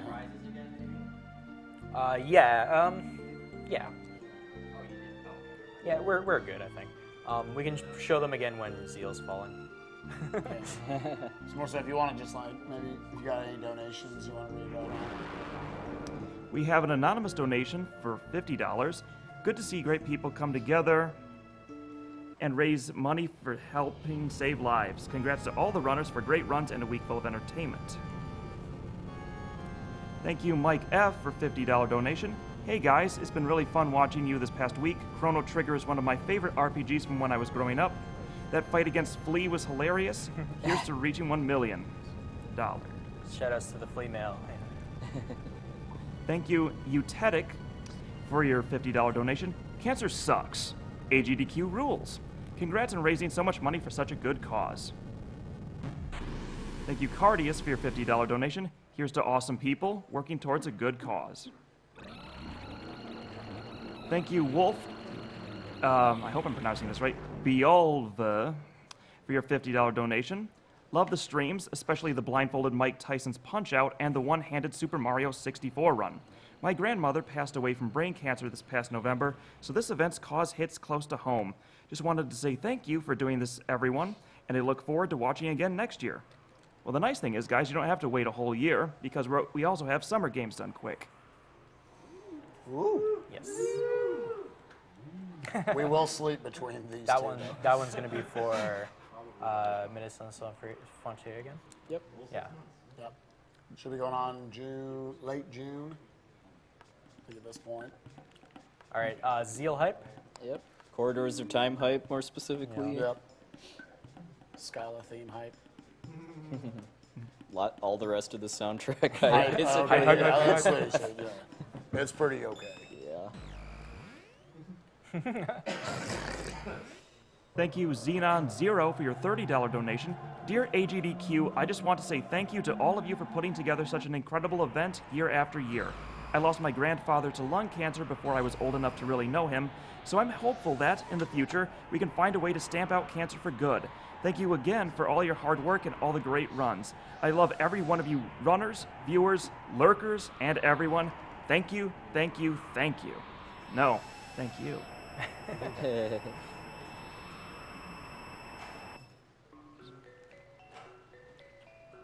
Quarters time. For about 5 seconds. Yep.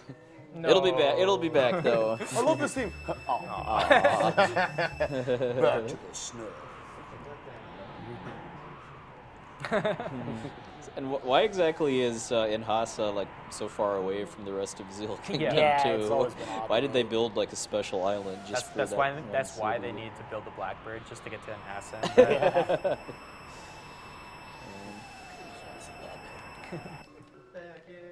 All right, there we go. So I wouldn't do this in a serious attempt, but I'm gonna head to Kajar just briefly to get a speed tab. This doesn't make anything faster, it just makes it easier. Who's the speed tabs for this? I'm gonna use it on Luca.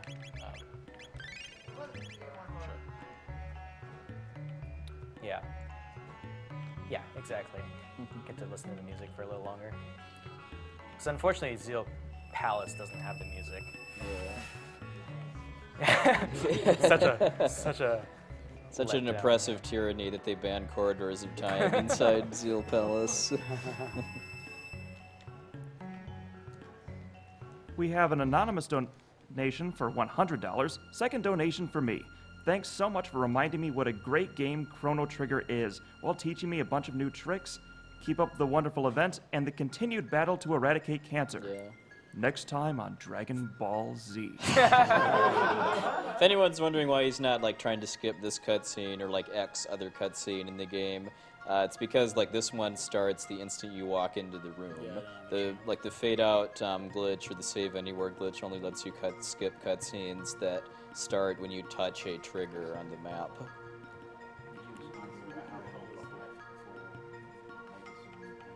We still got a while. A little while still. Yeah, maybe like Epoch is pretty close actually. Oh, okay. So maybe like half an hour or so. Yeah. If even that. For Epoch, no, it's probably more like 6 minutes. Oh, okay. Maybe a little bit more than that. Should probably cut it off. Get cut it off now. Wait, well, I went to the wrong room. cut it off in like 5 minutes. Yeah. Yeah. So yeah, just get it in. Trying to do sniping doesn't really work too well when we have a when it takes us a bit of time to process your donations. Yeah. Maybe when you lose this fight. What? He's gonna lose a fight? Yeah, we'll cut it off pretty soon. We'll cut it off when I get the swallow, I guess. Okay. Thank you, Andrew O'Donnell from Gaming Starts Here for your $50.40 donation. Hello, from Gaming Starts Here. Originally, we were going to donate a solid $50, but if you guys need 40 cents so bad, I think we can scrounge up more cash from under our couches. Yeah. Chrono Trigger is one of our favorite games ever, so what better time to donate? We are in awe of how badass all of you have been all week for such a great cause. Let's get back Shala, and is it too early to save the animals for next time? Yeah. So if we'd have actually talked to the NPCs here, like paid attention to what Shala and Yanis were talking about, we'd have basically found out that this whole kingdom is powered by energy that's being stolen from Lavos through that big sinister-looking engine we saw called the Mammon Machine. But since it's there, we used it to power up Marl's pendant that she's had through the whole game, and it now gives us the power to open those sealed doors and chests that have pictures of the Mammon Machine on them. All right, so I want to die to this guy, but being a speedrunner, I want to die efficiently. So Yeah. Okay. Oh, nice. Because you can win this fight in 8 and the game continues, but the result is the same if you lose. Yeah. And it's slightly faster. So I well, wanna- no, it's not. It's a lot faster to lose. I want to hit him for fire because if he stays on physical, it takes him 6 attacks to kill my characters. But if he's fire, he just wipes them out. I think that was discovered by any percent runner by the name of Jinseed, I want to say. Something like that, yeah. I think that's where I saw it. Yeah, because the golem, we have to fight the golem 3 times total, and the golem's gimmick is that just mimics whatever element that you attack it with. Yeah. You can kind of stun lock it too if you alternate between elements that aren't physical, but Yeah, every time you hit him with an element, his active time battle gauge gets reset. So you can just kind of chain like lightning, ice, and fire, and he'll never attack you. That would be like a speedrun strategy if I actually had to win this fight, but I don't. So. We have an anonymous donation for $50. Thanks to all the dedicated runners who made this marathon fun. Special shout out to Blue Glass and Ice Plug for supporting so many runs. Woo. Here's to 1 million. Supporting us right now.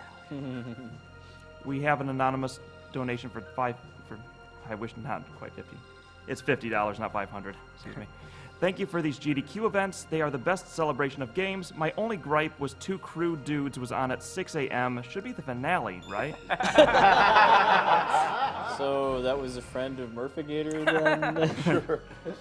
Great job to you all. And It was just Murphigator. It was just Murph. And everyone that donated. Shout outs to Tupac. Tupac. One time when I went through the game and I was just getting my chat to name, the epoch was just named Tupac, and I only had to change like 2 letters. It was. Thank you for saving the frames, chat. Yeah. Thank you, RT Crocus, for your $50 donation. Another Rooster Teeth community member sending my support and wishes. To all of those people who don't expect much from the gaming community, here is your biannual counterexample. Even pigs can fly if given sufficient thrust.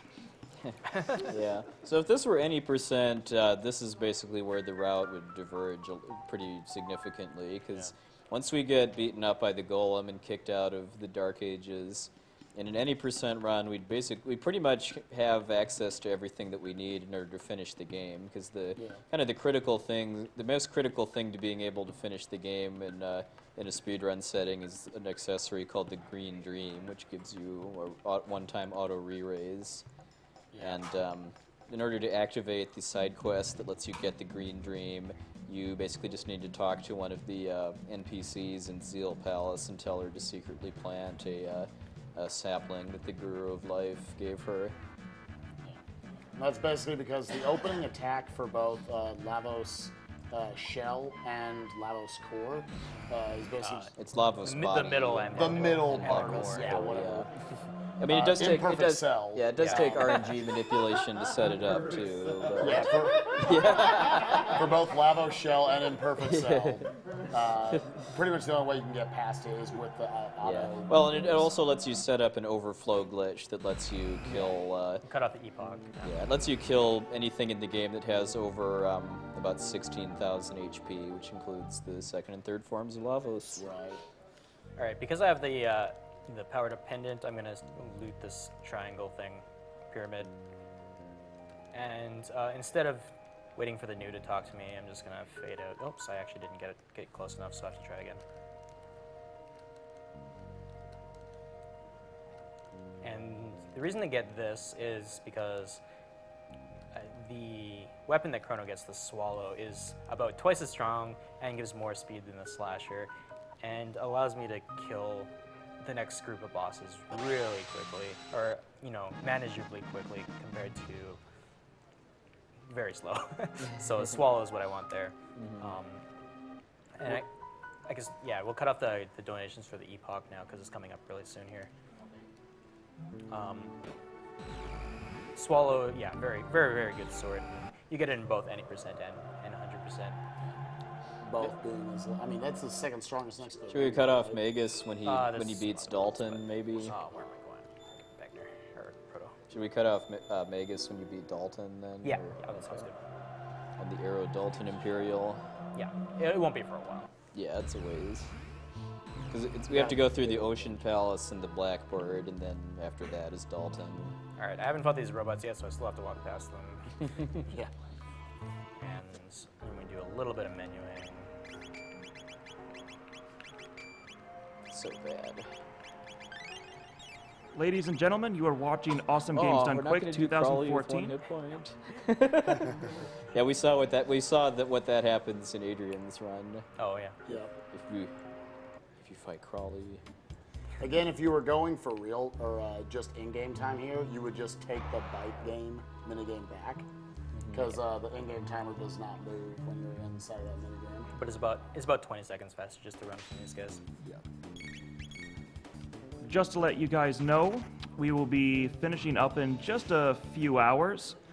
You can help spread the word about the event by going onto Twitter and tweeting the hashtag Agdq 2014. We are Speed Demos Archive. We are the premier community for video game speedruns, completing games as quickly as possible through extensive planning, practice, and knowledge of game mechanics and glitches. We are also in association with Speedruns Live, the best site to race video games online against others. Players of all skill levels are welcome to join, whether you'd like to become competitive or just race casually with friends. You can go to their front page, speedrunslive.com, for more information and to watch a wide variety of speedrun streams. We are raising money for the Prevent Cancer Foundation, which is a nonprofit organization which has invested over $134 million in support of cancer prevention research, education, advocacy, and outreach programs nationwide. Yeah, so this is actually a really easy dungeon, just because you're kind of meant to become here when you first go through the future, basically, like either before or after you go through the Aristome. Yeah, even then Crawley's easy, but Sure. But now he's kind of a joke. He's pretty much a joke, yeah. What was I gonna say? Despite Crawley being easy, he is definitely not the easiest boss in the game, and we'll explore those options very soon. The literal boss is coming up. This is just such a silly area too, because there's all these weird little objects in the sewers, and if you interact with any of them, you trigger a battle with. Who got caught by the save point? Yeah. Don't be ashamed. Yeah. Thank you, Tom L, for your 40-cent donation. Here's your 40 cents. Have a good run, guys. Cancer sucks. There's a little cutscene skip right here. All I have to do is go to the right, and I don't have to talk to the frogs. And then Crawley's right here. He is very strong. And he likes to laugh. Yes. Ha ha ha. I'm out of here. See ya. Huh? Yeah, this is a tight fight. One of my favorite double techs in the game. And yet on the cover of the game, it's actually Marley. And, the cover's Chrono weird. Trigger. Yeah. I think that's based off like a kind of a demo shot of the game engine that was given to Toriyama when he was doing like promo artwork for the game. Yeah. I think it was Brosentia that sent me like some information about that once, that actually had a picture of that screenshot that showed Marley and Chrono casting Fire Sword in the game engine. Alright, so we're not going to Death Peak yet, because, well, A, I can't get up there, and B, the lava spawns would kill me really fast. Yeah, they're really scary. Especially the second one. So what do we got for the Epoch name? Okay, so you only need to change one letter this time, because with $12,682.33, we have Tupac. Oh my Wow. Wow. Oh my god. That's why there was a shout out to Tupac.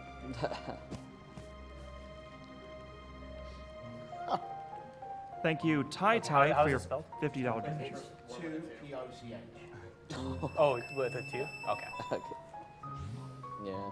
The Hey, reason why we're doing this too is just because the prophet, I guess, threw us out of the Dark Ages and sealed the time portal. So we need another way to get back there, so we can try to stop Queen Zeal from inadvertently resurrecting Lavos and causing the end of the world in 12,000 BC. And Shala is actually smarter than most game developers and had 2 seals, one on the gate and then one on this sky train thing, preventing us from getting back. So we have to do some other stuff as well. All right, here we go. So 2 pop. Nice. Thank you for those donations, guys. That was a lot of money. 12. Yeah. Yeah. I know. I'm ashamed. Yeah. Thank you, Tai Tai, for your $50 donation. Got paid today, so I'm going to put out a final $50 for the charity. I'd like to get into speedrunning, and it's fascinating to hear the insight and what actually goes into making a speedrun. While watching a live run, or an archived one, you don't normally hear a lot. Thanks for the great runs, guys. The Super Metroid run was insane, and the Chrono Trigger run has been great so far. All of Agdq this year has been fantastic, and hopefully next year will be even better, but hopefully next year we can raise enough to save the animals. It has been known to happen from time to time. Yeah, what won at Summer Games? I think last Summer Games it was Kill, but I think okay. almost every marathon before that it was Save. Oh, okay. Oh, I actually didn't get it.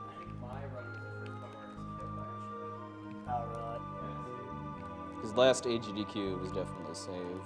Saved by like $30 or something like that. All right, so I activated the Save Anywhere glitch again, just so I can do another boss skip. Yeah, he could skip these fights too, but it's kind of hard and not really worth it. I also want the tech points. Yeah.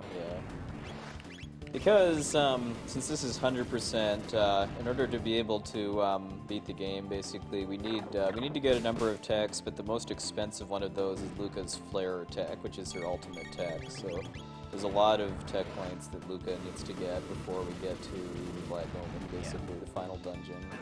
Fortunately, there's a lot of enemies in the game. As long as she's in my party for the majority of the game, it's not that much extra, not that many extra battles that I have to fight.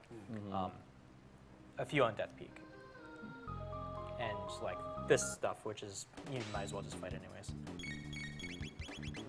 Thank you, Grantful Legion, for your $50 donation. I want to name Magus Noah, but only because of Phantasy Star. That is. You mean Lutz, right? That is probably not the reason you had in mind. Oh well.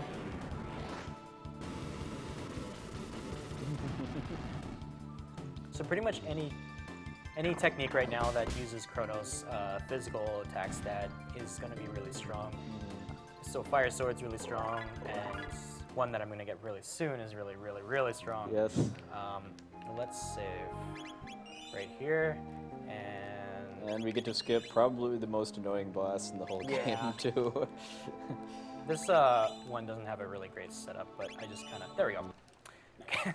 So the save file changed from Break the Seal into Grew on Mount Woe, and that seriously is like the most annoying boss fight. Yeah, because it counters almost everything, and it uses attacks that can put you to sleep too. All right, I gotta kill some Best of luck. rebels. Yep. Yep. So hitting rocks is like the hardest thing to do in this game. Yep. Unfortunately, thanks to the magic of RNG manipulation, it should go pretty well. I'm not sure if I got it, but it's okay. I'm just gonna keep going even if I miss. There's 6 rebels on this mountain. I only need to kill 3, so I usually manipulate the RNG here to make sure that I kill them. If I don't kill the first one, I'm just gonna reset and do it again. But otherwise, I'm just gonna go. Good job, Luca.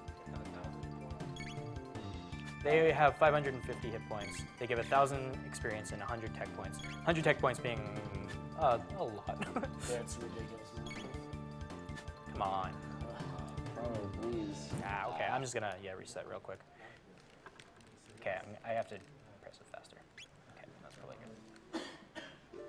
Thank you, Torin Hire, for your $50 donation. Him doing this party change before he actually enters Mount Woe was part of the setup for the RNG manipulation, too. Okay. Is it okay if I make an announcement? Sure, of course. Go for it. So we just doubled the total of last year's awesome games done quick.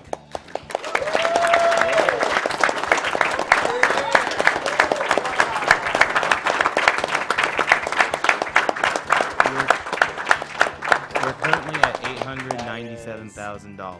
Wow. Come on, guys, kill this. Yeah. Hitting rocks, too strong. There's like 3 different kinds of enemies in the game that are just like this, basically. Enemies that don't really do a whole lot, but they lock all of your techs. They don't, and they have ridiculously high evasion, but they give you lots. They're kind of like metal slimes, basically. Yeah, really for what those they are. familiar with the Dragon Warrior, Dragon Quest series. Thank you, Torin Hire, for your $50 donation. Hey all, this was the first AGDQ I was able to attend in person, and it was a blast. Shout out to all the other volunteers that have been working behind the scenes of the event this past week, and our boss, Kiura. The amount of money the event raised is mind-blowing. Let's get to 900K during this run. Oh, at least.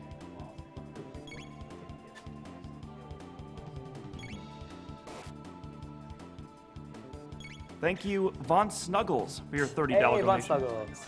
Hey, Obda and friends, Von Snuggles here. So far, we have had over 150 hours of video game fun, and it all ends with you, Obda. No pressure. Just think. The world ends with Obda. Just think, guys. If everyone watching donated $2, we could hit the 1 million mark. Hint, hint, wink, wink.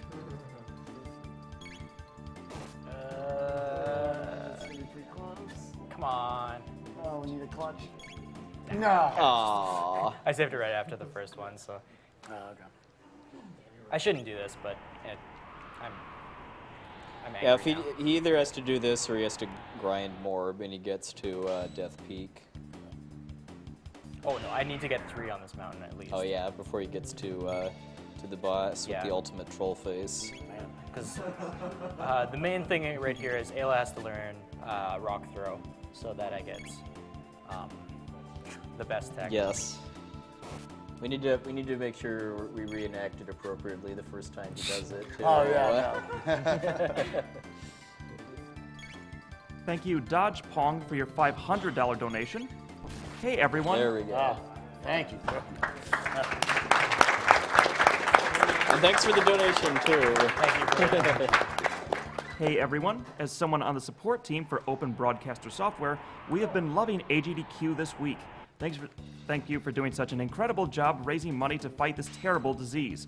Put this towards naming Magus after Rich, because Rich is a true wizard who has made incredible technical contributions to Open Broadcaster Software, making streaming possible for hundreds of speedrunners and even AGDQ itself. Game on. Thanks you. Yeah. I use OBS when I stream, so thank you for providing a free program for us to use. It's really good. It's really come a long way since I started using it. Thank you, John Rost, for your $50 donation. Hey, I couldn't pass up a second $50 donation for the game that ate up most of my childhood. You guys are saving lives and lifting souls. $50 from Cardius. Here's to awesome people working towards a good cause. There's a lot of battles on this mountain that are unavoidable, but you can run away from all of them. So it's just a lot of get into a battle, run away, get into a battle, run away, and then fight rubbles. Rubble.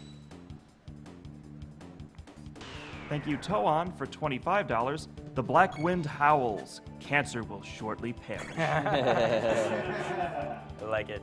Yes. It's a terrible night to have a curse.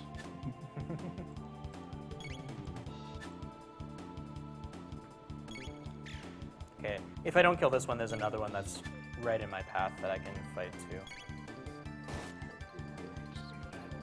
Thank you, Victor Weston, for your $1,000 donation. Hello, everyone. Wow.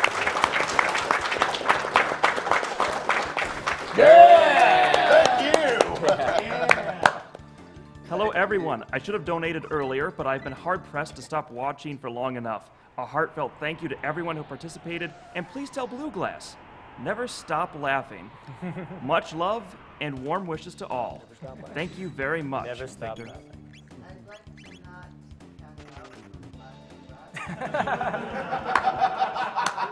Literally never stop laughing. Yeah.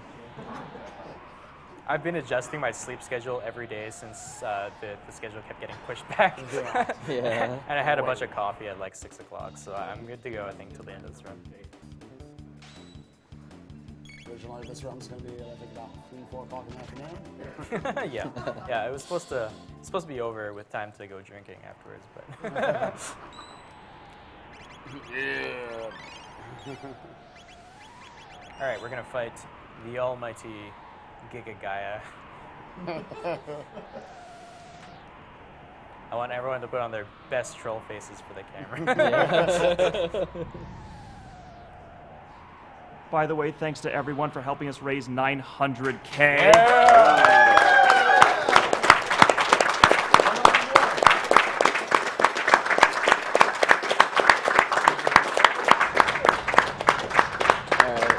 Incredible. You guys are the best.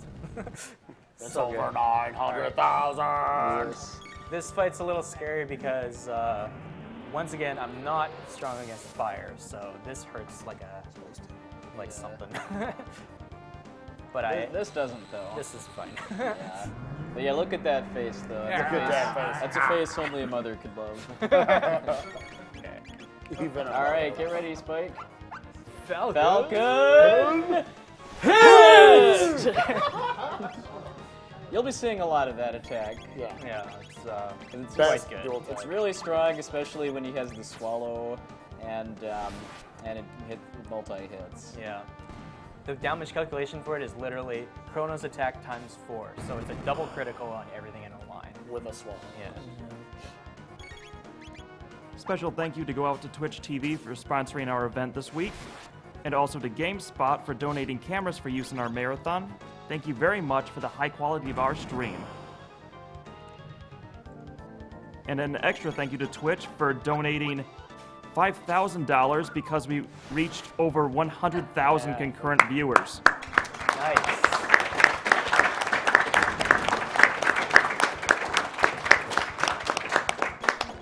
Program Max was here earlier too. He was hanging out. Oh, is he gone? Yeah, he left.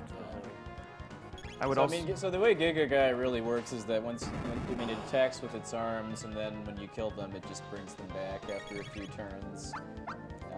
That's going to happen once during this fight, but when the arms do get resurrected, they have less HP than they did at the start of the fight. So I think one Falcon hit should kill both of them again. They start with 2,000 health, and then next time they just have 1,000. So you can see, like, I'm really pushing it because I need to do 1,000 damage, and I'm only doing 1,058. So any weaker, and this fight might be pretty dangerous. And I used all my MP for this fight too. Well, not Lucas. Yeah, she's just hanging out. You threw 2 of her attacks? I threw through 3. So I now got you worried. Yeah, you got me worried, so I'm gonna throw another one.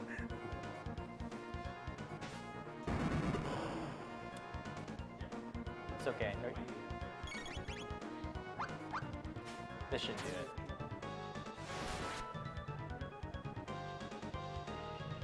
Yeah. Okay. There you go. Nice.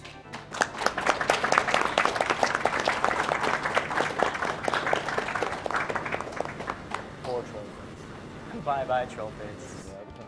It makes a brief cameo, though, near the end of the run. Yeah. It's one of my favorite, like, split icons that I have on my stream. Need to engineer some way to get that as like a sub icon eventually too. Yeah, trouble with copyright things. Yeah, unless it gets like redrawn or something like that. We have a $10 donation from Mega Marino. This is towards the $1 million. You guys all deserve more respect than most people know. Keep up the dedication and GL on good future runs. Also, please tell Obdajr Jr. I am coming for that Mega Man world record. Which one? Yeah. Not one of them you play. She just wants you to know. Oh, okay. She wants to get the triple candy. Triple candy. Triple candy to get the Mega Man world record. Hearts, much respect to him, Mega Marino. Thank you. Yeah, I have the any percent record for Mega Man 7, and I did have the any percent record for Mega Man 8, but it got beaten like a week ago. And so I might work on that sometime soon. Because those games are fun, even though people hate them. Well, it had to happen. Yeah, it had to happen, yeah. Yeah. That's a Mega Man 8 joke. Yep. Thank you, Jordan H., for your $200 donation. Haven't had anyone in my family touched by cancer, and I would like to keep it that way. You guys have done an amazing thing here this week, and I thank you for that. Thank you, too. The other record I have is full game run for Final Fantasy IV English. It's pretty good. Well, and this, too. Yeah. 100% for Chrono Trigger as well. Yeah. But no one else really runs that. Yeah. I'm going to try and... I want to get into it eventually, but it'll probably be late this year. I'm going to try and get into taking back the any percent record for Chrono Trigger. The record right now is 3 hours and 13 minutes. 3:13:54, by I think, Advino. by Advino. Yeah, and he says there's about 3 minutes of mistakes in his run. You're sitting around 3:15? I'm at 3:17 right now, but I haven't really done a lot of any percent runs. I learned it. I learned the ending for any percent basically as soon as Mike was like, "Oh, by the way, your donation incentive for 100% is $30,000." So I'm like, "Oh, okay, so I actually have to learn any percent." Yeah, right. It's not here anymore.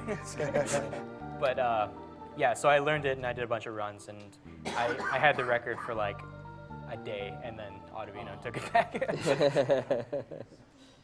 Yeah, with your first run you almost accidentally got world record. Yeah, you got like a 3:19 or something on your first any percent run. And there was a 3:17, but it was on an emulator, so I had the best console record for like a day, and then So this is the Mazamune here, by the way. Although I mean, it's just kind of there. It doesn't really make a whole lot of sense for the Ruby knife for the rest of the game, but it's there. Having a good time. Yeah, definitely big shout outs to Obdajr, who, like I said, kind of at the beginning of this year set out to learn Chrono Trigger and really kind of looked at all the task notes and I guess everything that had been done for the game and really brought the game to its what knees. it looks like now. Yeah. It's been a lot of fun. Yeah. A lot of fun. Yeah, shout outs to his dedication the last 2 years. Really put in a lot of time into this game. Yeah, go for it. Oh, thank you. Thank you, SCXCR, for your $10 donation. Anyone know where I can find the gate leading back to January 5th, 2014? At 12 p.m. Eastern Time. It's on the VODs. And thank you to Val Grind for your $15 donation. This is my $2 donation. I'm good with math.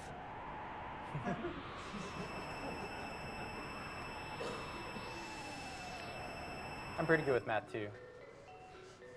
I'm not sure if I should read this one, but I will anyway. Thank you, Adam Davini, for your $100 donation. Thanks for the great week, guys. Spoiler alert, Chrono dies. What? Oh, no. This is my Giga Gaia troll face, by the way. He's out. He's out. Rip in pieces. You can stop playing now. Oh, yeah. All right, so my second trip to Zeal, I want to talk to this lady here who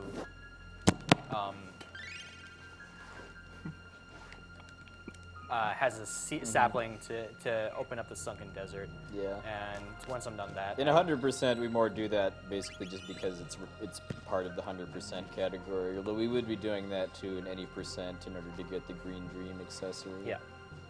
So if you don't do that and the city collapses, it's gone. Well, if you never talk to her, actually, she appears she's in the refuge. But if you tell her to burn it, then you're out of luck. If you tell her to burn it, you're just desert. you can't do it. Yeah. Okay, so Chrono's gonna be biting the dust as that donation. So Oh, this isn't the Dalton, by the way, for when we're cutting off Magus. That's Dalton Plus. So I don't really care if he dies for any of these next fights because his experience doesn't really matter. Because we're actually not really going to use Chrono anymore after this next Any dungeon. Chrono fans out there saw, right? Yeah. Pretty limited. It's going to become Magus Trigger after that. Yeah. So, like, for example, right now, as long as I use Chrono to initiate Falcon hit, he'll always use Iron Drop or Iron Ball on Chrono, and then he'll burp at the end of the fight, and it'll kill him all. Because an important thing about counterattacks in this game is that if you do a multi-character attack that triggers a counterattack, the character who you actually selected the double or triple attack with will get the counter. I mean that matters a lot for a couple of the battles in the Black Omen too. All right, hype for Ocean Palace. I love this theme so much. Yeah. Because you know that stuff's going down when you're kind of descending into the Ocean Palace to confront Queen Zero and Lavos.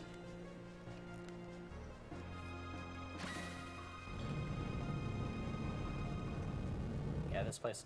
Another section, like I was saying with Magus's Castle, is a long dungeon, new music, and just like this big maze and more powerful enemies that give way more tech points. Yeah. A bunch of bosses. And, well, I mean, there's only one real boss, but this really feels like it could be the end of the game as well. Again, yeah. So many great dungeons in this game. But you can be the end of the game. It can, yeah, if you're very, very strong. Yeah, if you're playing New Game Plus or you grind it a lot, yeah, you can actually finish the game here. If you know where you're going in this place, it's not actually that long, but I always had a lot of fun going through this place casually. I feel like I had a lot of fun going through this whole game casually. Yeah. Other than I actually really didn't care much for the prehistoric dungeons, but whenever I played the Reptites, there was, come on, get this over with. I want to go to Magus's Castle. Yeah. And then after that, get through the Tyrannosaurus so I can get to the Ocean Palace. Yeah. A quick shout out to our language restreams tonight. Thank you to our French restream, twitch.tv/MrMV, and also to our German restream, twitch.tv/exe_DE. Thanks a lot, you guys. I'm definitely a fan of how the music doesn't stop when you get into battles, too. Yeah, not until the atmosphere is It so just good. further builds tension for what's waiting for you at the bottom.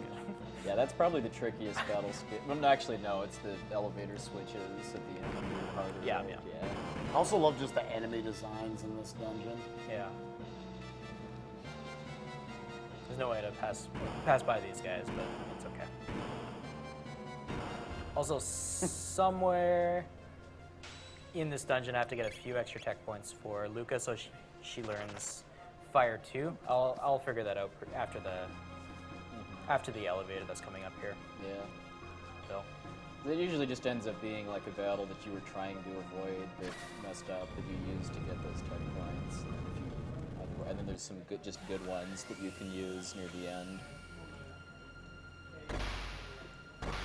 Thanks again to our sponsor, the Yeti, for providing a line of AGDQ t-shirts again this year. $3 from the sale of each shirt goes directly to the Prevent Cancer Foundation. Thanks again, Yeti. Also, guys, just want to let you know we are just past the 3-hour mark in our run, so we have about 3 hours left.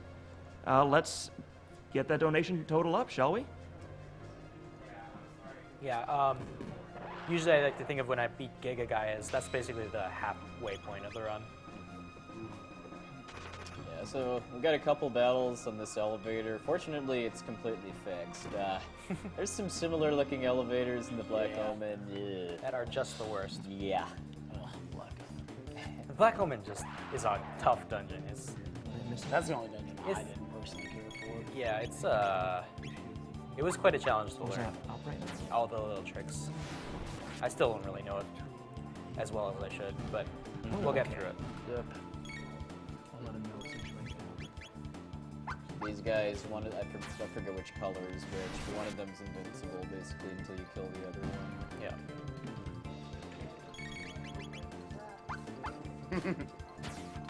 So yeah, Lots of Falcon hit. You're gonna be good.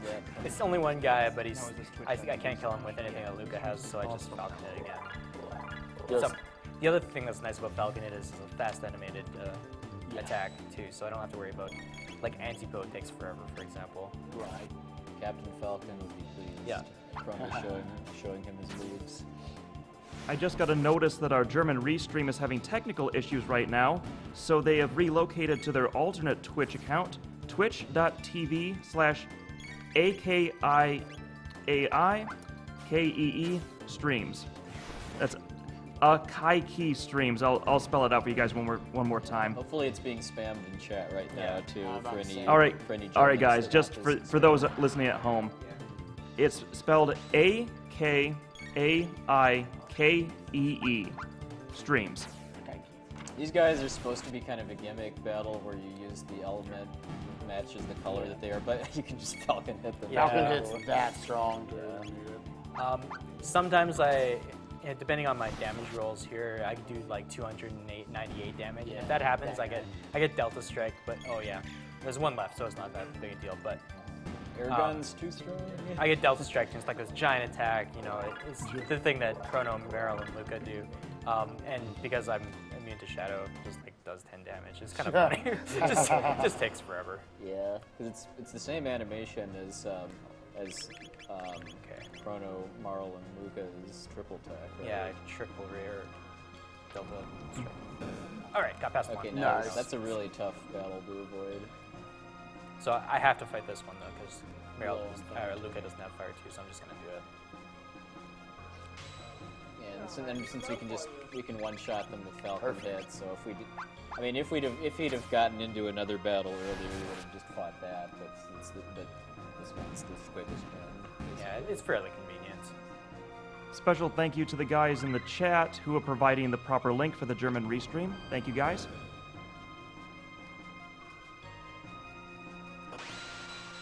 We have a $100 donation from Johnny Whoops.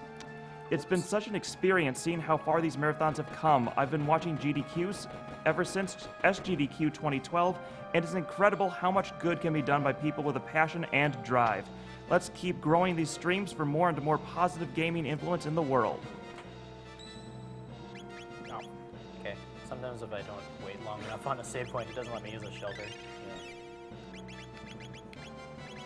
Okay. Now this fight's a little bit hairy, so the Golem twins are pretty dangerous because if they get their second attack off in any given cycle, they do a lot of damage, and I'm going to be using fire on them, so they hit me back with fire, which is something I actually take damage from, so I want to cycle between physical and fire as much as possible so that doesn't happen. Even so, this fight gets a little bit scary. Yeah, because even though their ATB gets reset when you attack them with an element, if you attack them with a physical attack, it doesn't too. Yeah. So they get the Iron Orb off then. Okay, so they're going to use 2 fire attacks. I'm still on Battle 3. I should be on 2. It's fine. And then we'll reset it. It's 2. I have to count how many Falcon hits I used too. Yeah, because both of them do a final attack where they do, not really a bunch, but a decent amount of damage, and you just need to make sure that Luca has enough HP to survive it, just because she needs the checkpoints from this battle. Now I'm just going to try and make them use Iron Balls on me, because they won't be able to kill me with the Iron Balls. So I'm just going to wait a little bit on the fire too. We have an anonymous donation for $300. Special thanks for all that you guys are doing, and for my brother who introduced me to this stream. Have been loving all the speedruns, and good luck in future runs. Thank you. Okay, so the next turn I have to heal is the thing. Iron Orb, sorry. Iron Orb Z. Iron Orb Z. Thank you, Fish Sticks, for your $250 donation. Thank you all so much for continuing to inspire an entire generation of games to do good. Here's looking towards $1 million raised for charity. because it's going to happen. Raise Pinky. Yeah.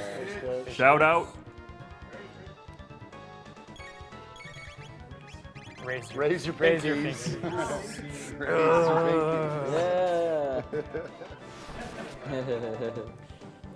All right, that should be it. All Burp. And once again, sorry, Chrono. Yeah, and then I just had to make sure. This is what Luke that is donator meant by Chrono dying, right? Yeah. All right, Golem Twins down. Yep. Yeah, Just- Luca, DOP. I kind of want to like spin into. Now to win this next fight, it's gonna. No, I'm just kidding. Using the fade out glitch. Yeah, using the save any glitch. I jump into Lavos's head. Now that would be a pretty solid trick. Yeah. All right, so that's basically all they use that Chrono gets, unfortunately. Yeah. I was like, is he in the party even for Rust Tyrano at this point? Or? No. No. Russ Torano is. Yeah, no one's in the party for Russ is Torano. kind of yeah. Yeah. Not too much of a thing.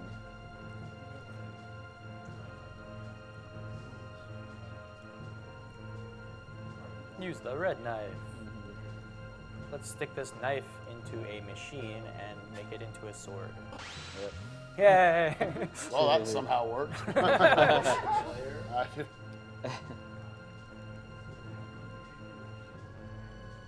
I don't know if they don't really explain too well why that doesn't stop the mammoth machine either. It's not enough.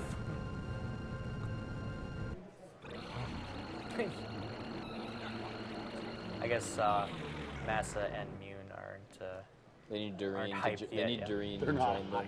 hyped. Yeah. Oh, whoops. There's a little trick I could have done there where I could go into the menu in between those two fights.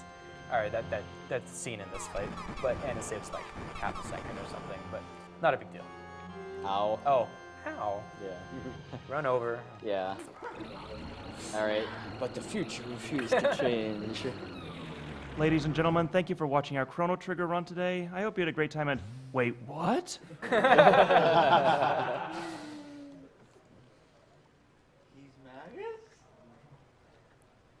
Got Noah here so far. Yeah, time's running out if you want to donate for naming Magus, because yeah, we got one more little dungeon. yeah, we have kind of a mini, we have a mini dungeon with an extremely difficult boss, and then Yep. another boss called Dalton Plus, and after we beat Dalton Plus, There's it'll quite a be- few cutscenes There's and stuff. cutscenes after that, so that we'll use that time to tabulate the donations for, well, I guess, what's our final bid Final war of the donations. marathon. Final bid war. Oh, can I add a bid war? I think Mike's in the back. For what? Who I should revive Chrono with? Oh. Like Luca or Meryl? Yeah. There's yeah, like you a get- little scene with. It affects the cutscene who's in your party. If you have Marl in your party, she actually she does a special animation. It's mostly exclusive to that. Yeah. Usually in speedruns you would just have like Frog in your party or whatever to save 15 seconds on that, but the scene is so good, like it's iconic for Chrono Trigger. So do we just want to let them choose any of the characters that he has? No, then, well, or- only Luca and Meryl get the extra scenes. So okay. So it's a cat fight, choose is it? your waifu. Yeah. This scene is so cool in the PlayStation DS versions, because. Huh? Yeah, I did. Who's the wife? Because they cut to Toriyama artwork of this, and then when Lavos opens its mouth, it's Chrono has a flashback to Yanis saying, "The black wind howls. One among you will shortly perish," right before he dies. Yeah. That line's so good, though. Yeah.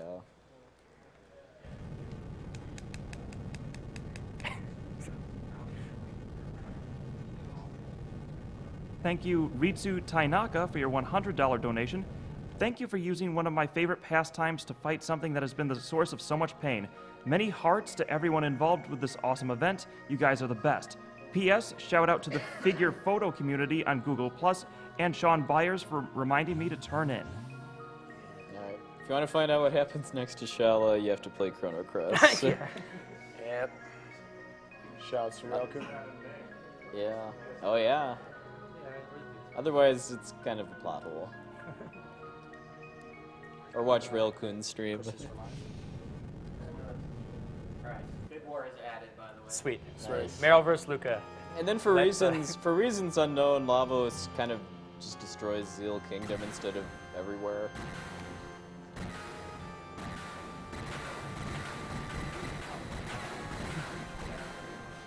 Thank you, God Knight, for your $100 donation. Before Agdq finishes, I would like to thank everyone who participated in the French restream. Thank you, Mike Lundy, for your $75 donation. Destiny, in its most brutal form. All the dreams that might have been, all the happiness and sorrow you might have experienced, gone forever.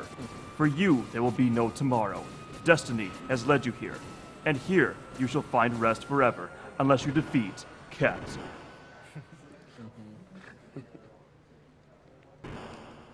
Yeah, speaking of playing Chrono Cross, I just want to give a quick shout outs to Crystals for Life 2 coming up. What's the date set for that yet so far? It's like the last week of April, I want to say. It's somewhere around there, in about 4 or 5 months. I'm sure many of you watching are RPG speedrunning fans. Yeah, we're both going to be in it. I'm going to be running Final Fantasy VI, which was Junior is going to be running Lufia 2. Learn and beat. All right. Yeah, we are going to have any percent Chrono Trigger and. Yeah, Killai is coming from France, I think, and he's pretty dang good at any percent for this game. Yeah. Among other games, like we talked about, Railcoon's going to be running Chrono Cross, the runner of StarCraft in this marathon.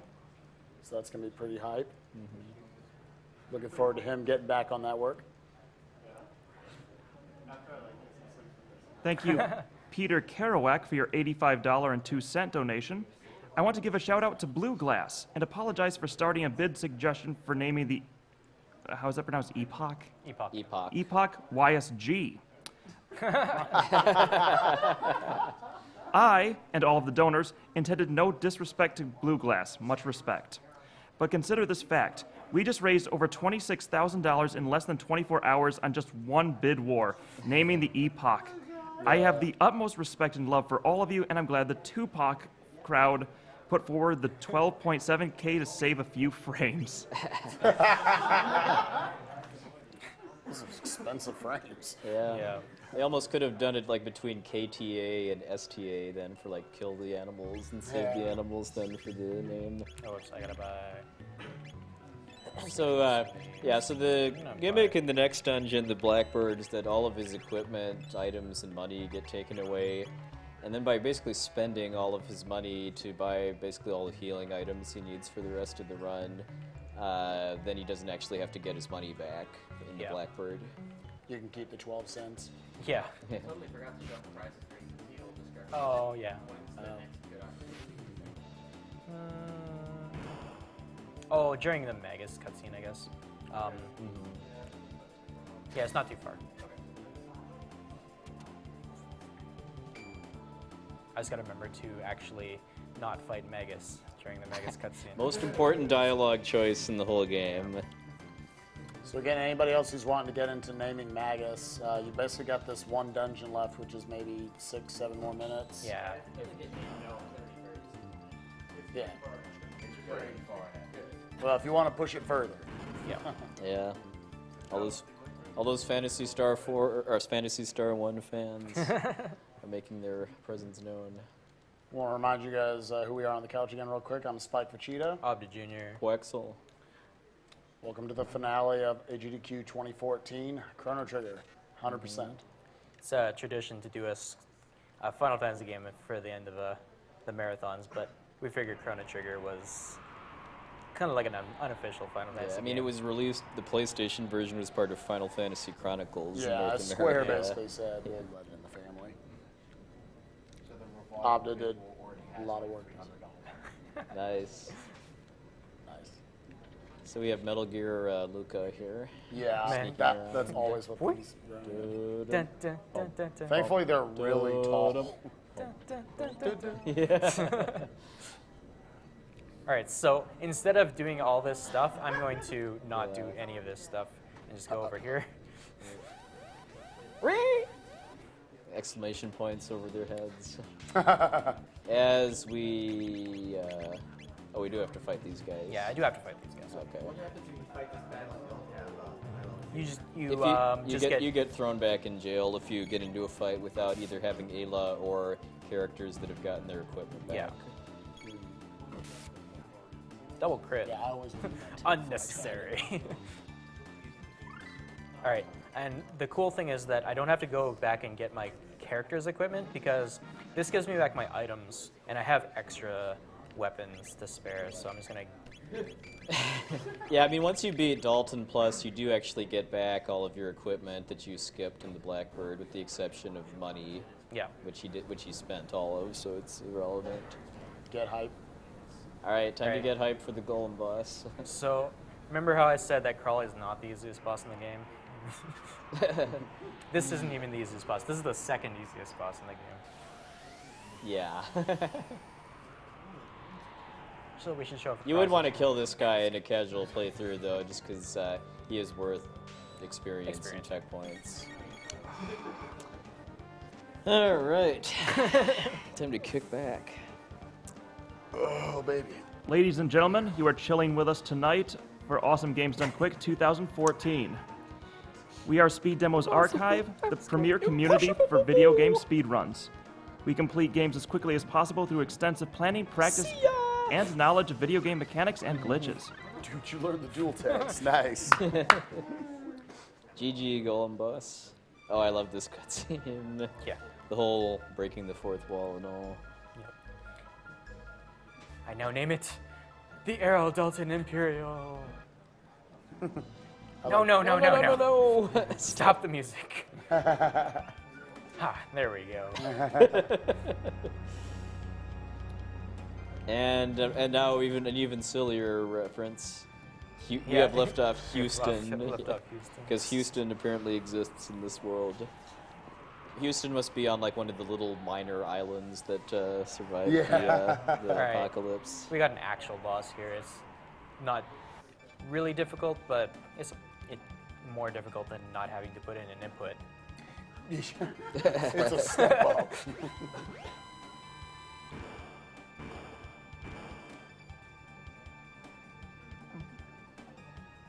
Tupac, go now.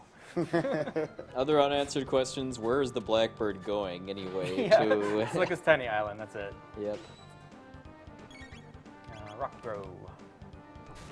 Shoutouts to Ayla for throwing Dalton back into funny. the cockpit, by the way, too, instead of like throwing him off the block altogether. Yeah. No way, you could definitely. I throw. Yeah. I throw high. There's no air friction. Yeah. I think this is actually easier than the first battle with Dalton, too, just because you're not, just in case you didn't get all of your equipment back before you did this, because I think all he does is Iron Orb and then other single targeting attacks. All right.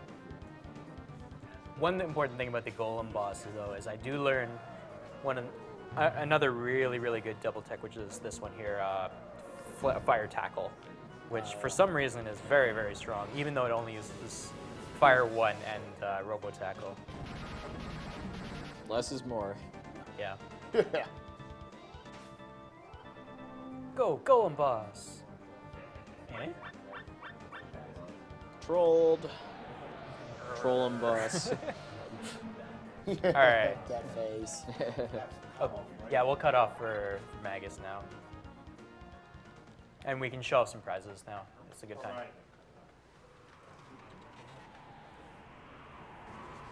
All right, so we've got, grand prizes. We've got this NES PC, donated by Buddy. Made this custom. I was eating pizza in there with him earlier. He was telling me about how much of a pain it was to make this. Like, it took him about 75 hours. Because redoing the interior was a lot of work with all the custom work. If you open the toaster slot, you can see the DVD drive. NES drive has been moved over to the side here. You can see the ports in the back. He's got a bunch of videos on his YouTube, youtube.com/KyleJHarper. He's got some stuff about construction info, a couple slideshows, some gameplay videos, Diablo 3, World of Warcraft.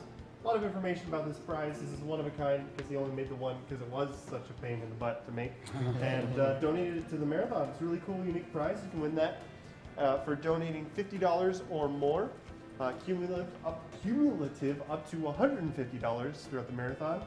That prize structure only works with grand prizes. Speaking of which, this is another grand prize. Got the Legend of Zelda limited edition adventure set for Majora's Mask. Only 1,000 of these were made.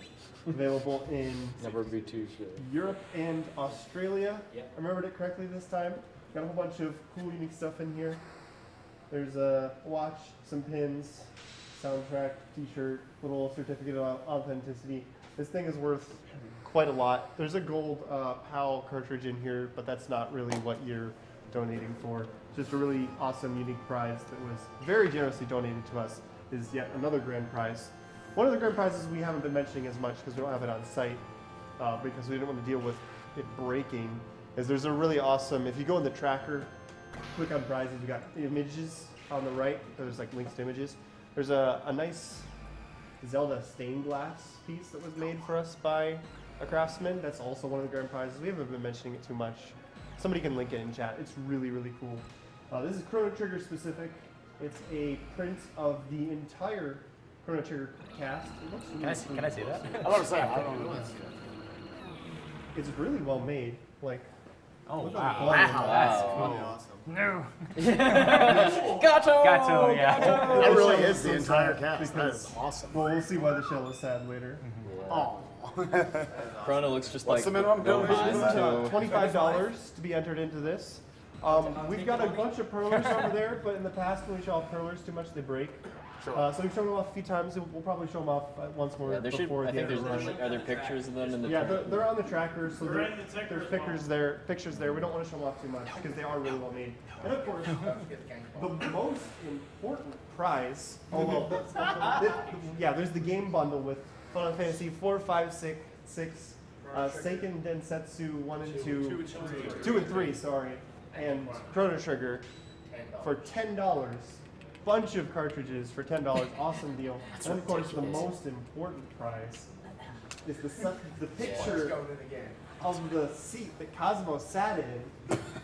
That's really, I wanted to get it signed by 5 Cosmo. times there. 5 times there. Like, this was a couple days before the marathon, and he very generously signed the picture of this amazing seat. It's $5. What a value to be entered in. This one of a kind collector's piece. NOAH. Yeah. Yeah, that's how you spell it. Okay, thanks. Correct. I was wondering if you were going to get back here, Mike. Yeah. So just to give the final total on Vegas. And thank you, everyone. You had Rich in second place at $4,450. And Noah in first place was $7,343.52. Wow.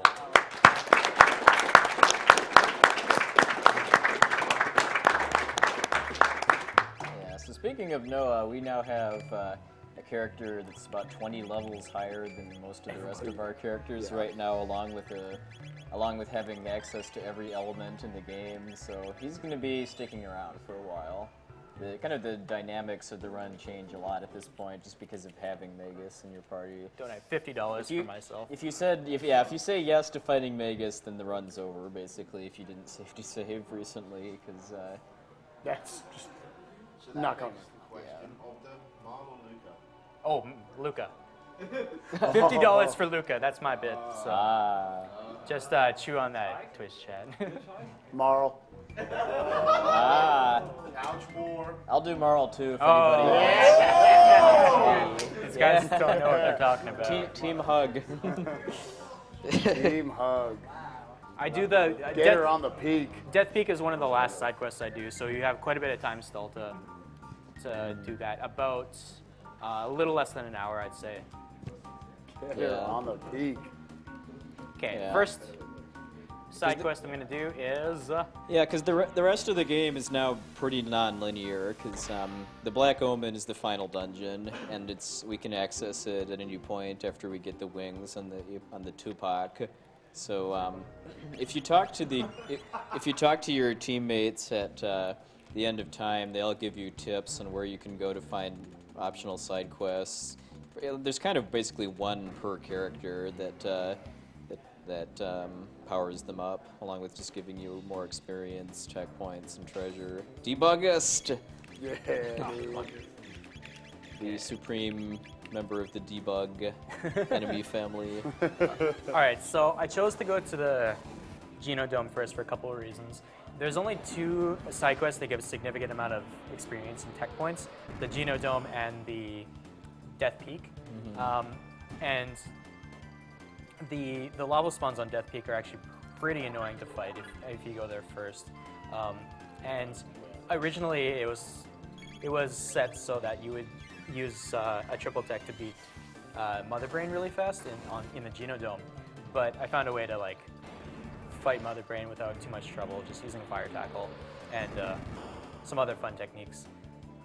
And it only wastes about a minute, but you save more than that on the lava spawns. So I kind of just, and plus this is like really convenient to get to from where the epoch starts after. Yeah, this is probably one of the best places in the whole game just to grind to. If you're so this used to be inclined. one of the old places used in all the rest of the islands. And if you're given the choice, then with Magus you have him use Ice 2 just because it has the fastest animation. Yeah, by about 2 seconds of or the so. 3 elements that he has. Lightning being the longest, fire being in between. So that's going to result in him like casting ice to kill enemies on Death Peak, even though that's a snow area. Yeah. Just because they're actually there because the element doesn't They don't really want it that matter. quick.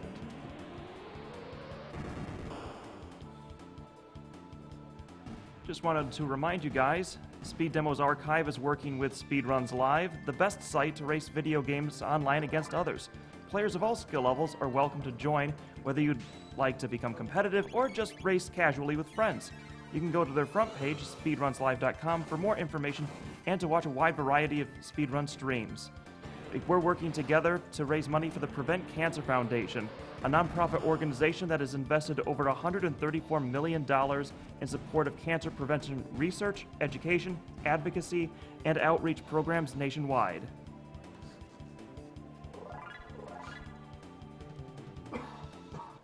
Plus, I just really like the Genodome. I don't know why. I just do. I love this theme, the factory theme, and... Get your Babel thumbs ready. Yeah.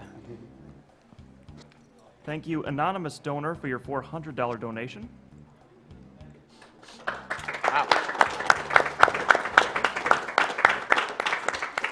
So that the future doesn't refuse to change.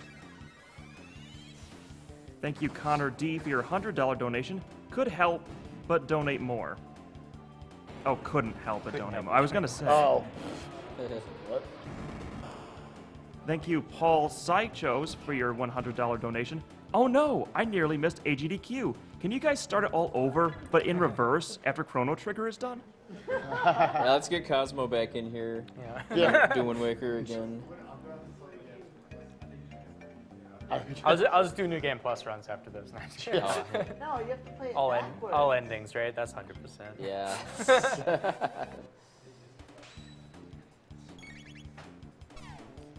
I got shot. Ow. Oh, I didn't actually kill the other laser guard. Thank you, Guishman, for your $60 donation.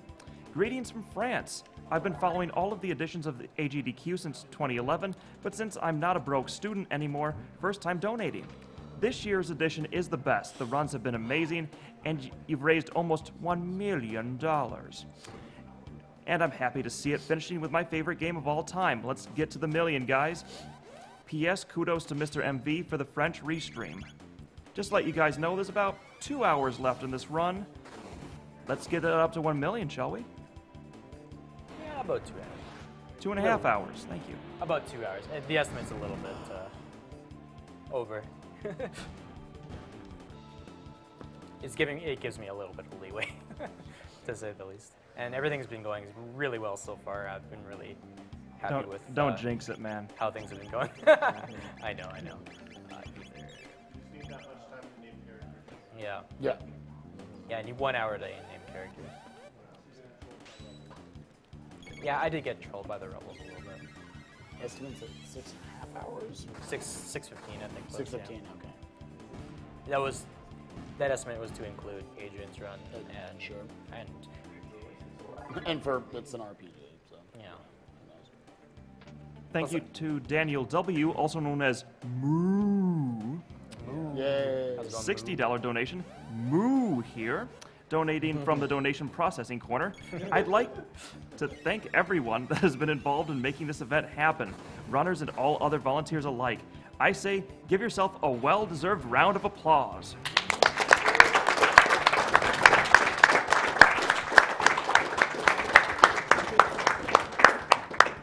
Thank you, Mr. Moo. Okay, so there's this really annoying part here where I have to get shocked by this thing and get to the other consoles with Robo, and the timing on the second one is really tight. So I mean that's why he has to reverse the direction of the conveyor belt Yeah. in order to actually be able to make it in time. if this guy gets in my way, it's really annoying, and I just have to have really optimal movement and remember to hit the button. Okay, good. We made it. Nice. That was pretty close. And then this guy has to follow me, and if he touches any of my other characters, they like push him off. It's kind of annoying.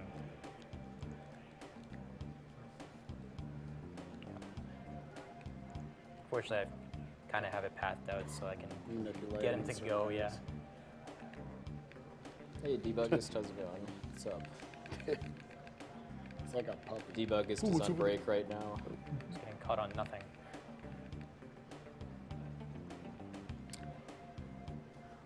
We have an anonymous donation for $50. Cancer has taken its toll on my family on more than one occasion. Thank you so much for raising such a staggering amount of money to hopefully prevent this from happening to families in the future. And thank you for doing this by playing awesome games really, really fast. P.S. Another thank you to the Yeti for their contributions and great t-shirts. Thank you, VHGS, for your $50 donation. Throw the rocks when you see Tupac. Call Twitch cops when you see Tupac.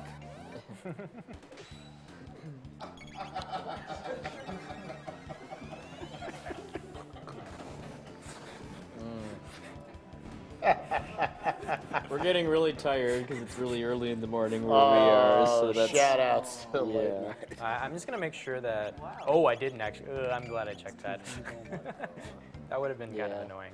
This, I mean, in the old 100%, the glitchless 100% route, basically, this fight was pretty funny, just because you could take a break during this fight because Atropos basically just cycles through all of Robo's attacks, and then if you've already fought the Rust Tyranno, you could get a red vest, which would let Robo absorb fire. So every time Atropos used area bomb, that would refill his HP, but.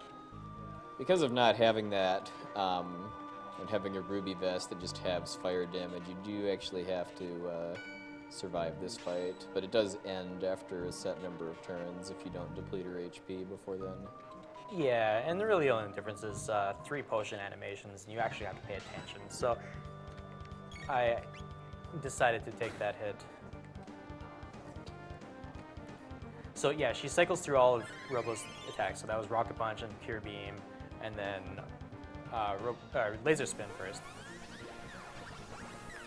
The only 2 dangerous Hers is cooler looking than Robo's, though. Yeah. She only has 2 dangerous attacks. There's Robo Tackle here, which I'm going to heal up right away.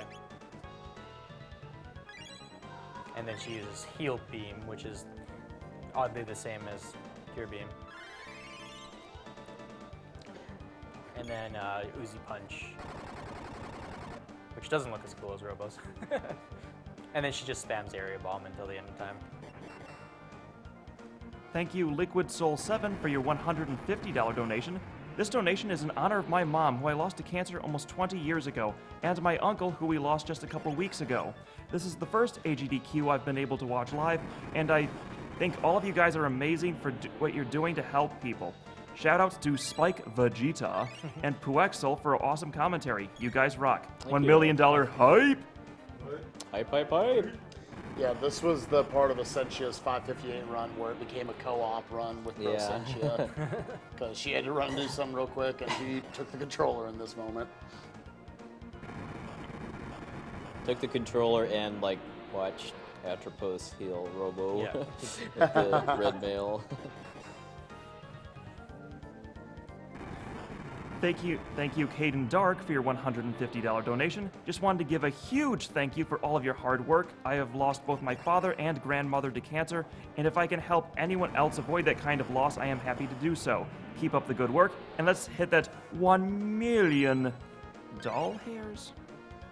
What's our total at right now? 917,000. Wow. That's incredible. That rate. That was awesome. That was amazing. I thought it was going to stand up for a second. He like knocked a So you cup. can't. I mean, you can It was win. pretty You cool. can win that fight by depleting your HP, but Robo's attack power isn't really that good. So it's really just faster and easier to just wait it out. Yeah, the strongest attack I have right now is Robo Tackle, and I would have to still, heal myself to not die to her. So it's just better to wait it out. Thank you, Christopher P., for your $50 donation. I spent the good part of a summer working my way through Chrono Trigger. It's awesome seeing it and so many other games beaten so quickly. The blindfolded and one-handed runs were incredible too. Great people and a great cause. P.S. This gets me 10 entries for the signed chair picture, right?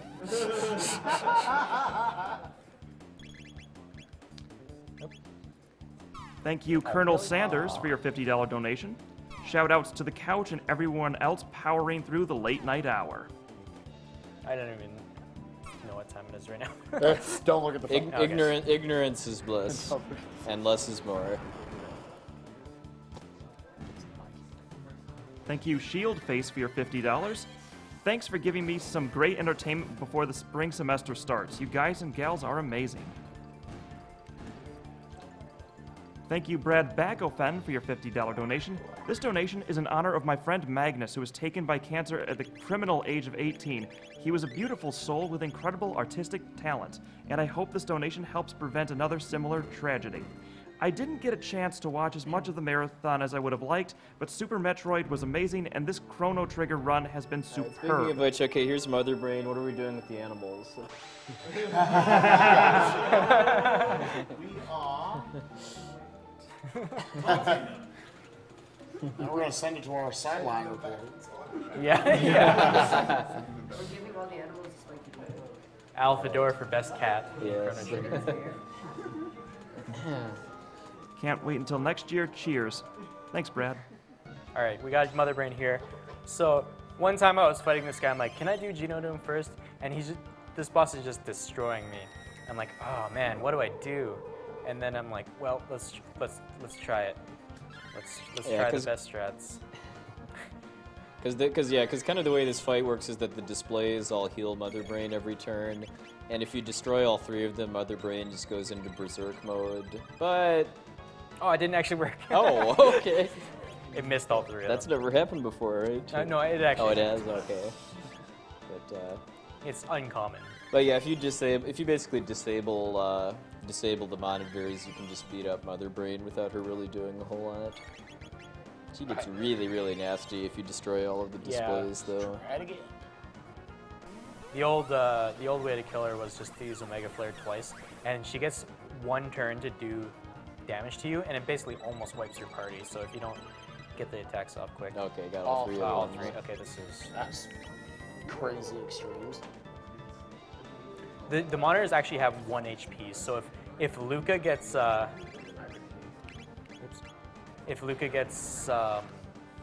chaosed or confused and accidentally attacks a monitor, she has an air gun on right now, the very first weapon she has, and it still kills this monitor. She's gonna get a really, really special upgrade soon, though.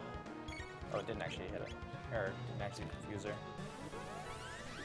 Thank you, Kuroi Subasa Tenchi, for your $250 donation. Longtime gamer here, and after seeing a few of last year's videos on YouTube, I knew I had to catch as much of this year's stream perfect as possible. While I may not have played all the games, I think the commentary has been excellent in helping to fill in the blanks. So kudos to all the commentators and runners for that. I have to say I was especially blown away by the Punch-Out set, especially that flawless final fight in Super Punch-Out. That was amazing. And the one-handed Mario 64. Props for totally embarrassing those games with your kitty gloves on. Let's stick it to cancer just as hard. Can't say I have a preference for either of the Chrono Trigger ladies, but I figure the easiest way to solve my indecision is to help the underdog out. Donation goes to Luca.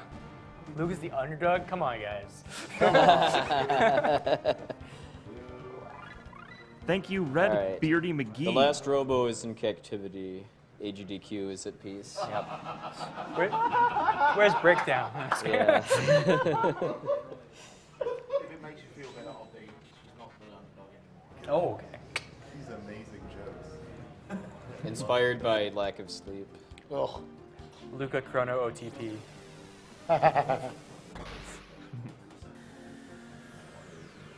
Alright, so we're gonna do... Now there's a lot of running around I have to do. I have to trigger that so that I know I need to get tools, and I'm gonna do a little bit of because this is gonna be a tool-assisted speed run here. Okay.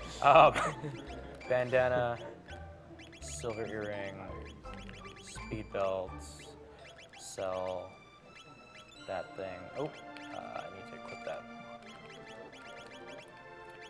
Kaiser arm, that thing, that thing, that thing, that thing, that thing, that thing, that thing, that thing, that thing, that thing. Perfect. Okay. Okay, I gotta sell some stuff because there's some things I need to do with money coming up. And we're gonna head right to the this place. Yep. The Giant's Claw is what it's called. Oopsie. And you don't need to actually go to Tompa's grave. Toma's grave. Toma's grave. Is Tompa here? Or? Possibly. Anyways, you don't have to go to Toma's grave and pour soda over his yeah, over his gravestone to find that cave. You can just go to it. Oh, Tompa's gonna kill me. Yeah. So what happened while I was at lunch? I think this specific fight here is isn't your speed really important for this fight to be able to run away before they attack? Yeah. Okay. So I'm gonna kill the animals here. No. Oh, kitty. It's okay. She'll have her revenge later. Yeah, revenge. All right, and then there's not that was the only. No, there's a couple fights here actually. So I get the blue rock, which is somewhat important for the rest of the game. Because there's five rocks that you can get, which are accessories that let you use triple techs with combinations of characters that don't include Chrono, just because all of the normal triple techs in the game require Chrono in your party. But the blue rock lets you use a really overpowered tech called Omega Flare with these three characters. Yes. The rocks are the only way for Magus to participate in dual or triple techs. That kind of disappoints me that that Magus doesn't, because I would love to see a Magus and Frog dual tech. Yeah.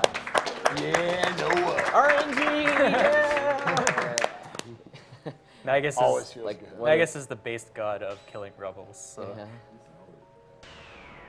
Yeah, just what a Magus and Frog dual tech would look like. Bicker. Yeah. It's awesome. Do it again.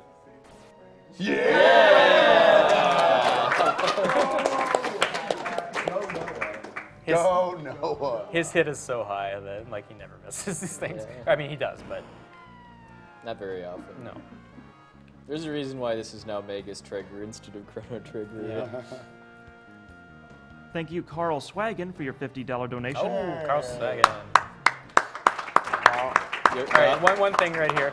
Oh yeah. Dinosaurs really are very weak to epilepsy. No, they have epilepsy. That's what it is. So I'm gonna seizure them to death.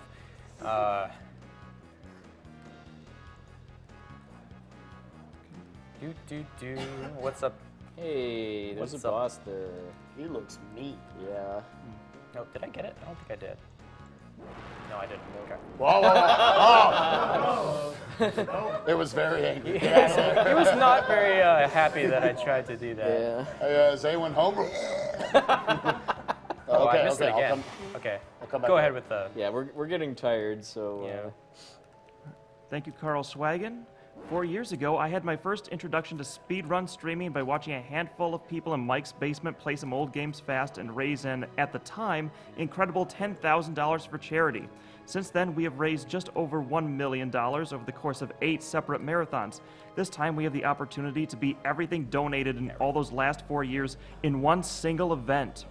As someone who is currently involved in science research, I know how many amazing cancer research projects are going on all over the world, but that lack funding.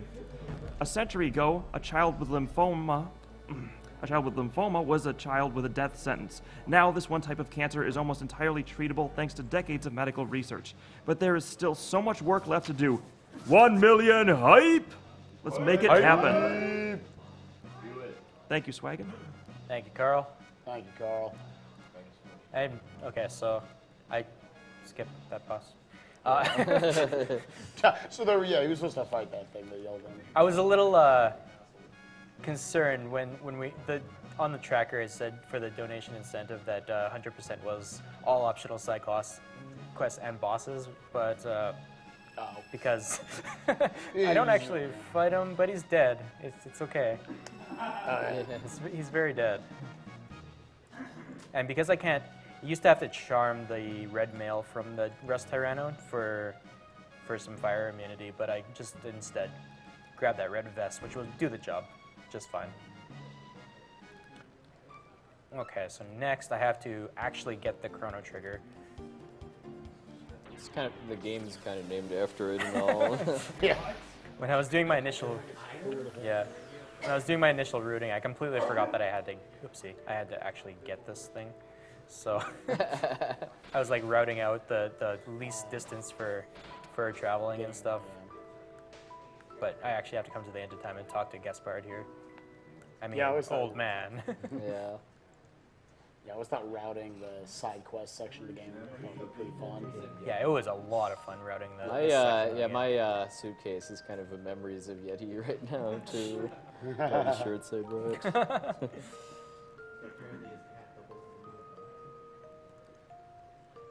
Thank you, Whisk, for your $150 donation. $150 for Marl and Chrono OTP.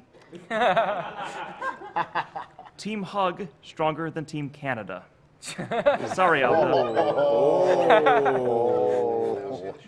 Also, what kind of hair products does Spike use? Wonder shots fired. Wonder shots fired. Spike just needs a haircut. Thank you, Samurai CCJ, for your $200 donation. So much hype I had to donate again. Thanks to all involved in this event. Shout outs to Crumps2 and Spaz. Yeah, shout outs to Crumps2 and Spaz for sure. Yeah. All right, now we're going to do a little bit more running around. Full speed ahead. We're gonna grab the Tabin vest for Luca, and then the clone to get Chrono, or for the side quest to get Chrono back, and then some other stuff. Yeah, because the Tabin vest, and then it's the Tabin mail we can get now. Is the Suit, Tabin it's suit? like a suit, yeah. Yeah, it gives Luca fire resistance and a big bonus to her speed, which is really important. Because Luca is slow. Luca is really slow. That's the one thing I'll say Meryl does have on Luca. She starts at 8 speed instead of 6. Thank you, Red Beardy McGee, for your $100 donation.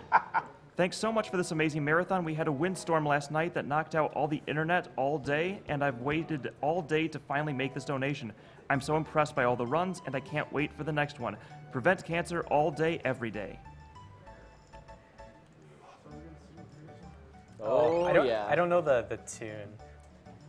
I mean, I do know the tune, but I don't know how the words line up. They call me Gato, I'm metal joints. Beat me up and earn 15 silver points.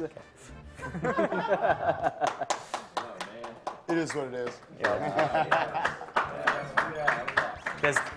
There's the afterwards theme too, which this battle doesn't last very long. So. Tutorial boss so strong. I lost you 1 years 15 points. never saw this. Now wasn't that I couldn't see the rest. I'm not sure that one lines up. I'm not sure it lines up.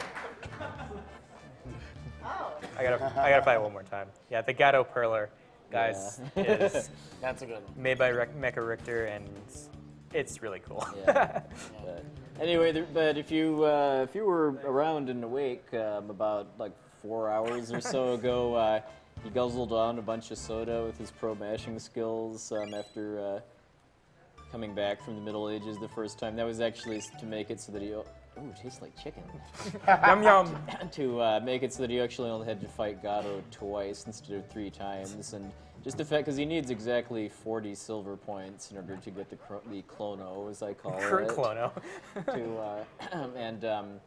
I mean, if doing the soda minigame 3 times is slower than 1 fight with Gatto, but 2 fights is a couple seconds faster than, or 2 soda minigames is a couple seconds faster than a Gatto fight. Okay, and I intentionally lose this minigame just to save some time. I sold a bunch of stuff so that I could just buy the clone, pretty much. It says he takes 30,000, but he actually takes 60,000. So I had to sell pretty much everything to get that. Swindler. Yeah. Mm-hmm. Yeah. Carnies. 30,000 wasn't enough for you? He wants to buy the whole fairgrounds, I guess, or something. All right, so we get Chrono here. I'm actually gonna wait a second just to make sure. Sometimes I grab the clone and it doesn't actually register it in my inventory for some reason, so I just took an extra second there to make sure the text boxes were cleared. Thank you. Oh, sorry, go for it. You're fine. Thank you, King Verde, for your $100 donation. I'm very lucky to say cancer has yet to affect my life, which makes me feel guilty not donating a good sum. Keep going to 1 million. Yeah, shoutouts to the short animated films that stars Gatto. Yeah. Oh, that was cute. Yeah. Okay. Or Gonzalez, as he's called in the Japanese version. Sir, I think you've had enough sugar for today. Sugar. Thank you, Green Power Van, for your $75 donation. YOLO swag, chat against cancer. A lot of little things you got to do to get the upgraded mass immune. Right here. And now I'm going to go to the Hero's Grave.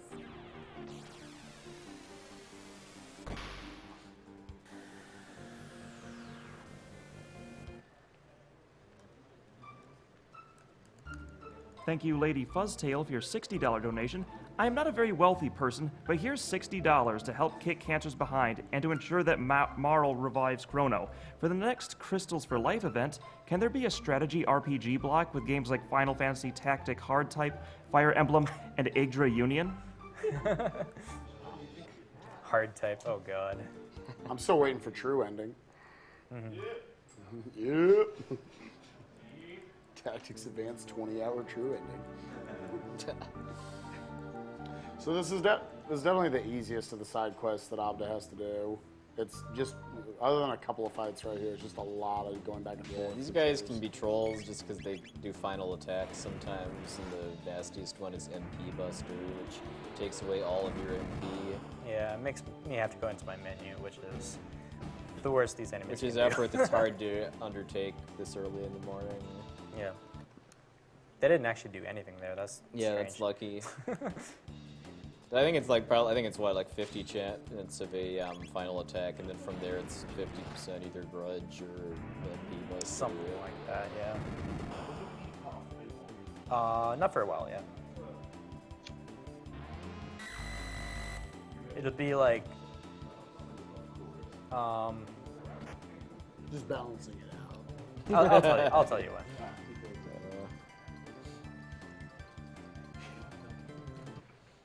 Yeah, these guys are weak to fire. Yeah, so in a big way. So this is kind of a spurious side quest here, just because we heard a rumor about a ghost in these ruins, so we're gonna go ghost busting basically.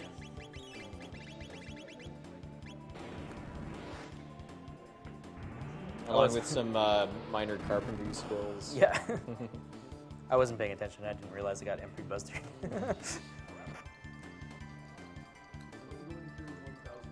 Ooh, that's actually gonna kill him. I don't think that matters, but it didn't kill him. Noah is nice. Is too strong for the grudge. It's that cape. Yeah.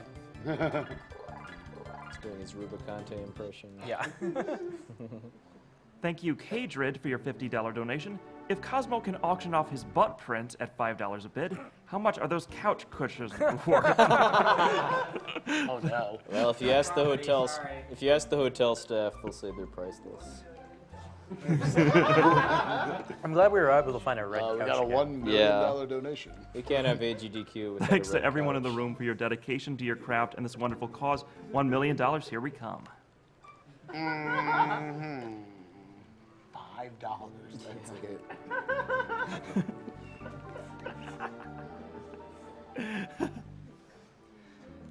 I mean, I feel like I'm getting away with murder or something for getting to sit in the same couch that Cosmo sat in for free. Yeah.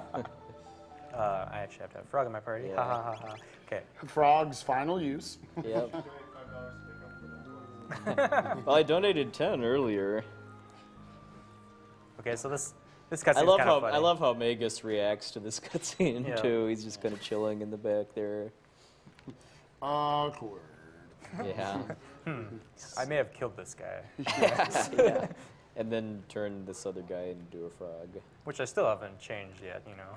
Yeah. You still cool with this? Because I'm still cool with this. It's not worth the effort.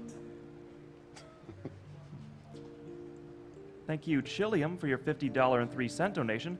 Thanks for this marathon. It was a huge factor in getting me through the first week of classes in the winter quarter. Looking forward to catching the runs I missed on YouTube. $1 million hype. Oh, I'm sorry, I can do better than that. Hype! Hype! You sound like seals. And Magus is just kind of looking away now. I don't want any part in this. Yeah, so completing this side quest actually powers up the Mazimune to actually be Frog's ultimate weapon, whereas it actually kind of the first form got outclassed pretty much immediately after you finished Magus's castle, but now it's his ultimate weapon, but we're not going to use him. He still only has Slurp Cut. He kind of has the unfortunate problem of not being able to use Omega Flare. Yeah. Just like the other three characters. No real offense to the others. Mega Flare is just a little. Thank you, Hound Gray, for your $50 donation. For the love of Jeebus, someone speedrun the game that starts with another and ends with M. It has to be done someday, right? Right? Oof. Oof. Someone did? Oh no. I just loved Miles' blind playthrough of it. And Miles did a blind playthrough of Other M. I think Dragon Dark has thrown down the gauntlet on doing that for some marathon he has planned too. Oh no. Miles just turned on his mic and I hate you. Why did you make me do this? So I give the lady the jerky so that her children will be sharing and happy people. And now time for a pretty difficult boss.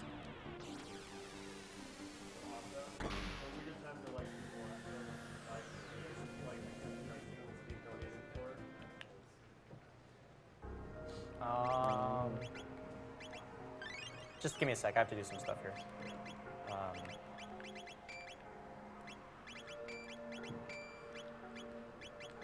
Ladies and gentlemen, we are Awesome Games Done Quick 2014. Thank you all for joining us tonight. We are Speed Demos Archive. We are the premier community for video game speedruns, completing games as quickly as possible through extensive planning, practice, and knowledge of game mechanics and glitches. We're working with Speedruns Live, the best site to race video games online against others. Players of all skill levels are welcome to join, whether you'd like to become competitive or just race casually with friends. You can go to their front page, speedrunslive.com, for more information and to watch a wide variety of speedrun streams. Alright, so if I can butt in here, this is a kind of annoying RNG-based boss, where you can't attack the boss Son of Sun directly. It's basically a roulette game where of those 5 flames surrounding it, one of them is real and the other 4 are fake, basically. And the way you're meant to do this is you're just meant to kind of attack the flames until you find out which one is real, in which case the body will take damage. But since this is a speed run, we want to kill this guy as fast as possible. We just, even though if you attack either the body or the wrong flames, they will counterattack, either with flare from the body or just a fire attack from the flames. But the flame that doesn't counterattack is the real one. So whenever it shuffles the flames, he's just going to do an all-targeting attack in order to let him instantly know which one is real and then focus on it. And I think doing it this way only results in 2 roulette shuffles, I want to say. Yeah. Takes 10 total attacks to do 10 total attacks. The timing is really tight because I got to get 6 attacks in on the first phase and 4 on the second. I got the 6th one, so I'm pretty happy about that. And then I'm gonna heal game. Just wanted to remind everyone at home that we are about $75,000 off from our goal, a little over. We have about 2 hours left in this run. We are raising money for the Prevent Cancer Foundation. The Prevent Cancer Foundation is a nonprofit organization which has invested over $134 million in support of cancer prevention research, education, advocacy, and outreach programs nationwide. To help promote the event, you guys can go onto Twitter and use the hashtag AGDQ2014. Also like to give a shout out to Twitch TV for sponsoring our streams this week, and also to GameSpot for providing us with these wonderful cameras that we can use to film the event.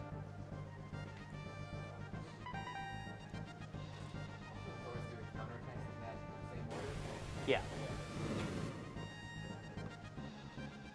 What? Oh, I did it backwards. Should be okay still.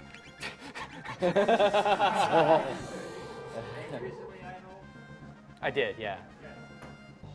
I put the red vest on Robo instead of Magus. Yeah.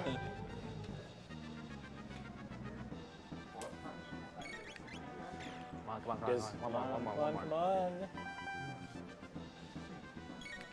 No! Oh. Okay, he's got one more hit. Let's say RNG. Let it be. Come on, yeah. Come on, Robo, you can do it. God. You can do it.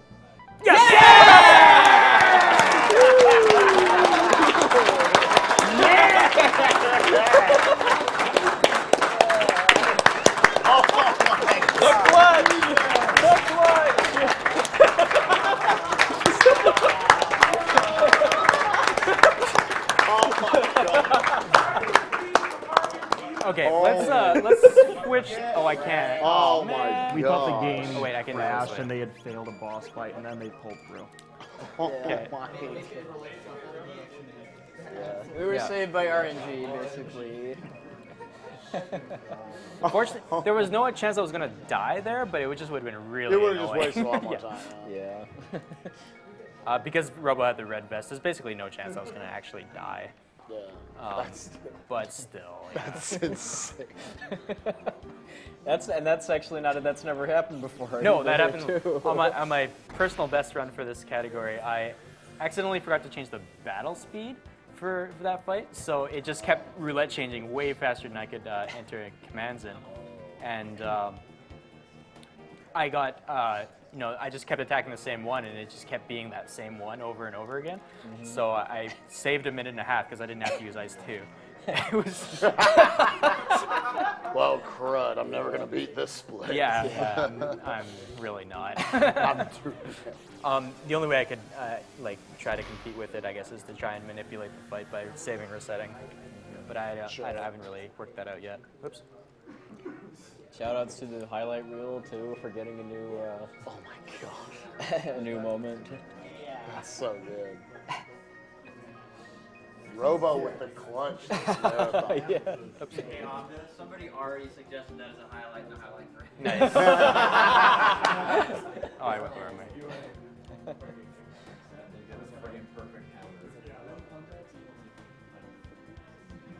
Hey, what's that? That doesn't look suspicious at all. You should have clucked like a chicken before curing the mayor, too. Yeah. Thank you, Yukuraz, for your $250 donation. Thanks for all of the great games and for raising money for a great cause. My mom's been cancer-free for 6 years. First year watching Agdq, but planning on watching every time from now on. Keep up the great work and let's get that 1 million. We have an anonymous donation for $50. After watching so many great speedruns, I noticed myself optimizing my life. Put coffee in coffee maker while pancakes are cooking. Yeah. Empty dishwasher while coffee is brewing. If only I could sequence break work.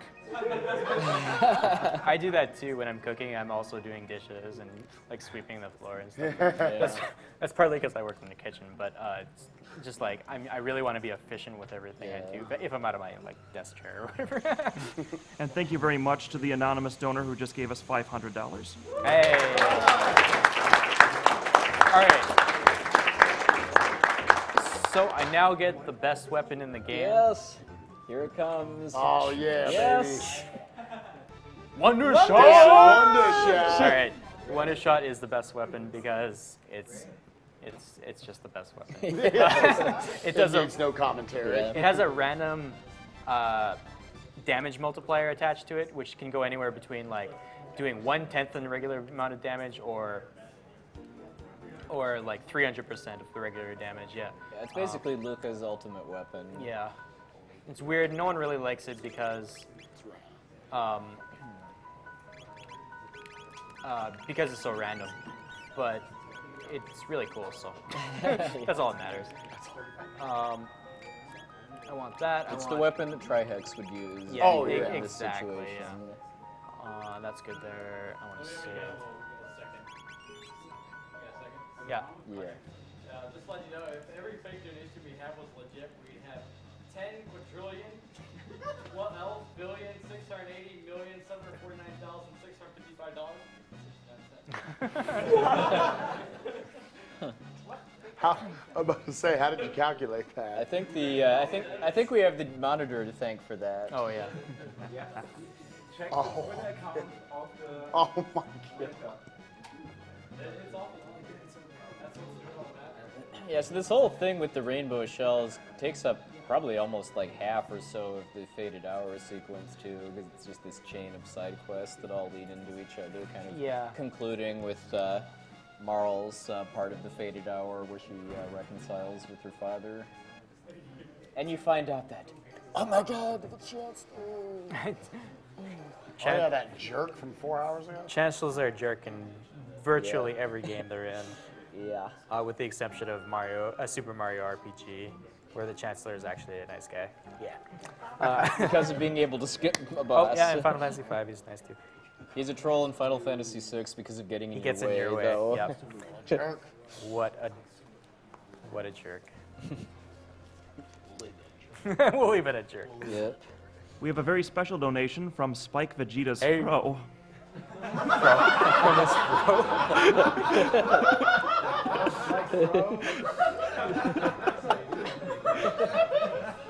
Apparently his hair has gained sentience, and in doing so has decided to grace us with $50 and has a comment for us. Unfortunately, I missed most of the stream this week, but I'm glad to see Obdajr obliterate one of my favorite RPGs. Looking forward to checking out the archives this week while procrastinating at work. 1 million hype! Hype! Shout outs to my bro. Yeah.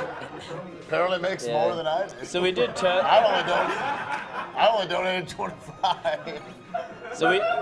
So we did trying to skip this battle and look and some of the ones after that using the fade out glitch, but alas, it didn't work. Yeah.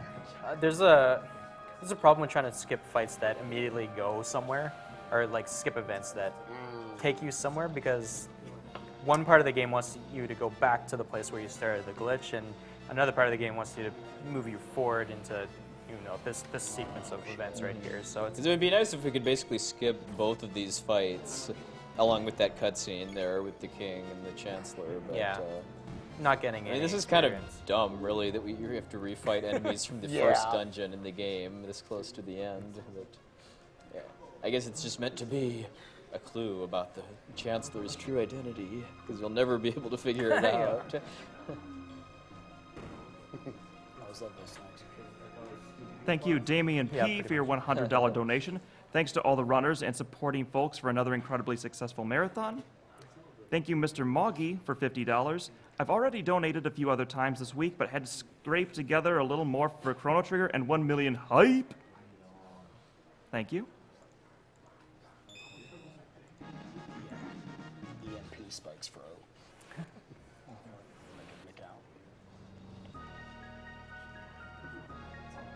Thank you, Anonymous, for $50. I've loved the music for Chrono Trigger for years and have been remixing it for as long as I can remember. I love what you guys are doing. My good friend passed last April from cancer, so I feel I should do my part. Thanks for providing amazing entertainment all week. You guys Those are guys awesome. are a little behind the curve there, too. Yeah.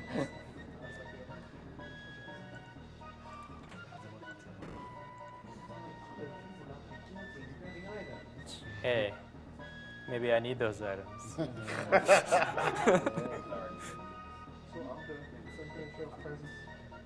Maybe after he kills the next boss, because you got a bit of a cutscene after that. Yeah, sure, yeah. There's not really any, like, major cutscenes anymore.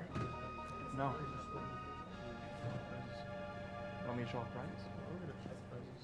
All right. I'll stay here. That's it. What are you doing? Unless you want to switch. No, I want to keep going. Oh, this is... So, I don't know if you've ever tried to climb stained glass before, but... And then just stand and then, on it. I wouldn't stand on it and then jump through through it, yeah. Yep. Well, she's fine. It's okay, she has magic, so... See, this is why she needs to be hugging Chrono. Yeah, No. yeah. She's got daddy issues, what do you... Chancellor Trollface, hype! I also like how when this battle starts, the judge disappears. No, it can't be true. What does he mean, avenge his ancestors? He's just gone. Yeah. All the other little... Everyone else is hanging out still. Oh, can we watch this? Alright, this fight's not that bad. I have status immunity on both Meryl and Magus. And Magus has the Sunshades on. The Sunshades give you a damage multiplier of 1.25. Yep, deal with it, yeah. Yeah. So he's doing pretty good damage with his Ice Bombs. In comparison, a double tech with Robo and Meryl does about the same amount of damage. Go ahead.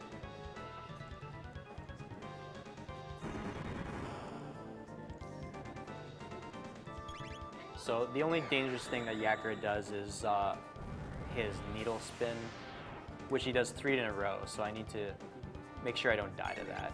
And that's basically the only thing I need to worry about in this fight.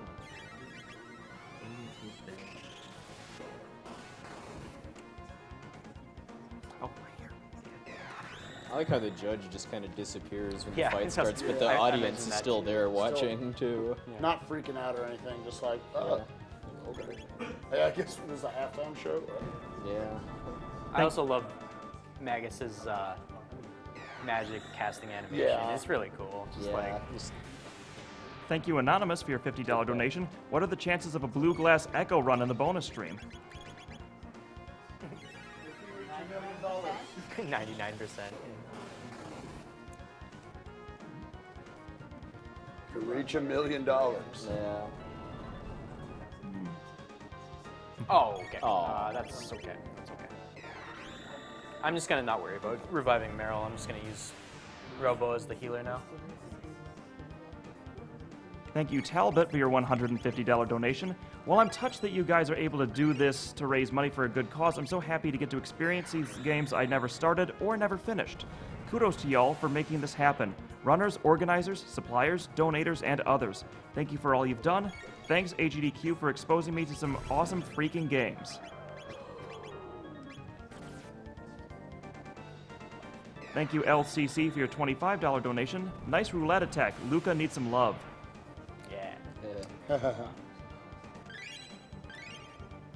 Alright, normally I would just use full tonics here, but Magus needs exactly 1 MP to finish this fight, so I used an elixir there to top him off. Yeah, this game does give you is pretty generous with high-powered healing items in the side quest part, and the Black Omen. Yeah. So that's the last needle spin. I gotta heal off the damage of it because his final attack, he shoots those spines at both party members, or all three party members. Meryl dies no matter what, so it's like whatever. But yeah, keeping the other two alive is preferable.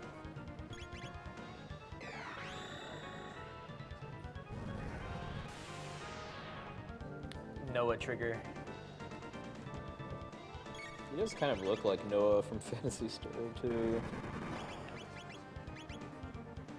Thank you, Anonymous, for your $50 donation. Decided to toss in a bit at the end after such a tremendous run. I don't have a ton currently, but with so many people putting in at the last minute, I figured it's the least I can do to inch us just a little closer to 1 million. Good luck to all, and thanks to a truly wizardly display of speedrunning talent.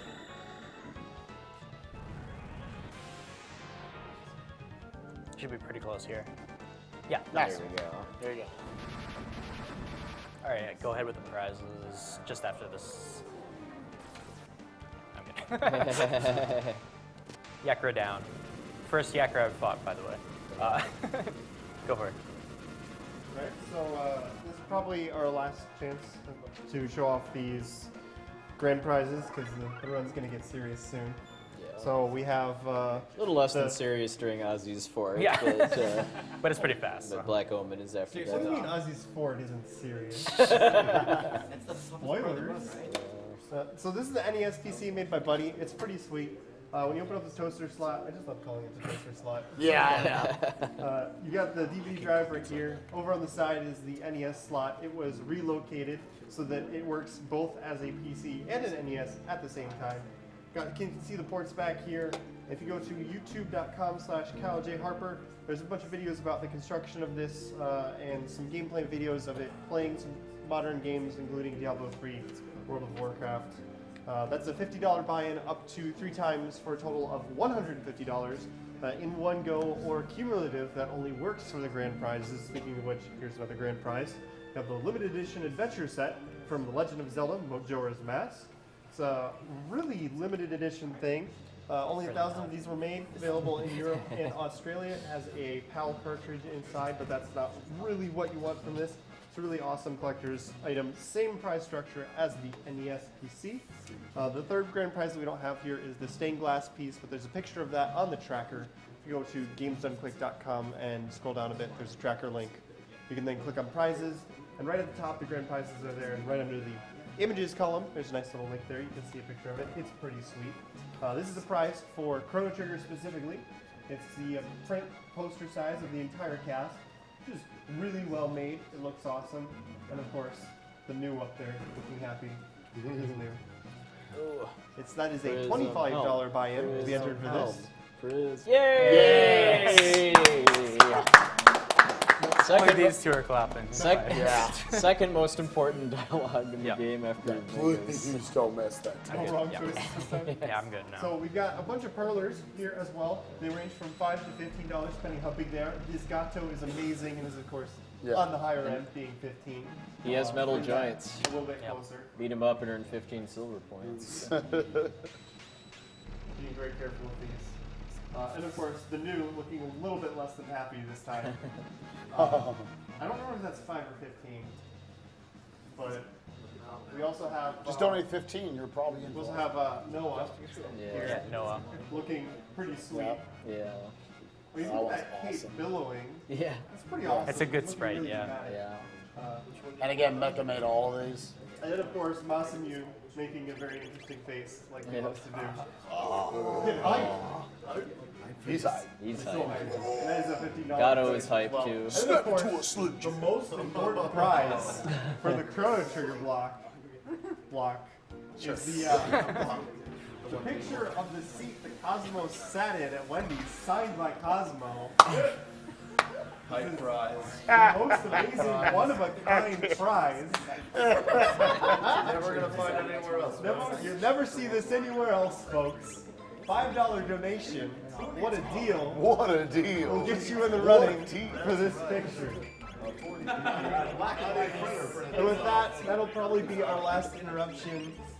Take it away. All right, so now we're heading to the Sunken Desert.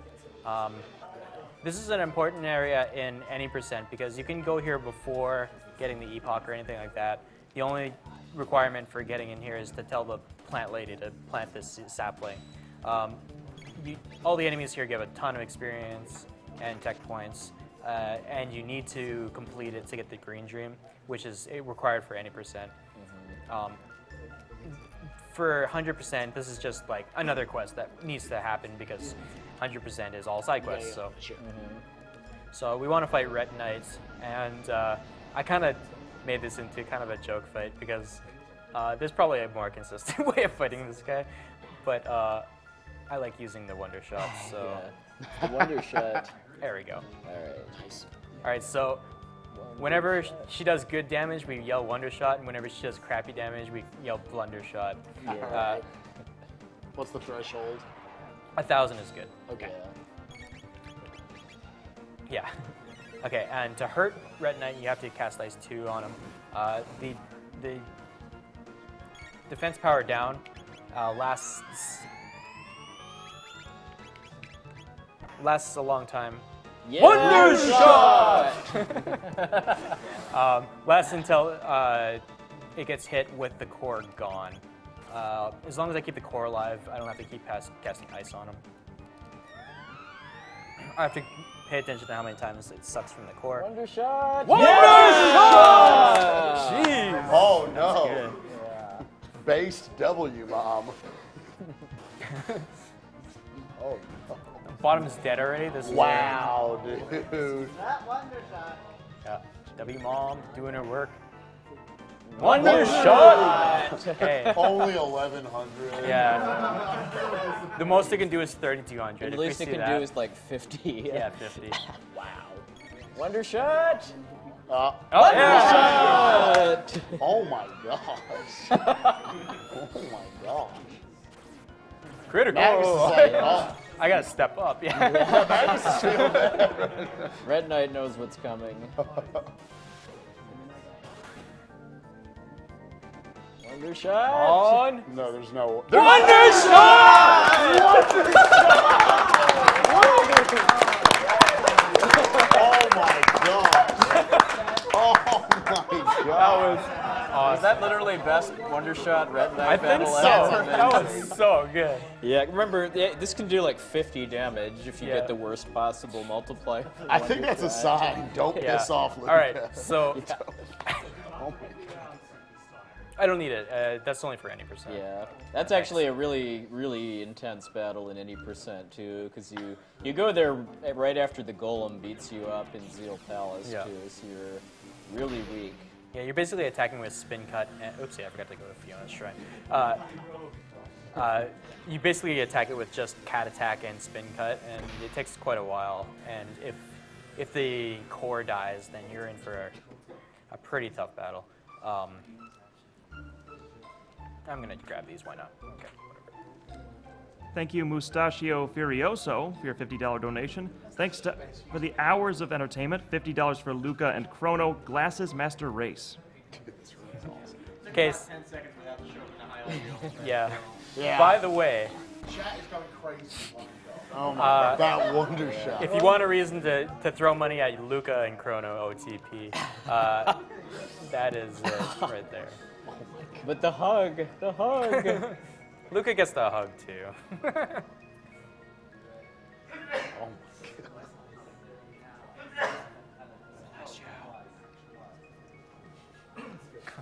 I'm glad that worked. I was hoping for at least one Blunder Shot, though. Yeah. Thank you, Ansga, for your $150 donation. Awesome to see the GDQs upping the ante with their donations. If only Cancer was as easy to beat as some of these bosses.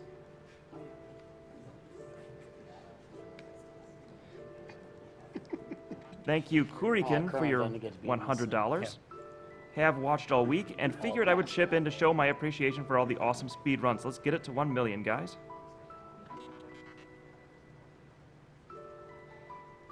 Thank you, Judge Bujo for your $100 donation, giving a touch more for Uncle Mike, and all the rest cancer stole from us.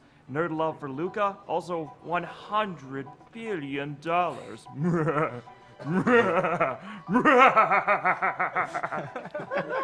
We're tired. No, Cut us some it slack. asked me to do that. Yeah.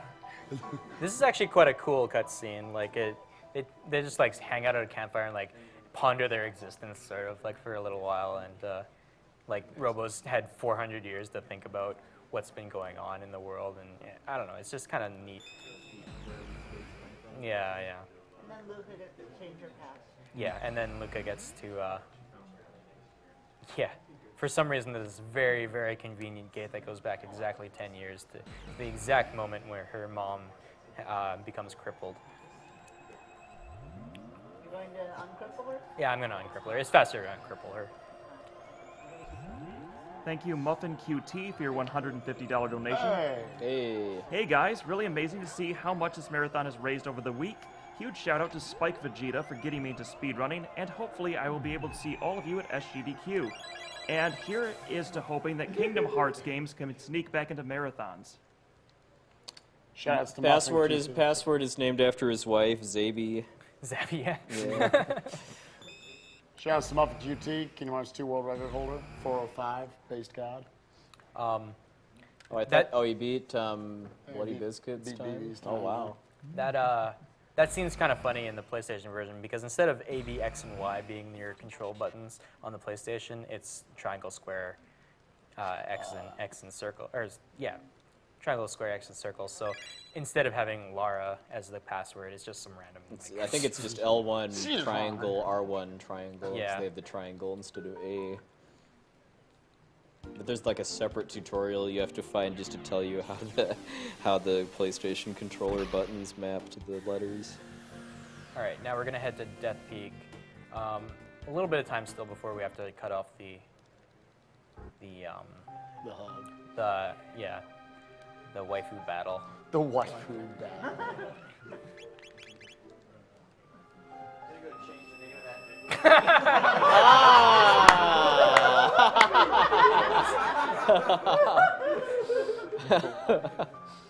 Oh, what was it?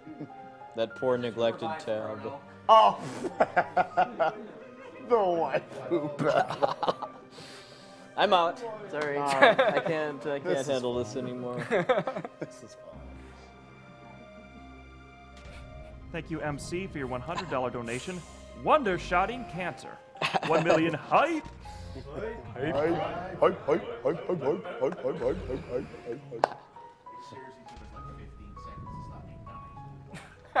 shot. Yeah. No, please don't stop. Wonder Shot didn't stop. There's a few more instances where Wonder Shot pops up, but it's not as important as that the Red Knight fight. Everyone donated $5 every time a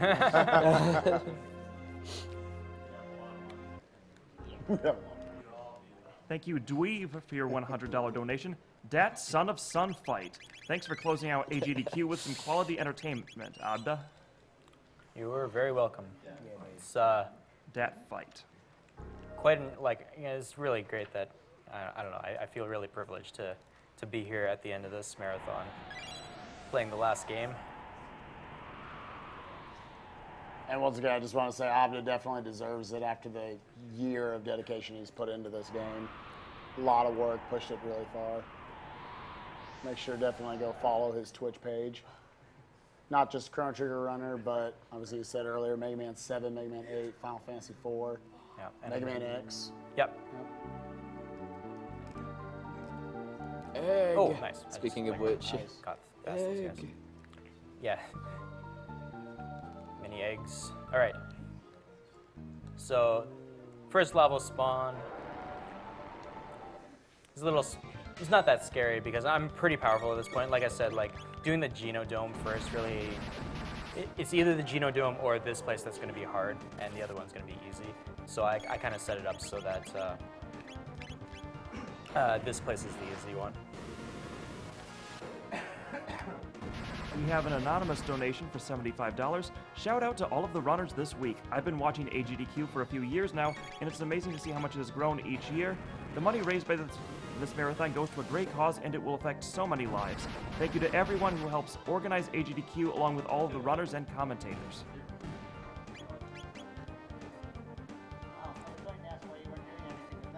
Yeah, no.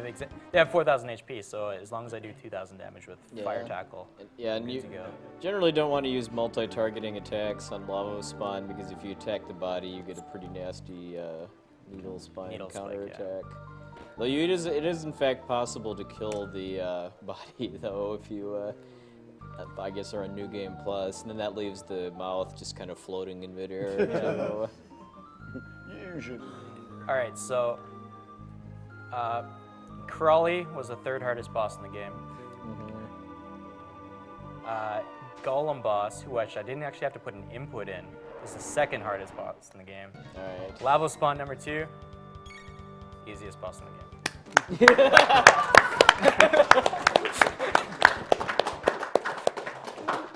Like what? They kind of forgot to set the boss flag for lava spawn to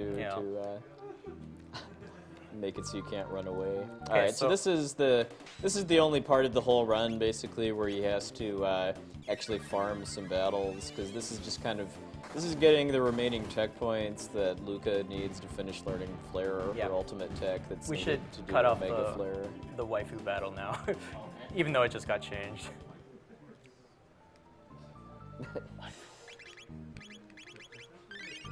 Thank you, Professor Genki, for your $50 donation. So close to 1 million. Time to activate Professor Genki's super ethical donation climax. So 360. So I need. So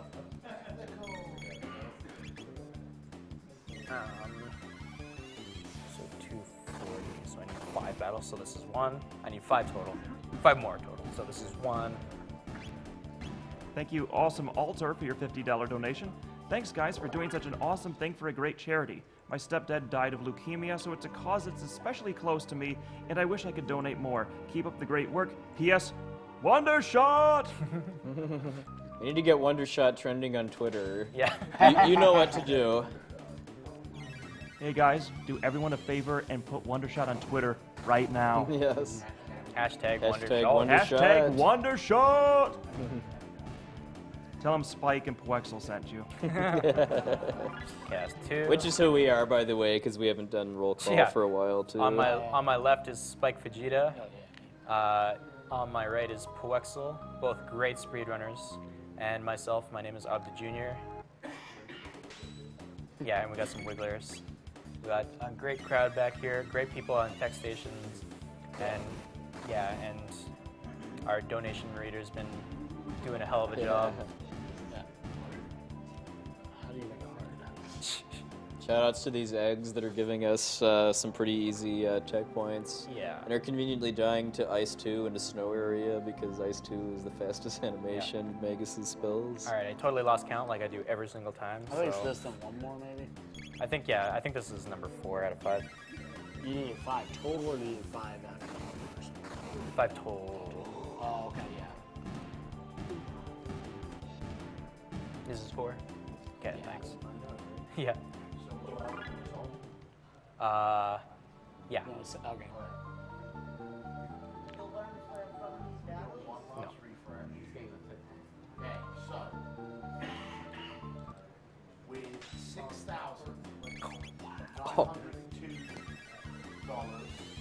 Dom comes in second. To Luca's $7,048.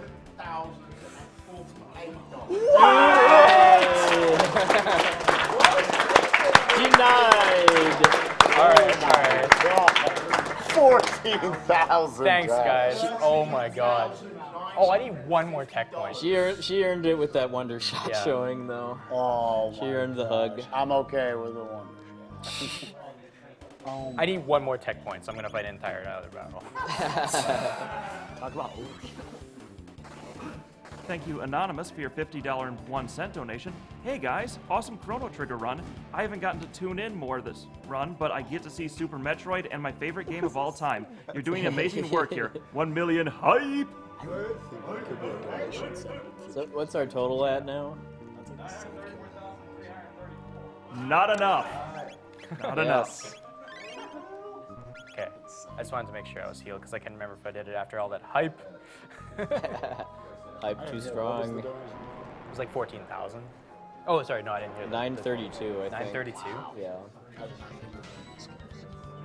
And sadly, we can't run away from this one. That would be kind of interesting, though. Yeah. I think if you actually kill the shell for this, then it's still there, but it's invisible after you kill the face.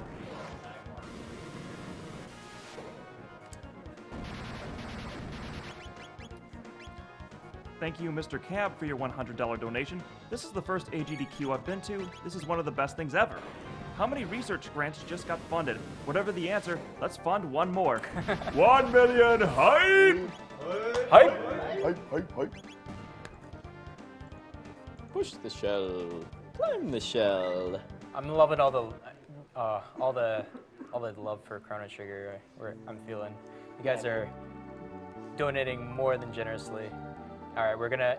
Usually, I would change Luca out for another party member here, but since Luca, this cutscene, I'm even gonna put her in the front. I'm just gonna like Yeah. put her right there. Thank you, Peter Collingwood, for your $250 donation. From Peter and Debbie Collingwood, congratulations to all of you. Well done. Shout out to Ken. Yeti!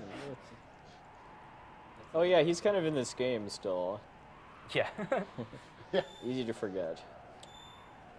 Chrono did his work in the first half of the game for sure, though. He did, yeah, the Falcon hit and all. Yeah, whenever people are new to my stream and they see me running this game, they're like, oh, who's your party? I'm like, well, it's Luca, Magus, and Robo. But like every character has a pretty big role in the game. Meryl's kind of useless, but and Frog, yeah, Frog's pretty specific to Magus. It's pretty specific, yeah, but everyone's pretty useful. Yeah. And that's what I really like about this game is all the characters are very unique and they're all very good.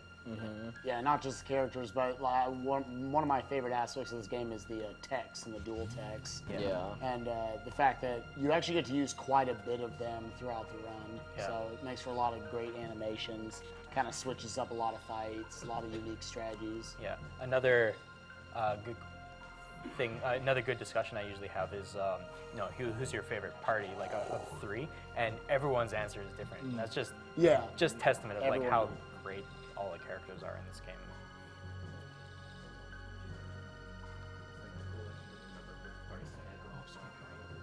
Yeah. Merry Christmas. Yeti. Oh.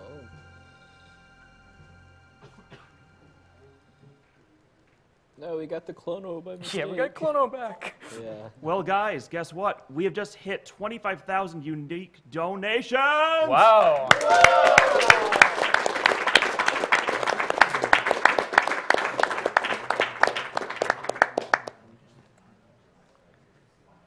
Thank you very much, everybody watching right now, everyone who's donated over the past week. You guys have far exceeded all expectations. You magnificent, glorious, can I say? Yeah, I'm not gonna. You magnificent bastards, I love you guys. Thank you, Twitch TV, for sponsoring this event. You guys are amazing. Aww. You mess up again and we won't save you. Thank you for making this beautiful scene possible. And for GameSpot for providing our cameras. Amazing. Thank you very much.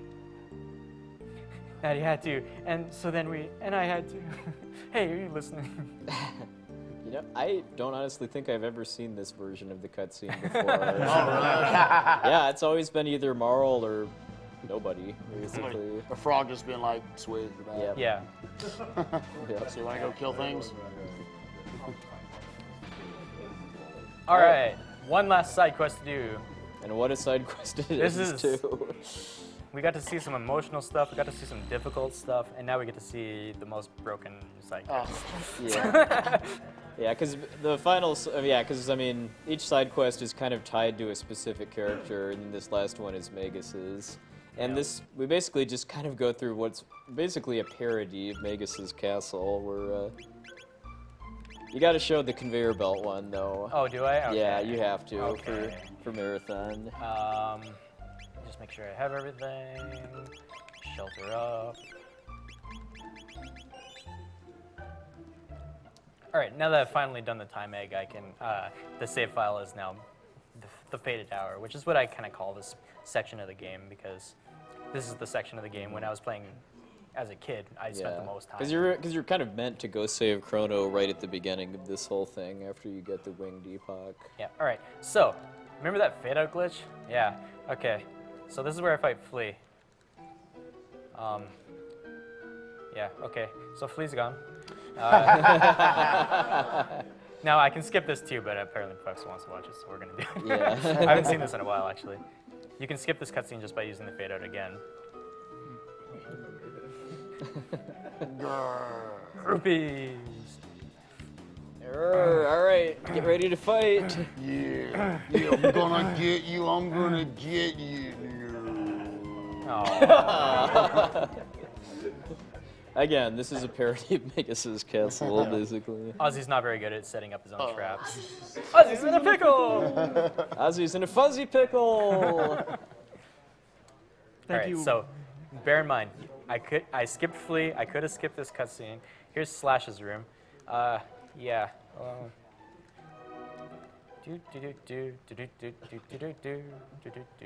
Okay, so Slash is gone. All right, this one here, you can fade out these cutscenes too, but it's actually faster just to get hit by the guillotine.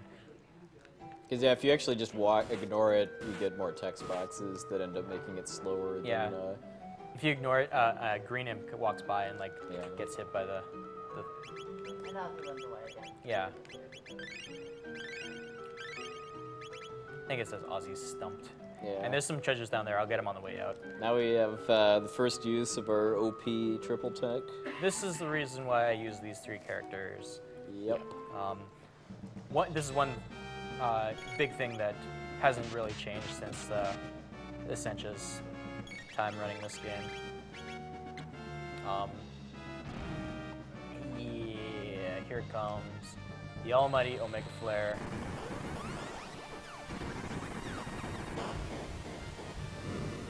Boom! Okay, so that's some damage. And then Wonder Shot. Oh yeah, let's do it. Wonder Shot. Wonder Shot.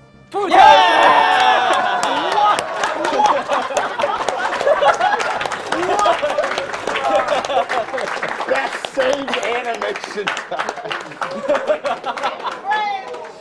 All right, that was awesome. So I think Ozzy has about 6,000 HP. So the Omega Flare brought him down to about 1,300. So I had to either get 1,500 or higher to kill him with the one. And you could skip this part too. Yeah, this is with the fade out, but why? Yeah. I usually skip the first part because you actually. Wonder Shot! That switch is fucking dead. Oh my god. Sorry, my Chrono, leg propose now. my leg it was doesn't slipped get there for any a second. better. I apologize. Yeah. Okay. You're RNG every day. All right, now we get to have the second instance of this fight, which is, well, more. No, I don't get the Wonder Shot. You don't get to. Ladies and gentlemen, remember to show your support by going on Twitter right now using the hashtag WonderShot! Deus Ex Felina, basically. Yay! So I always consider this cat to be the same one that's in the giant's claw that falls down the pit, and he has his revenge now by sending Ozzy down a pit. Thank you, Fumi, for your $50 donation. Thanks for all the education from the commentators and runners. As a competitive gamer, I have the utmost respect for all of you and the cause you represent. Also, shout-outs to my waifu, Luca. Good choice. Thank you. Magus is upgrading to an even more styling cape. Thank you, Ryan Cash Money, for $50. My father is battling leukemia, and due to early detection, the doctors were able to use modern medication to put the cancer into remission. My father bought me an NES with Mike Tyson's Punch-Out when I was 5 to 6 years old. That was the moment I became a lifelong gamer. The other pivotal moment in my life was renting Chrono Trigger and binge playing it before I had to return it to Blockbuster, back when they had those. I was so blown away by the Chrono Trigger, I wanted to work in the games industry, and it forever changed my life. Thanks for putting together this fantastic event. It reminds me why I love games and the gaming community. Now I'm watching Agdq 2014 with my daughter, who just turned 5 years old today. I'll donate an extra $50 for a happy birthday, Freja. Happy birthday, Freja! Alright, so for the remainder of the game, we're no longer going to be using the unequipped glitch, just because we need the, basically we need the magic resistance that having good equipment, like the prism helms, could give us. Yeah, and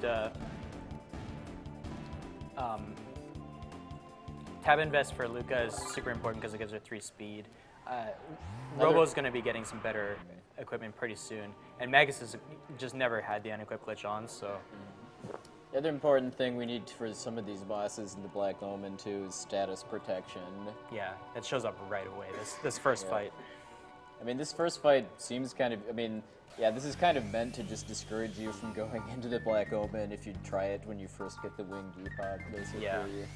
Because this guy will kind of mop the floor with you, but he's actually pretty easy if you come here after doing all the side quests. Unless you don't have any status protection, then he's a nerd. Yeah. I really like it because the side quests really prepare you for it, not by just doing them and getting level ups, but the stuff you get in it is very important for the Black Omen. Like, if you do Fiona's Shrine, you can buy Vigil helmets, which give you status protection. Or if you do the Rainbow Shell and Sunstone quests, you can get the Prism helmets, which protect status. I'm gonna do a run to shot here, and it's gonna be awesome. Wonder shot! Critical? Wonder shot! That's the worst wonder shot yet. Is 4 quadruple digits. Yeah. So the Black Omen, yeah, it's the game's final dungeon. It's very long. It's pretty linear, but there's just a lot of fights. There's a lot of mini bosses. There's a lot of tough monsters. Some pretty good treasure too. Yeah, there's a lot of there's a lot of difficult battle skips here too. Yeah, I'm gonna try and get as many as I can. Some of which are very important too, because these guys are annoying. Yeah, fortunately I can run from this one. And there's a couple battles with these guys that are inescapable unless you avoid the triggers for them. Thank you, Tixie, for your $51 donation. If we reach $1 million, who will Spike kiss this year? Oh no. Oh no. Waifu Wars Part 2. No, I vote for the GDQ monitor. Yeah, GDQ monitor. Oh, this is throwing me off because Lucas is in slot 1 right now. I have to switch her. Oh, you'll like it. No. Thank you, Leggy, for your $77 donation. You guys are using my nostalgia against me. Chrono Trigger is a big childhood game of mine. What you all are doing is the stuff of heroes. Save files and save lives. To each and every one of you guys, thank you and keep it up. Thank you, Anonymous, for $50. Luca, best girl. This part's always really tough for me to watch, just because he's killing these things without charming speed tabs from them. Yeah. I could do it. Ayla barely knows Charm right now. Yeah, but he doesn't need it in order to beat the game, but if you want to max out all of your character's speed in a casual playthrough, you want to charm speed tabs from those panels. This thing's really annoying, this first one. I should have waited before moving up.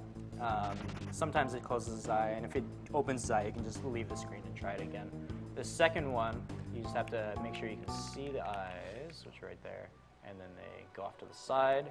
And this third one is, I haven't found a way to pass this one yet.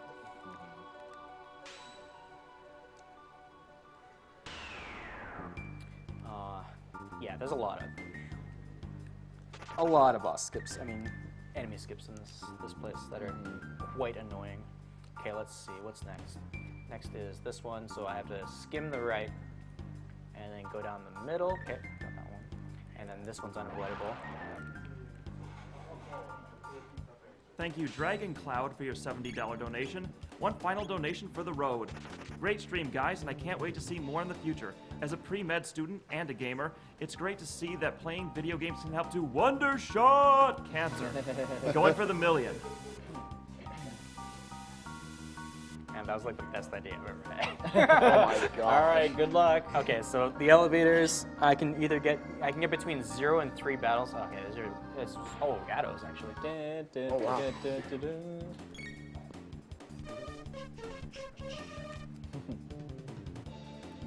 Fortunately, that doesn't do anything. But yeah, so the elevators, I can get between 0 and 3 different battles. I can fight 4 Ruminators, 2 Cybots, or 2 Goons. If I fight 2 Goons, I hate life. Cybots aren't so bad. 2 flares to kill the Goons. And yeah. The main issue is that if you're doing serious runs, this is a huge piece of RNG at the very end of the run. Yeah. Oh, jeez. Shout out to our language restreams. For our French restream, it's twitch.tv/MrMV. And for our German restream, it's Agdq streams. That's AKEE streams. Okay, so this is pretty unlucky. Getting 1 or less is 1 or fewer, sorry, for grammatically correctness. Oh god! Oh, this sucks. Okay. It hurt about the wonder shots. Yeah. But they can't stop it, can they? Okay, so the reason these things are annoying is they are very fast. They attack faster than my characters, or at least Luca, who is actually fast now. And they absorb shadow, lightning, and water, and they only take damage from fire. So I have to use flare, but 1 flare is not even enough to kill them. I have to use it twice. And oh jeez, she's almost dead. Thank you, Anonymous, for your $200 donation. Keep the runs going. They just do a ton of damage. That's like something Lavos does. That like boomerang attack. That's as strong and as annoying as Lavos' attacks. And yeah, they're finally dead. And just for added measure, they take forever to die too, compared to. So that was a really unlucky elevator. Fortunately, it's a marathon run, so I'm not too worried about my final time or anything. And there's another elevator, right? Yeah, there's another elevator. There's so another one. I have to go through that RNG nightmare 1 more time. When I was doing practice earlier yesterday, I got 1 0 encounter elevator and 1 encounter elevator. So out of 6 fights, I only got 1, which was really nice, and I'm paying for it now. Apparently. I know this room's kind of tight too. It just really needs to hug those walls in order to. I was pushing against the walls, and I still got the fight. Fortunately, this one you can run away from. Yeah. Thank you, Mikko, for your $50 donation. Thank you. What a week. Greetings from Finland. Okay, so I always grabbed the wrong one. Okay, so I get some cool armor here. This one especially, Haste Helmet, is really, really good. Unfortunately, I get the Nova armor at the same time, which, because I'm not using a Prism helmet on the character I use the Haste Helmet on, the Nova armor will protect my status instead. Now we say hi to Hecarim again. Unfortunately, I can't glitch him to death, but I can run away, so. Good enough. Dumpster. Thank you, Benjamin Slate, for your $50 donation. I was holding off until the last moments to send my donation in. I've been watching all week, and the marathon has been spectacular. I was diagnosed with a rare bone cancer, osteogenic sarcoma, at age 9. I beat the cancer and have been cancer-free for over 10 years. Without the help this of next one's really tough. Oh. Come on, come on. Wait for this one. Okay. Nice. Yeah. Without the help of foundations like these, I most likely would not be here today. I just wanted to say thank you to all the runners and organizers for putting on an amazing event for such a great cause. This room's some nasty RNG too, just because the eye. I mean, if he walks past one of these eyes while it's open, it's a battle, and it's pretty much completely random how long they take to close. Yeah. Thank you, Josh M., for your $150 donation. Thanks, everyone, for your hard work and dedication each year to these great causes. Congratulations on another successful event. Here's to hoping they never end. Oh, nice. Oh, that was good. Okay. That was good. RNG! RNG! We clap for Wondershot. Cameo by the Triforce here, summoning the Tubster.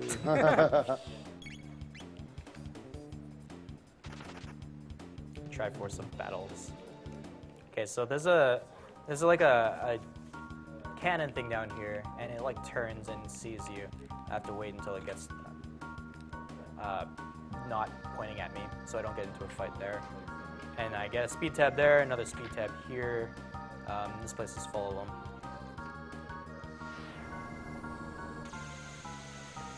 Get the infamous alien room coming up, which a lot of people are like, oh, aliens give you the best experience in the game, but you can only fight 2 sets of them, and it's just like, there are better places to grind. They give the most per 1 battle, but they're not. If you really wanted to like try to max out your levels, the conveyor belt and the Geno Dome is probably the most efficient way to do it. Fighting the Because you don't really over and over again. have to think about that. You just have to. Yeah. Yeah, those are good too. Shelter. Yeah, thanks. Hey guys, I've got a question for you. Do you think we can raise 60 grand in the next hour? Well, that's up to chat. Yeah. Yeah. I don't think we have an hour left, though, is the thing. It can happen. Yeah. You guys want it. Hey, if you guys want it, let's make it happen. Oh, I'm gonna save it. We've gone this far. We're 94% of the way there with an hour left. Yeah, we have. You guys have proven you can already get that pace. We have 1, 2, 3, 4, 5, 6 more bosses, and then Lavo Shell, Lavo's Imperfect Cell, and Lavo's Squad Yeah, exactly. left. I'll call him Imperfect Cell from now on. So this is the second mutant. It's basically the same as the first mutant. He does less status effects and more damage, but he dies to. It uses 2 really strong techniques in its combination, flare and you can equip Dark equipment and accessories on all 3 characters in order to boost Omega Flare. Yeah.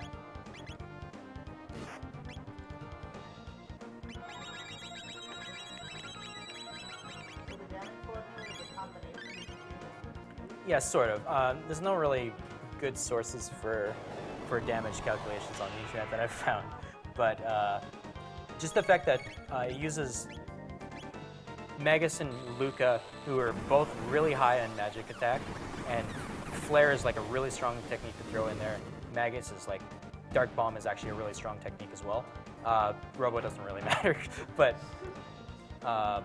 just the fact that those 2 attacks combined. Yeah, and really just kind of with the levels he's at too, because I mean, if you get to higher levels in this game, the damage that you can do with just using all 3 techs individually outpaces what you can actually do with the triple techs, but he's just kind of at the sweet spot right now where Omega Flare does actually do more than using Flare, Laser Spin, and Dark Bomb. Okay. I wasn't sure how low health I was, so I just wanted to heal there really quick. So this is elevator number 2. Ruminators. Number 4. I mean, all these elevator battles are inescapable too, which is why they suck. Elevator go troll. I just don't want to fight more goons. Please no more goons. That's it. That's it. Come on. That's it. That's it. Okay, Cybots at least. Thank you, Herd of Catfish, for your $100 donation. Thank you for doing this fantastic event for an amazing charity. 4 years ago, my grandfather was diagnosed with a rare form of cancer and was given under 3 months to live. Fast forward 4 years, and he is still with us, growing stronger than ever, due in large part to research driven by foundations like the Prevent Cancer Foundation. This event showcases how incredible the speedrunning community is. Thank you to each and every person involved with and who donated. 1 million hype! Hype! All right, come on. Oh, all yeah, right. okay. So At least I didn't get more 5 goons. out of 6. 5 out of That was only actually had awful. 5 That was over. awful. Because his PB is just 1 across both elevators. Thank you, MCP, for your $500 donation. A friend in our community passed away this week, and we're all coming together to support Why him is and his family. Oh, it hit him too. He would have done the same for us and more until it hurt. He was a great man. The amount of effort required to put on this marathon is almost beyond comprehension. It must be painful sometimes, but it's also so rewarding when you hear all of the stories from the people who donate. It's not just words, it's really from the heart and the soul. Please don't stop. Next year, we'll raise $2 million. Yeah. Gotta double Let's start with the first million first, okay, guys? Yeah. Thank you. Okay, this is like... Yeah, this is annoying thing ever. Oh no! Jeez. Oh, no. That's really bad. Yeah, so that's kind of a tough dodge, and if he fails it, he has to fight 2 goons, because you can't run away from this fight. Thank you, Aegon the Mad, for your $900 donation.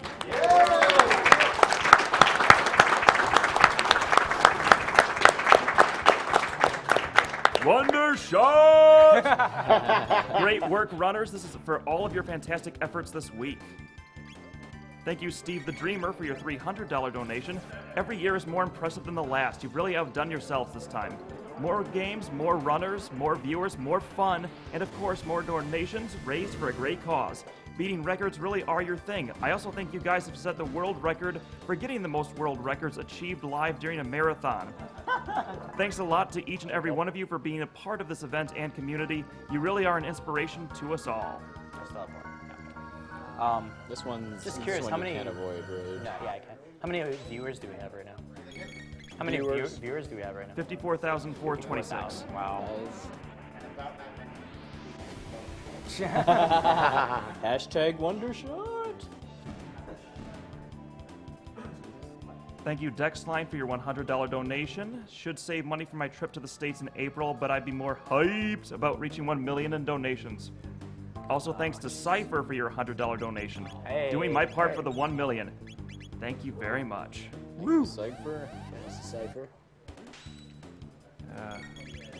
Oopsie, what the? Okay. That was weird. I pressed over, I'm pretty sure. Okay. The game cheat. Yeah. Yeah, no spoilers on what time it actually is, please. Oh. Oh, yeah. Oh. Yeah. Yes, it's the faded hour. It's the final countdown.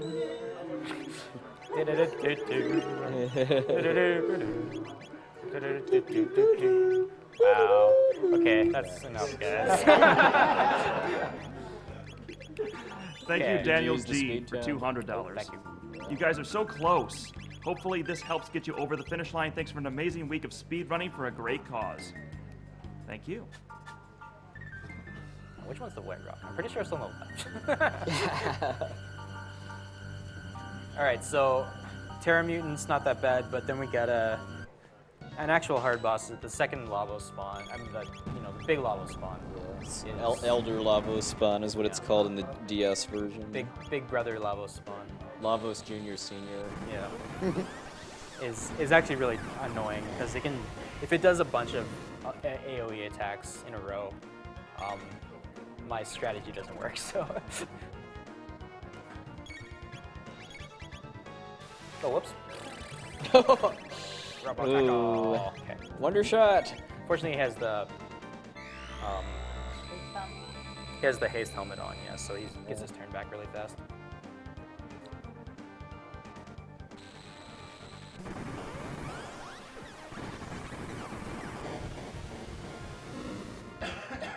Thank you, Zagman505, for your $255 donation. Thank you, everyone, for all the hard work this week. Let's hit that 1 million.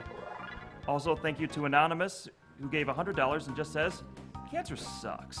Okay, so let's...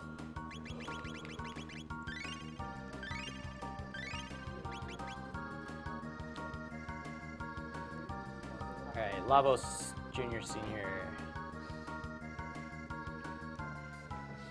So, the problem with Lavos Junior Senior here is I can't Omega Flare him because he will just shoot spikes at me until I die.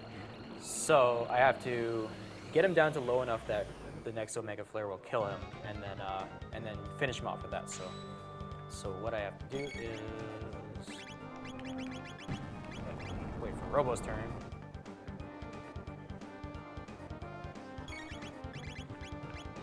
Fire tackle. Attack. Thank you, Alan Solomon, 815, for your $100 donation. This is the best event I've seen all year, and it's just started. Hell, this is the only event I've seen all year. Still, it's been a blast. Let's shoot for $1 million. Wonder Shot hype! Hype! If I get lucky, I'll be able to try and use Wonder Shot on Queen Zeal, which will be fun. But we'll see. Yeah, I gotta slap this.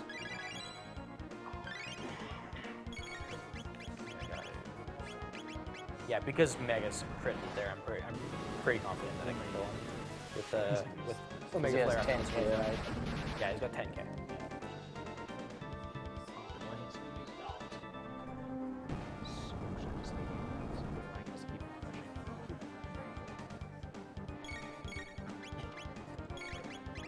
Okay. Usually about 30. And then, yeah, it'll be like 46. Long ago, we explained that when you use multi-attacks, whoever you selected the command with gets any counterattacks that get triggered by that. So yeah, so Robo bites the bucket there. So it's so takes one for the team. Yep. Thank you, Ty Stora, for your $70 donation. I want to see a Wonder Shot %. Hey guys. Well, earlier I said 60 grand in an hour. How about 50 grand in 50 minutes? Whoa! Wow! Build that hype train!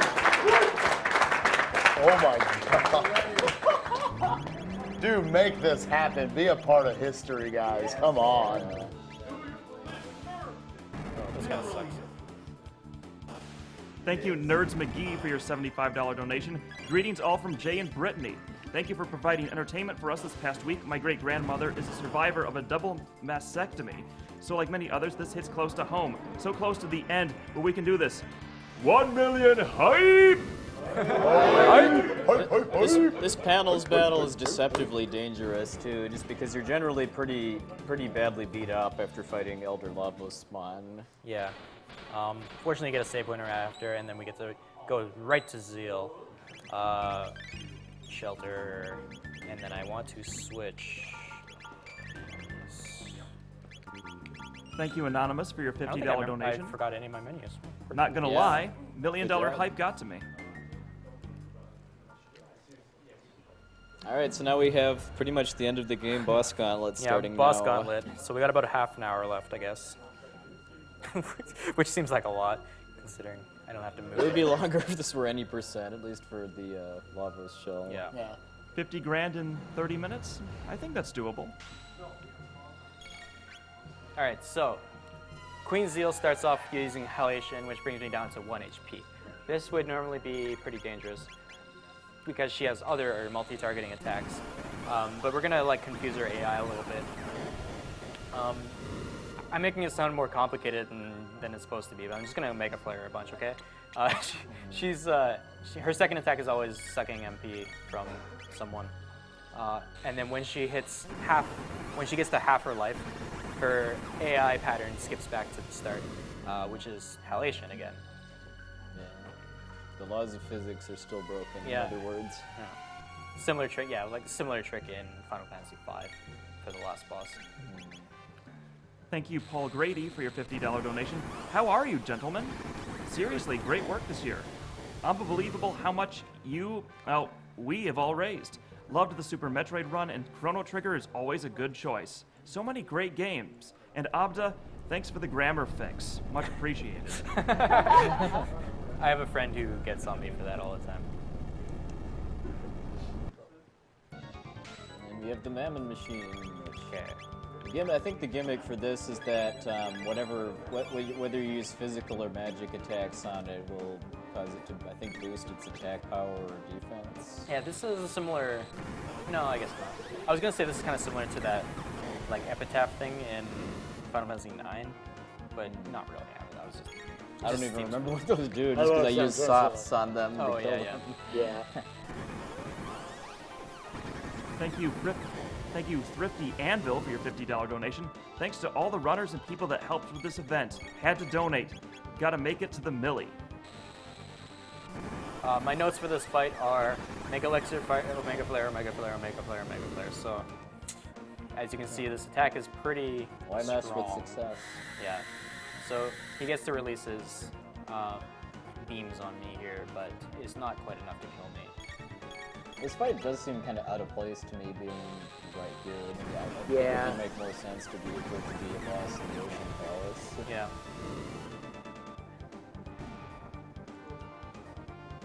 Now we get to find out that Magus has some mommy issues. And we get to hear some awesome music. With an awesome backdrop.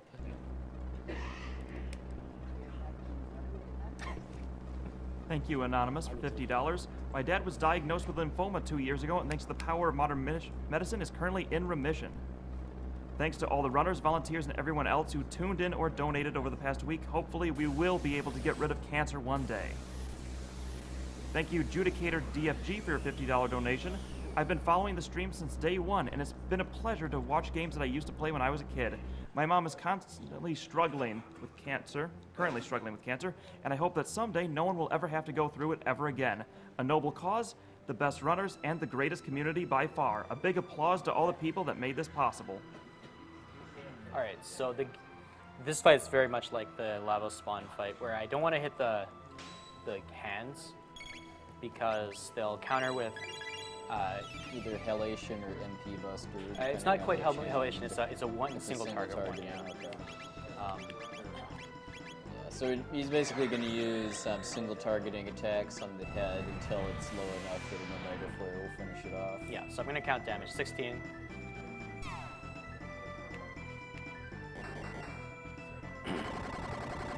27.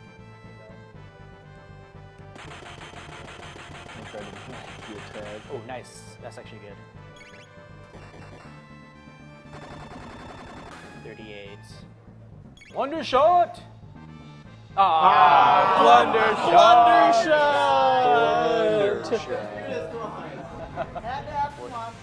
48, 50, 54. Thank you, Anonymous, for $100. When you reach 1 million, how will you celebrate? How about a minute-long applause? This million will happen. We're so close.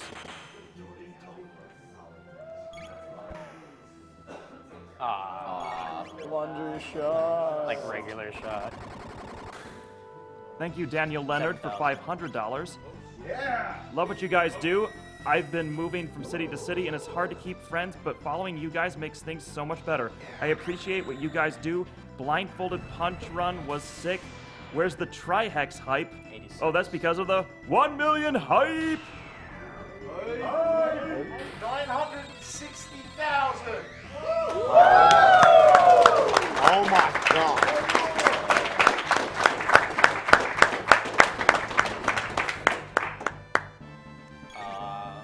Short on damage. Wonder shot! Wonder shot!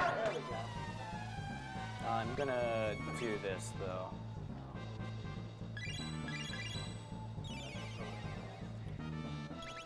Oops, what did I do? Oh yeah, that's good. I lost count because Wonder Shot is awesome. So, 16. I think you were like at 82 last time I heard you. Okay, so that was yeah, like you've done a just couple 10,000. since then. I feel like you, well, I feel like you can do it though. Don't want to risk it though. No, not quite yet. 26. This is what I was waiting for.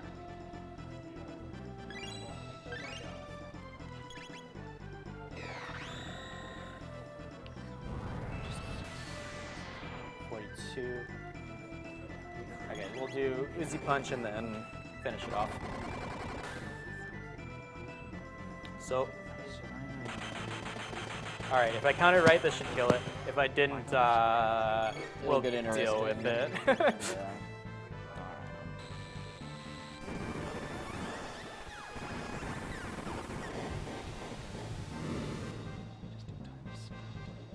Yes. Yeah.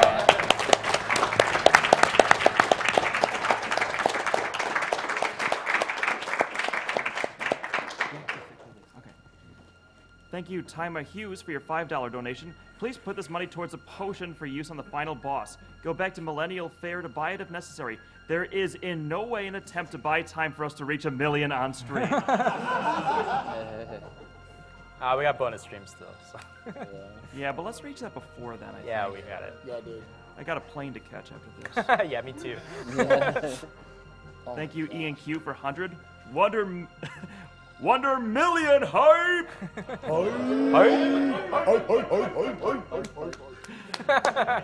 Thanks, Pita, for $100. Thanks to everyone who has donated and all the speedrunners during this event. It's amazing to be a part of such a nerdy yet awesome community to do this. You all are wonderful.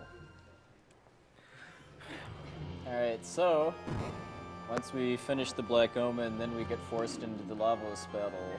So it's the same battle as if we went through the bucket at the end of time, only different music, basically. Yeah.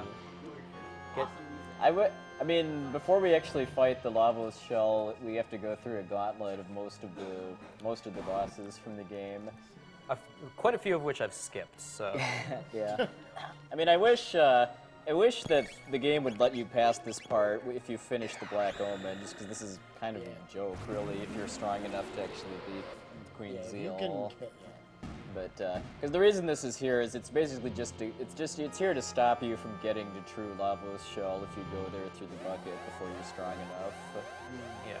But it's just kind of a waste of time if you're Yeah. I don't know who this boss is. This boss never even showed up on stream. I mean.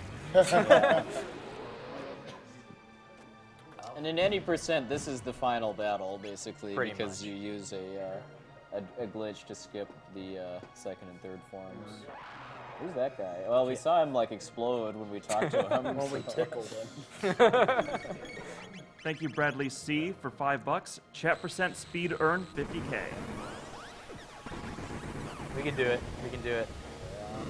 Thank you, Anonymous, for $50. Hello, all. Thank you for the awesome runs. I don't have much money, but this is the least I can do. I lost 2 grandparents due to lung cancer, and my godmother is currently fighting uterus cancer.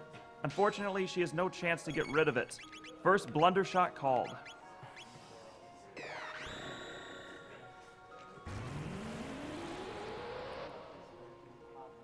Yeah, I like the ambiance after the main theme goes over.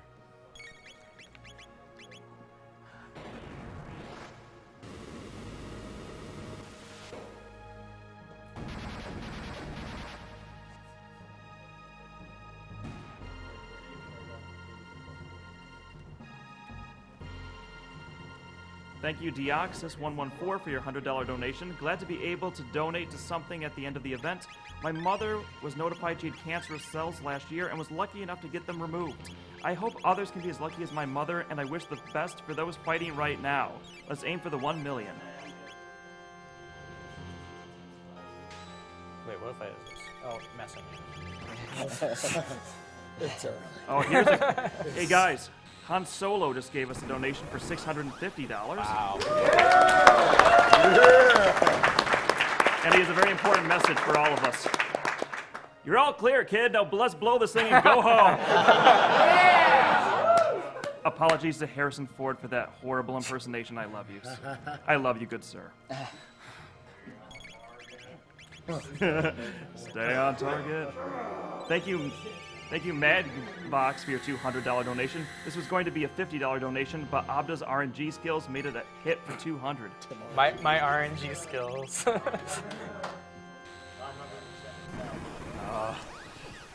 We'll make it, guys. Come on. $970,000.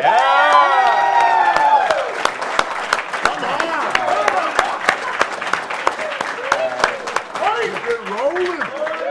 Keep it rolling. So the Magus refight does have a bit of RNG with it, just because we can't manipulate his pattern this time. It's less of a deal at 100%. Yeah. Boss rush the donations, guys. All right, he's done. He's done.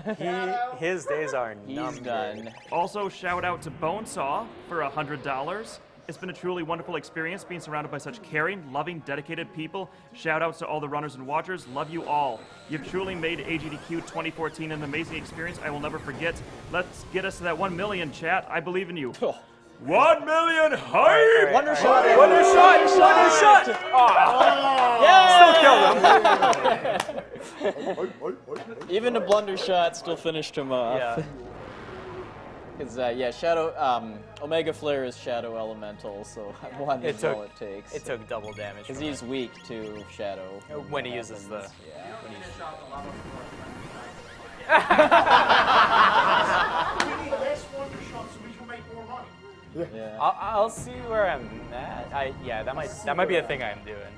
Thank you, Annihilator, for $100. I would say I'm going to regret this later when the bills are due, but that would be a total lie. Being a part of this amazing event in any way is truly an honor, and everyone involved should be incredibly proud. Thank you all so much.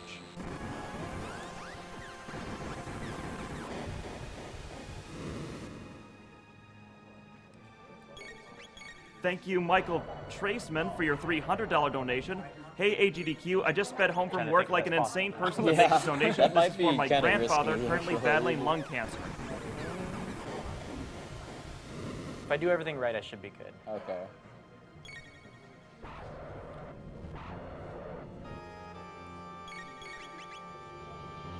Thank you, Joey Descalso, for your $100 donation. 1 million hype! Let's take down the big K, cancers.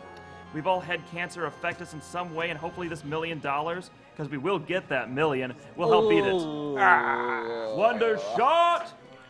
So the Giga Gaia refight is kind of fun because unlike in the original fight, I'm sorry, I'm thinking any percent actually. Yeah. Unlike the original fight, both the face and the arms are in the same line. So if you had Chrono here, which you would in any percent, you could just Falcon hit them all. Yeah, all of them at the same time instead of having to switch between the hands and the. But we don't need that anymore now that we've upgraded to. Nothing can escape the Omega Flare. Oh, the room filled out. Thank you to everyone watching right now. We're about to hit $1 million, at least I'm sure we will. Thank you, Anonymous, for $70. Fighting cancer and playing Chrono Trigger, nothing is better than this. I love what you're doing, keep it up. Whatever, 1 million hype and Wonder Shot! Hype! Wonder Shot! Ah, come on! The hype heard around the world, baby!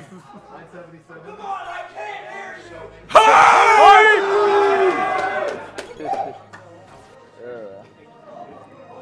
I actually think I didn't do enough damage. Wonder shot! Yeah! Wonder shot! All right, True Lava's shell.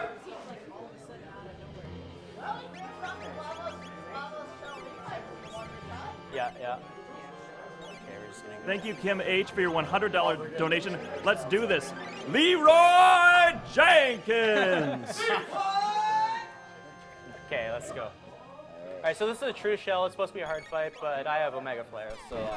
I mean, in any percent, this is the final Thank you, class, Rainbow basically. Smash, for $800.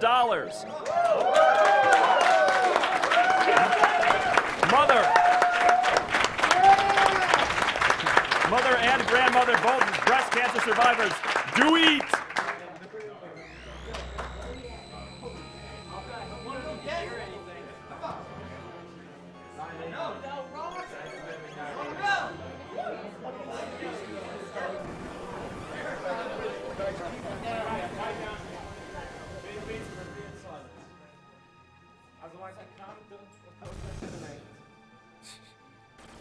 Thank you, Fan Gamer, for $200. Triggered the Chrono Party like it's 99. Blew up the Death Star. Awesome game. Did quick. Much love from HaiKuBot and the Fan Gamer crew.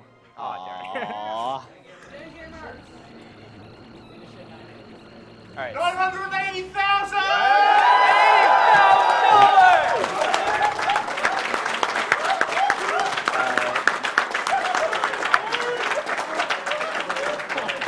Let's at least have some quiet for World Revolution. Yeah. Doc Braindead, $50. Do it to win it. Let's beat cancer. Thanks to all the runners, donors, and everyone who made this event possible. Land the Wonder Shot! 1 million hype. All right. Can we actually cool it a bit for the final battles? Yeah, it's a little bit hairy. Yeah. So let's have some serious time for the rest. Yeah. Yeah. Okay. Okay, I'm good to go. So these two fights are actually pretty tough. Even though I'm pretty strong right now, Lavos can do some stupid stuff, and it's really dumb. I should be fine, but I'm also going to try and use the Wonder Shot on the last form of my core, so that's going to be fun too. It'll make it a little bit more risky. Yeah. Okay, so he immediately kills off two of my characters here, which is unfortunate. Yeah, a little tricky.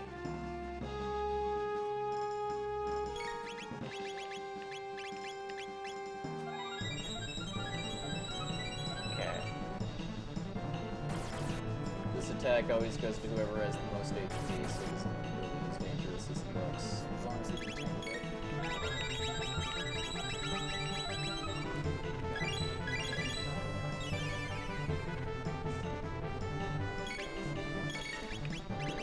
Oh, that might have been a little slow. Timing is really tight for this too, to get off all the Omega Flares before he uses that Doors of Doom attack again.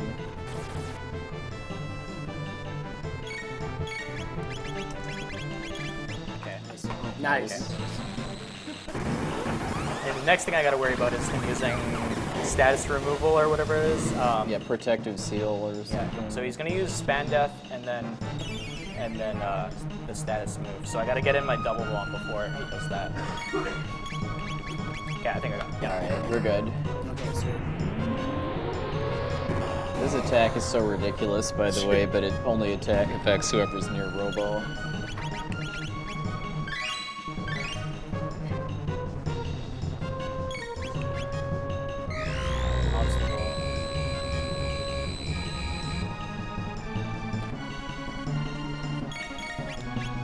Oh.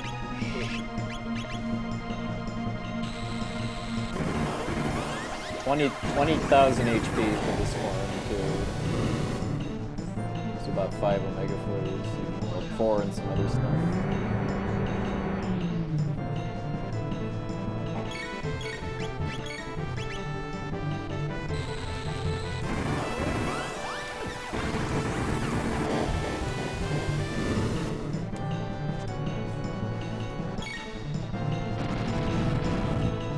She's okay, right? Yeah, okay.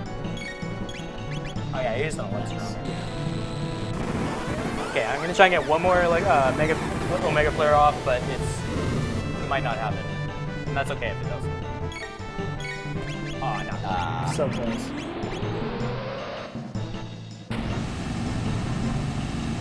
Okay, and from here on out, we just use Megas to solo him. Yeah.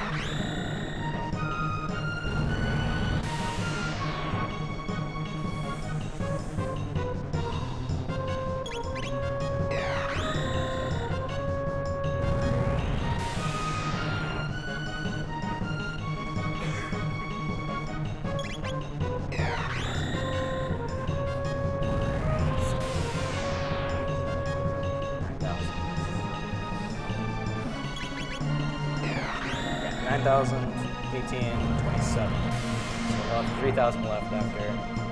So a Dark Bomb and then a Wonder Shot will probably do it. Alright. Final battle. Okay, final battle. Alright, so what he's about to do before we get into the final battle too is he's going to be using a glitch in order to open the menu. After this cutscene here, the screen fades out, and then he has about a 4-frame window or so that he can press the X button to open the menu, which basically just lets him heal up with weaker items to save his Mega Elixirs for the final battle. Just for safety. Mm-hmm. It's very important for any percent, but in this case, I'm just trying to save some time. So it isn't quite as hard as it sounds, just because you can use the music to time it, Yeah. so I'm going to shut up now. I need the audio for this one. Yeah.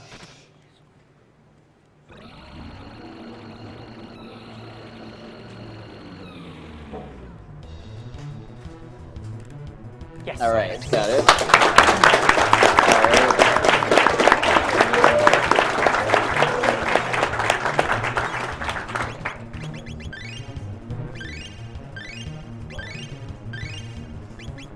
Okay, let's All do right, it. here we go. Lavos core. Come on, baby. Save the world.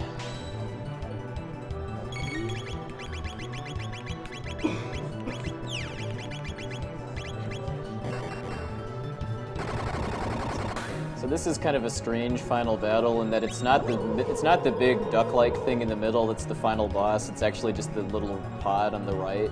Yeah. But when all three pods are alive, they're able to use a power attack that's based on which time period you see in the background for the battle. This one's probably the weakest one, because all it does is just random status effects, which he's immune to. Yeah, it does damage too, but not very much. Yeah, the nastier ones are for the prehistoric era and the future, because those are the ultimate physical and magical attacks. So he needs to get rid of both the left and the core. The right bit is the actual core, and it has 30,000 health. Yeah. So I'm going to try and finish off with the Wonder Shot, so... Okay. This is also not a very nasty attack, although he's not going to use it because of him killing the center bit. But for Middle Ages, it's just a demi attack that takes half of his HP. Yeah, so Evil Star hits me for half my HP, but that should be okay. Oh, easy. Yeah, that was the Middle Ages one. Okay.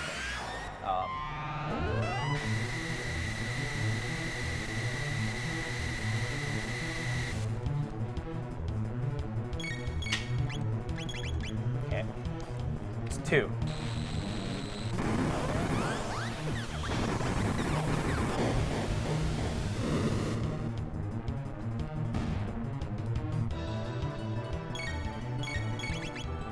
He's only actually able to damage the right bit too when it removes its defense too, which happens once you've killed either of the other ones.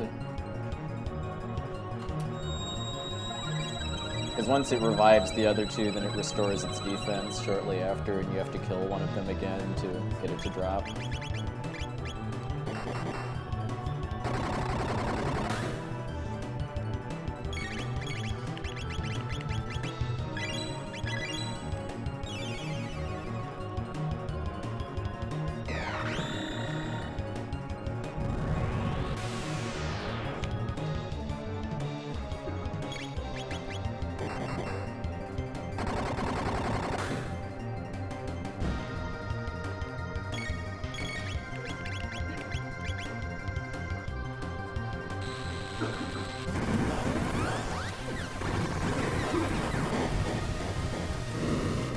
It's 4.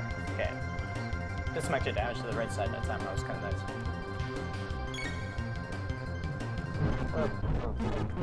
Okay. Just got him. Just got him. Okay, that was good. This is 5.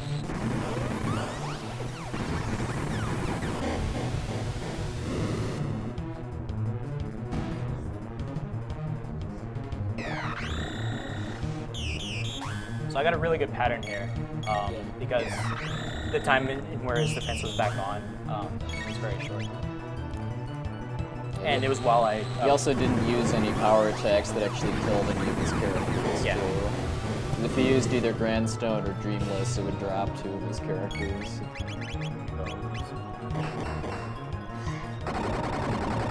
Here we go, Base God Luca. All right, you got this, Luca. Wonder Shot!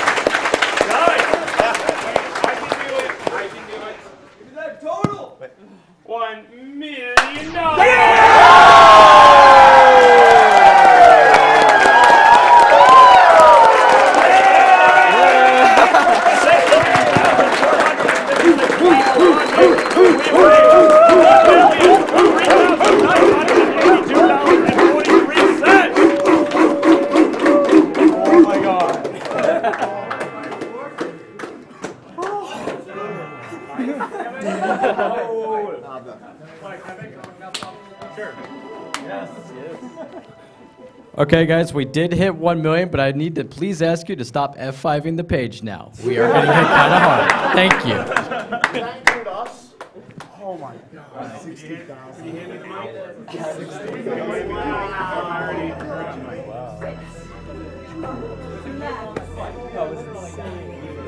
cannot believe that. That was amazing. That was so good.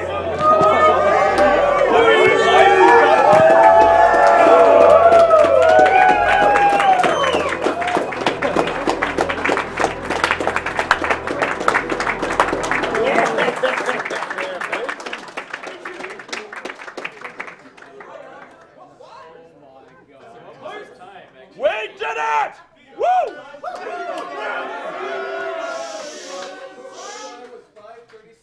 Yeah, okay.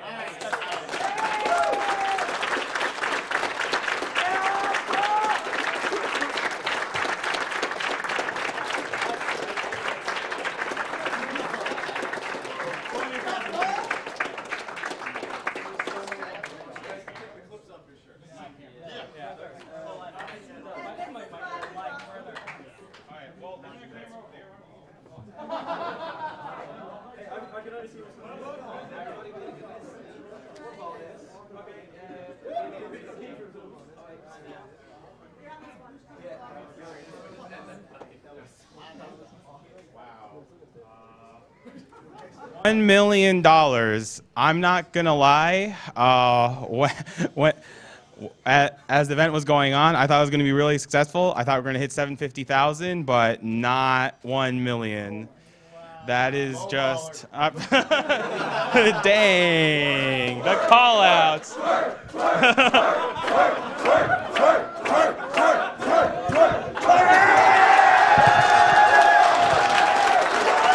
Thank you, Bonesaw.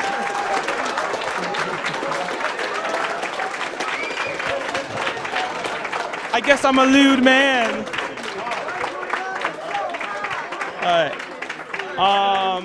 I'm gonna be honest. Right before the event, I was really scared that this Agdq might not be successful, or maybe it was getting too big and it wouldn't have that community feeling anymore. But even with 500 plus people registered, like, it was amazing. We're all so tight knit. Like, I mean, it just felt like we were all friends, even though it was just 500 of your best friends. It was incredible, the feeling. Like, everyone who I've talked to has been like, wow, this event has been amazing. I'm gonna come back next year.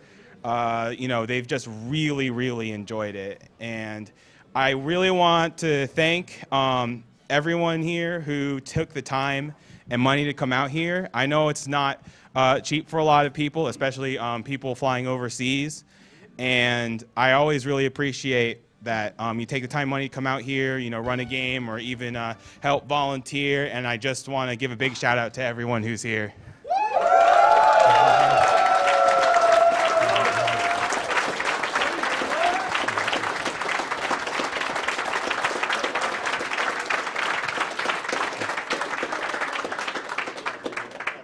So some people are like, there's this war against Speed Demos Archive and Speed Runs Live, and there's going to be an epic cage match with me and Cosmo. That would be odd. 100,000 more dollars. 2 million. 2 million. No, just kidding. Exactly. 2 million. But, you know, like, everyone just got along so well here. We're just all a big community, so that's definitely not true. I want to thank the developers of OBS for creating a program that doesn't lock up and crash when we try to use it. That's pretty awesome.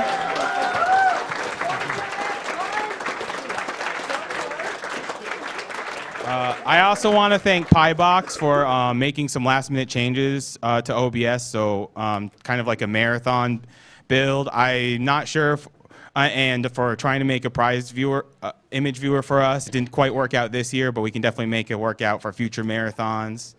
And I'd also like to thank all the donors. You all are amazing. You all, you know, whether it was just funny donations or chipping in because your friend was on stream, you know, playing the run, or just because, you know, you're supporting a great cause. It's just amazing how much, I mean, because without you guys, it would just be some dudes on a couch just playing games. So, yeah, big shout out to the donors.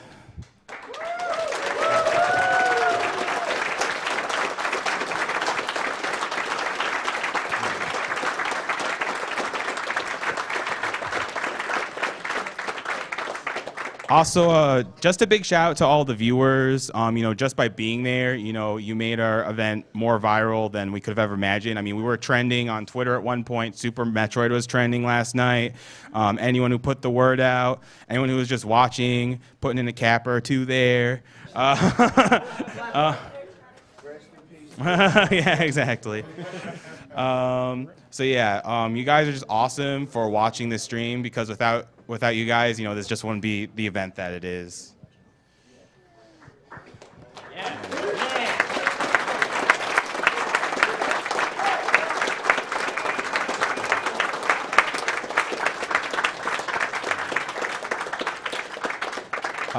So this year we had a ton of awesome prizes. The Fries contributed some, like Carrie Fry painting that Majora's Mask. Nintendo of America donated a Wii U with a brand new one with a Wind Waker download code, which is pretty awesome. Thanks for not shutting down our stream, by the way. I appreciate it. And thank you for Microsoft for donating a game, Xbox 360 and Xbox One game bundle. I really appreciate it. And Dan Schoening for the drawings. Ryan Jampol for that Chrono Trigger art, which was amazing. Our Bead Sprites for just all the cool perlers. Unfortunately, couldn't show them on stream. And I know there's many, many more prize contributors, but I just can't remember them all right now. So just... Oh, and Blizzard for donating that awesome Tychus Finley statue, because that is not an easy thing to give away. So a big shout out to all of the people who provided prizes.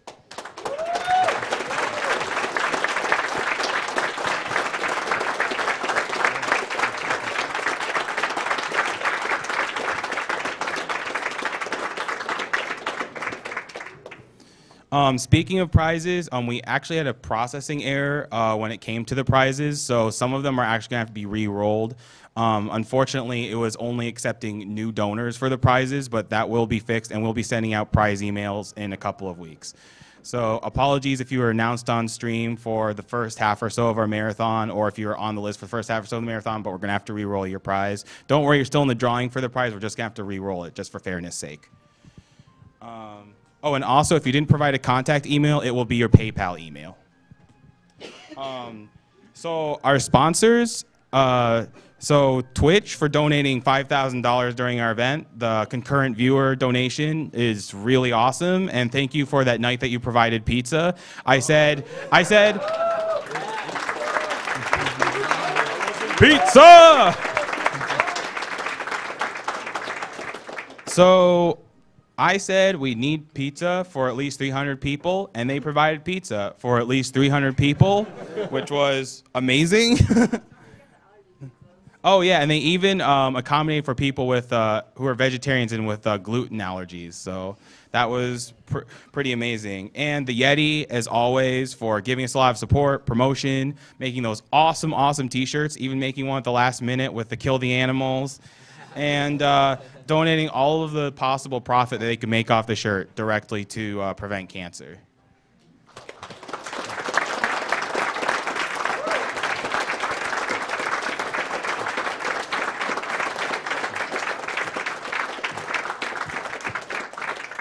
Also, I'd like to thank GameSpot for providing nearly $10,000 worth of AV equipment. Those cameras that we're using alone are about $1,500 to $2,000, and then that doesn't count all the tripods and cables and everything that comes with them.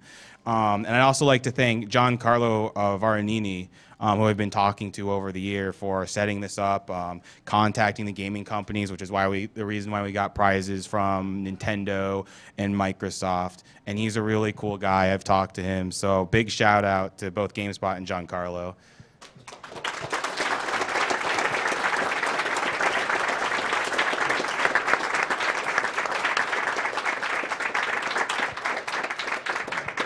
So I'd also like to thank some of the staff. For example, Hannah over here, who's behind the camera, for single-handedly organizing registration. By the time, like, oh, I need to organize registration, she had this nice, well-laid-out desk. Like, everything was already arranged. I'm like, sweet. I don't have to do anything. And just making sure everything in general was organized and keeping everything together. So definitely, Hannah deserves a big round of applause.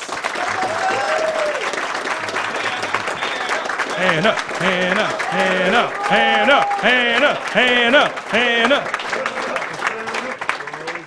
All right, so I'd also like to thank Kevin Ham for making a mini documentary and various hype videos throughout the events. The mini doc will be available on YouTube whenever he's done with it, but I just want to thank him for all the effort that he took to just, you know, helping us set up the AV equipment with his video experience, and he's just been a great guy in general, so I just want to give a big thanks to him.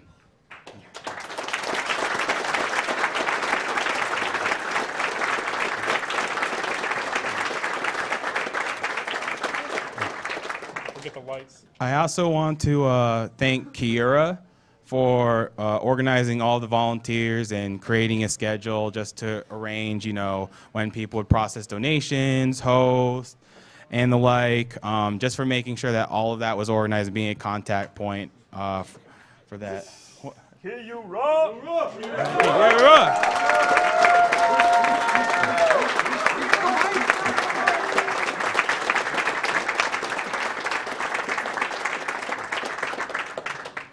I'd also like to thank Murphigator for his tireless work in enforcement. If he wasn't enforcing the food rule, then we might have just been in a sea of pizza and soda, and just helping with tech and just generally helping out. I mean, I doubt he's around here right now, but he definitely deserves a shout out for all the hard work he put in.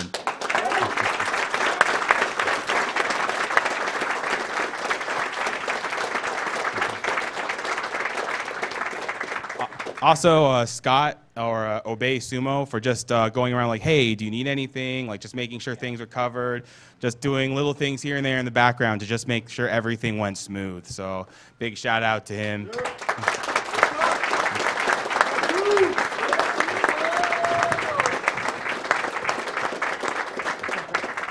And I definitely can't forget SMK. I mean, he only saved the marathon last year with his donation tracker, and it's only improved since then. He's done an awesome, amazing job of making the thing easier and easier to work with. And honestly, without his programming work and just the time and effort that he's put in, like, I don't think we would be able to handle all of these donations.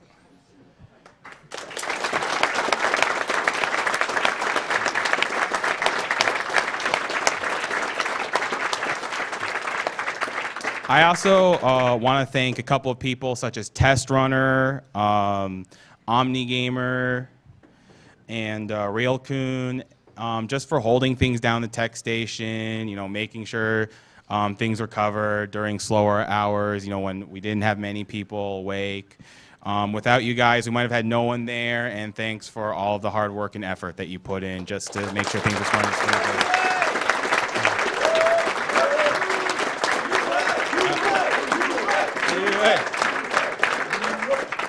I'm saving the best for last. Okay. I'd like to thank Lindsay Lane King. She. What? I thought you said the best. Well, you are one of the best. You have to admit to it. She made these awesome badges that we have right here.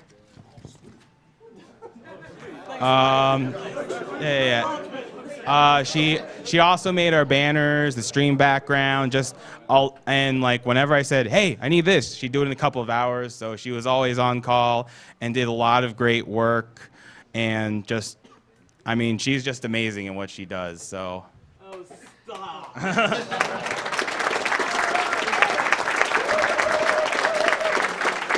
And let's be honest. No one can capture Smug Pac-Man quite like she can. So one guy I really, really want to thank is Cool Matty for all the hard work that he put in. He possibly worked harder than me for preparing this marathon. He set up a registration page, thegamesdonequick.com. Most importantly, the GDQ monitor. Yeah. He was a great help in building my computer, as in the stream machine that was used to stream this entire marathon, and just planning out the equipment that we need for the entire event, and you know, saving our server multiple times during the event when it done blowed up. So big shout out to Cool.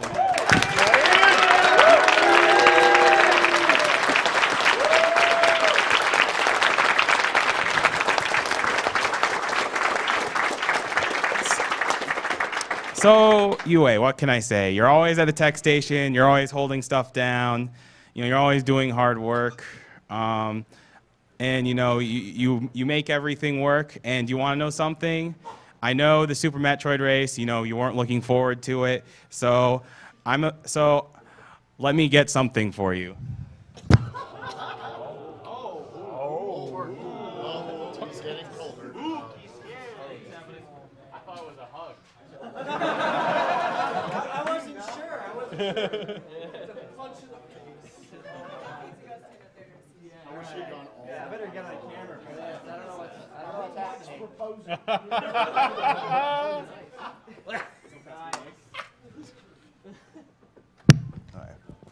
So you said you wanted a bottle of vodka and you needed one. So here you go. Just don't drink it in here.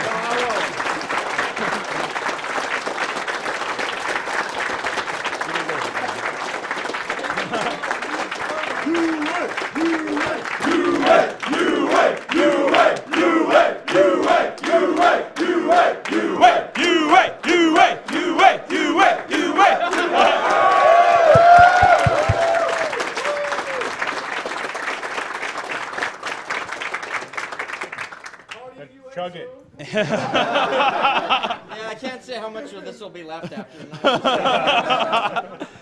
So I'm sure there's others I forgot, and if I forgot, I'm really sorry. All of you deserve recognition, but there were just so many people who put in hard work, such as the people processing donations over there, the people who are doing host duty. So, I mean, if I forgot you, I deeply apologize, but there's just so many of you. Well, there is one person we need to mention. Yeah. Mr. Mike Oyama!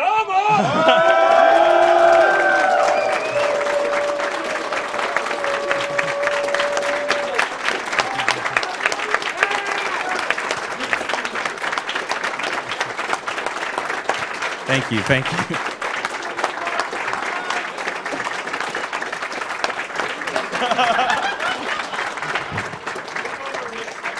All right, so. Hail the benevolent dictator!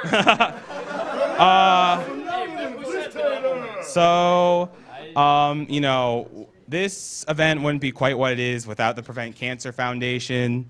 You know, they've been here supporting us since the first AGDQ back in 2011. They've supported us so many ways. They've been promoting the hell out of us. You know, that's how we've appeared in so many websites and publications and the like. They provided food daily for the event. Just great support in general, and just a great partner for this marathon.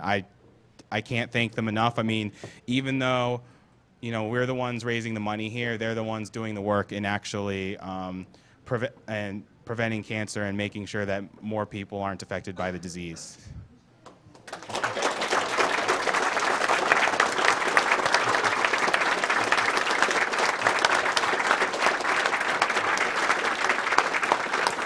And speaking of that, there's a research grant in Speed Demo's archive name, and it's going to be used to research prostate cancer. So that's pretty cool. I'd also like to thank some people at Prevent Cancer. Jan Bresch, she's the vice president, and she just runs such a great nonprofit.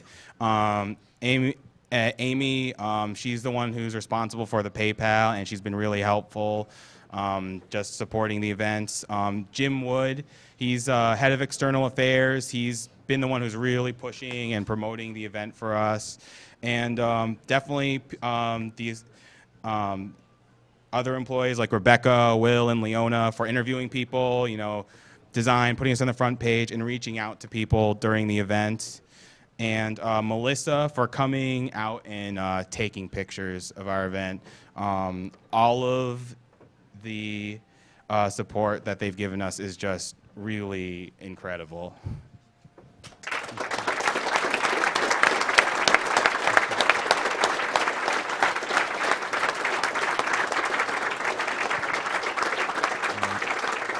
And yeah, what can I say? Like, this is the best community that we could ever have. It's like a gigantic 500-person family. So you all deserve shout outs.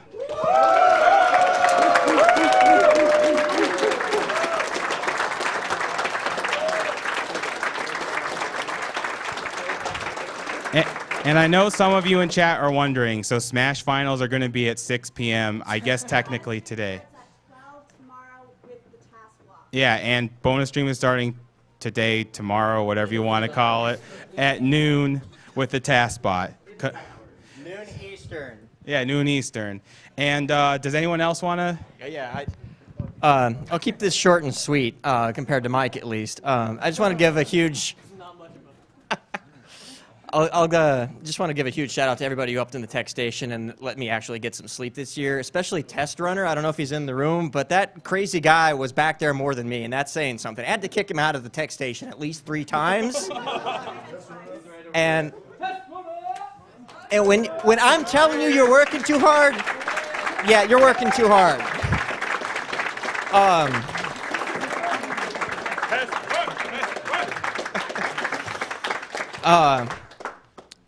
And I'm just amazed that the tech setup just went so well in general. But I do got to say one thing for bonus stream. If you think I'm touching one more cable, you can kiss my ass. You're on your own.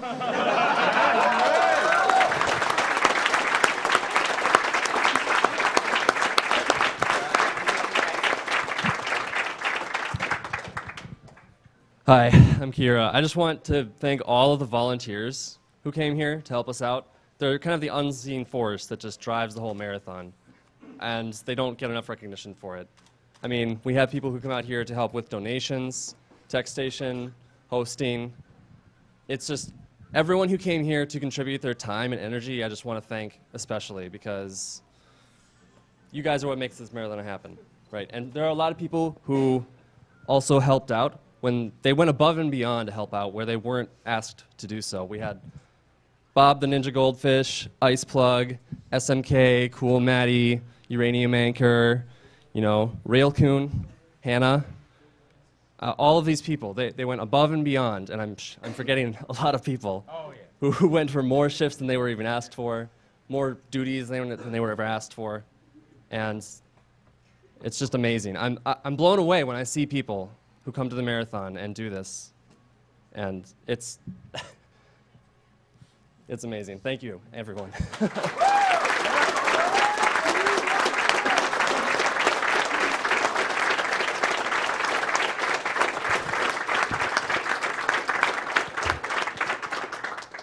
I just want to say thanks in particular at Blizzard to Aldrexis, community manager, who pretty much organized almost everything that happened on their end. Not only did they donate that amazing statue, but I'm not sure how many of you guys are aware that we got a tweet on the official StarCraft Twitter with 200,000 followers. A lot of that kind of stuff was happening over the weekend, and they went way above and beyond what we expect from companies, and it was really awesome.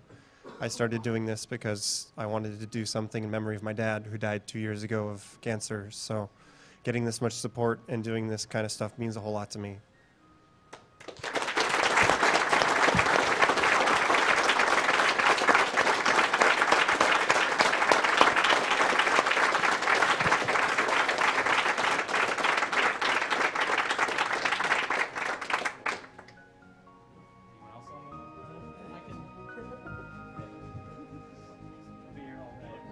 Oh, yeah, yeah. Okay, what's the estimate on this? I don't know.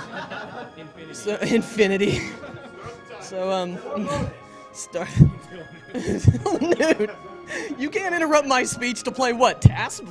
What's a TAS?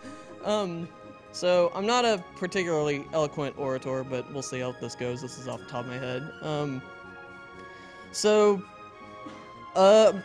About 10 years ago, I got into a conversation with some old guy, and he was telling me how games spread bad messages. And my response was, oh, let me guess, Mortal Kombat, Grand Theft Auto. I don't know what those are. I'm talking about, you know, like Tempest and Centipede. And I was like, okay, if you can explain to me how asteroids teaches people to be horrible, I will be too impressed to be mad at you. And so his response was that those old arcade games they keep going until you lose. And he figured that that taught kids that life is all about just barely holding your head above water just long enough until you finally go under. And I told him, you are looking at that at completely the wrong angle, because when you play a game like that, you get a high score, and you're challenged to beat your own score, and then you can challenge your friends to beat that score, and so on.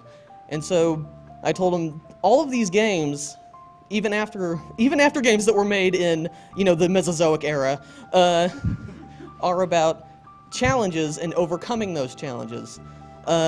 You know, solving puzzles, rescuing princesses, stopping weird, you know, egomaniacal overlords in the middle of their stupid speeches about the nature of reality, or whatever goes on in Final Fantasy. You know what I'm talking about. And so you meet those challenges and you overcome them. And speedrunners, I think, take it a step further, because you know, Ocarina of Time says it takes 40 hours to beat this game. And speedrunners say, oh, 5 minutes? Cool, we can do that. That's fine. You know, Symphony of the Night says you have to play in the bounds of the actual game. You have to play Castlevania in the Castlevania part of Castlevania. And speedrunners say, that's cute, but no, sorry, no, that's not, no. You know, Punch-Out, I don't know if you guys knew this, but Punch-Out expects you to use your eyes to play the video game. You need your eyes to play Punch-Out.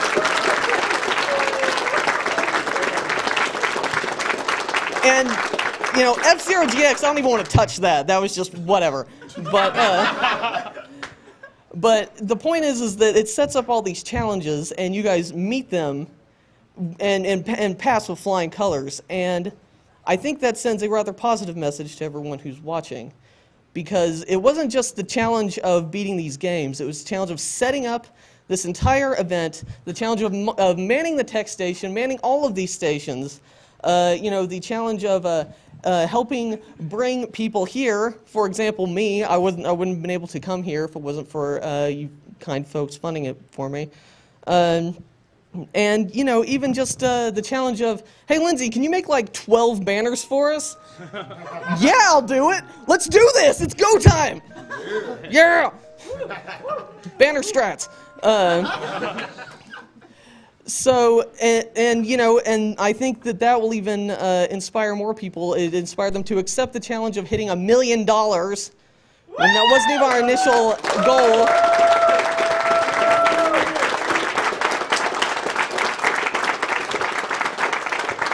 And those people at PCF are going to rise to the challenge of helping people overcome and prevent cancer, and those people that are fighting cancer right now are going to rise to the challenge and overcome it, and all those people that have unfortunately lost others to this horrible disease, they will rise to the challenge, and they will help people in the future overcome this. Years from now, when people don't even remember what video games are, and we're all brains in jars floating in space, cancer-free brains in jars floating in space, then it will be because of people like you all doing these things and deciding challenge accepted, and we're going to get through this. That said, there are just a short list of people that I want to thank. The Speed Gamers, the website is thespeedgamers.com, is my first charity marathon group. Our runs are not quite like these guys, it's more commentary and comedy based. But we are having a marathon coming up in March, if you want to check that out.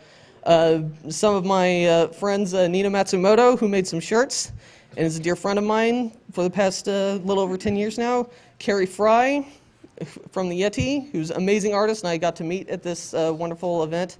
She was awesome. My good buddy Electron Blast, who is the best pyro in TF2, and anyone says otherwise, I'll cut him. Yeah, what was that? Eyeballing me? Yeah, that's right, you get out of there. You best run. Squint, who is a fine Let's Player from the Something Awful community. Rom Scout and all his friends for doing the Chicago-thon to bring me here. Everyone at the tech stations, donation stations, and hosting stations. NF Magazine, the spiritual successor to Nintendo Power Magazine. Maestro Interactive, a indie games company in Austin, Texas. And a shout out to my dear friend French Toast, who is my co-commentator at TSG, Shortly before I joined TSG, which is where Uyama found me, I had actually given up art, and for good. And someone had anonymously left some messages saying that they liked my cartoons and stuff, and that actually gave me the confidence to submit art to TSG, which is where these nerds all found me eventually to make stuff. So special thanks to Toast. I also have, I don't know if she wants her name said on stream, but I do have a family member who is also struggling with cancer right now. So I just want to tell her, I'm confident that you can beat this, because if these people can raise $1 million playing video games, then down is up and up is down, and so you can do anything. And special thanks to my dad. Everything I learned about mercy and charity came from him. So, and thanks to you guys. Yeah, right. Yes. Hype. More hype. More hype. More.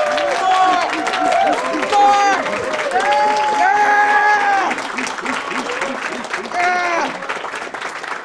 Oh, is this yours? Sorry, I was holding on to it for so long. I thought it was mine.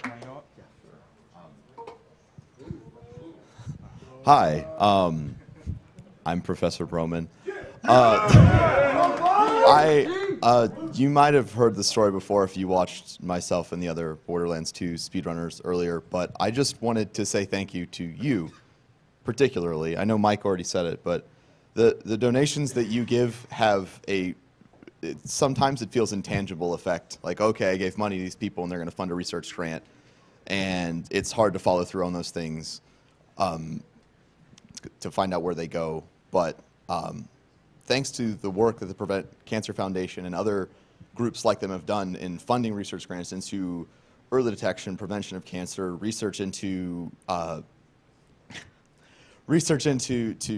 different ways to treat cancer, my father's still alive.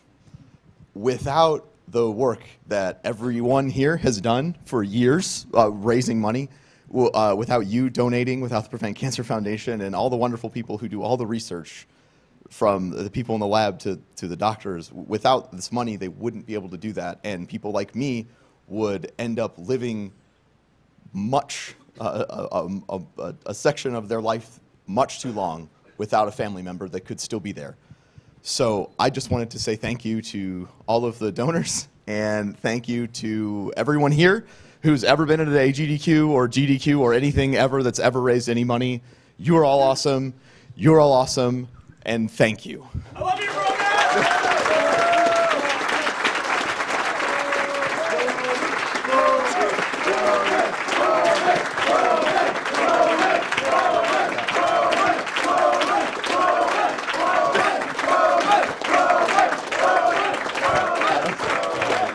Thank you for that heartfelt speech, but we're not going to let you perform any surgery after this marathon.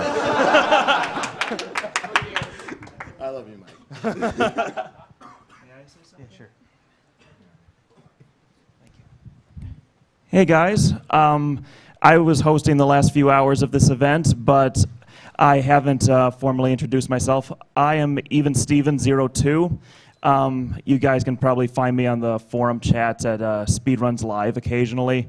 I'm not really a speedrunner, but there's just something I've always found so contagious about speedrunning, and how we take the things we love and we try to get like the most out of them. We try to take it down to like the bare essence of what these games are, and it's like why we love them. It's just we have this passion that just spreads, and you guys who've donated out today, $1,005,914.96 so far. You guys are insane, and we love you for it. God bless, and Franker Z.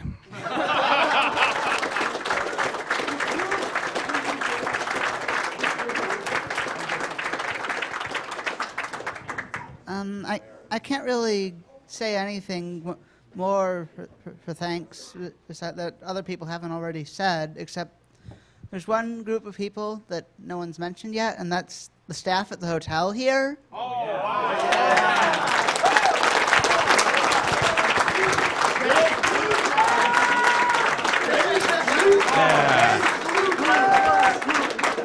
this man with the clutch strats. So yeah, the staff at the hotel, when we first came here, first off, we gave them a detailed room layout and they followed it perfectly. Yeah, like just perfectly. They made sure everything was set up. They gave us our own dedicated line for internet to make sure the internet was good at the hotel.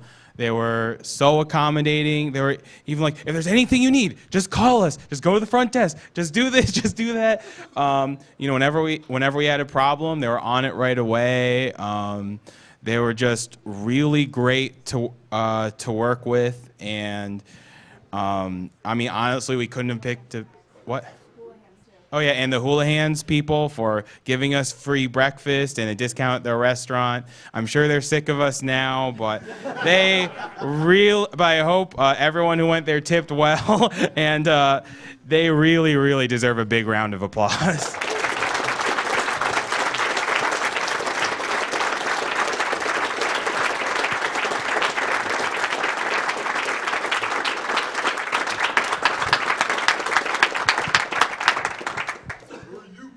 All right, one quick thing. I just want to say anti-shout-outs to Mother Nature from trying to keep so many of us from coming this week.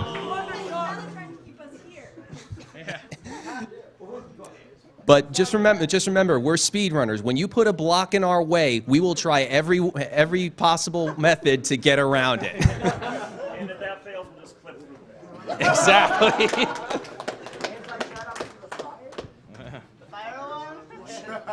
Fire percent? All right, first off, I want to give a big congratulations to Bob the Ninja Goldfish for doing an amazing job on hosting. Thank you.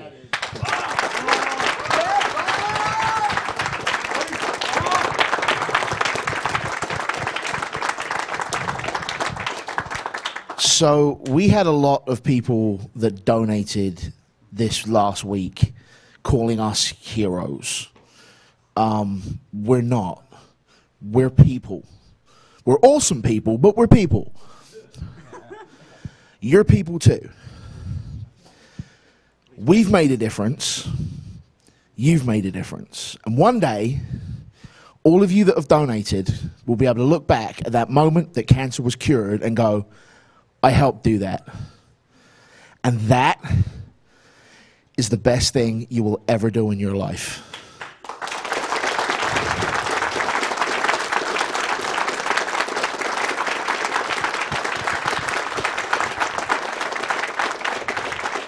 And there is one more thing, and I said this when I was hosting, but we did have one donation from a member of the military calling us heroes. You're the heroes. You stand on the line and you defend us so we can do this. Thank you all.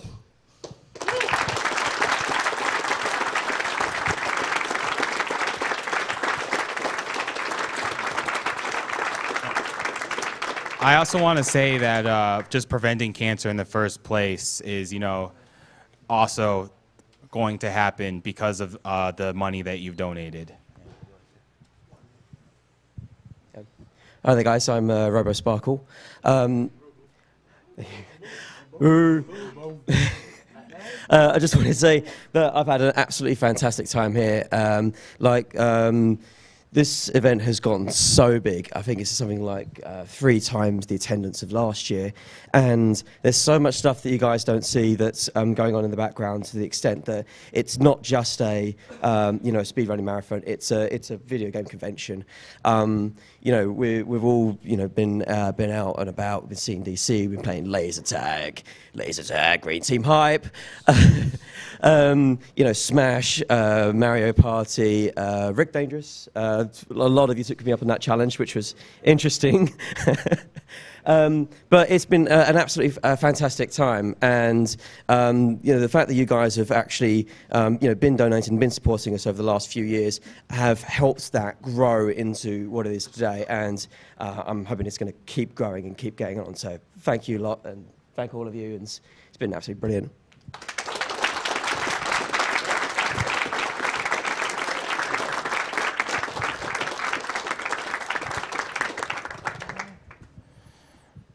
I think we've all done a pretty good job of saying our word, unless there's a... Oh, wow, yeah, the game devs, the Skype calls, how could I forget that? So yeah, I mean, we've had a lot of amazing developer commentary this year. Borderlands 2, Metroid Prime, Surgeon Simulator,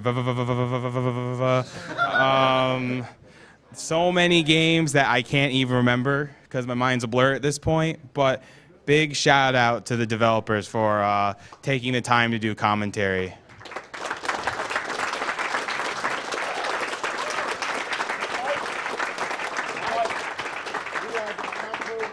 Non-promoted trend on Twitter in the US right now. Wow. Wow. Number 1 on Twitter.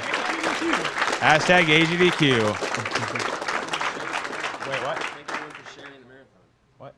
For sharing the marathon with everyone. Oh, yeah. And thank you for promoting us. And big shout out to the people who are on Twitter, Brosencha, Mike89.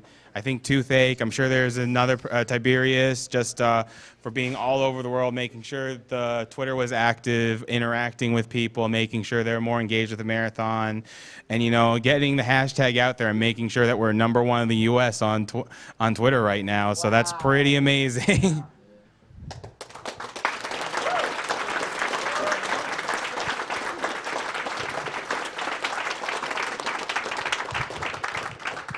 Don't worry, mine's gonna be real quick.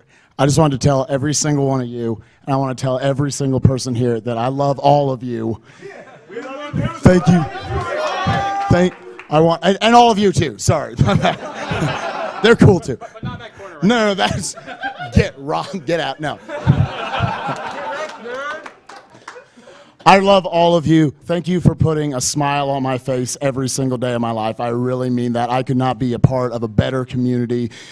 The amount of art, not just speedrunning, art that you guys perform every day. The standing ovations is not just for people playing video games. It is art, what you people have produced. With all of your hard work, with all of your dedication, art is for an anagram, yes, for RTA. For producing art, for producing smiles, for producing happiness, for producing hope and love for every single person when we come together twice a year to do this. I love you all. Thank you so much. I'm honored.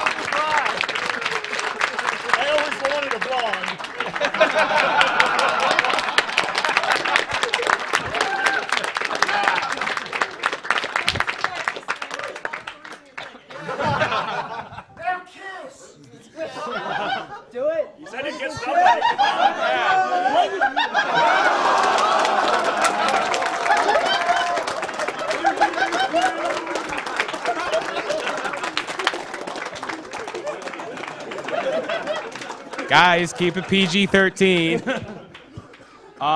Yeah, so I have three final shout-outs. First off, shout-outs to my cousin Noah for overcoming thyroid cancer. He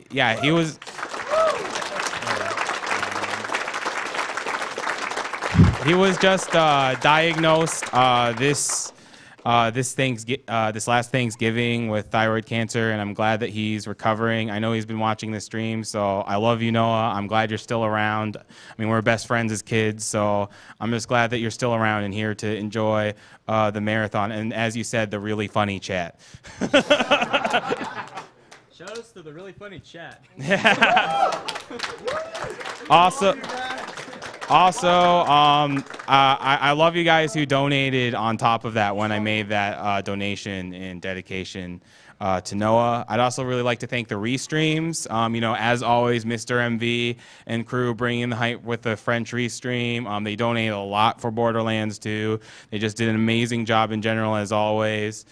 And people like Romy, Mr. MV, and a million people I'm forgetting. Oh, and sorry, Kessin, for handling the awful games. Someone's got to do it. And the German restream, EXE_DE, the other people like Agdq, Shadow Draft, just holding things down. It was their first year, and I know that they bonded really well with the French restream, and hopefully we can make this event even more international next year. So big shout out to our restreams for making this really a global event.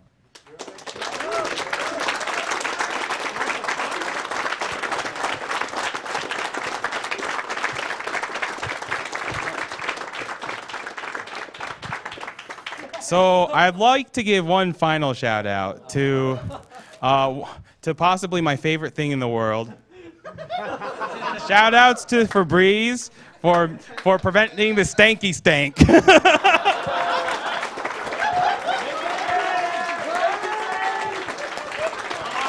Sponsored by Febreze next year. I smell wonderful. I don't need to take a shower. And all I gotta say, this is an amazing event. Smashed my expectations. I was so nervous before the event that it wouldn't. And all I gotta say is, Uyama out.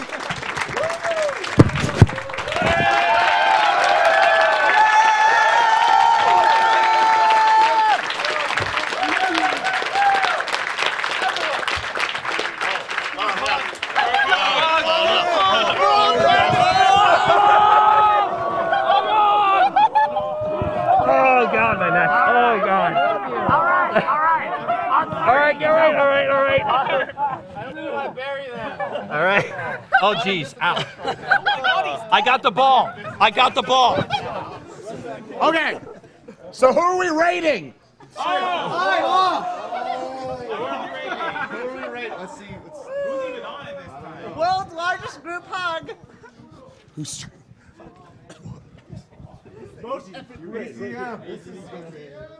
Oh, who's streaming? We should raid the French restream and then the German restream.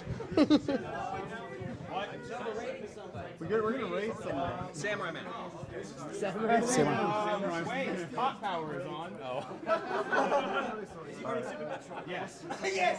Dude. Cop Power. Right here. All right, so I know you guys watched the Super Metroid race, and it was amazing. There's actually one amazing Super Metroid runner who's on the same level as those runners who couldn't make it. His name is Cop Power. So raid Cop Power, please. And what should the raid message be? Twerk it? Yes, you already said it. Twerk it. Twerk it. So yeah, go raid this man. He's an amazing Super Metroid runner, and just say twerk it. Twerk it. Twerk it.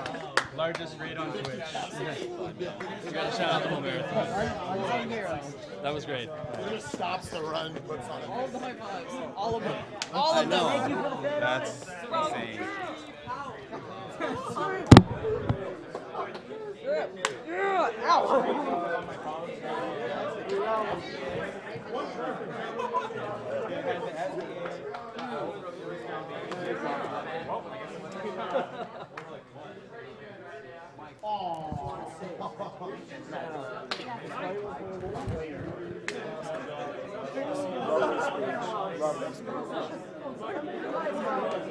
I knew that.